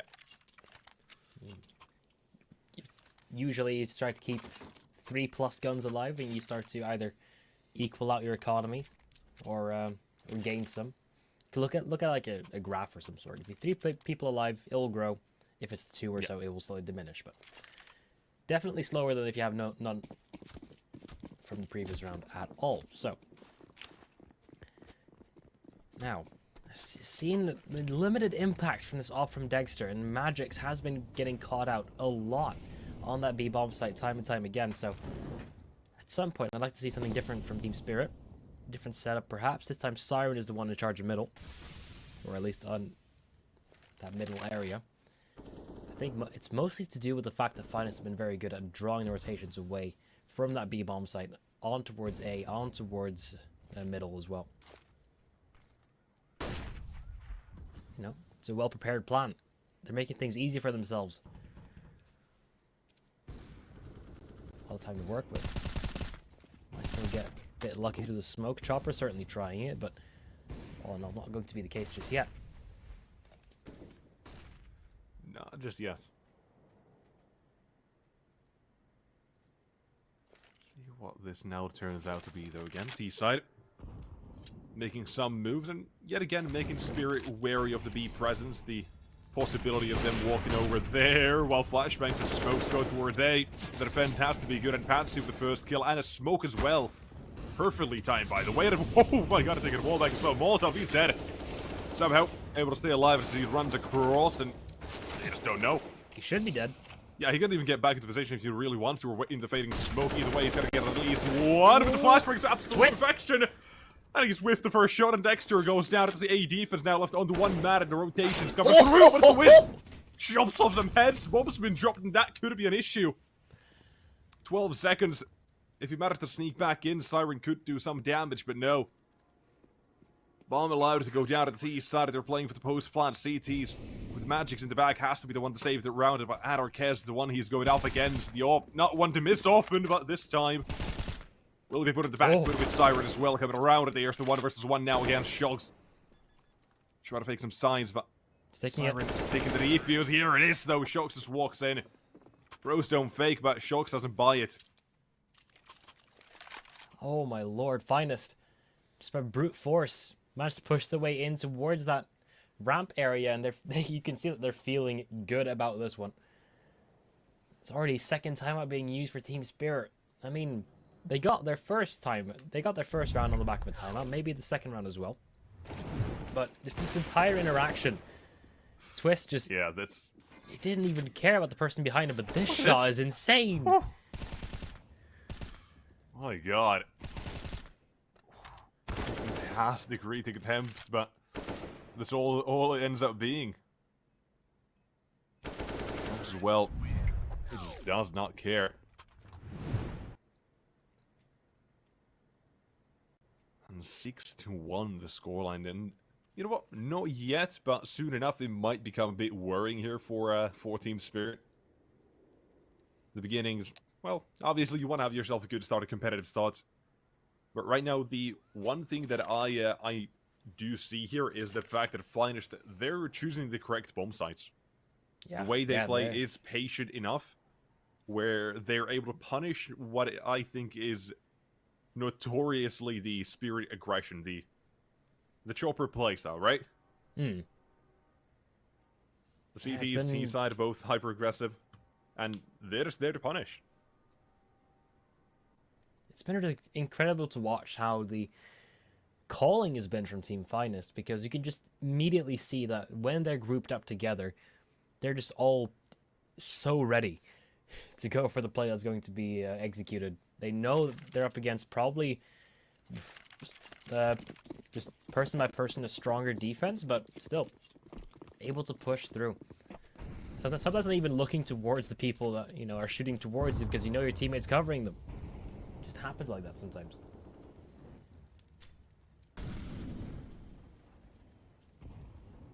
Well, moving on towards round number 8, and still only one round on the board for Team Spirit. Supposedly this is their stronger map, Vertigo.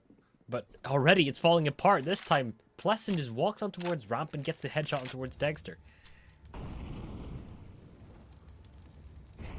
You know, the question comes, did we speak too soon about Spirit going off to practice Vertigo in the majors? Right now, Finest, they're the ones who seem like they have been drilling this one.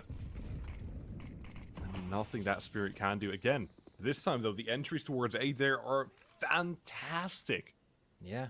No timeout usage necessary for them. I mean, Spirit, they used theirs, didn't get around on the back of it. They're saving it again. This time the economy will not be looking too good either. I mean, yeah, full loss bonus, but you can drop 2 rifles. You can try and hold on, but that op is out of the picture. You're not getting that one back unless you're going for a glass cannon. Even then, it's not going to be easy for you. Even okay, well, yeah, take him down. Full buy rounds out of the question. It's not going to be happening anymore. Ah, nothing. Even Magic as well might go down here with Korea sneaking up from the right. Oh, haven't been seen. There you go. Molly to try and flush him out, but I think he should be just a-okay. And 7-1 the scoreline. This is a bit of a surprise, I will say, but hey, I welcome a competitive match like this. This is a bit scary if you're Team Spirit, because, you know, you are the favorites, but you're also a lot younger. Most of the players on that Team Spirit side are, you know, you have 2 18-year-olds. Yep. On 19 and 20 and 25. Exactly, yeah. It is extremely young. You have Chopper as the main voice of reason, maybe Dexter to help out as well, but, you know, there's not too much experience under his belt compared to the boys on Finest. So, how do you pull yourself back from this one? That's the question. That really is the question. So, you know, one I would like to know the answer to as well. This is a bit of a different approach here. I like to see Spirit again. This is not the first time they've thrown the smoke, but the first time with rifles they've done so. Trying to get a bit of control towards A, while on B in the meantime, we do get ourselves a kill. Re-smoke at the stairs as well, by the way. There you go, nice little neat lineup, you can stay safe. And that allows Magix to move over, and not only that, but it allows him to move closer, drops his utility over as well, and ooh, Krias! Cheeky little boost that works out for Magix to be taken down. Not expecting that, and who would in their right mind? Only the opening duel for Magix. We really haven't been able to see too much from him so far, but right now, it's all up towards his teammate. Siren is here. You have Dexter on towards Heaven as well to try and help out, but he's also got his eyes towards middle. So that means there's only one man here. 30 seconds on the clock, and now the assault comes on through. There's utility to work with for the side of Finest, but they're going to be going for the gun plays instead. Utility now coming in.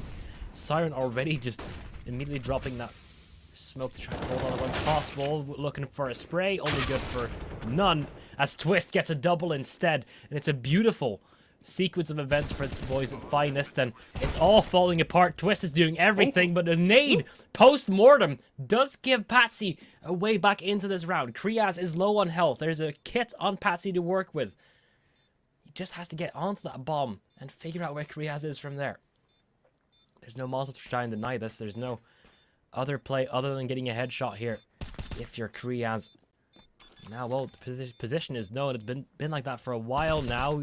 He comes in, Patsy will deliver it, and somehow Dexter, despite being in the ground himself, still gives his team a way back into it, and a beautiful clutch from Patsy to help on out as well.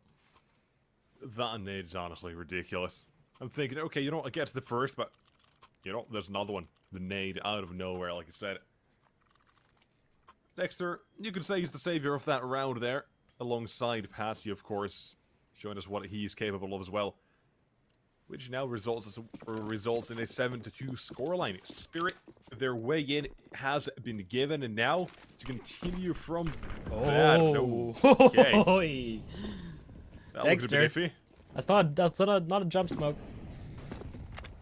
Nah, what are you supposed to do there? But hey, mistakes happen. Let's hope that this one doesn't cost him, because Pleasant, below the smoke, might be the gap here. He's okay, Dink though.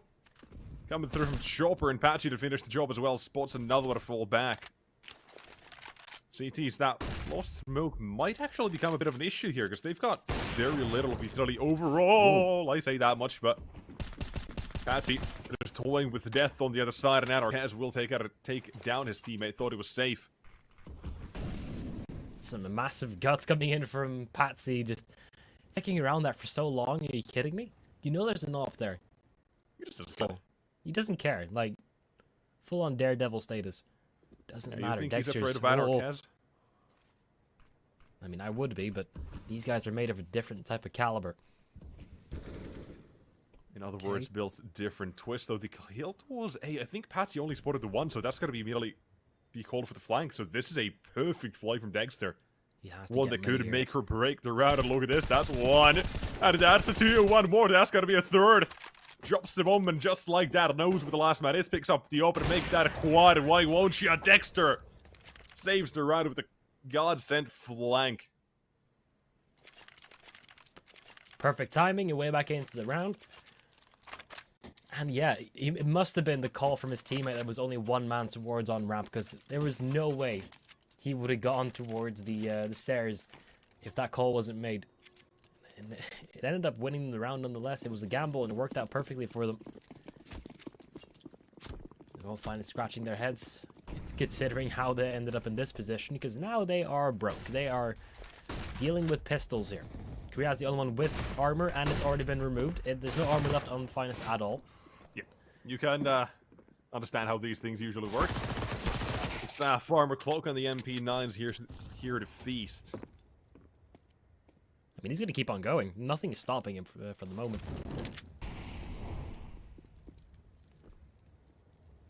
Well, two deagles. Or a deagle, a P250, rather.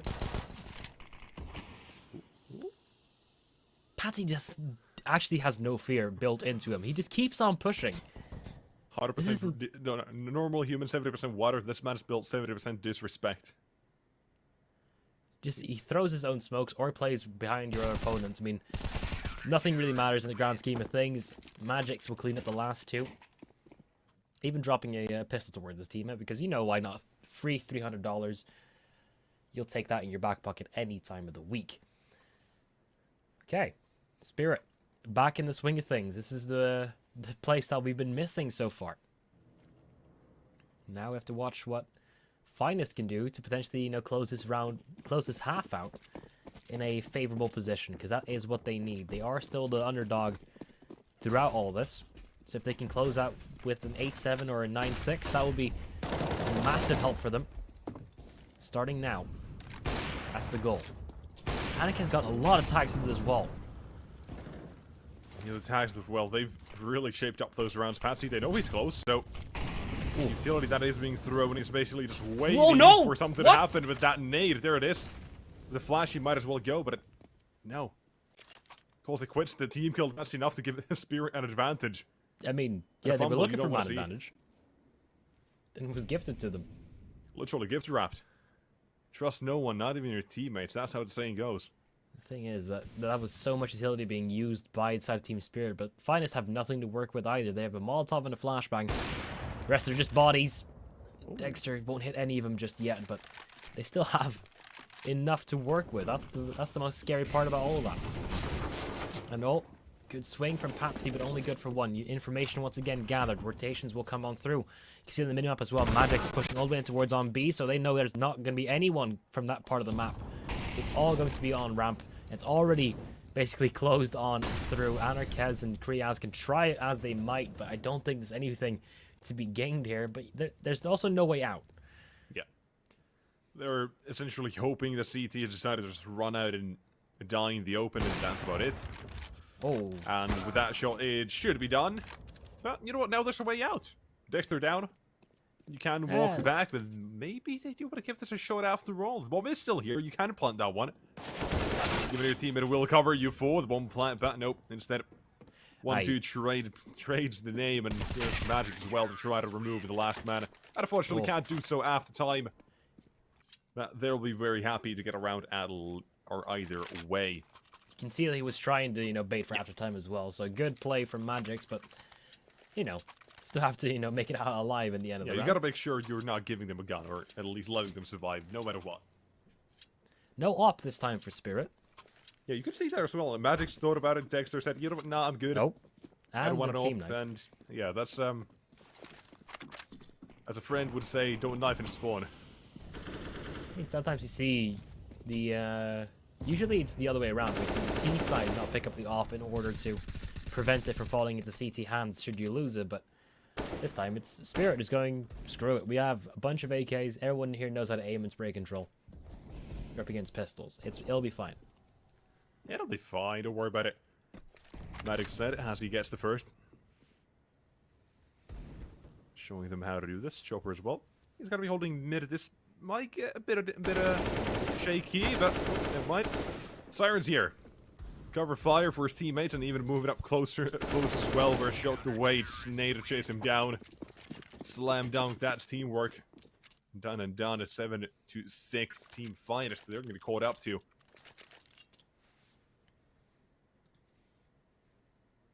It's a real comeback right now from Team Spirit.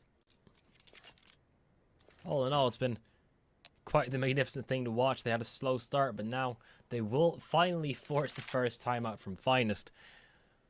That's quite a lot of F words I dropped in there, where none of them were bad. I mean, I'm proud of myself for that one. Nice. Thank you. But yeah, Finest taking a timeout because right now, 5 rounds in a row. You know what? This is the Spirit arrival we've been waiting for. The 7-1 scoreline that was said, you know what, that's enough. Let's get back into the game, and just like this, boom. Finest, the playstyle's changing ever so slightly, but it's not as a result of them. It's more of a result of how a few of the different things are changing on the Spirit side, I think. Mainly the control or approach towards ramp now that they have the rifles again. One of which, by the way, I'm going to have this smoke on sandbags, which happens every single time, basically. But this doesn't happen too often. Shocks gets to not a third, though. Siren will make sure that shuts down mid, and he knows there's no one else.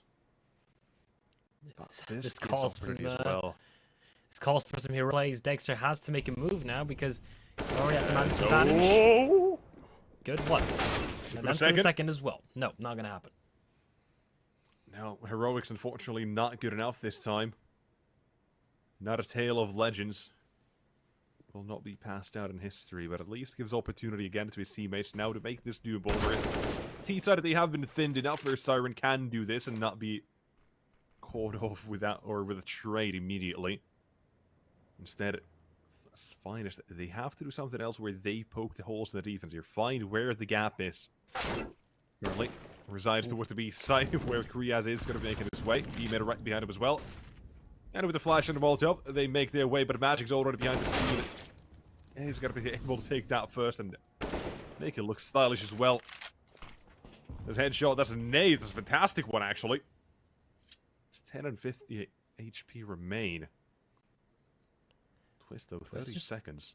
It's gonna go for like a round. He's going completely quiet though. Yeah, time is gonna be off the essence. And start running soon here on the ramp. Minimap though, no one's rotating towards that B bomb site. Now, no one's over towards the A bomb. No one towards B. Go towards A instead. He's already there. He's planting that bomb. That's good enough. That will secure a buy for the next round as well. Now, it's just about the chance of closing out this round. Yeah, the bully having forced twists back, and now to play for the retake, the CTs. They've got two angles they got to be worried about. Let's get a ramp and short. Now, which one is going to be? Siren finds out the hard way. Another nade to go out, and Magic takes a bit more damage. And here it is. The AK once again goes with a swing, but this time will be the CT to survive. And Magic's is finally stepping up as well. Yeah, slow start from him, but now he's in towards full swing. Closing out these rounds is required, and towards a nice 10-7 scoreline as well. So this is, I mean, when looking at just the kill tallies, it's what you'd expect from Spirit right now. You know, you have Dexter at the top, Siren, Magix, you know, following close behind, Patsy and Chopper at the bottom. But, you know, it is still a very, very close affair, and Finest don't really have that same thing. I was expecting Anarchy to step up a little bit more, but, you know, Twist has been surprisingly effective at what he does. Oh. Okay, I feel like it's a bit of light from Finest to get it. Instead of the normal things we've been seeing the past 2 rounds, they're going back to be the roots of the first half, and that's what has worked so far. The entry does come through. Even looking to play a bit of a cheeky angle with plus and being boosted. Not sure how that is gonna work. He's basically only looking for close angles.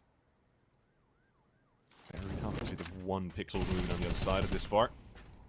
But Siren, either way, is going to be cautious of the area nonetheless, and even spots the head, takes it off, but that's a free haircut given to not only Pleasant, but Shocks as well. At a 4 versus 3 for Spirit. The defense was already shuffled a little bit earlier on, but right now, it just seems that Finest are playing into the hands of Spirit.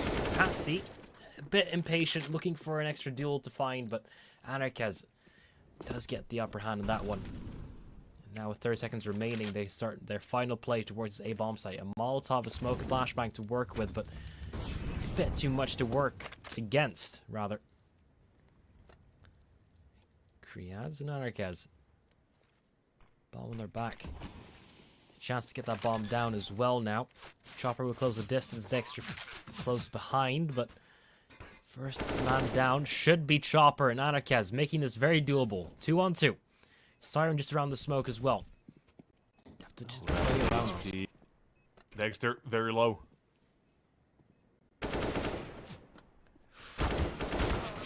Well, he made his presence known early. Lo and behold, it spells his doom as well. So, Spirit with an incredible comeback. From 7-1 down to 8-7 halftime. That is, you know, that is not something that happens all too often, and ending up winning this half as well. Of course, I'd like to remind all of you, you can click on the banner below the stream to complete a quick survey for a chance to win $500 worth of skins. Just help us improve the general quality of the streams and all that. All in all, this is I mean, I did expect this performance from Spirit, but I didn't expect it to be this late, so this has given a way in for Finest, and I'm starting off with the CT pistol as well, where Finest are now on the defending side. Ooh, I like this little gimmick here. And I believe actually, yeah, Pleasant as well, he's playing there, and he currently holds a smoke in his hand for any incoming Molotovs. You know, this might as well be one of the sorts of rounds where it's a hard anti-strat here. Maybe they know what sort of a T-sided pistol Spirit like to go for. Magic has the Molotov, so exactly. Imagine that makes its way over. Ready as well, there it is. Pleasant, ready with his own smoke. And here comes the question, are they going to check it for 2? That's the question. he said either way, they're not going to care too much until they come out, and there you go immediately as well. First man going down at the moment as well. About to be planted. Chopper will be able to get that down. What? And it now comes out to play on the sandbags, but Korea's very much so struggling. He's been noticed. Now they know. And a twist comes in to at least salvage the first one. There it is. Korea's with another one. Dexter 1-on-3. The big man of the team has to clutch out. At the moment as well, it's going to be easy for him. Instead of Taps, got it off of it. They've got to hit on the shocks and allow him to defuse. Man, Kriyaz is so happy that that play was not getting caught on camera. Because I saw when the bomb was being planted, I heard a lot of bullets and I saw a lot of impact just barely whiz over the head of the bomb planter. That could have been very bad. It still was very bad for a side of Spirit, but it still got closed out in the end. Now, okay, look at what they're bringing to the table. They got the bomb down. Now they're going for just all guns blazing. This might be more resistance that Finest are expecting, considering the pace. Going through, good Molotov, slow down the T side, and just like that, they're not too hasty. Instead, they'll look control. They've got it, but Kriyaz did 4 strikes and immediately nails Dexter. Removing Spirit from the top of a ramp, but instead it's only one man who can do anything about this with the Siren. The issue is the utility and that smoke. Legs. Siren definitely not ready for that. And there again, that's the same smoke that Spirit threw about 4 or 5 times the CT side at least when defending A. So you can see it's not meant only for the peak or play the peak above it, but also to see those legs if you want to try and play that one way. You want to try and be a bit gimmicky. Like that as well, but one thing that has to work out is the buy here. Yeah, I mean, it didn't work out for Spirit, but currently Finest to have all players alive. Pleasant is on death's door, but it should still be all right. They have full ramp control, so they can easily put these guys on the B defense without much worry. Not sure what Chopper is looking for. I think he's expecting a lurk at some point, but that's not going to be happening. They're going to be just joining forces towards on middle. Either save the guns and try to hold on towards it for 2 rounds, which I don't really see to be, the logical play here. But 15 seconds left. You kind of have to. And now you just have to hope you don't die after time. Yeah, Pleasant. You can see getting a bit impatient. Maybe he wants to go. Nope. He wants to go away. Apparently, towards 8. Make 100% sure he will survive, and just like that, he's got Finest winning that follow-up round as well. Yeah. So on to 18 we go, and currently looking at a slightly shaky Spirit. I don't know what to make of this Spirit economy right now, because Chopper and Magix will have to hold on for at least 1 more round with these rifles, meaning that they have to send their teammates in front of them, or they have to make the improvised play. If they are the last players alive again, that means they're going in towards the full buy round with a MAC-10 and a Galil. Or if they lose the round and they don't get the bomb down, chances are they probably don't have enough to get an AK on either of those players. So, asking a lot right now from these guys, and it's definitely not working with the first iteration. Twist's already taking the head off of Magix.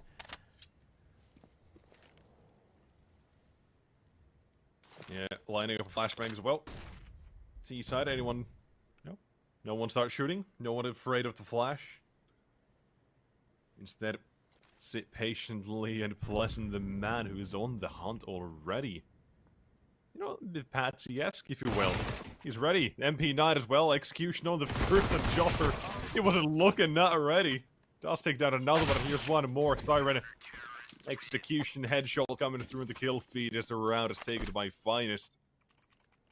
As one would expect at that point.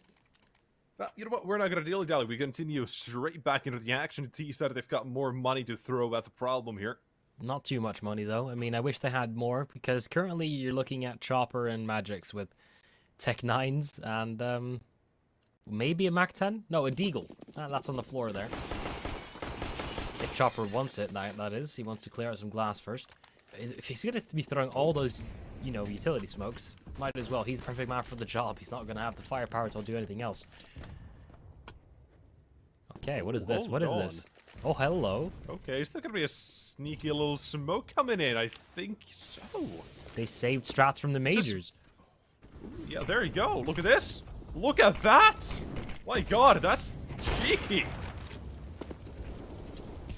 Well, it is unfortunate that Anarchist is playing in Alright. front of it, though, but still, I love that smoke. That was a very good smoke. I want to see more like that.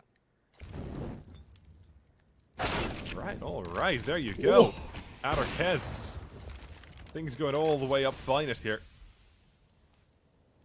Nothing working for the side of Spirit besides that one smoke. I mean, the smoke worked perfectly. Except for the Exactly, fact it was that just Anarchist was the playing lack in of front of kills. it. Yeah. The CTs, the way they played that. Sure, you know what? Maybe they were ready for some sort of mid-play. Works out, they were right, the gamble pays off. And now Magic's. You know what? We've seen him pull off some magic in the major. Let's see if he can do so right now with a 1 vs 3, but 4 HP. 4 HP. Well, he is the opening fragger of Dreams, but this is asking a lot. And if he has to save again, then I'm getting flashbacks to a previous round where, you know, he's on the save and everyone else is on the eco. I'm going to guess that Twist is going to be the one to put him down, though. There it is. 11 on the board for Finest, and they are making a very, very good showing out of this one. We are so surprised to see how well they're playing right now. Well, yeah, it's Spirit. Third timeout being used. I mean, it only took a couple of times. This old engine just needs to crank up a little bit, warm up for the full effect of the Spirit showdown, but you might have to wait a little bit longer, which, you know, it's going to get a little bit dicey considering how many rounds you have left to play with. Yeah, just give Finest a few rounds to play with, then make him sweat with each round that will come afterwards. They're like, this is too easy. This can't be like this. They must be planning something. Surely. It's the ultimate strategy from Chopper, you know, make your enemy overthink. Exactly. I mean, At if it that is, point, you're it's just playing your own brilliant game. play. They just play themselves. Yeah, they're playing Minesweeper. Right. There Very we go. good game, by the way. Played way too much. But yeah, Tech 9's armor on most, minus Chopper, of course. The Two man with the flashbangs. flashbangs, he's got to throw them in to help out his teammates towards, or get towards the bomb site. Well, Patsy, he's got to advance towards A, and just like that, he's in for free. No one close by, and Twist receives a hit on B, but it is okay. It's not going to result in a single think. For Yes plays a good angle. There you go. very short-lived adventures of Patsy. Yeah, but the utility is there in case they were close, but no one's there. Instead, the side of the attack is coming through, and no, never mind. Another short-lived adventure. Magic's ventured out into the wilderness. Yeah, it's individuals peeking out right now for Team Spirit, just trying to make an opening anywhere. It's not working out for them. No, but apparently they're going back to A. So they help Magic to get into position, walk away, and what seems to be a wipeout. Full course. 3 kills for Kriyaz, every single gun staying alive for Finest. And, well, 9,000 in the bank for Twist and Shocks. This is looking quite good for them. And the Pinnacle odds, well, they're still very much in favor of Team Spirit. People still believe that this one will turn on through. Of course, you can all join in on that as well if you want to. Pinnacle.com/odd using the code CUP22. Let's say, well, it's been a tough game so far for Spirit. Finest, they've been bringing out the best A game that they have, considering the drought that they have been in, because, you know, the last month, I think they've played around 8 games and they've only won 1 or 2. So it's not been easy for them. It's been basically anything but that, so... Maybe there's got to be the magic flip of the switch. That one around where things get going and they never stop. Wait. See, sort of fairly slow to get this one started. They've taken a whole bunch of damage already. Patsy and Dexter.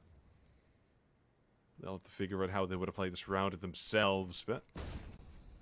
Again, 55 seconds remain on the clock. They've left one man towards B, and that's it.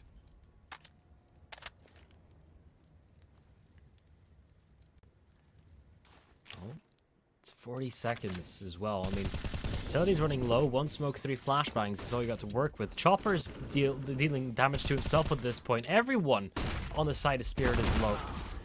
And finally, they get 1 kill in response, but 30 seconds on the clock. They don't have it. They have to make a decision now, and they're going to go towards B. The decision has been made. It's been called. Twist is already here with the first frag. They're caged in. There's no way in, no way out. That's it. I think they're calling it. Twist gets the first, and just because the forward's position is here, they know the rotations are going to be already on the site as well, so no way. Calling it their finest, getting 13. And what a round.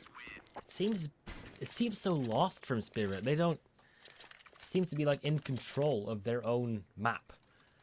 Well, I mean, it's fine as not their pick, map, but yeah, you know, when they're on the T side, you'd expect them to, you know, get the easier map control. But you know, they're struggling. They can't find the opening picks towards B. I don't think they've succeeded even once over there. They for sure cannot deal with Plessin, who's currently going 5 for 3 in opening duels. You know, closest thing you have to that is Patsy, who's gone 4 and 2, but in those rounds, it's still most of those were on the CT side for them. Him just, you know, fooling around the smokes. Diaz, okay, we'll just duck out of cover. Lose some vision, but you know, keep his health up, right? Oh, good Molotov, the utility there to clear the CTs. Blessing though waits for the flash. And Patsy, none the wiser, never saw it coming, literally. Removed from the round, and Spirit, they had a bit of control. Now they have to concede and take that back again. Thankfully, it is given back by the CTs. They're not doing anything to take that back. It's just the utility. Or so I say, but look at this. 4 players stacked on the site, and they are looking for these kills. They are hunting them down. But instead, they line up, and 2 more wait around for Chopper. Almost been dropped in 1 man, still on the side. Even if Shox goes down, Darkez swings into the AK. The one that waits. And now the one to retake is Twist. Return of the King, some would say. Let's see if he can pull off some magic as well here with the 1 versus 2. Molotov can deny a bomb plant for at least a little bit, but then you're already giving your position away. So let's see. 1 on 2. He has to just wait for that bomb to confirm. Now he knows it's definitely going to be this A-bomb site. Waiting for the Molotov to face the first man, but Dexter will just close that chapter immediately. First round for Spirit on the T side. It has been, I'm doing the math right now, 6 rounds in a row. There he is. And it took a while, but got there in the end, and so did Spirit. The question is, are we going to see a repeat of the previous half? Where, you know, Team Finest got 6 in the first, Spirit got 1, and then Finest got 1 back, and then Spirit just wrecked them for the rest of it. Or it's going to be kicking off a little bit earlier. Because, you know, Finest, they're only 3 rounds away. This is that can close on you quick. 4 rounds, but yeah, you know. No, it's just 3. Math is not the not your strongest suit. Darkez though. Oh my god, he gets deleted. Thankfully, Shox is here to regain control of mid and no one else is there to trade him. Instead, now they know the Shox here, B side might have a bit of a weakness, but Twist was still there, able to get that first, and now the T side is going to start flooding in. Smoke up, but Chopper, excuse me, wants to play closer. Finds that trade as well. His teammate baited for him as well. That utility is good though. Oh, is this a boost? Oh. Never mind, the Kriaz wasn't even close. I was waiting for the play close by to maybe walk into him. Never happened. T side instead. We gotta figure out how they want to play this. And apparently, straight up duels is the way to go. Even to Winston, and now they're 3 rounds away. Well, I mean, I was talking about Finest, but you know. Yeah. Finest for 3 rounds away from closing out the map. Oh, whatever. It's in the past. You don't Doesn't matter. Both 3 rounds away. Technically, yes, they are. Finest using their, I believe this is the 2nd timeout that they have. It's quickly going over because, well, their economy is draining. They are at the bottom of the barrel in that regard. You have Shox still on 5 grand, still just thinking about what to buy. I'm guessing the Molotov and the M4 take priority here.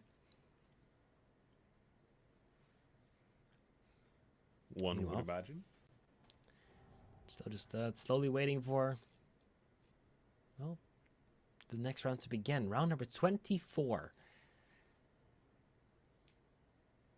Spirit needs 6 rounds in a row to close out their opponent's map pick, which, you know, if stats tell the story, they are favored in. But due to previous engagements, especially one with Finest, they ended up losing this one last time that they met 16-14. That was a while back. Since then, it's been a major. Since then, it's been about, I think, 9 or 16 rank increases for inside of Team Spirit. Cannot really say the same for Finest, but they are showing up today.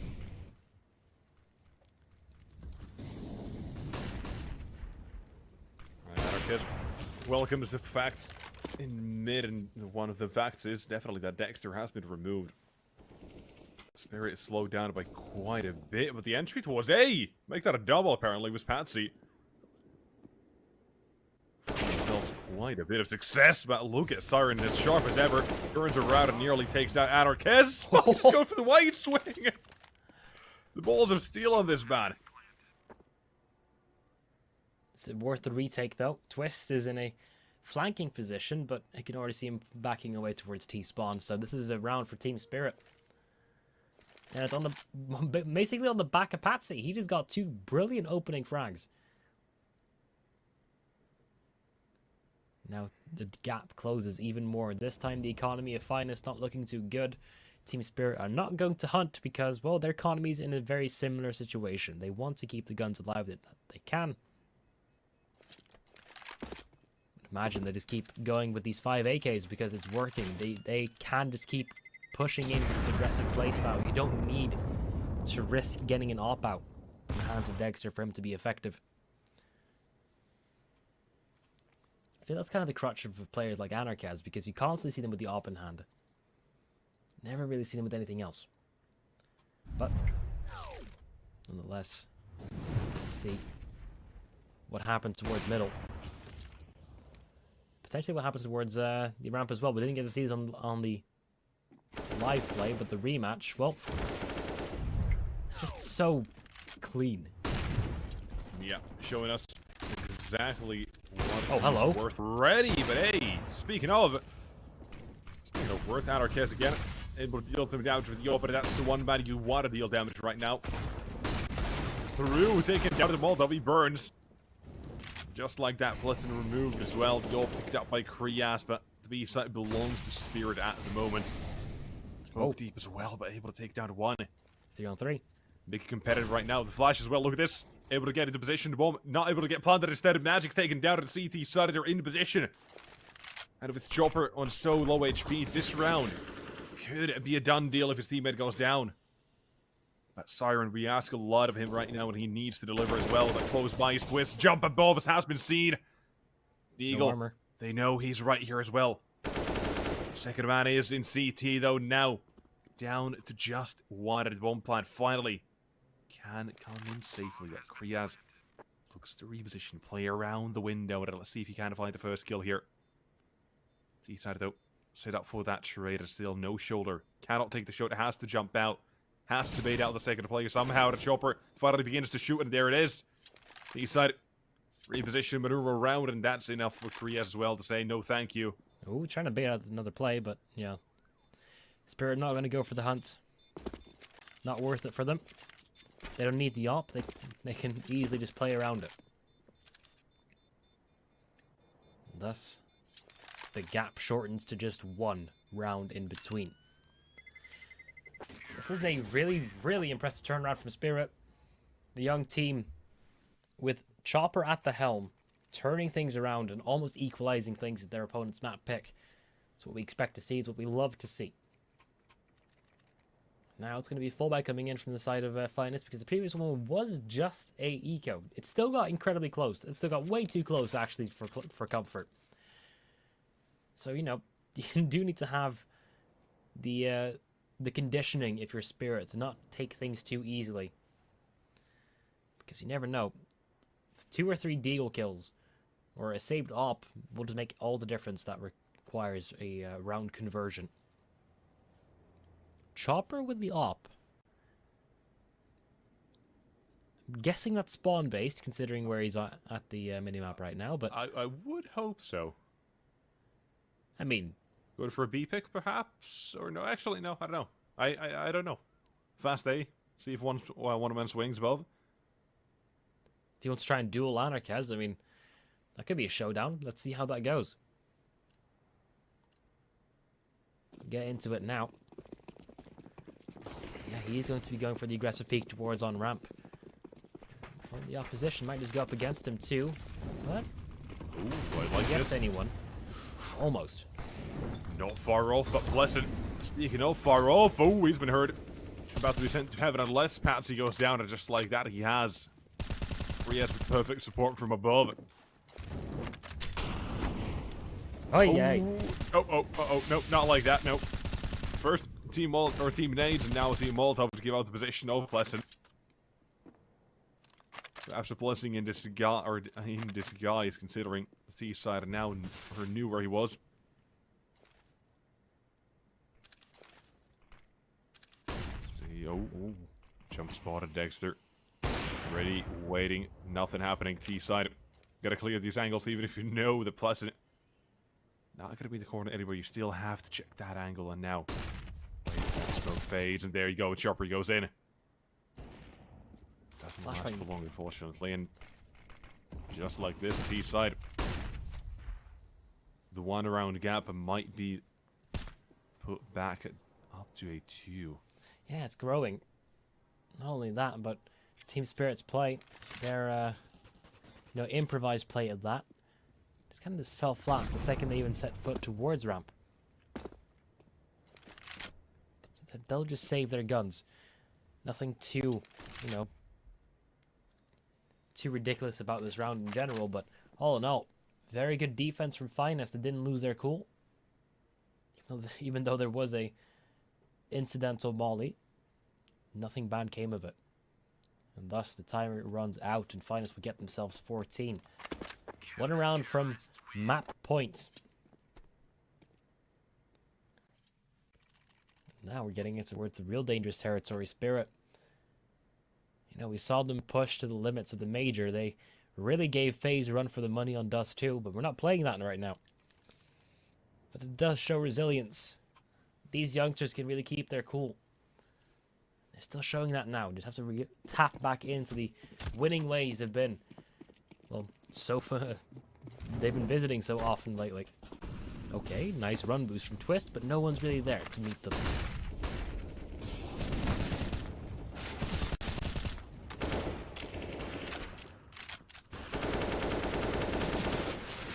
Spirit. Not welcome towards ramp by any means, it seems. Where Finest smokes, spam, everything, the whole 9 yards coming through for them. Same goes for the B side as well, but Twist takes noise for running away. Pleasant last round playing the angle, and this time he's been expected. Bit of pre-fire, Patsy. Very happy with that again. Well, here's the flashbangs. A really nice flashbang, actually. Allow for the pop over. Any more utility to come through? Perhaps, perhaps not, but Krias the smoke will begin to fade, and this is trouble for him, but Anarchaz there to cover as well. And just like this, the CT side, now you've got to think about it. Mid control, it's been taken away by Siren, who still stands tall, but Anarchaz rotates around. Trades everyone. Now. Maybe completely bamboozled, though. Maybe not, though. Anarchaz makes the right call, and he's here looking for the first shot, and he finds it as well. Mid-air, Magix goes down, and not the only one, as Chopper begins to move too early. At a tide turn from Siren's beautiful 2K in mid into a 1 vs 2 for the big man of Dexter himself. Dueling up against Anarchaz, the first man here. Still has a bit of time with the smoke beginning to fade, but now they know he's close. And forward, the spray is there, and just like that, Anarchaz cleans up. Oh, 5 for him as well. That's the ace. And Finest on 15. There it is. I was expecting a lot from him. I said at the pregame. Want Anarchaz to really show up and really try to put the Team Spirit side down with his op, and lo and behold, it actually happens. I didn't expect it to happen this game, in full honesty, but right now, map point for Finest. An even more dominant way than they did the first time. Up against Team Spirit of all people, I mean, who would have thought things would just revert to the way they were? before the major, but this time Patsy, he gets the opening frag towards Anarkez, and the hero of the last round is already silenced. Yeah, out towards mid though, this is going to be a tough angle to deal with. Shock moves away from it instead, spots a few players. Smoke as well to allow for the recovery, allow for the escape, and at the side they gotta run through that, they gotta jump through that, and in they go, but Siren again with the entries. Disgusting as always. They're not done yet. They want a little bit more, and now Pleasant tries to give them a small ledge, a python to hold on to climb back into this round, but will it be doable? 2 on 3. I mean, the weaponry is definitely upgraded for Team Spirit now, considering they had, you know, just whatever they could find on the way in. They walk out with whatever they may want. Yeah, just like that, we're under 13 Spirit. Overtime, we needed to keep this map alive, and the question is, do we believe? This round, they've been very 50-50 in the second half, Spirit. Sometimes you get to see these sorts of rounds where the entries, they're fantastic. Others where they fight for the ramp control and spine, or find it. You know, they kind of toy with them. They kind of say, you know, you can have it. You don't, never mind. I'll take it. I'll fight you as well. And just like that, the rounds, they keep going back and forth, but momentum maybe there for the T side, but pressure as well. Definitely pressure. Anarkez is the all back in play. Really emptying the bank accounts for this one, but look at this. It could work. Shock's behind the smoke. Here. Molotov extinguished. He's gonna get a 2K just like that. Shocks removes 2 from above as well. That's another. You gotta be kidding me. The Molotov extinguish. Leaving everything than just Chopper. And it's gone. It's just like that. I said, finest they like to fight for a ramp and say, you know what? We'll take these rounds away from you. This time they do it on B. My God. The biggest of the biggest play Shock's made this entire game, and it might just be the deciding play as well. I think this is the time that Spirit will just say goodbye to Vertigo, because Chopper's been found out. The rotations are coming on through. His days are numbered. He has Galil, not even the AK. And yeah, and to add more to that, he's up against 3. First of which takes him down. That's the an unexpected result. I mean, fair enough. They won Vertigo last time they played, but considering how on form Team Spirit have been, this is an incredible turnaround for them. You can see the smiles upon them. They are more than happy with this performance. We're going to go towards a quick break before we go into the second map of this best of 3, which will be Ancient Spirit's map pick, and the one they have a 100% win rate on. So let's just see how that one's going to go. We'll talk to you all in just a few minutes.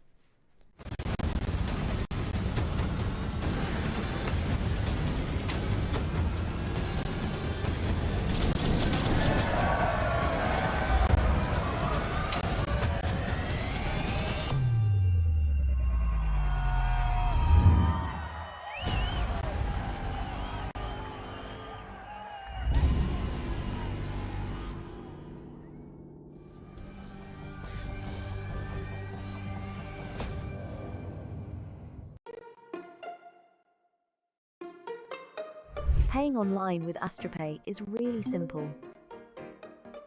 From the merchant site, choose AstroPay as your payment option. Then, type your mobile number, enter the confirmation code, and select your preferred payment method.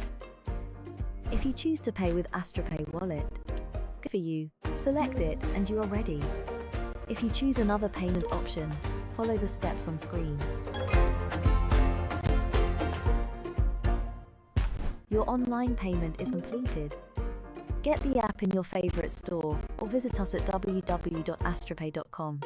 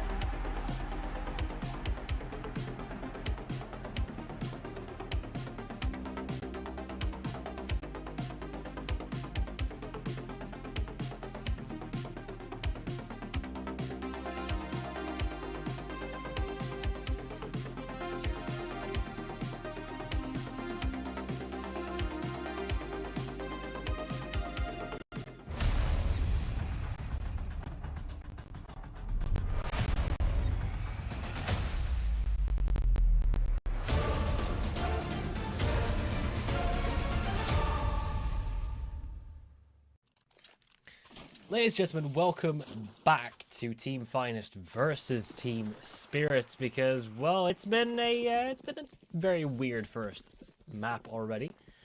We're seeing a repeat of the best 3 that we saw just, I think, 3 weeks ago. The group stage to go 3-0. And now, well, things are turning out to be quite similar.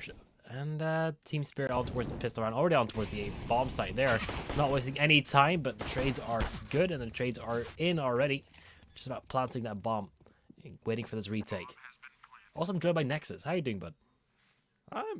Thank you. Thank you for including me. I was thinking I might go home here. Just leave. But nope, don't have to. Instead, a few of the DTs might, unless the retake goes well. Just a 2 versus 3 to try and hold off against the forces, and Magic's Vital will strike, making it even numbers on both sides. Downing the temple as well with Chopper there to crossfire. Things ain't looking too easy without Marquez. Easy in his name, but see if the last medal or last kill will be his as well. There's a kit still. What? I just gotta try to stick the defense as well. Show his cheeks, and we'll see if he can collect them, or will it be Magic's? Finds the kill. And finds the round as well. The nice that defuse. It's a very, very close affair there. I mean, I thought he had enough time to stick it in the end. Yeah, the kit. But like I said, top right of your screen, you currently see the maps that are being played. We've already gone through Vertigo, which Team Finest closed out despite Team Spirit having a much better record on. Because it's been a couple of very, very tough months for Finest. Have hardly been able to get a couple of rounds on the board.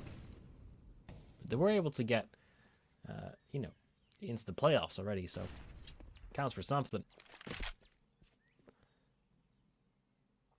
Now, these teams are yet again head-to-head with each other. Last time they faced, Spirit took this one quite convincingly at that. Now we get to see a new version. Finest have had time to work on this map. They've also had quite the sample size to, you know, prepare for this matchup. Because when the major was ongoing, not much else was happening in the Counter-Strike world. Yeah, rightfully so.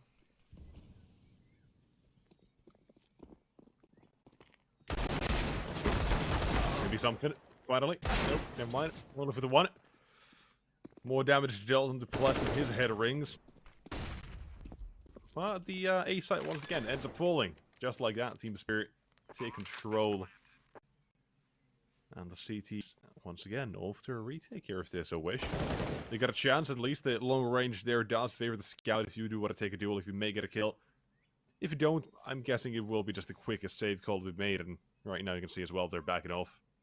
No one wants to stick around. Happy to give Team Spirit their second, considering the fact that, yes, Finest, they did force in this, and also means that they're going to have nothing in the next round if they lose these guns. Yep, exactly. So it's, well, basically the very norm that you usually see here. Yes, though, he's still sticking around, and maybe he can do a bit more damage, but that's it. Nope, nothing. Deterred off the angles, round down at 2-0. 4 place to save from the CT side. Not bad. Yeah, it's alright. Yeah, I mean, you're going to be still able to compete for this round here. That's the one thing you really want to. I'm just happy to see, you know, Spirit being able to get some rounds on the board before round 7. Exactly. Want to see a few more rounds early on, and from there we'll see what Finest can do. Yeah, can they push to or can we be pushed to a third? Stick around to find out. I mean, I feel like a third is definitely deserved in terms of maps that can be played. Overpass is the third map. Opper's Paradise. So we could maybe really get to see the Dexter impact right now, but instead, Shocks with the Deagle. He shocks all of us. Dexter not blind for too long though, so he's able to collect on that kill in the end. But Anarchist still putting up numbers. It's not easy. That scout is deadly. They do not have the bomb down. They don't even have time to get that bomb down. No smokes to block vision. They got nothing right now. Blessed, he's able to get even another one. Patsy finally comes in to bail out his teammates. And he does so in style. Makes that 2 headshots, even spotting Twist. Sharp, crispy aim, but that's when he's here. The youngsters, they've got some sort of cracked aim in their genes, and Anarchist as well. Making it now to a 1 versus 1 where Patsy has to go all out in this round here. But look at his opposition twist. Going all the way around here, but Patsy might walk into him if he tries to go towards the other side of the map here. Thinking, maybe he's pushed onto the site, but you never expect the unexpected, and here it is. Yikes. Close by to 5-7. Delivery on the AK and the round as well goes to Finest. Heroics thanks to Anarchist. That was technically the eco round, but you know, because of the weird situation that they were in the previously, we're saving 4 force buy guns. Means they're able to convert this one, give themselves a fighting chance, and the round on top of that. Anarchist already has the op out. There's only 1 kit. It's only on twist, but technically you don't need much more than just 1.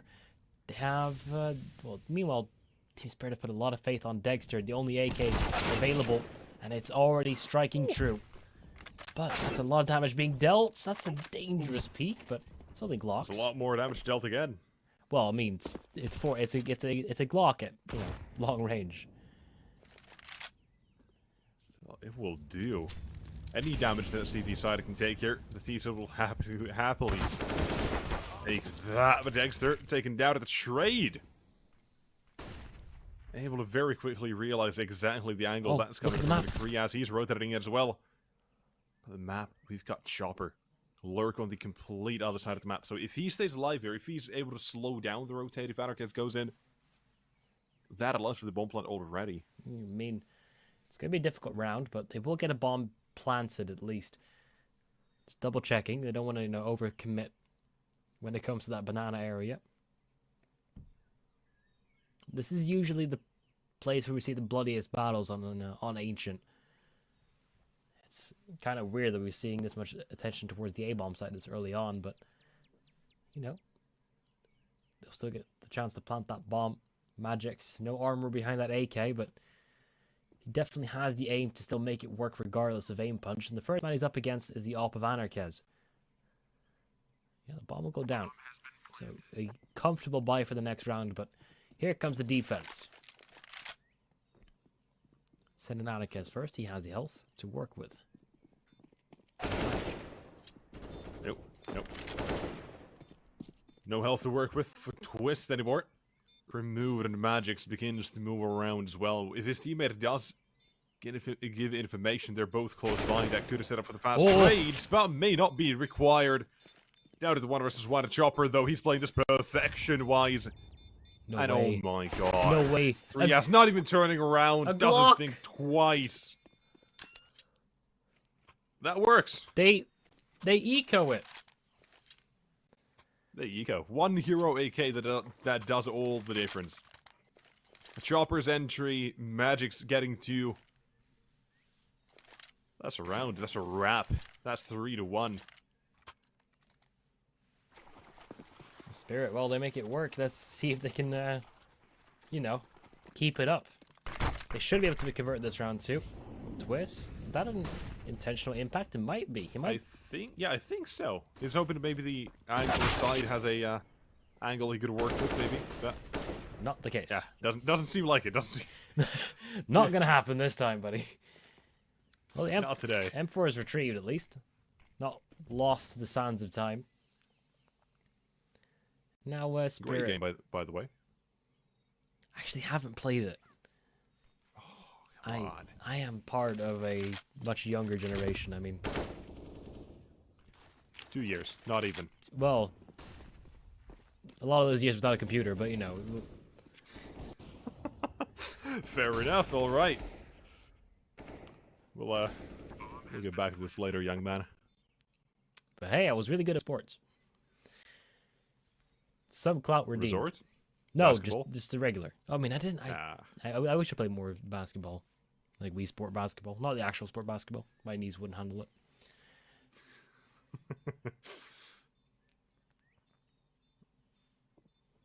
Nonetheless, it's a very, very quiet round from Finest. Not willing to go for anything extreme. They're just holding on towards the M4. With that, you can easily buy an AWP for Anarchist. so that he can have his, his major impact, because he is the entire definition of an AWPer. I haven't seen him on a full buy round without it. He's always had an AWP in his hand. Someone on the team always finds a way to give him one.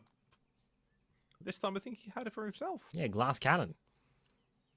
Flashbang to back it up as well. I mean, hey, he knows the risk he has to take here.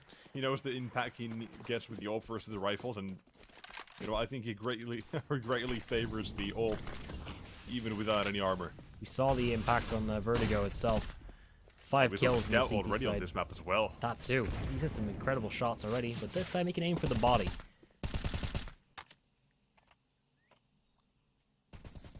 Magic's walking up close. That smoke isn't really going to do too much here. The T said they're not going to be too crazy and run through that. Instead, it's going to fade. Korea's, he should have fallen off ever so slightly at least. But this is what we're talking about. Anarchez and the AWP. Having found the first one, and just like that, the trade on B. Numbers even if they know 2 towards B. There's not a lot of defense on B at all, actually, so they're going to have to pivot some players over. This is big for the CTs, but Dexter here stopped that completely as well, so the rotation cut off. If an execute were to come in, if the smokes were here for the T side, they would be allowed a lot of access without even knowing it yet. Well, the only smoke they have is on Dexter right now, and he's in T-spawn. Dropping over to Chopper, so the execute will come on through, but Twist, he is not really committing to this B hold, and his teammates aren't either. Considering that the kill was towards middle, they could be anywhere. Mind games are playing a very big part of it right now. Twist already being smoked off in the one position that he took, but Pleasant is here to help. Yeah, I'll see what kind of help that's going to be with 15 seconds on the clock. The team they got to cross over. Oh, look at this white pump, and the lack of ammo saves him. Dexter with the trade as well. Pleasant's help. Able to get at least some sort of leeway here. Legway in the ground if you actually will. Got a Magic's got to tear that off completely limb by limb. That's the first gone. And Anarchez, if he gets taken down, that's both gone. If he knew how low health they were, he definitely would have been pulling out the USPS by now. He has a kit collected. Oh, wait. He's sticking it. He's completely sticking it. But, oh, there you go. Down to a second, even less probably. Anarchez trying for some mad plays, but Magic's there to stop it at 5-1. And now, this is the sort of start we're expecting out of a team like Spirit now. The 5-1, a fantastic one, and of course a map that they know how to play. Yeah. Yeah, what, 5 games on this, 100% win rate? What is that? I'll double check the numbers, but 100% win rate nonetheless. This is what they really like going for. Ooh. And also 100% win rate up against, the likes of Astralis, Furia, and Finest. Yeah, Furia, Finest, Astralis, the Copenhagen Flames. Some small names, you might have heard of them. But how? Yeah, some indie teams, if you've heard of them. Indie teams, that's what we're calling them now. Exactly. Alright, okay, Patsy. Independent gamer, though. MP5 takes 2, or 3, excuse me. Let's not slander his name, but what he's capable of doing. He just walked up. Dexter as well, holds the back line. He's walked up through middle and got 3 kills. I mean, whatever. With the MP5 of all things, that's the weirdest part. He willingly bought that, and it worked fantastically. Even upgraded towards the older brother, the A1S. Yeah, you wouldn't like its brother when it's angry. True. Might take off the silencer as well. Then you got a real enemy at your hands. Oof. Also, there's a. Then you know you're going up against the bowler. Oof. Some people I've seen on Twitter that they want Valve to implement a separate keybind for taking off the silencer, so you don't accidentally push it when you're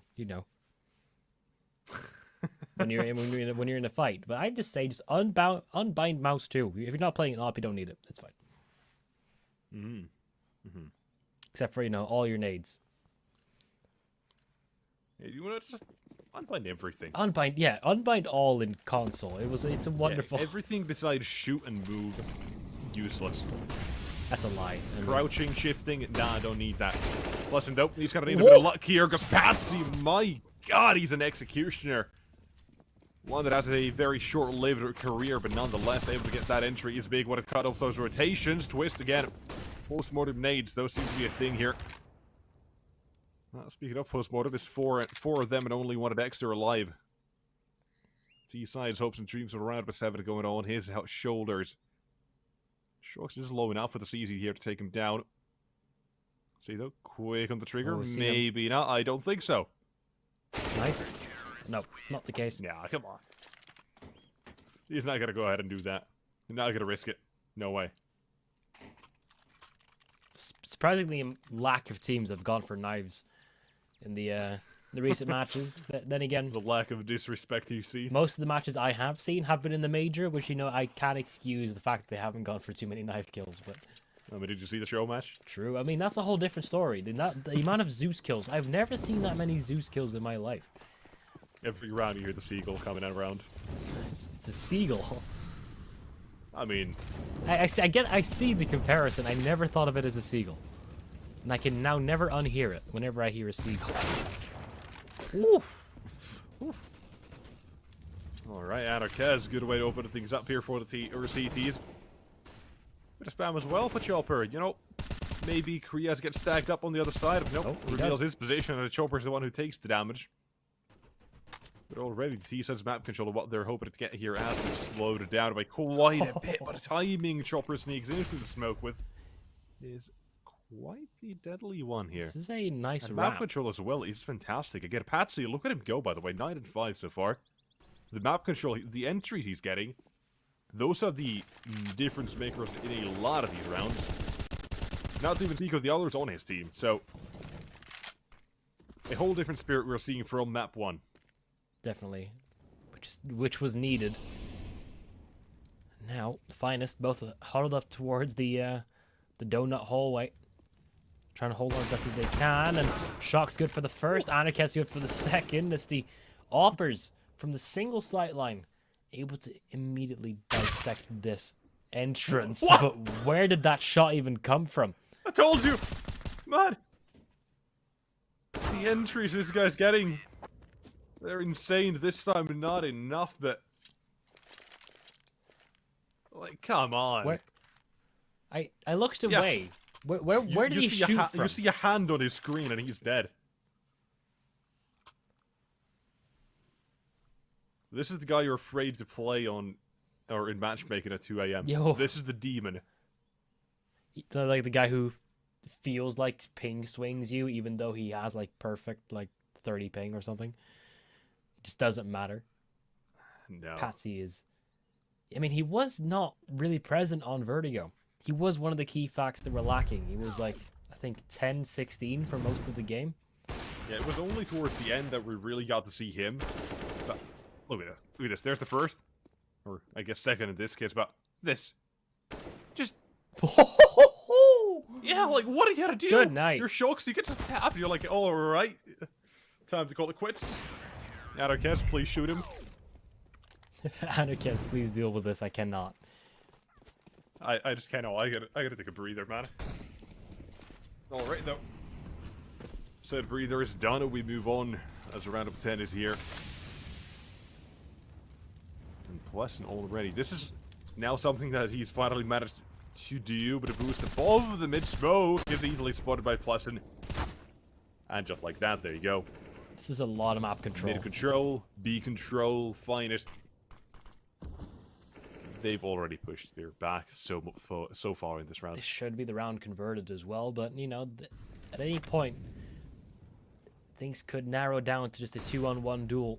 Flashbang at the beginning, Siren, good for the first couple of taps. They know the second man over there, but they don't know how long they'll be sticking around. Twist.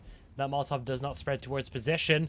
They don't clear it either, so Magix just has no idea. Twist with the beautiful first one, but immediately traded. Chopper! Duel with the Galil. Not the man we expect to step up, but he definitely can.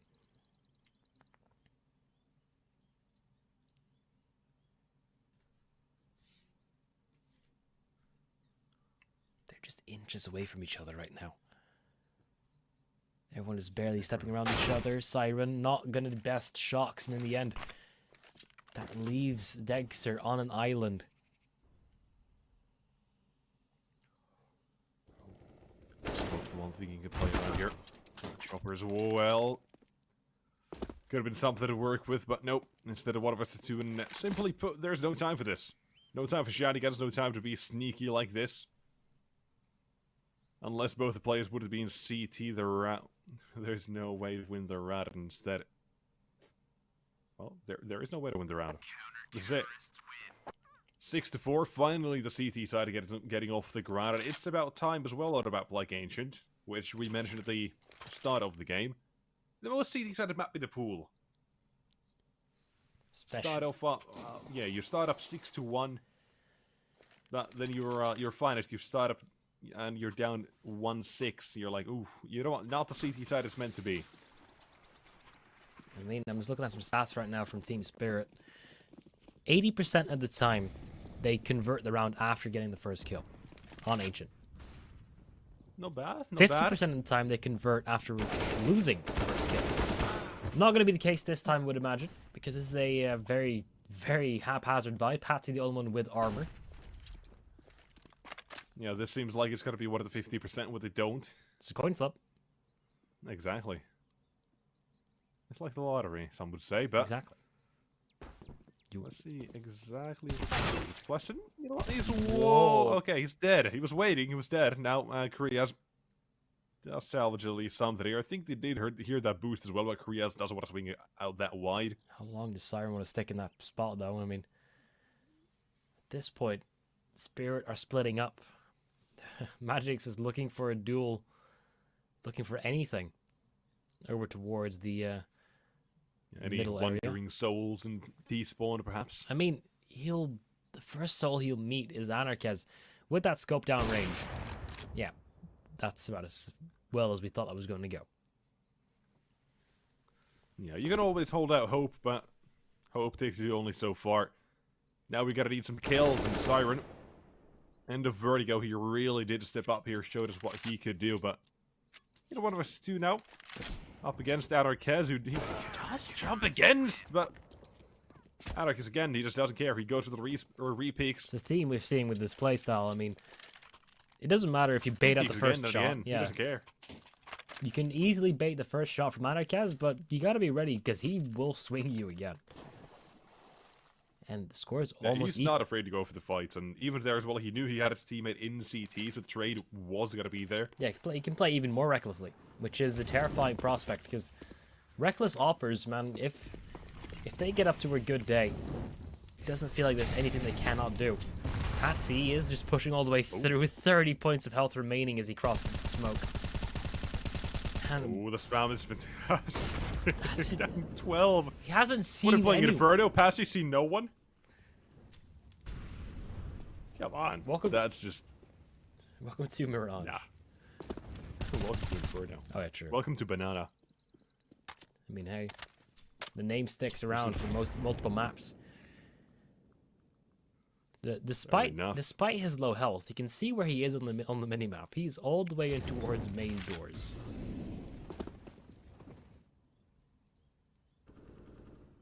I mean, it's a difficult fight to take against Pleasant, but we've seen some ridiculous shots already. But this is a full-on stack towards B from the side of Team Spirit. Finest, they have the players in our position this time around. But they've got to land their shots, though, and Magic certainly is hitting his. Already, it's only one man on the defense, and it's Twist, and now Patsy, his flank comes into play. Good tap on the first, and he's already shut away Anarchez. Yep, just the fact that he's here holds Anarchez away.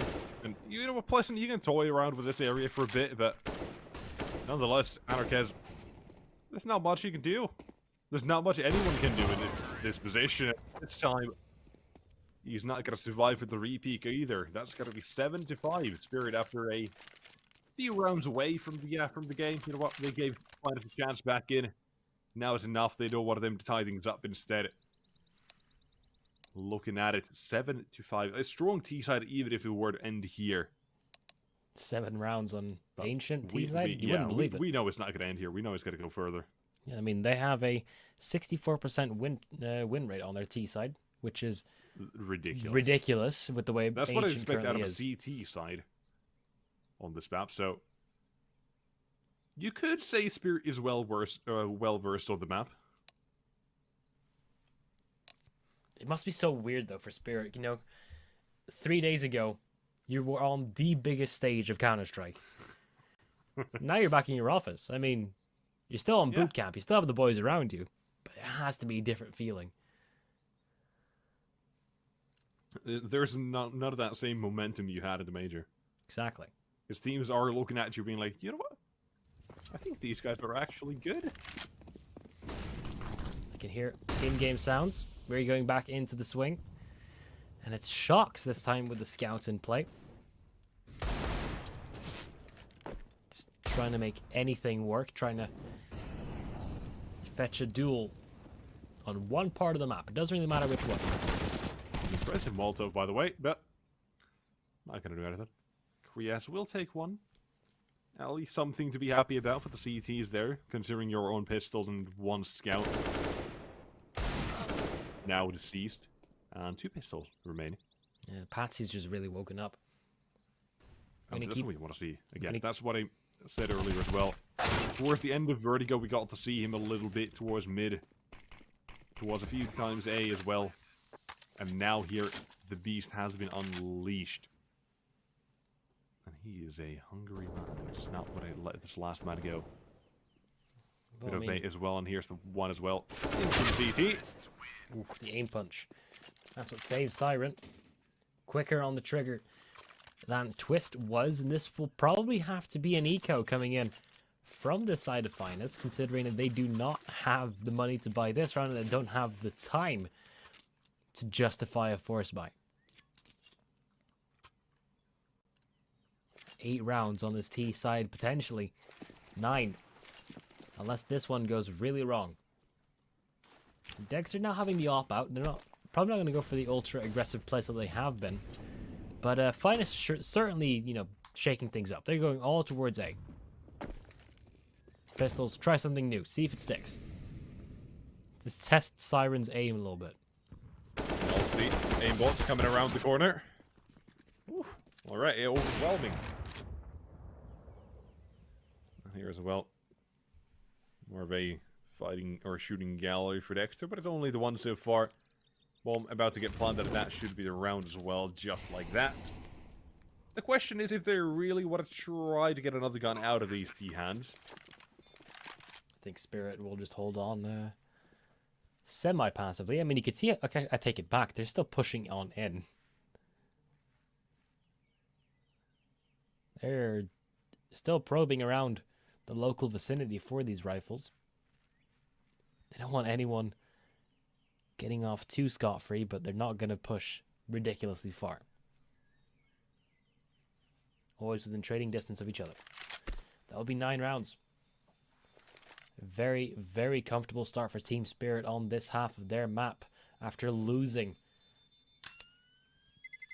Vertigo, the map that they were favored on. The map where they beat, you know, FURIA, Copenhagen Flames. They lost to Finest, just like they did that so many weeks ago. The odds are still staying same place they have been since the beginning of the game. Of course, you can still join in on the pinnacle.com/odds or /welcome using the code CUP22. Now moving on towards round number 15. Last round of the half. Full buy. 3 players towards the middle. We'll find out. Yeah, let's see what they do here. Because Magic's, he's got a bit of speed in him, passing as well, and right above he goes, and good for the first. Able to spot that second player in mid as well, which will stop Siren from approaching for the time being, but at the rest of Spirit as well. They instead, they say, you know what, let's just play a bit faster here. Let's go towards B, let's see what happens. On the other side as well, you've got players waiting like Anarchez, who does snipe the first, and immediately as well, that's going to slow things down. Yeah, they got the kill towards Pleasant, who was the man holding down middle, and now that has been removed, meaning that A has become a possibility. Siren looking for this first duel. That's huge for the T side. Inches away. Now alarm bells start coming on through. Siren. He has the best Anarchaz here. No flashbangs to do so either. Just pure aim. But his back is turned, and now 45 seconds on the clock, and they're moving yet again. Oh, all right, the bomb going up first B, then A, and now back towards B, and Dexter, the fact that he gets that kill as well. Dome had opened up completely, so rotations slowed down, and in from CT they go, and again, the flash he goes, and swings in. But out the round he goes. Dexter, flashbang in for the swing, but Twist playing this very close, and Magix goes to the wide swing, clears the angles, he knows what he has to do. At a 10-5 half of Spirit, T-side Ancient as well. Couldn't ask for more. This might be looking like a third map here, if this keeps going. Yeah, I mean, that seems to be the logical thing here. Oh my god, Patsy as well, man. Look at the stats, 17 and 9. Ooh. I mean, he's not even the only one. It's him and Magix. The two entry fraggers for the side of... The two you want to see pop it off. Oh, yeah. And we're getting dualies. Dexter has been dropped them from one of his teammates. I'm guessing it's Chopper, and now these bad boys are out. Shout out to my dual Beretta players. I mean, they know what's up, man. You just can't beat them sometimes. It's like an SMG up against the... if you know how to do it. It's the only pistol with spray control.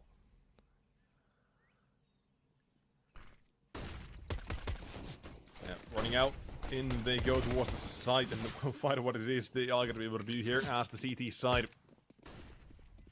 I'm going to try and fight for this one already. Contesting with a flashbang, and just like that. In from Goaded with the smoke blocking their way. Pleasant gets that first at the CT side. They've got Dexter still around the side. Patsy in the site now for longer.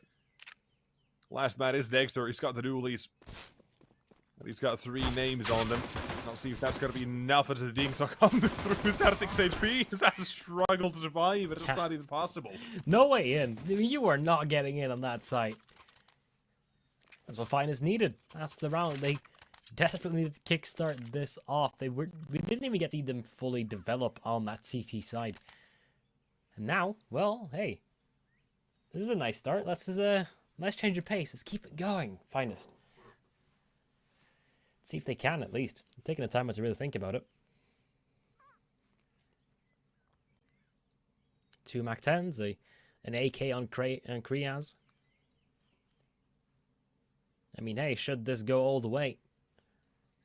We'll have an interview with the winner, so we get to see exactly what Finest might be thinking. I mean, it would be an incredible upset should they, go through with this.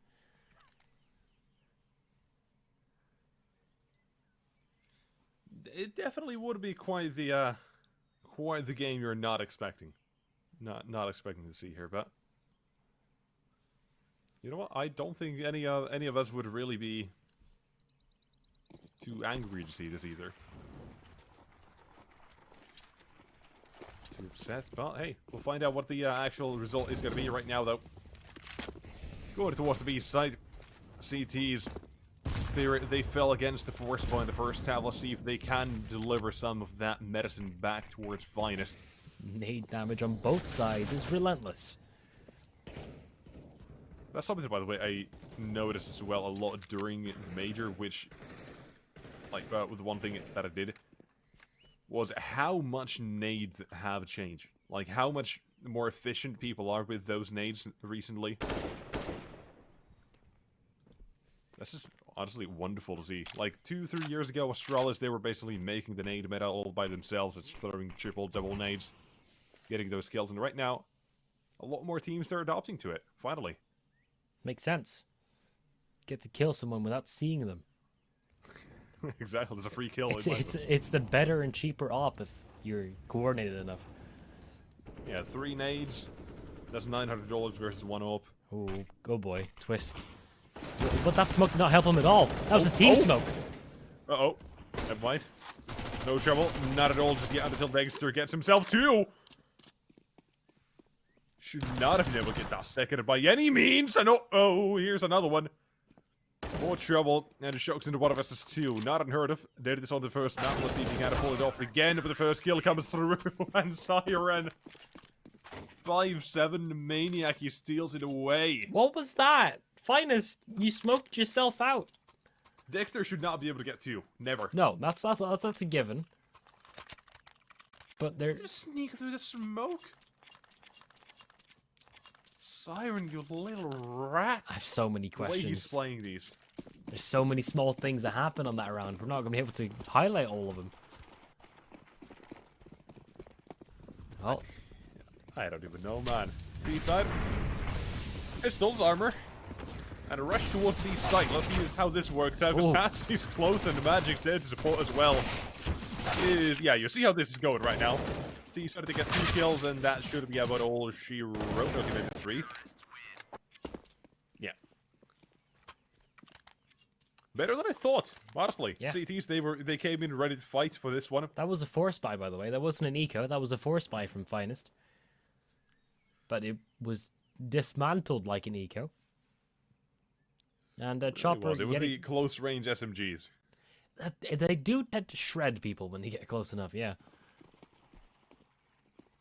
In the end, Team Spirit get away with that one. Potentially this one as well, considering it's almost just a French timeout. 5 pistols waiting in spawn, because there's not really that much you can do up against the full rifle and full buy and full utility belt of Team Spirit.